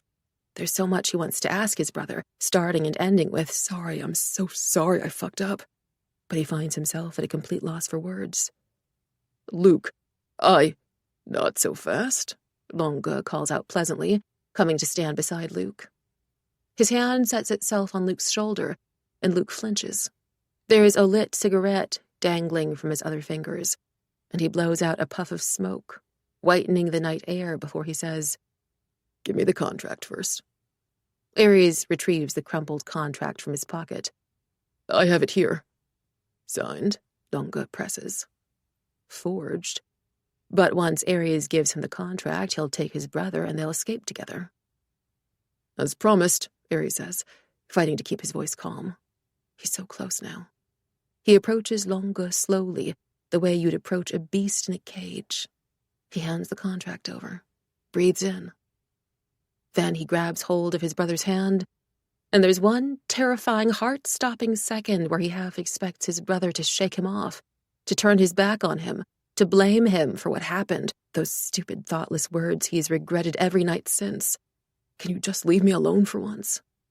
A moment where he wonders if he'd been presumptuous to think his brother even wants to go back with him. But then Luke squeezes his hand, and he wants to sink to the ground with relief. "Let's go," he urges, and they're sprinting down the street, and Longa yells something after them, and he makes the mistake of glancing back. Longa's dropped the contract, must have figured out it was fake, and is chasing them, and he's so much faster than Aries expected, and he realizes, with a crush of despair, that this won't work. "Leave without me," he tells his brother. "I'll meet you back at our old house." Luke's eyes are wide with fear, and all of a sudden he looks closer to his 13-year-old self, the boy who ran away. "No! Go!" "Listen to me," Aries says. "Now! There's no time!" He hears his brother's footsteps, slapping against the concrete, fading away into the distance while Longa's footsteps draw closer and closer. He holds his ground, remembers everything he learned during those fights in the ring, and turns. He slams his fist into Longa's face. And he's never enjoyed violence before, but there's something awfully satisfying about this. The darkness cloaks their movements as he shoves Longa down. He punches until his hands are numb, and he thinks he might be bleeding too, but that's normal for him these days. He can feel Longa struggling underneath him, and it really is just like any fight. Hold on for long enough, and his opponent will stay down. He imagines the crowd chanting around them. 5, 4, 3, 2. Longue is shaking. No. Laughing. A wild, unnerving noise that sends a chill through Ares, almost a wheezing, as if the man has lost his mind completely. Or maybe he has. When Ares stares down at him, Longue stares right back, a bruise already swelling on his temple, fresh blood glistening on his teeth. You think it's that simple? He asks, laughing louder, the sound reverberating through his body. You can just trick me and run away with your brother. Ares feels suddenly very frightened, but of what, he doesn't know. He's still pinning the man in place, but it's as if their positions are reversed and he's the one frozen, back pressed to the ground, unable to move or even breathe.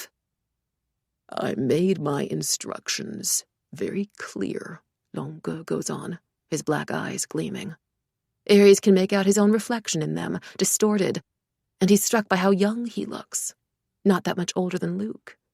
I wanted to play fair, be nice, give the boy a chance, and so on. I have been extraordinarily generous, you know. Made it so easy for you. All you had to do was convince your little girlfriend to do this one thing, and you couldn't even manage that. Useless compared to your little brother. The words land like a slap. Useless compared to your little brother.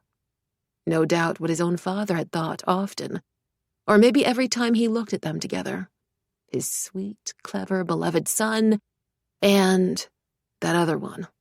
Useless. Something wrong with him. A mistake. Ares' fingers are going numb and cold, too cold, but he doesn't release his grip on the man. Well, it wouldn't have worked anyway, he says. What? What did you imagine would happen? Ares says, more to buy himself time than anything. Assemble the thoughts in his head, which feels like an overheated computer, the fans whirring loudly but feebly. If she had actually signed the contract, you believe she would have fallen in love with you? She works with you long days and nights, you rope her into your life. She's impressed by this empire you built, and the two of you live happily ever after?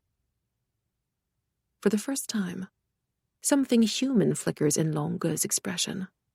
Then rage flashes. You don't understand the situation, he snaps.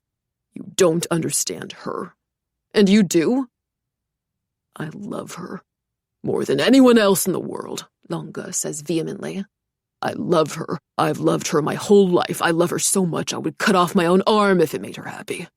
And if she just spent more time around me now, she'd realize that I'm the best person for her. I'm not that awkward, pathetic little boy who lost fights in the schoolyard. I taught myself to be charming, cultured. I have money now, 10 properties, hundreds of men who will do my very bidding. My companies are worth far more than the nightclubs that scumbag ex-husband of hers has opened up. Ares is still staring down at the man and watching him, hearing the desperation in his voice as he describes this warped fantasy. He experiences a surge of something utterly unexpected. Pity. All this work. The cave, the empire he's built for himself, the suit and hair, just to impress a woman he knew decades ago. A woman who wouldn't even spend that much time with him unless a legally binding contract demanded she do so. Longue must see the pity in his face, too, because his features twist. Don't look at me like that. Don't you dare. He struggles again under Ares, breathing hard. She'll see, he says. She's starting to see already, now that the divorce news is out. That was you? Ares demands. You leaked the news. You did that to her. To Chanel, too. He remembers painfully how she had arrived at school the morning the news broke. How hard she'd tried to act nonchalant, like it didn't affect her, like nothing could. But Longue doesn't show any sign of shame. The news was going to leak eventually. I just needed to move things along to make her understand. When she has nobody else left, nobody else to love her, comfort her, hold her, protect her, she'll realize she has only me, that it's been me all along. I just need to clear away the obstacles. Again, the terror juddering through Ares. Clear away the obstacles. What does he mean? What could he... Longa reaches into his pocket and pulls out a lighter. An open flame dancing from the end, and Ares' vision flashes white. No! He lunges for it, yanks the lighter out of Longa's grip, holding it so tight in his own hand that his nails dig into the flesh of his palm, but Longa doesn't even try to resist. He's started laughing again, bloodied spittle flying from his lips. "This lighter's just for my cigarette," he says. "But don't worry. You'll see what a real fire looks like soon enough." A spark catches his eye. Ares glances wildly to his left, just in time to spot a masked figure slip out through the front yard of a villa. One of Longa's men, stationed there in secret all along. "I'm sorry about your girlfriend," Longa says, baring his teeth in a horrible smile. "But again, we could have gone about this the peaceful way. You chose not to listen." And Ares watches it happen, watches the fire catch. The sky is burning. Smoke wafts up over the roof, spreading fast through the glowing orange haze. Someone screams from inside the house. Chanel. 31. Chanel. Help! Please! The heat presses against my back, sticks to my throat, my eyeballs, coating my skin in sweat and soot. It's everywhere. The taste of ash in my mouth.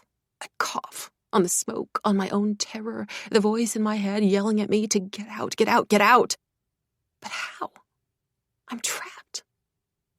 The fire has spread all around the living room, flames engulfing the couches and the coffee table, blocking the way to the windows, the last possible exit. I can't step back without being burned, but I can't get out with the front door still locked. This shouldn't be happening. It shouldn't be like this, but then the scene is so familiar. I'd seen my mother screaming for help, or thought that's what I saw. Her face. Or my own, I realize with a jolt, remembering every single time someone confused the two of us. Blessed with her mother's genes, God, the resemblance is striking. You look just like each other. We look just like each other. A hysterical laugh chokes out of me. The vision is the same, but it means something different now. I hadn't recognized myself in the lake. I never even considered that it could be me trapped inside the fire because I didn't think I'd ever put myself in such a dangerous position in the first place. I didn't think I would tell Ares where the house was, and now, where is he? Did he start the fire after all? After everything I told him, after he promised me he wouldn't? I had taken the risk. But had I bet wrong, gambled everything I had for nothing? Useless, fragmented thoughts raced through my head, trying to make sense of it. Piece on a chessboard, or the players standing behind it. God rolling some dice, fate, destiny, invisible hands of the universe, immovable forces and timelines, splitting apart, reconciling, splitting once more, moon and sun chasing each other across the sky. A butterfly flutters its wings, and somewhere else a house erupts in flames. The beginning and middle and the end is here. I just never thought that it would be like this. That after all the blood spilled, the boys I've kissed, I would feel like a little girl again. Helpless, abandoned, shaking and slamming against doors that won't open, trapped inside my own house while I watch it burn down. As the smoke fills my throat and my vision darkens, I see flickers of my own life. Its extraordinary beauty and its cruelty, the highlights and the excruciating moments I've buried in the back of my mind. Rationed bites of birthday cake, buttercream frosting scraped off with a fork, the flash of camera lights outside a French restaurant in Shanghai, wiping off mascara specks from my eyelids with a cotton swab. My parents smiling from across the dinner table as I unwrapped the new Tiffany necklace they bought me for Christmas, the blue satin ribbons unspooling in my fingers, crying on a bathroom floor, the cold of the tiles against my thighs, laughing together with Alice in our old dorm, cross-legged on the bed while the sunlight puddled through the windows. Ares, trembling under my touch, his eyes dark and unfathomable, kissing him like every second mattered. And it did. Like it was the apocalypse, and maybe it is. And even though I'm gasping for air, the heat pressing in and the room swaying and every strained breath bringing in new bright gashes of pain, I still keep my hand on the doorknob, my knuckles white. I still want so badly to change the future when it's already here. I dream of him before I die. It's an incredible dream, more vivid than anything I've ever experienced before. He's running over to me like I always wanted, the angles of his face burning bronze against the flames, and I think, half delirious, God, I'm really going to miss that face. Even when he isn't smiling, even when he's looking the other way. How his eyes always seem to change in the light, so I can never entirely pinpoint what shade they are, bitter black or coffee brown or brilliant molten gold, the smooth, firm line of his jaw, the shape of his mouth, which is exactly as soft as it looks. I'm pretty sure I'd made a comment about that once, when I was kissing him. Nobody's complimented my lips before, he'd said, breaking away to laugh breathlessly into my shoulder, and the gesture somehow felt more intimate than when he had his fingers in my mouth. I loved him like that, unspooled and vulnerable and happy, or the closest thing to it. Good, I'd told him. I don't want other girls complimenting your lips. I don't want anyone else to know what you feel like. Or maybe I had only said it inside my head, afraid he'd hear the jealousy clawing up my throat. The memories are getting jumbled now. Everything's fuzzy, except the clarity of his arms around me. He's holding me tight to his chest, like I'm his whole world, so careful not to drop me. And I remember the games I'd play as a kid, when the floor was lava and you had to leap from sofa to avoid it. I was never good at getting from one end of the room to the other. I kept slipping or missing my jumps. But maybe the trick is that you need someone to carry you. Someone who will wade through the lava for you, like he is now. Chanel, he whispers, his voice raw from the smoke. His shoulders are shaking. And it's only when something cold splashes onto my cheek from above that I realize he's crying. Chanel, please. It's okay, I try to say, but the words won't come out. The fire dances in my peripheral vision, charring the wood and melting the walls of my childhood. Something crashes from another room, the tinkling of porcelain. It feels like the universe is shrinking and shrinking until there's only the two of us left here. And maybe that wouldn't be such a bad thing. Maybe I could simply stay in this dream forever with him. A window shatters to our right, and I glimpse the sky through the cracked glass, the crimson glow of the blood moon. It seems to hang lower in the horizon than usual, so low that it feels like I could reach up and take it for myself if only I could move my hands. Then the darkness washes over me, and even the moon disappears. 32. Aries. Aries thought he knew fear. He had felt it the morning he found his little brother's bed empty, all those years ago, when he'd first stumbled across the vision in the lake, convinced that he was hallucinating. When the knife had cut through his side, lying on the floor of the cave, tasting the blood in his mouth. But nothing can compare to the fear thrumming through him as he rushes down the hospital corridor, almost barreling straight into the nurse. She hasn't woken up yet, the nurse tells him with a sympathetic kind of grimace. Can I visit her? He asks. His voice is so hoarse it barely sounds like his own. He doesn't know if it's from the screaming or the smoke. The nurse's eyes pass over him. You should really go get your own wounds treated first. I'm fine, he says quickly. I'm used to it. Please, can I see her? The nurse hesitates, maybe senses the desperation in him, this wild animal feeling. Maybe can tell that he's losing his sanity because she nods, pushes the door open for him. Chanel lies on the hospital bed, almost motionless except for her slow breathing. He hates how small she looks, how fragile. hates seeing the tubes in her skin, the raw, puckered burn marks that extend along the entire length of her left collarbone. She would hate seeing herself like this, too. Chanel, he whispers, crouching down by her side. He would give up 30 years of his own life for her to sit up and talk to him. Tell him again about her childhood hikes up Lingshan Mountain, where the air tasted like pine and dew, and there were butterflies everywhere, and how this one white butterfly landed on her shoulder and wouldn't leave her. About the first and last time she went camping, far enough away from the city to escape the light pollution and count every single star in the sky. But they headed home early because she couldn't stand not showering for longer than a day.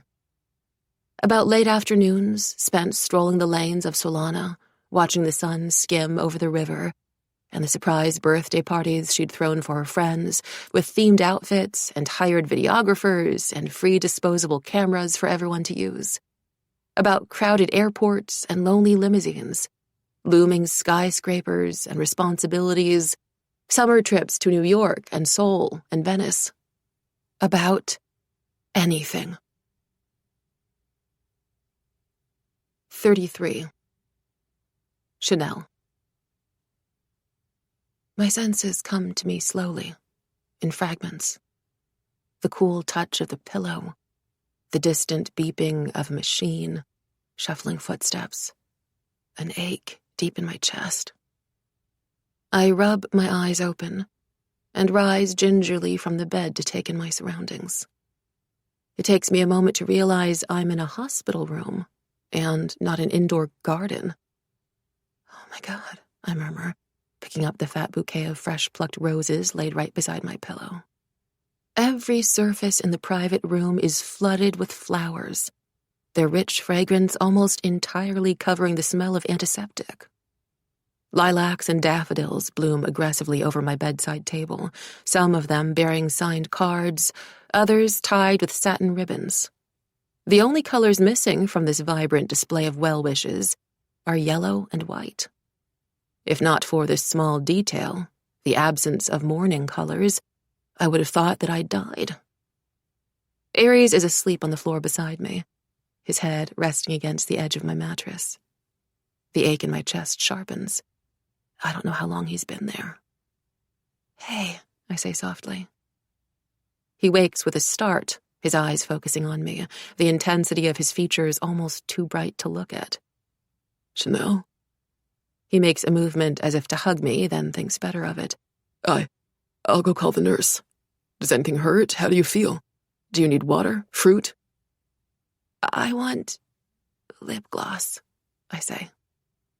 I don't expect him to have any, but he produces a tube of lip gloss from his pocket. It's the same cherry one I always use. Here, he says immediately. You remember how to apply it for me, right? He nods. I thought he was gentle last time, but now he's so careful with his movements that I'm tempted to laugh at him. Then, staring down at the IV strip on the back of my hand, he says, very quiet, I didn't realize what Longa was planning with the fire. I was so scared by the time I found you, I thought it was too late. Longa. So it hadn't been Aries who'd started the fire. It had been Aries who had rescued me from the burning house. I hadn't bet wrong after all. You came for me, I say aloud, just to confirm it, to prove it wasn't a dream. Of course I did, he says. The TV is turned on behind him, the news playing at a just audible volume, more background noise than anything. But familiar images flash over the screen. My childhood house in its former glory, contrasted against a smoldering pile of ruins. The walls of the nearby buildings stained black, the dead lawn littered with shattered glass. My throat tightens. Then the scene changes to Longa in handcuffs, being dragged away by the police. He looks like he's lost his mind, or maybe his soul. His eyes are wild, his teeth bared as he shouts something inaudible. He's in prison now, Aries tells me quietly. He'll be there for some time. He did a bunch of illegal shit on top of making miners work for him and burning houses down. They've freed all of them now, the miners. Okay. Okay, thank God, I say. His expression darkens. But he deserves worse than prison. He's staring down at my collarbones, and only when I follow his gaze do I see the burn marks peeking out from under the gauze. I inhale. Oh. It's about the size of my palm. Too high to be covered up unless I wear turtlenecks for the rest of my life. I asked the doctors about it, he says. It'll get better, but it'll leave a scar. Okay, I repeat in a daze, my head buzzing. A scar. A permanent mark. My perfect image, irrevocably changed. I should be freaking out about it, speed dialing the top surgeons in China right this second, and yet, maybe it's the fact that I almost actually died. But it doesn't feel like life and death the way it would have a month ago. Well, I say weakly, at least prom is already over. I don't have to worry about how it'll look in prom photos. For what it's worth, you won, he says. What? Prom. I saw the results. Even though you weren't there, you had the most votes. You were crowned prom queen.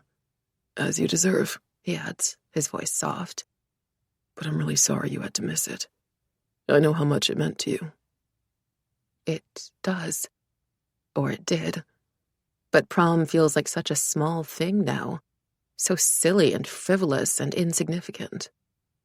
Even the news of my win doesn't give me the rush of validation I'd always imagined. It's just something that happened, a past life, the concerns of a girl who hadn't almost been burned alive. They also voted for me for prom king, Ari says. I bite back a small smile. Congratulations? I mean, not that it matters to you. Anything that matters to you matters to me, he tells me simply. And he's about to say something else when the door bursts open. Chanel? My mom rushes in, still wearing the same clothes I last saw her in, which is so rare that it's all I can focus on for a moment. My mom refuses to even wear the same pajamas 2 nights in a row. Aries stands up and steps back from me with what seems like a superhuman level of self-restraint, letting my mom take his place by my hospital bed. Then he excuses himself quietly from the room, glancing over his shoulder at me with every step on his way out. Thank God you're okay, my mom says, her face ashen. I still can't believe it. I'm sorry, Mom, I whisper. Because even underneath the overwhelming relief that she's alive, that I was the one caught in the fire instead of her, there's the guilt gnawing at my insides. I should have been more strategic, more careful. I should have prevented the fire from happening at all. What are you talking about? The house, I say, too weak to lift my arms all the way, so I nod toward the TV screen instead. Everything's ruined. It's just a house. You're safe and I'm safe. But it was our home, I say, my voice breaking. It's not just the house I'm grieving, it's my childhood. The last happy memories I had of my family together, burning into rubble. Now my dad's gone and the house is gone, and I guess my childhood really is over. I was never going to save it in time. Even if it hadn't burned, there's simply no way to return to what it was before. I'm really, really sorry, I tell her.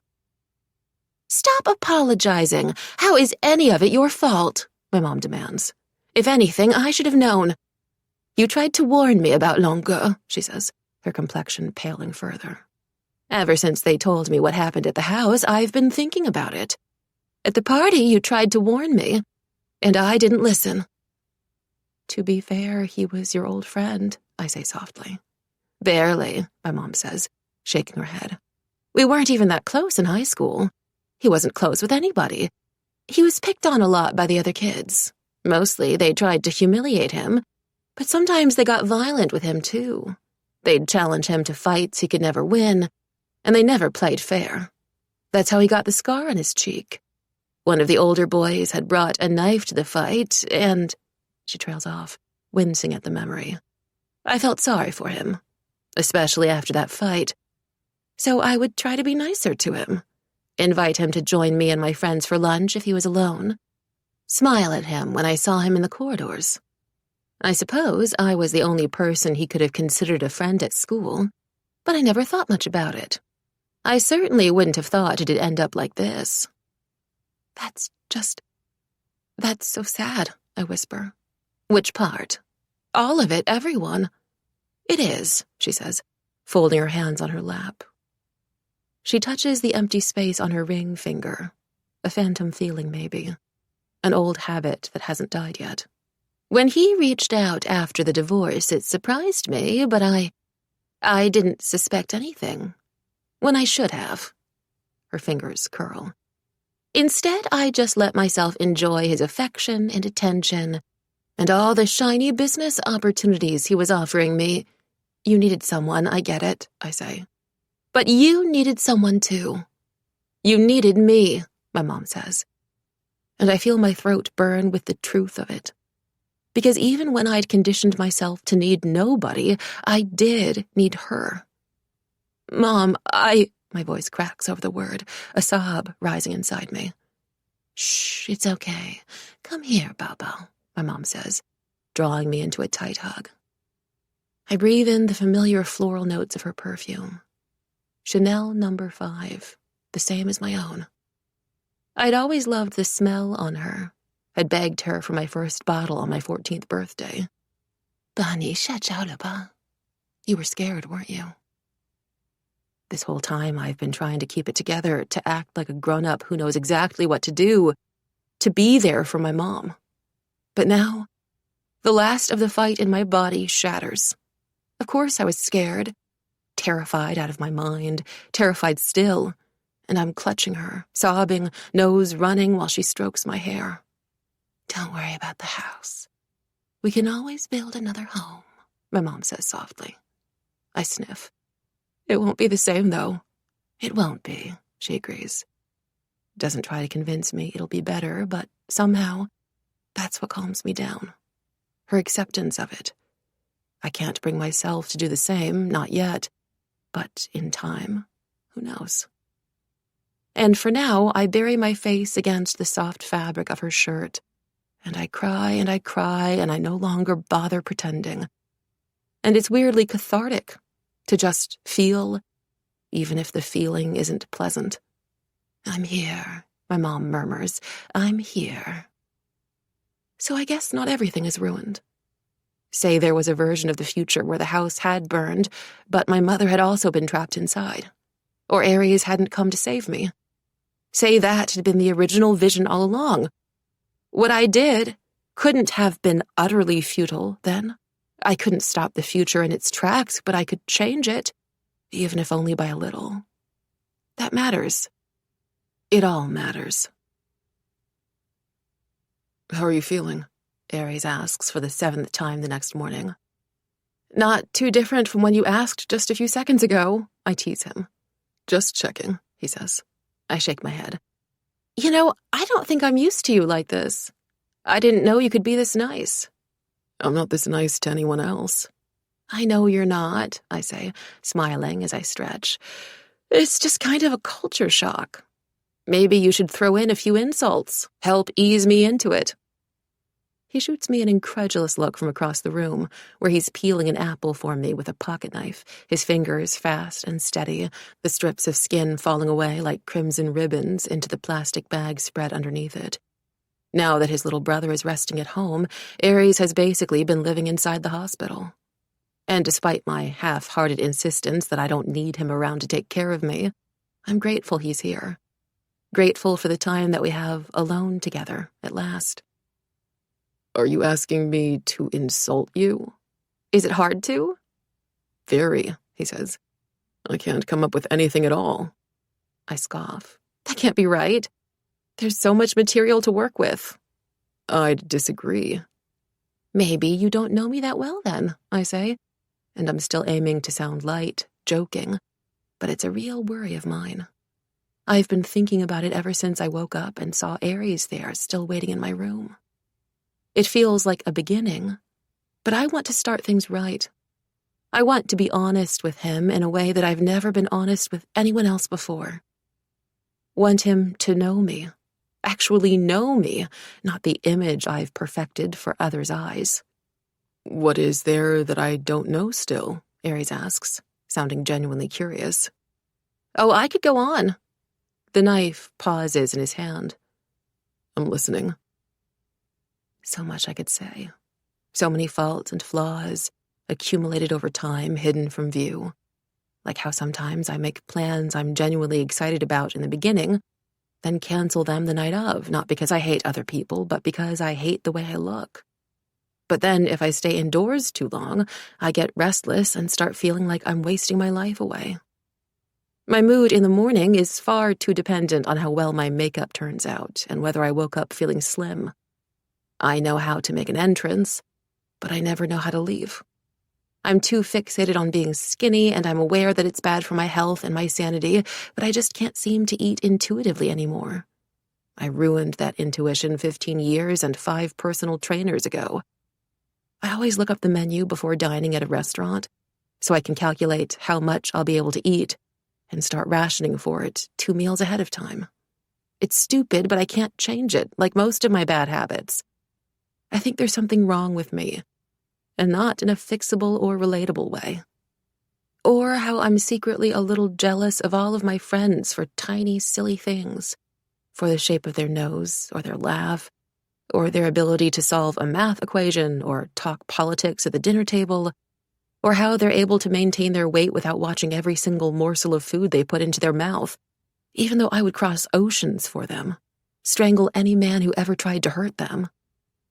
Or how there are days where I feel like I have everything, an outrageous amount of money in my bank account, the most coveted designer collections in my closet, a long list of numbers saved to my phone, and other days where it feels like I'll never have enough of anything. I crave attention so desperately, even if it's in the form of envy. I occasionally loathe myself, but I always want the best for myself. Yet when the best things do fall in my lap, I find myself questioning if I really deserve it. I suspect that everyone pretends to enjoy hanging out with me far more than they actually do. I laugh loudest when I'm saddest, and I'm vain enough to believe that plenty of people are interested in me, but give it time, and they'll inevitably find out that I'm not really very interesting at all. How, when I was 8, a boy in my class pointed out that my lips are too thin, and now that's the first place I zoom in on whenever I look at a photo of myself. Had considered getting fillers, and would have probably gone ahead with it if I didn't have trust issues, leading me to worry the doctors would somehow mess up the procedure and make me look worse. I began to tell him as much, all of it, but I break off somewhere between the 8th and 9th major flaw. Honestly, I'd expected him to run out of the room within a minute, but he's still sitting there, gazing over at me, his expression tender, patient, filled with such irresistible affection that I have to wonder if he'd heard a single word that came out of my mouth just now. If you're trying to scare me off, it's not working very well, he says. I'm not. I want to be honest. Because you might think you like me right now, but once you get to know me... Before I can go on, he is dropping the knife and crossing the space toward me, and his long, slender fingers are tangled in my hair. His other hand curves around my back. His lips soft on mine, warm. The world tilts. He kisses me with a hard, repressed hunger, edged by something I can't quite discern, something almost dangerous. His whole body is trembling with it, his hands deliberately, carefully light over my skin, as though aware of all the parts of me that are still wounded, still hurting. I feel drunk, in a dream, sick with desire. What really hurts now is the too quick beat of my pulse, the strain of my heart against my chest. Hot, feverish skin, the smell of his cologne and the blankets falling, the distant, out-of-body shock that this is happening. No games or tricks. We're just doing this because we want to and we can. At last, at last, at last. Chanel, he murmurs, his mouth against mine. He tastes like cold, sweet moonlight, everything that's beautiful and terrible in the world. He pulls away for a second, breathing hard. Then he presses his lips to the hollow of my throat. I stay still and let him, lightheaded, one hand curled tight around his shirt. I want to know you, he says. I want to know everything about you, and none of it could ever scare me off. Is that a threat? A promise, he says. And I think that I could actually do this. Try it, at least. Why not? For once, I want to be the girl who gives love a chance. I'm holding you to your promise, I tell him. If you break it, I'm going to ruin your life, you realize. I can feel his lips on my neck, feel how they curve into a smile. I wouldn't expect anything less from you. 34. Aries. During his first 3 days back home, Luke doesn't say anything to Aries and their father. Or barely. He remains quiet when Aries shows him the way to his old bedroom, where everything has been preserved. A time capsule of Luke's old science posters and car models, and the faded teddy bear with the plaid shirt and missing eye. The only time he speaks is to ask Aries whether he has a spare toothbrush. Aries isn't sure what he'd thought would happen. Tears? A brotherly embrace? Staying up late and sharing a drink? He considers offering Luke a beer, technically illegal, but he was younger than his brother when he'd started drinking. Or an apple juice, but maybe Luke would find that too childish now. In the end, he plays it safe by getting Luke a glass of warm water, which he accepts wordlessly. There may not have been tears, but there was far more talking in Aries' imagined version of events. Sentimentality. Instead, he feels mostly a lingering sense of awkwardness, like when you find yourself sitting next to the only other person your age at an adult gathering, and the silent expectation is for you to become friends by the end of the night. But what to say first? How to cover all that ground and distance, the regret, the loss, the relief. And what if his brother still blames him? Give it some time, Chanel tells him on the phone after her checkup appointment. Luke is sleeping, his snores soft through the walls, but Aries keeps his voice down just in case, the door's closed. The thin, red bar in the corner of his screen warns him he only has 13% of battery left, so he finds himself sitting cross-legged on the floor while his phone charges, playing absently with the wire. He must be in shock. He can hear the gargle of hospital noises in the background, doctors coming around to check patients' vitals, beeping of monitors. Yeah, you're right. I don't know. It's stupid, but I just thought things would be different. Well, you've both been through a lot, she says gently. If he doesn't feel like talking about it yet, maybe you can do something together. Do something? He repeats. Like an activity, something fun that you both used to enjoy. It might help him open up to you, or at least remind him of how things used to be. He thinks about this for a moment. Hey, you give pretty good advice. She laughs, low and lilting, and he feels a warm jolt of pleasure.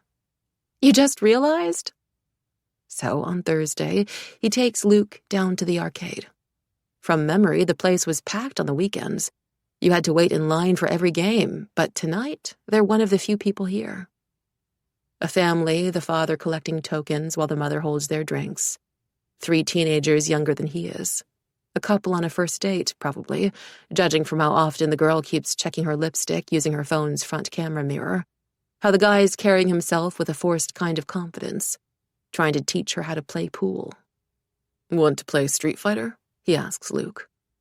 Luke gives a quick nod, and it feels easier like this, performing the series of motions the game naturally requires of them without much thought, piling their bags and jackets on the machine behind them, holding the tokens out to Luke, slotting them into the machine, hands finding the buttons, picking their fighters.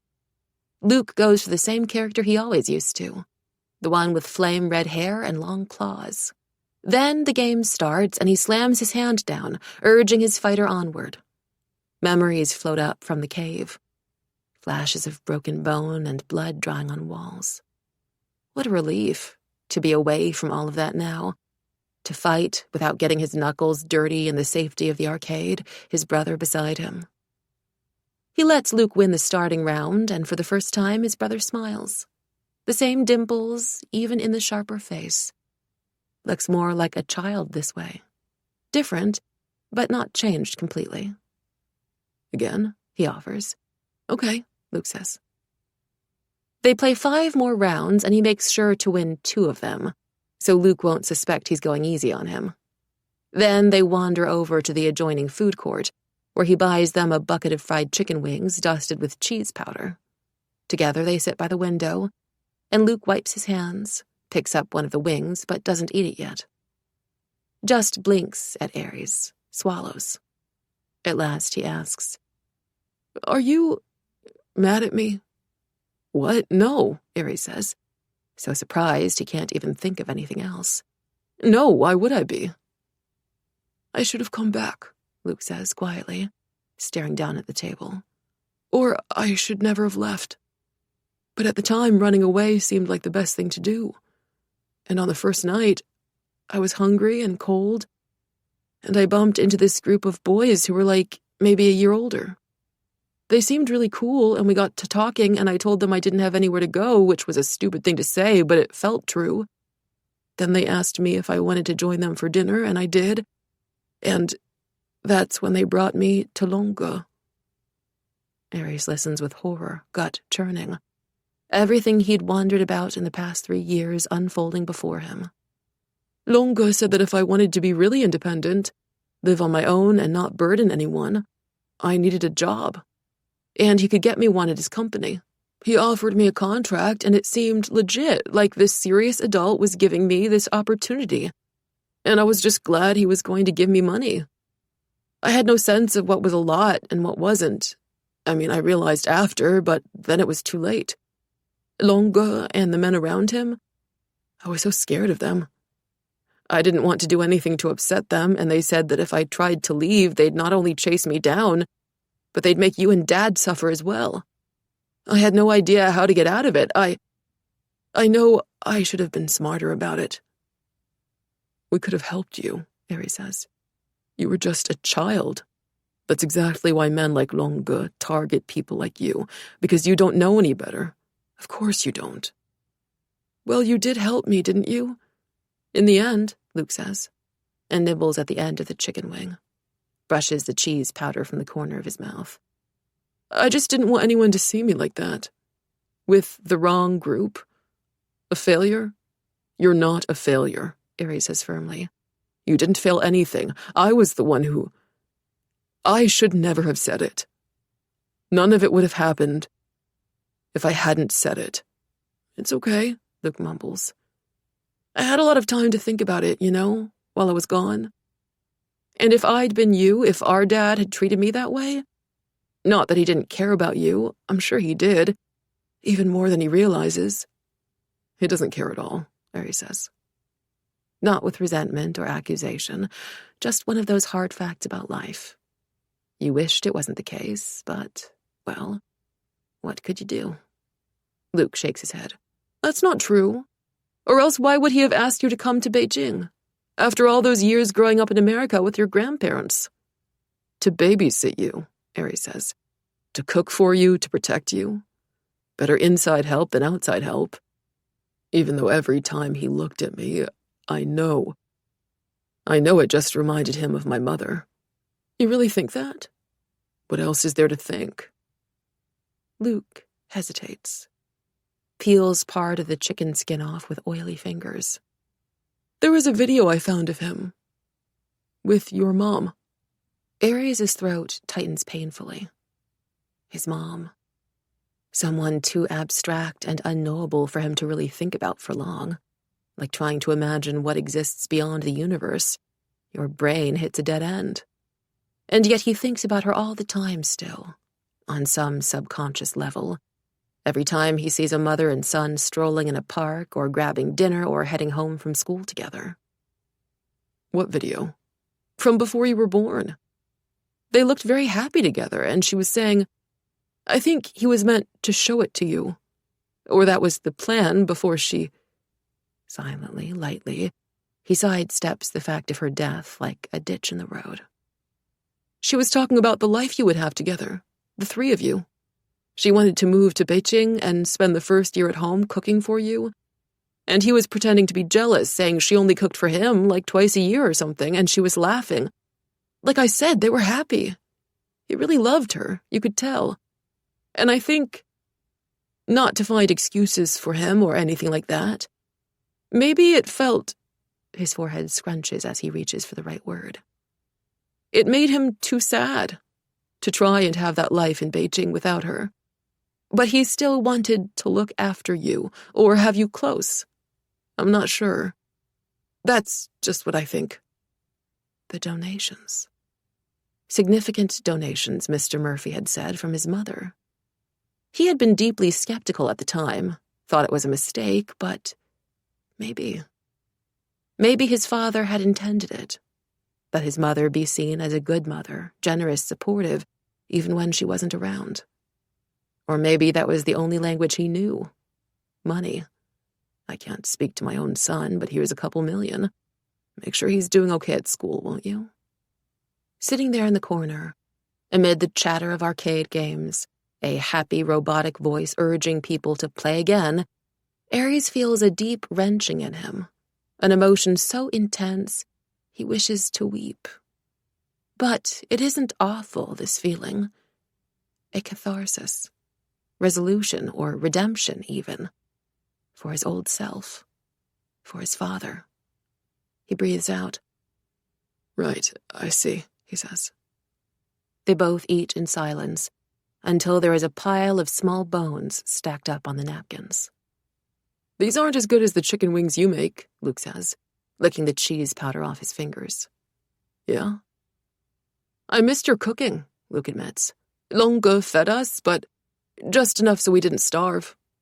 Sometimes I'd literally lie awake at night with my stomach rumbling and try to remember how the food tasted at home. Tell me what you're craving, Aries says. I'll make it for you. This earns him a tentative smile. I will. Luke pauses, seems to think of something, his face turning serious again. By the way, is that girl okay? I've been meaning to ask. Aries knows instantly who he means. Yes, yeah, she's okay. She's out of the hospital now. Just has a couple more checkup appointments, but the doctors say she's healing fine. Who is she anyway? Luke asks. Chanel Tsao, he says, with a stirring of pride. How many people have said her name today alone, but how many can claim to know her the way he does? Maybe his thoughts are more transparent than he realizes because Luke regards him in a new way. And are you two together? Not yet, he says, not officially. I'm planning on asking at a better time. I want to do it right. He's never discussed girls with Luke before, he realizes. Not that there was ever much to discuss. Only fleeting moments of fondness, shallow desire, mutual flattery. Strangers who more or less remained as much. None of them really count. Not anymore. How did you meet? Aries feels himself smiling. Can't seem to help it. You want to hear the full story? Luke nods, eager. Okay, well, I guess it began with the moon. 35. Chanel. The moon hangs high tonight, a perfect silver pendant in the sky. I find Aries standing underneath it, waiting by the lake banks where I'd first followed him. I stay still, allowing myself the luxury of simply admiring him from a distance. He's always looked so beautiful in the moonlight, almost surreal, like something out of a dream. Then I step forward, silently, or so I think, hoping to catch him by surprise, but he turns around at once, his dark eyes finding mine. Have you been waiting long? I ask. No, not at all, he says, his lips sliding into a smile. I know you usually need 2 hours to get ready. Well, being hot takes time, I say. I shrug off my fur jacket as I cross the grass toward him, revealing the tight crimson dress I'd picked out just for him. The one that's softer than silk and fits like a second skin around my body. A warm, pleasant breeze fans my hair back from my bare shoulders. It's finally starting to feel like summer, and even the air is sweeter, balmy with the fragrance of begonias and yesterday's rain. Children are staying out later, chasing each other around the park, licking Hawthorne ice pops and scooping traditional Beijing yogurt out of little glass jars. The yeyes and nine-eyes are back to playing their chess matches and dancing in the courtyards, swaying together to ballads from the 90s, slightly off rhythm but laughing. Everything feels fresh and full of promise, like new beginnings. I like the dress, Aries says, his fingers skimming over the fabric around my waist. I gaze up at him. Of course you do. This too, he says, tugging at the black velvet bow in my hair. And this, he says, hands drifting down to my jaw, tilting my chin gently up toward him. The cuts in his knuckles have almost healed, I notice, the dark red scars fading into a pinkish color. No new bruises, no blood. I think you like everything about me, I murmur against his lips. You think so? I'm actually certain of it, I amend and pull away, teasing, before he can kiss me. You do make it very, very difficult not to like everything about you, he agrees. I'm biting back a ridiculous grin as I cast my eyes on the lake. The pale moonlight ripples over the surface, and out of habit, my stomach tenses, dreading what future might form from the murky shapes. But the water doesn't change. The house fire, the smoke, the destruction. All of it is gone now, as if the vision had never existed in the first place. You can only see the liquid reflections of the lamps, and the two of us standing side by side, the red of my dress the closest thing to flames. Isn't it so strange, I murmur, and I don't have to say more than that. He knows exactly what I'm thinking. Very, he says. Sometimes I think I made it all up inside my head. If it weren't for you, I would have thought I'd lost my grip on reality ages ago. Do you reckon anyone else will see a vision like we did? If maybe there are more lakes out there similar to this one? Or if maybe it isn't about the lake at all. Maybe it's the moonlight. Maybe it's all of it. The exact combination, the place, the timing. You and me, he says, with a readiness that makes it clear he's been wondering about it too, drawing up his own theories that can never be tested. He pauses, looks over at me, his gaze catching on the burn scar underneath my collarbone, his face tightening like it's been seared into his own flesh. Chanel, I'm still really, really sorry. Sorry? What's there to be sorry about? He swallows, shakes his head. You shouldn't have had to go through that. Every time I remember it, how close you were to... But you saved me, I remind him. And besides, it's all in the past now, isn't it? The past. I can barely believe it, even when I say the words out loud. The worst has happened, and somehow we survived it, and we're both here. How's your brother these days, by the way? I ask Aries, deliberately changing the subject before he can sink too deep into his own guilt. I don't know if anything I say can ever convince him to forgive himself, even if I've remained adamant that there's nothing to forgive. Luke is adjusting, Aries says. I've enrolled him at Arrington, and he should be ready to start classes next semester. It's just that he hasn't been to school in so long. He hasn't said anything about it, but I think he's a little nervous. Luke's so smart. I bet he's going to be at the top of his class in no time, I say. I can already see him fitting in. He can be Arrington's next genius after Henry Lee graduates.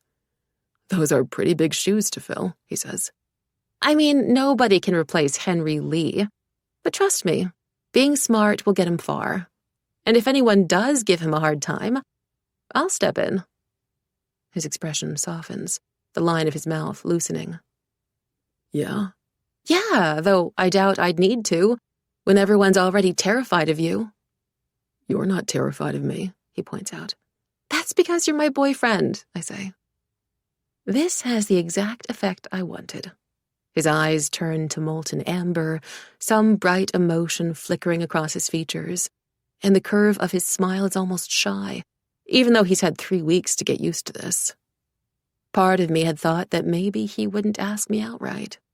He was, after all, already doing everything a boyfriend would and more. While I was still stuck in the hospital, he visited every day with fresh flowers and fruit baskets. He was the one who thought to bring me my favorite brand of face masks, who bought a scented lychee plush toy to keep me company at night, though I barely needed it, because he'd stay with me all the way until I fell asleep. Then, once the bandages came off and I was finally given permission to go anywhere I wanted, he went everywhere with me. He took me shopping again, carried my bags in the hand that wasn't holding mine, dutifully followed me through dozens of stores, waited for me to try on dress after dress without the slightest hint of impatience. And when one of the retail assistants started unabashedly flirting with him, he turned to me, grabbed my waist, and kissed me until my jaw unclenched and the jealousy in my stomach dissolved. I could feel him smiling when I pulled away. "What was that for?" I'd asked. "To make it clear that I'm yours," he murmured into my ear. "And because I wanted to. Are those good enough reasons?" "Maybe," I allowed, fighting to keep my facial muscles in check so he couldn't see how hopelessly, absurdly happy those few simple sentences made me. He started planning out our dates, too. Long midday walks around Chaoyang Park, finding a patch of grass to fall back on when we were tired, him using his arm to shield the sun from my eyes. A nighttime visit to the local aquarium, his silhouette edged by the blue glow of the water, pointing out all the different fish he knew, laughing when I admitted that I only knew 2, and that was from Finding Nemo, baking at his place, his hands around mine to steady them as I squeezed blueberry batter into heart-shaped pans, building forts in my new living room, pushing the chairs back to make space for the hot flush of pleasure in my chest, lying together on the cushions imported from France, and gazing at the glow-in-the-dark star stickers he'd ordered for me. It was his idea to try a new restaurant every couple days. "What are you craving?" he would ask, and I would tell him whatever came to mind. Korean barbecue tonight, or Sichuan food, or something as specific as scallion beef pancakes. And every time, he would return an hour later with at least 3 different restaurant options to choose from and a detailed overview of each, noting which ones had good lighting for photos and which ones offered the best seating. He would let me pick whatever I wanted from the menu, and he would always offer me a bite of his dish first. And if I decided I actually liked his meal over what I'd chosen, he would just smile and slide it over to me. When we did go out to eat, I could still hear my mom's voice in my head. "Are you really going to finish all that? Control yourself, Chanel." There were still those flashes of guilt where I felt the compulsion to make a list of all the foods I ate, like someone at a confessional, sorting them into good and bad, and inventing new arbitrary rules to torture myself over what was on my plate. But it was getting easier to ignore the voices and the rules, easier to sink my teeth into the food and actually enjoy it, to say yes to dessert because I felt like it. And maybe it could be that simple. Life could be that good. Then, 3 weeks ago, we watched a new action blockbuster together at the theater in Solana. A movie date. Our very first one. Something that felt extraordinary because of how ordinary it was. The kind of couple activity I used to dream about when the idea of being together with Aries seemed impossible. The movie itself was awful. Despite the rave reviews, all the promotion that had been slapped onto billboards and bus station posters and social media ads, I could barely bring myself to watch it. Influencers had been filming themselves walking out of theaters crying. The only times my eyes teared up was from yawning. And yet, I had no desire to leave. I was happy to lie on those leather seats for hours, watching the actors stumble through recycled jokes and buses explode on screen, with Aries next to me, his arm around my shoulders, leaning over to grab a handful of caramel popcorn, or whisper in my ear about how horrible the acting was. After, we went back to his apartment, debating the whole way whether the glowing reviews were fake or if there was some kind of bigger conspiracy involved, and as soon as the door clicked shut behind us, I was pulling him to me. I still held the half-filled popcorn bucket in one hand, Didn't have time to think about setting it down. Didn't care. He tasted like caramel and butter when he kissed me, his lips just as soft, and I stood on my tiptoes, wanting even more. Wait, Chanel, he said between breaths. There's something I need to ask you. What? Don't tell me you're proposing. I was joking, but his face flushed as he drew back a few inches to look at me properly. I know we've been doing this for a while, and it's never been a question whether I belong to you, he began, more formal than I'd ever heard him. But I did want to make sure, in case you felt differently. Do I get to call you my girlfriend? I stared at him. The champagne bubble thrill of the moment, the burnt sugar on my tongue, his hands on my waist, melting into a deeper, more potent pleasure, almost an ache. The emotion rose in my throat, and I ducked my head, laughing, barely able to form words. What's so funny? He asked. No, it's not funny, I said, wondering how I could possibly explain it to him. This was what the poems and the ballads and the paintings were for, I thought. This precise feeling. I'm just really, really happy. But maybe I didn't need to explain, because the look that crossed his face, I suspected he knew. He took the popcorn bucket from me and placed it on the counter behind him, eliminating any remaining obstacle between us, any distance, any doubts I'd ever had. I could feel the hitch in his breath when he wrapped his arms around me and murmured, "Is that a yes?" "Yes," I said. "Yes, yes, yes," my heart echoed 1,000 times over. I feel like I should warn you, though. Being my boyfriend isn't an easy job. I like to buy pretty things. "I'll buy you anything you want," he said instantly. I bit back a smile. I can take forever to pick out my outfits, especially if we're going to a big event. I don't mind waiting for you, however long it takes. And there are a lot of big events I need to go to, I continued, my words half muffled by the cotton of his shirt. I can hold your purse and your coat on the way there, and I can hold your heels for you on the way back. People might gossip about you if you're with me. I mean, they're definitely going to find out, one way or another. That's a good thing, he said without missing a beat. That way they'll all know you're taken. I can be temperamental, too. Helps keep things interesting. I'm extremely high maintenance. It'd be an honor to maintain you. And I might need you to help take photos of me. I would hope so. It gives me an excuse to look at you. With a small, contented sigh, I did something I'd never done with anyone else before. I sank completely into his arms, letting him carry the full weight of me. You really have an answer for everything, don't you? It's a basic requirement for being Chanel Tsao's boyfriend.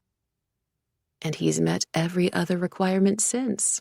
Things I didn't even know to ask for, like bringing a scrunchie for me when I forget my own so I can eat without fussing over my hair, or walking me the 5 steps from the car to my house when it's dark, or filling up a thermos of hot water for me to sip when the weather's cold.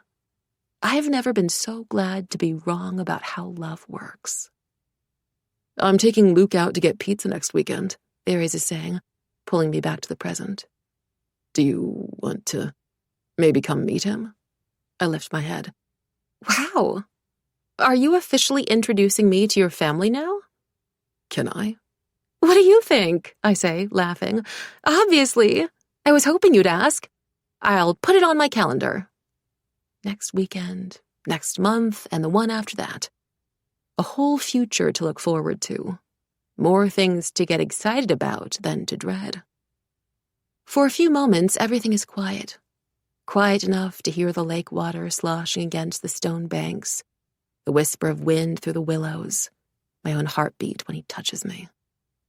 Just the underside of my wrist with his pinky finger, as if to reassure himself that I'm real, that I exist. I bought something, by the way, he says. That's good. You should start spending more money on yourself, I say seriously. Something for you, he clarifies. I blink. What, another non-birthday gift? Something like that. Here. He retrieves a small velvet pouch from his jacket pocket and gestures for me to hold up my hand. A silver necklace spills out onto my outstretched palm. I stare down at it, speechless, my heart straining to contain all that I feel. The pendant is a crescent moon, with a single diamond dangling like a star from the end. It's beautiful. It might be the most beautiful gift I've ever received in my entire life. Softly, Aries says, I hope you know I really mean it. I would be willing to give you everything, even the moon. You already have, I tell him. I push my hair over one shoulder, exposing the back of my neck to him, the most vulnerable part of my body. Can you help me? I ask, even though I could clasp and unclasp a necklace with my hands tied. Yet it's nice to be helped anyway, to let myself want him even when I don't always need him. The silver is cool against my skin as he moves behind me to adjust the chain, but his fingers are warm, careful, wonderfully gentle. When he's done, the necklace falls over the burn mark on my collarbone, just above my heart. Thank you. I whirl back around to wrap my arms around him again, and I have to marvel at how safe I feel, how much it makes sense, even though it's the last thing I'd expected. If I'd seen a vision of this future 2 months ago, I would have sworn I was hallucinating. It should be impossible to feel this much, really. To be this open and tender and happy and known. But so is seeing visions in a midnight lake's reflection. So is giving someone the moon. Anything for you, Aries says, pulling me closer to him. And the moon glows above us. Its light just as beautiful as the present. Just as bright. Epilogue. When the flowers arrive, I assume they're from the founder of a perfume company. Probably a thank you for collaborating with them in my last post. The bouquet is far bigger than these kinds of gifts usually are, spilling over my arms when I pick them up. Pink lilies, my favorite flower. I give a faint nod of approval. The marketing intern must have done their research.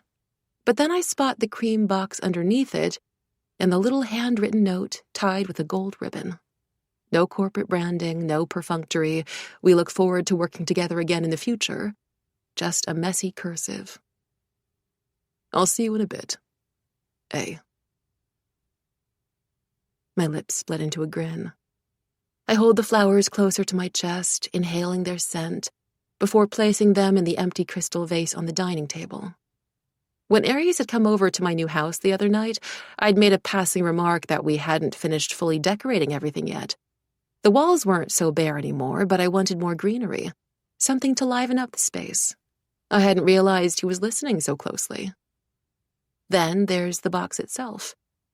I push the white wrapping paper aside, and my fingers find the softness of scarlet silk, a familiar shade. For a few moments, I can only stare in disbelief, my heart swelling inside my chest. It's the dress I tried on that time I dragged Aries to the shopping mall with me. Everything about it is the exact same, except the straps. The broad straps I'd complained about are gone, replaced by elegant spaghetti straps. He'd remembered. I don't even have time to process everything. The flowers, the spontaneous gift, the thought that must have gone into it. The brand never does alterations for their dresses, so how did he convince them to make this? When my phone rings, the perfect sight of his name flashing over my screen. My grin widens as I lift the phone to my ear. I think someone has a crush on me, I inform him. Really? His voice low and amused, the hum of cars in the background. Who? I can't be sure, but, they just got me my favorite flowers and my dream dress. Wow. You know, that doesn't sound like a crush. No? Sounds like they're in love with you or something. I tip my head back and laugh. You think? Possibly. I'll be there in 5, he adds. Try the dress on. Wait, right now? But I thought we were getting sushi tonight. Slight change of plans. I'm taking you somewhere fancier. But we just went somewhere fancy 2 days ago. We don't have to always... Just try the dress on. For me, please. Okay, fine.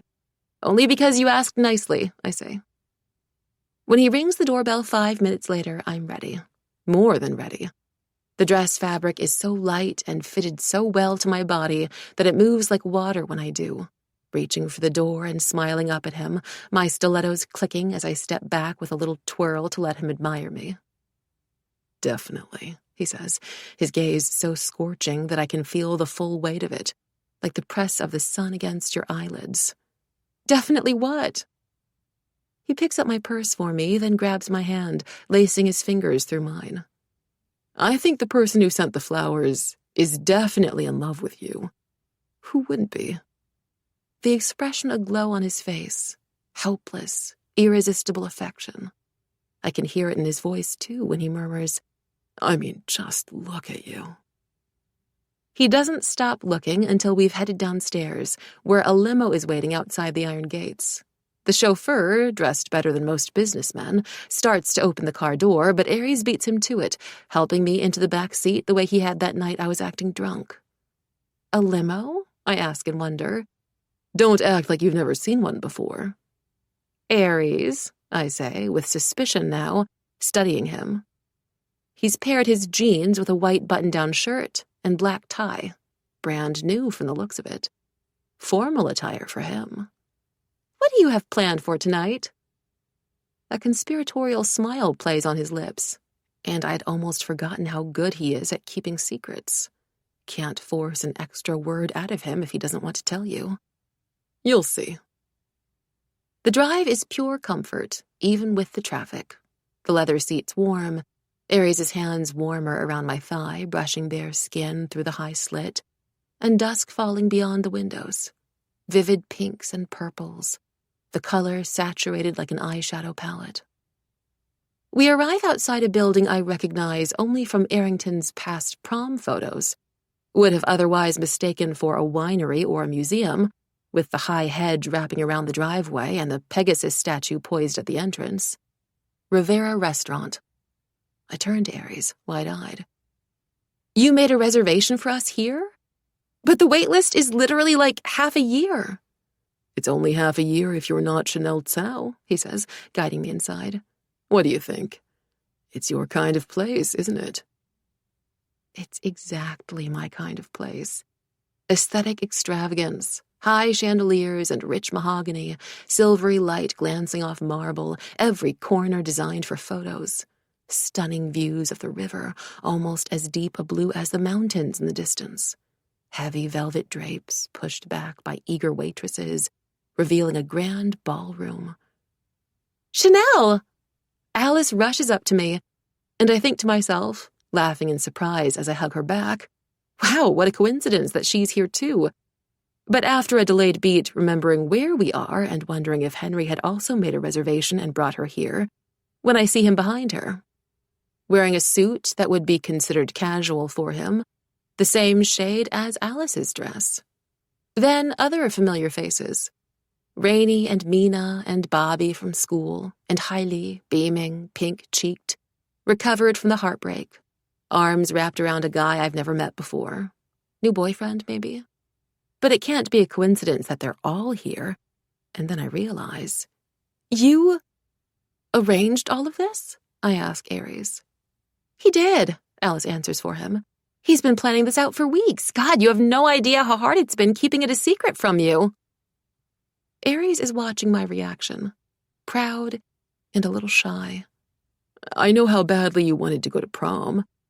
And this isn't the same, of course, but I thought I'd at least try to give you something close to it. This isn't the same, I say, my throat thick, the feeling in my chest so immense I can barely speak. Aries, this is so much better. Because maybe I don't need to be loved by everyone after all. I just want to be in the same room as everyone I love. Looking around now, I can't fathom the amount of planning that must have gone into making this happen. Guests invited from different circles, childhood friends, Xiaohongshu mutuals, models, and socialites, the 2 girls I met at Dave's thing last summer, the entrepreneur I really hit it off with at a Christmas party. Somehow Aries had known exactly who I would want to see tonight, and he would have had to reach out to them. I imagine him, usually so closed off, unwilling and unlikely to even call the doctor if he was in pain, messaging my friends one by one. Hey, this is Chanel's boyfriend. I'm planning a surprise for her. Can you make it? Would this time work? Oh, amazing. Dress fancy. You know her. Then ordering the flowers, the dress, the limo, not just making a reservation for 2, but renting the whole venue? The hot canapes brought out on trays are all my favorites too, and the music playing softly in the background could be taken straight from my playlist. To think I'd once been afraid of him. I'm pulled into the crowd, round after round of hugs and air kisses, floating atop the compliments. You look gorgeous, like a princess. That dress was made for you, an icon, a star. And Aries stays back, letting me have my moment, walking up to my side only when someone asks after him. Hey, man. One of the guys from my history class offers Aries a tentative fist bump, like he's half scared Aries will punch him for real. Totally cool if you're no longer interested or whatever, but just wanted to pass along the message from my cousin to hit him up if you ever need those bots again. I'll get you a discount. Aries darts a glance at me, then nods. Yeah, sure. Appreciate it, bro. Bots? I say, confused. Why did you need bots? Just personal reasons, Aries tells me. But in my head, I can hear Henry's voice telling me slowly, confused. Someone's drowned out the top result already. Must be bots. Organic engagement doesn't work this way. I meet Aries' eyes. Ask the question without asking it. That was you? His smile is an admission. The crowd surges around us again, and only after the food and the thank you so much for comings are evenly distributed do we settle into the dark leather couches by the bar. Cherry cocktails, red as my lipstick, served with little umbrellas. The air sweet with perfume, flashing jewelry, pearly whites. Youth and our awareness of it, intoxicating even before we've finished the first round of drinks. The splendor of a night like this. Shrieking laughter and endless conversation, and freshly filled glasses raised to me. Rainey is telling an anecdote about someone beatboxing on the train during the school's annual Experiencing China trip, and Aries is sitting on the other couch across from me. One elbow rested against his knee, swirling his whiskey around and around, sipping it without haste. He's smiling, half listening, when his gaze finds mine as if he'd known I was looking. And I go on talking to the girl next to me about my travel plans for the summer, and he's reacting at all the right beats to Rainey's story. But he tilts his head at me, checking if I'm okay, if I'm enjoying myself, whether I need anything. A private language shared between us, unnoticed by everyone else in the room. Team of our own. And how nice that is to belong in the same camp finally. Another head tilt, his eyebrows lifting. Invitation to get up, which I do, excusing myself as the others push their purses back and shuffle over on the couch. He joins me at the bar, asks over the music, Are you having fun? There's something so endearing about the question, an innocence to it. I am, I reply. Time of my life. The quirk of his lips, pleased with my response, with himself for earning my approval. Really? Really, truly, I say. My fingers find the back of his neck, and he leans into my touch, tender, tipsy. Definitely. Definitely in love, God help me. Our foreheads so close I can feel him breathing, and his hands in my hair open about his desire, and why not? Hardly a secret that we're together. The receptive warmth of his mouth when I kiss him, slow and soft, the sound he releases deep in his throat. I kiss him there too, then return to his lips. Taste of whiskey, rough fabric of his jeans, my pinky curling into the loop of his belt, pulling him to me. Perfect, pure sensation. Actually can't remember a time better than this, ever. I should tell him that, maybe later tonight or tomorrow. There's no rush anymore. Plenty of chances in the future. So many things I want to tell him. Can't believe I get to. Okay, so I love everything about this place, I say, breaking away for a moment. But you know what I've been craving all day? What? He asks at once. Your egg and tomato noodles. He laughs. The sound all the more lovely because of how rare it is, reserved just for me. We're at a Michelin-starred restaurant where they serve 12-course meals. And you want to eat my egg and tomato noodles? He says incredulously. Please? You're not joking? I would never joke about those noodles, I say. They're that good. He brushes a thumb over my jaw, his laughter still alive in his eyes. Okay, he says. I'll make them for you as soon as we get home tonight. Home. Such a beautiful word. Home and him. One and the same in a way. A new life, or rather, a new way of living it. Built from the ashes.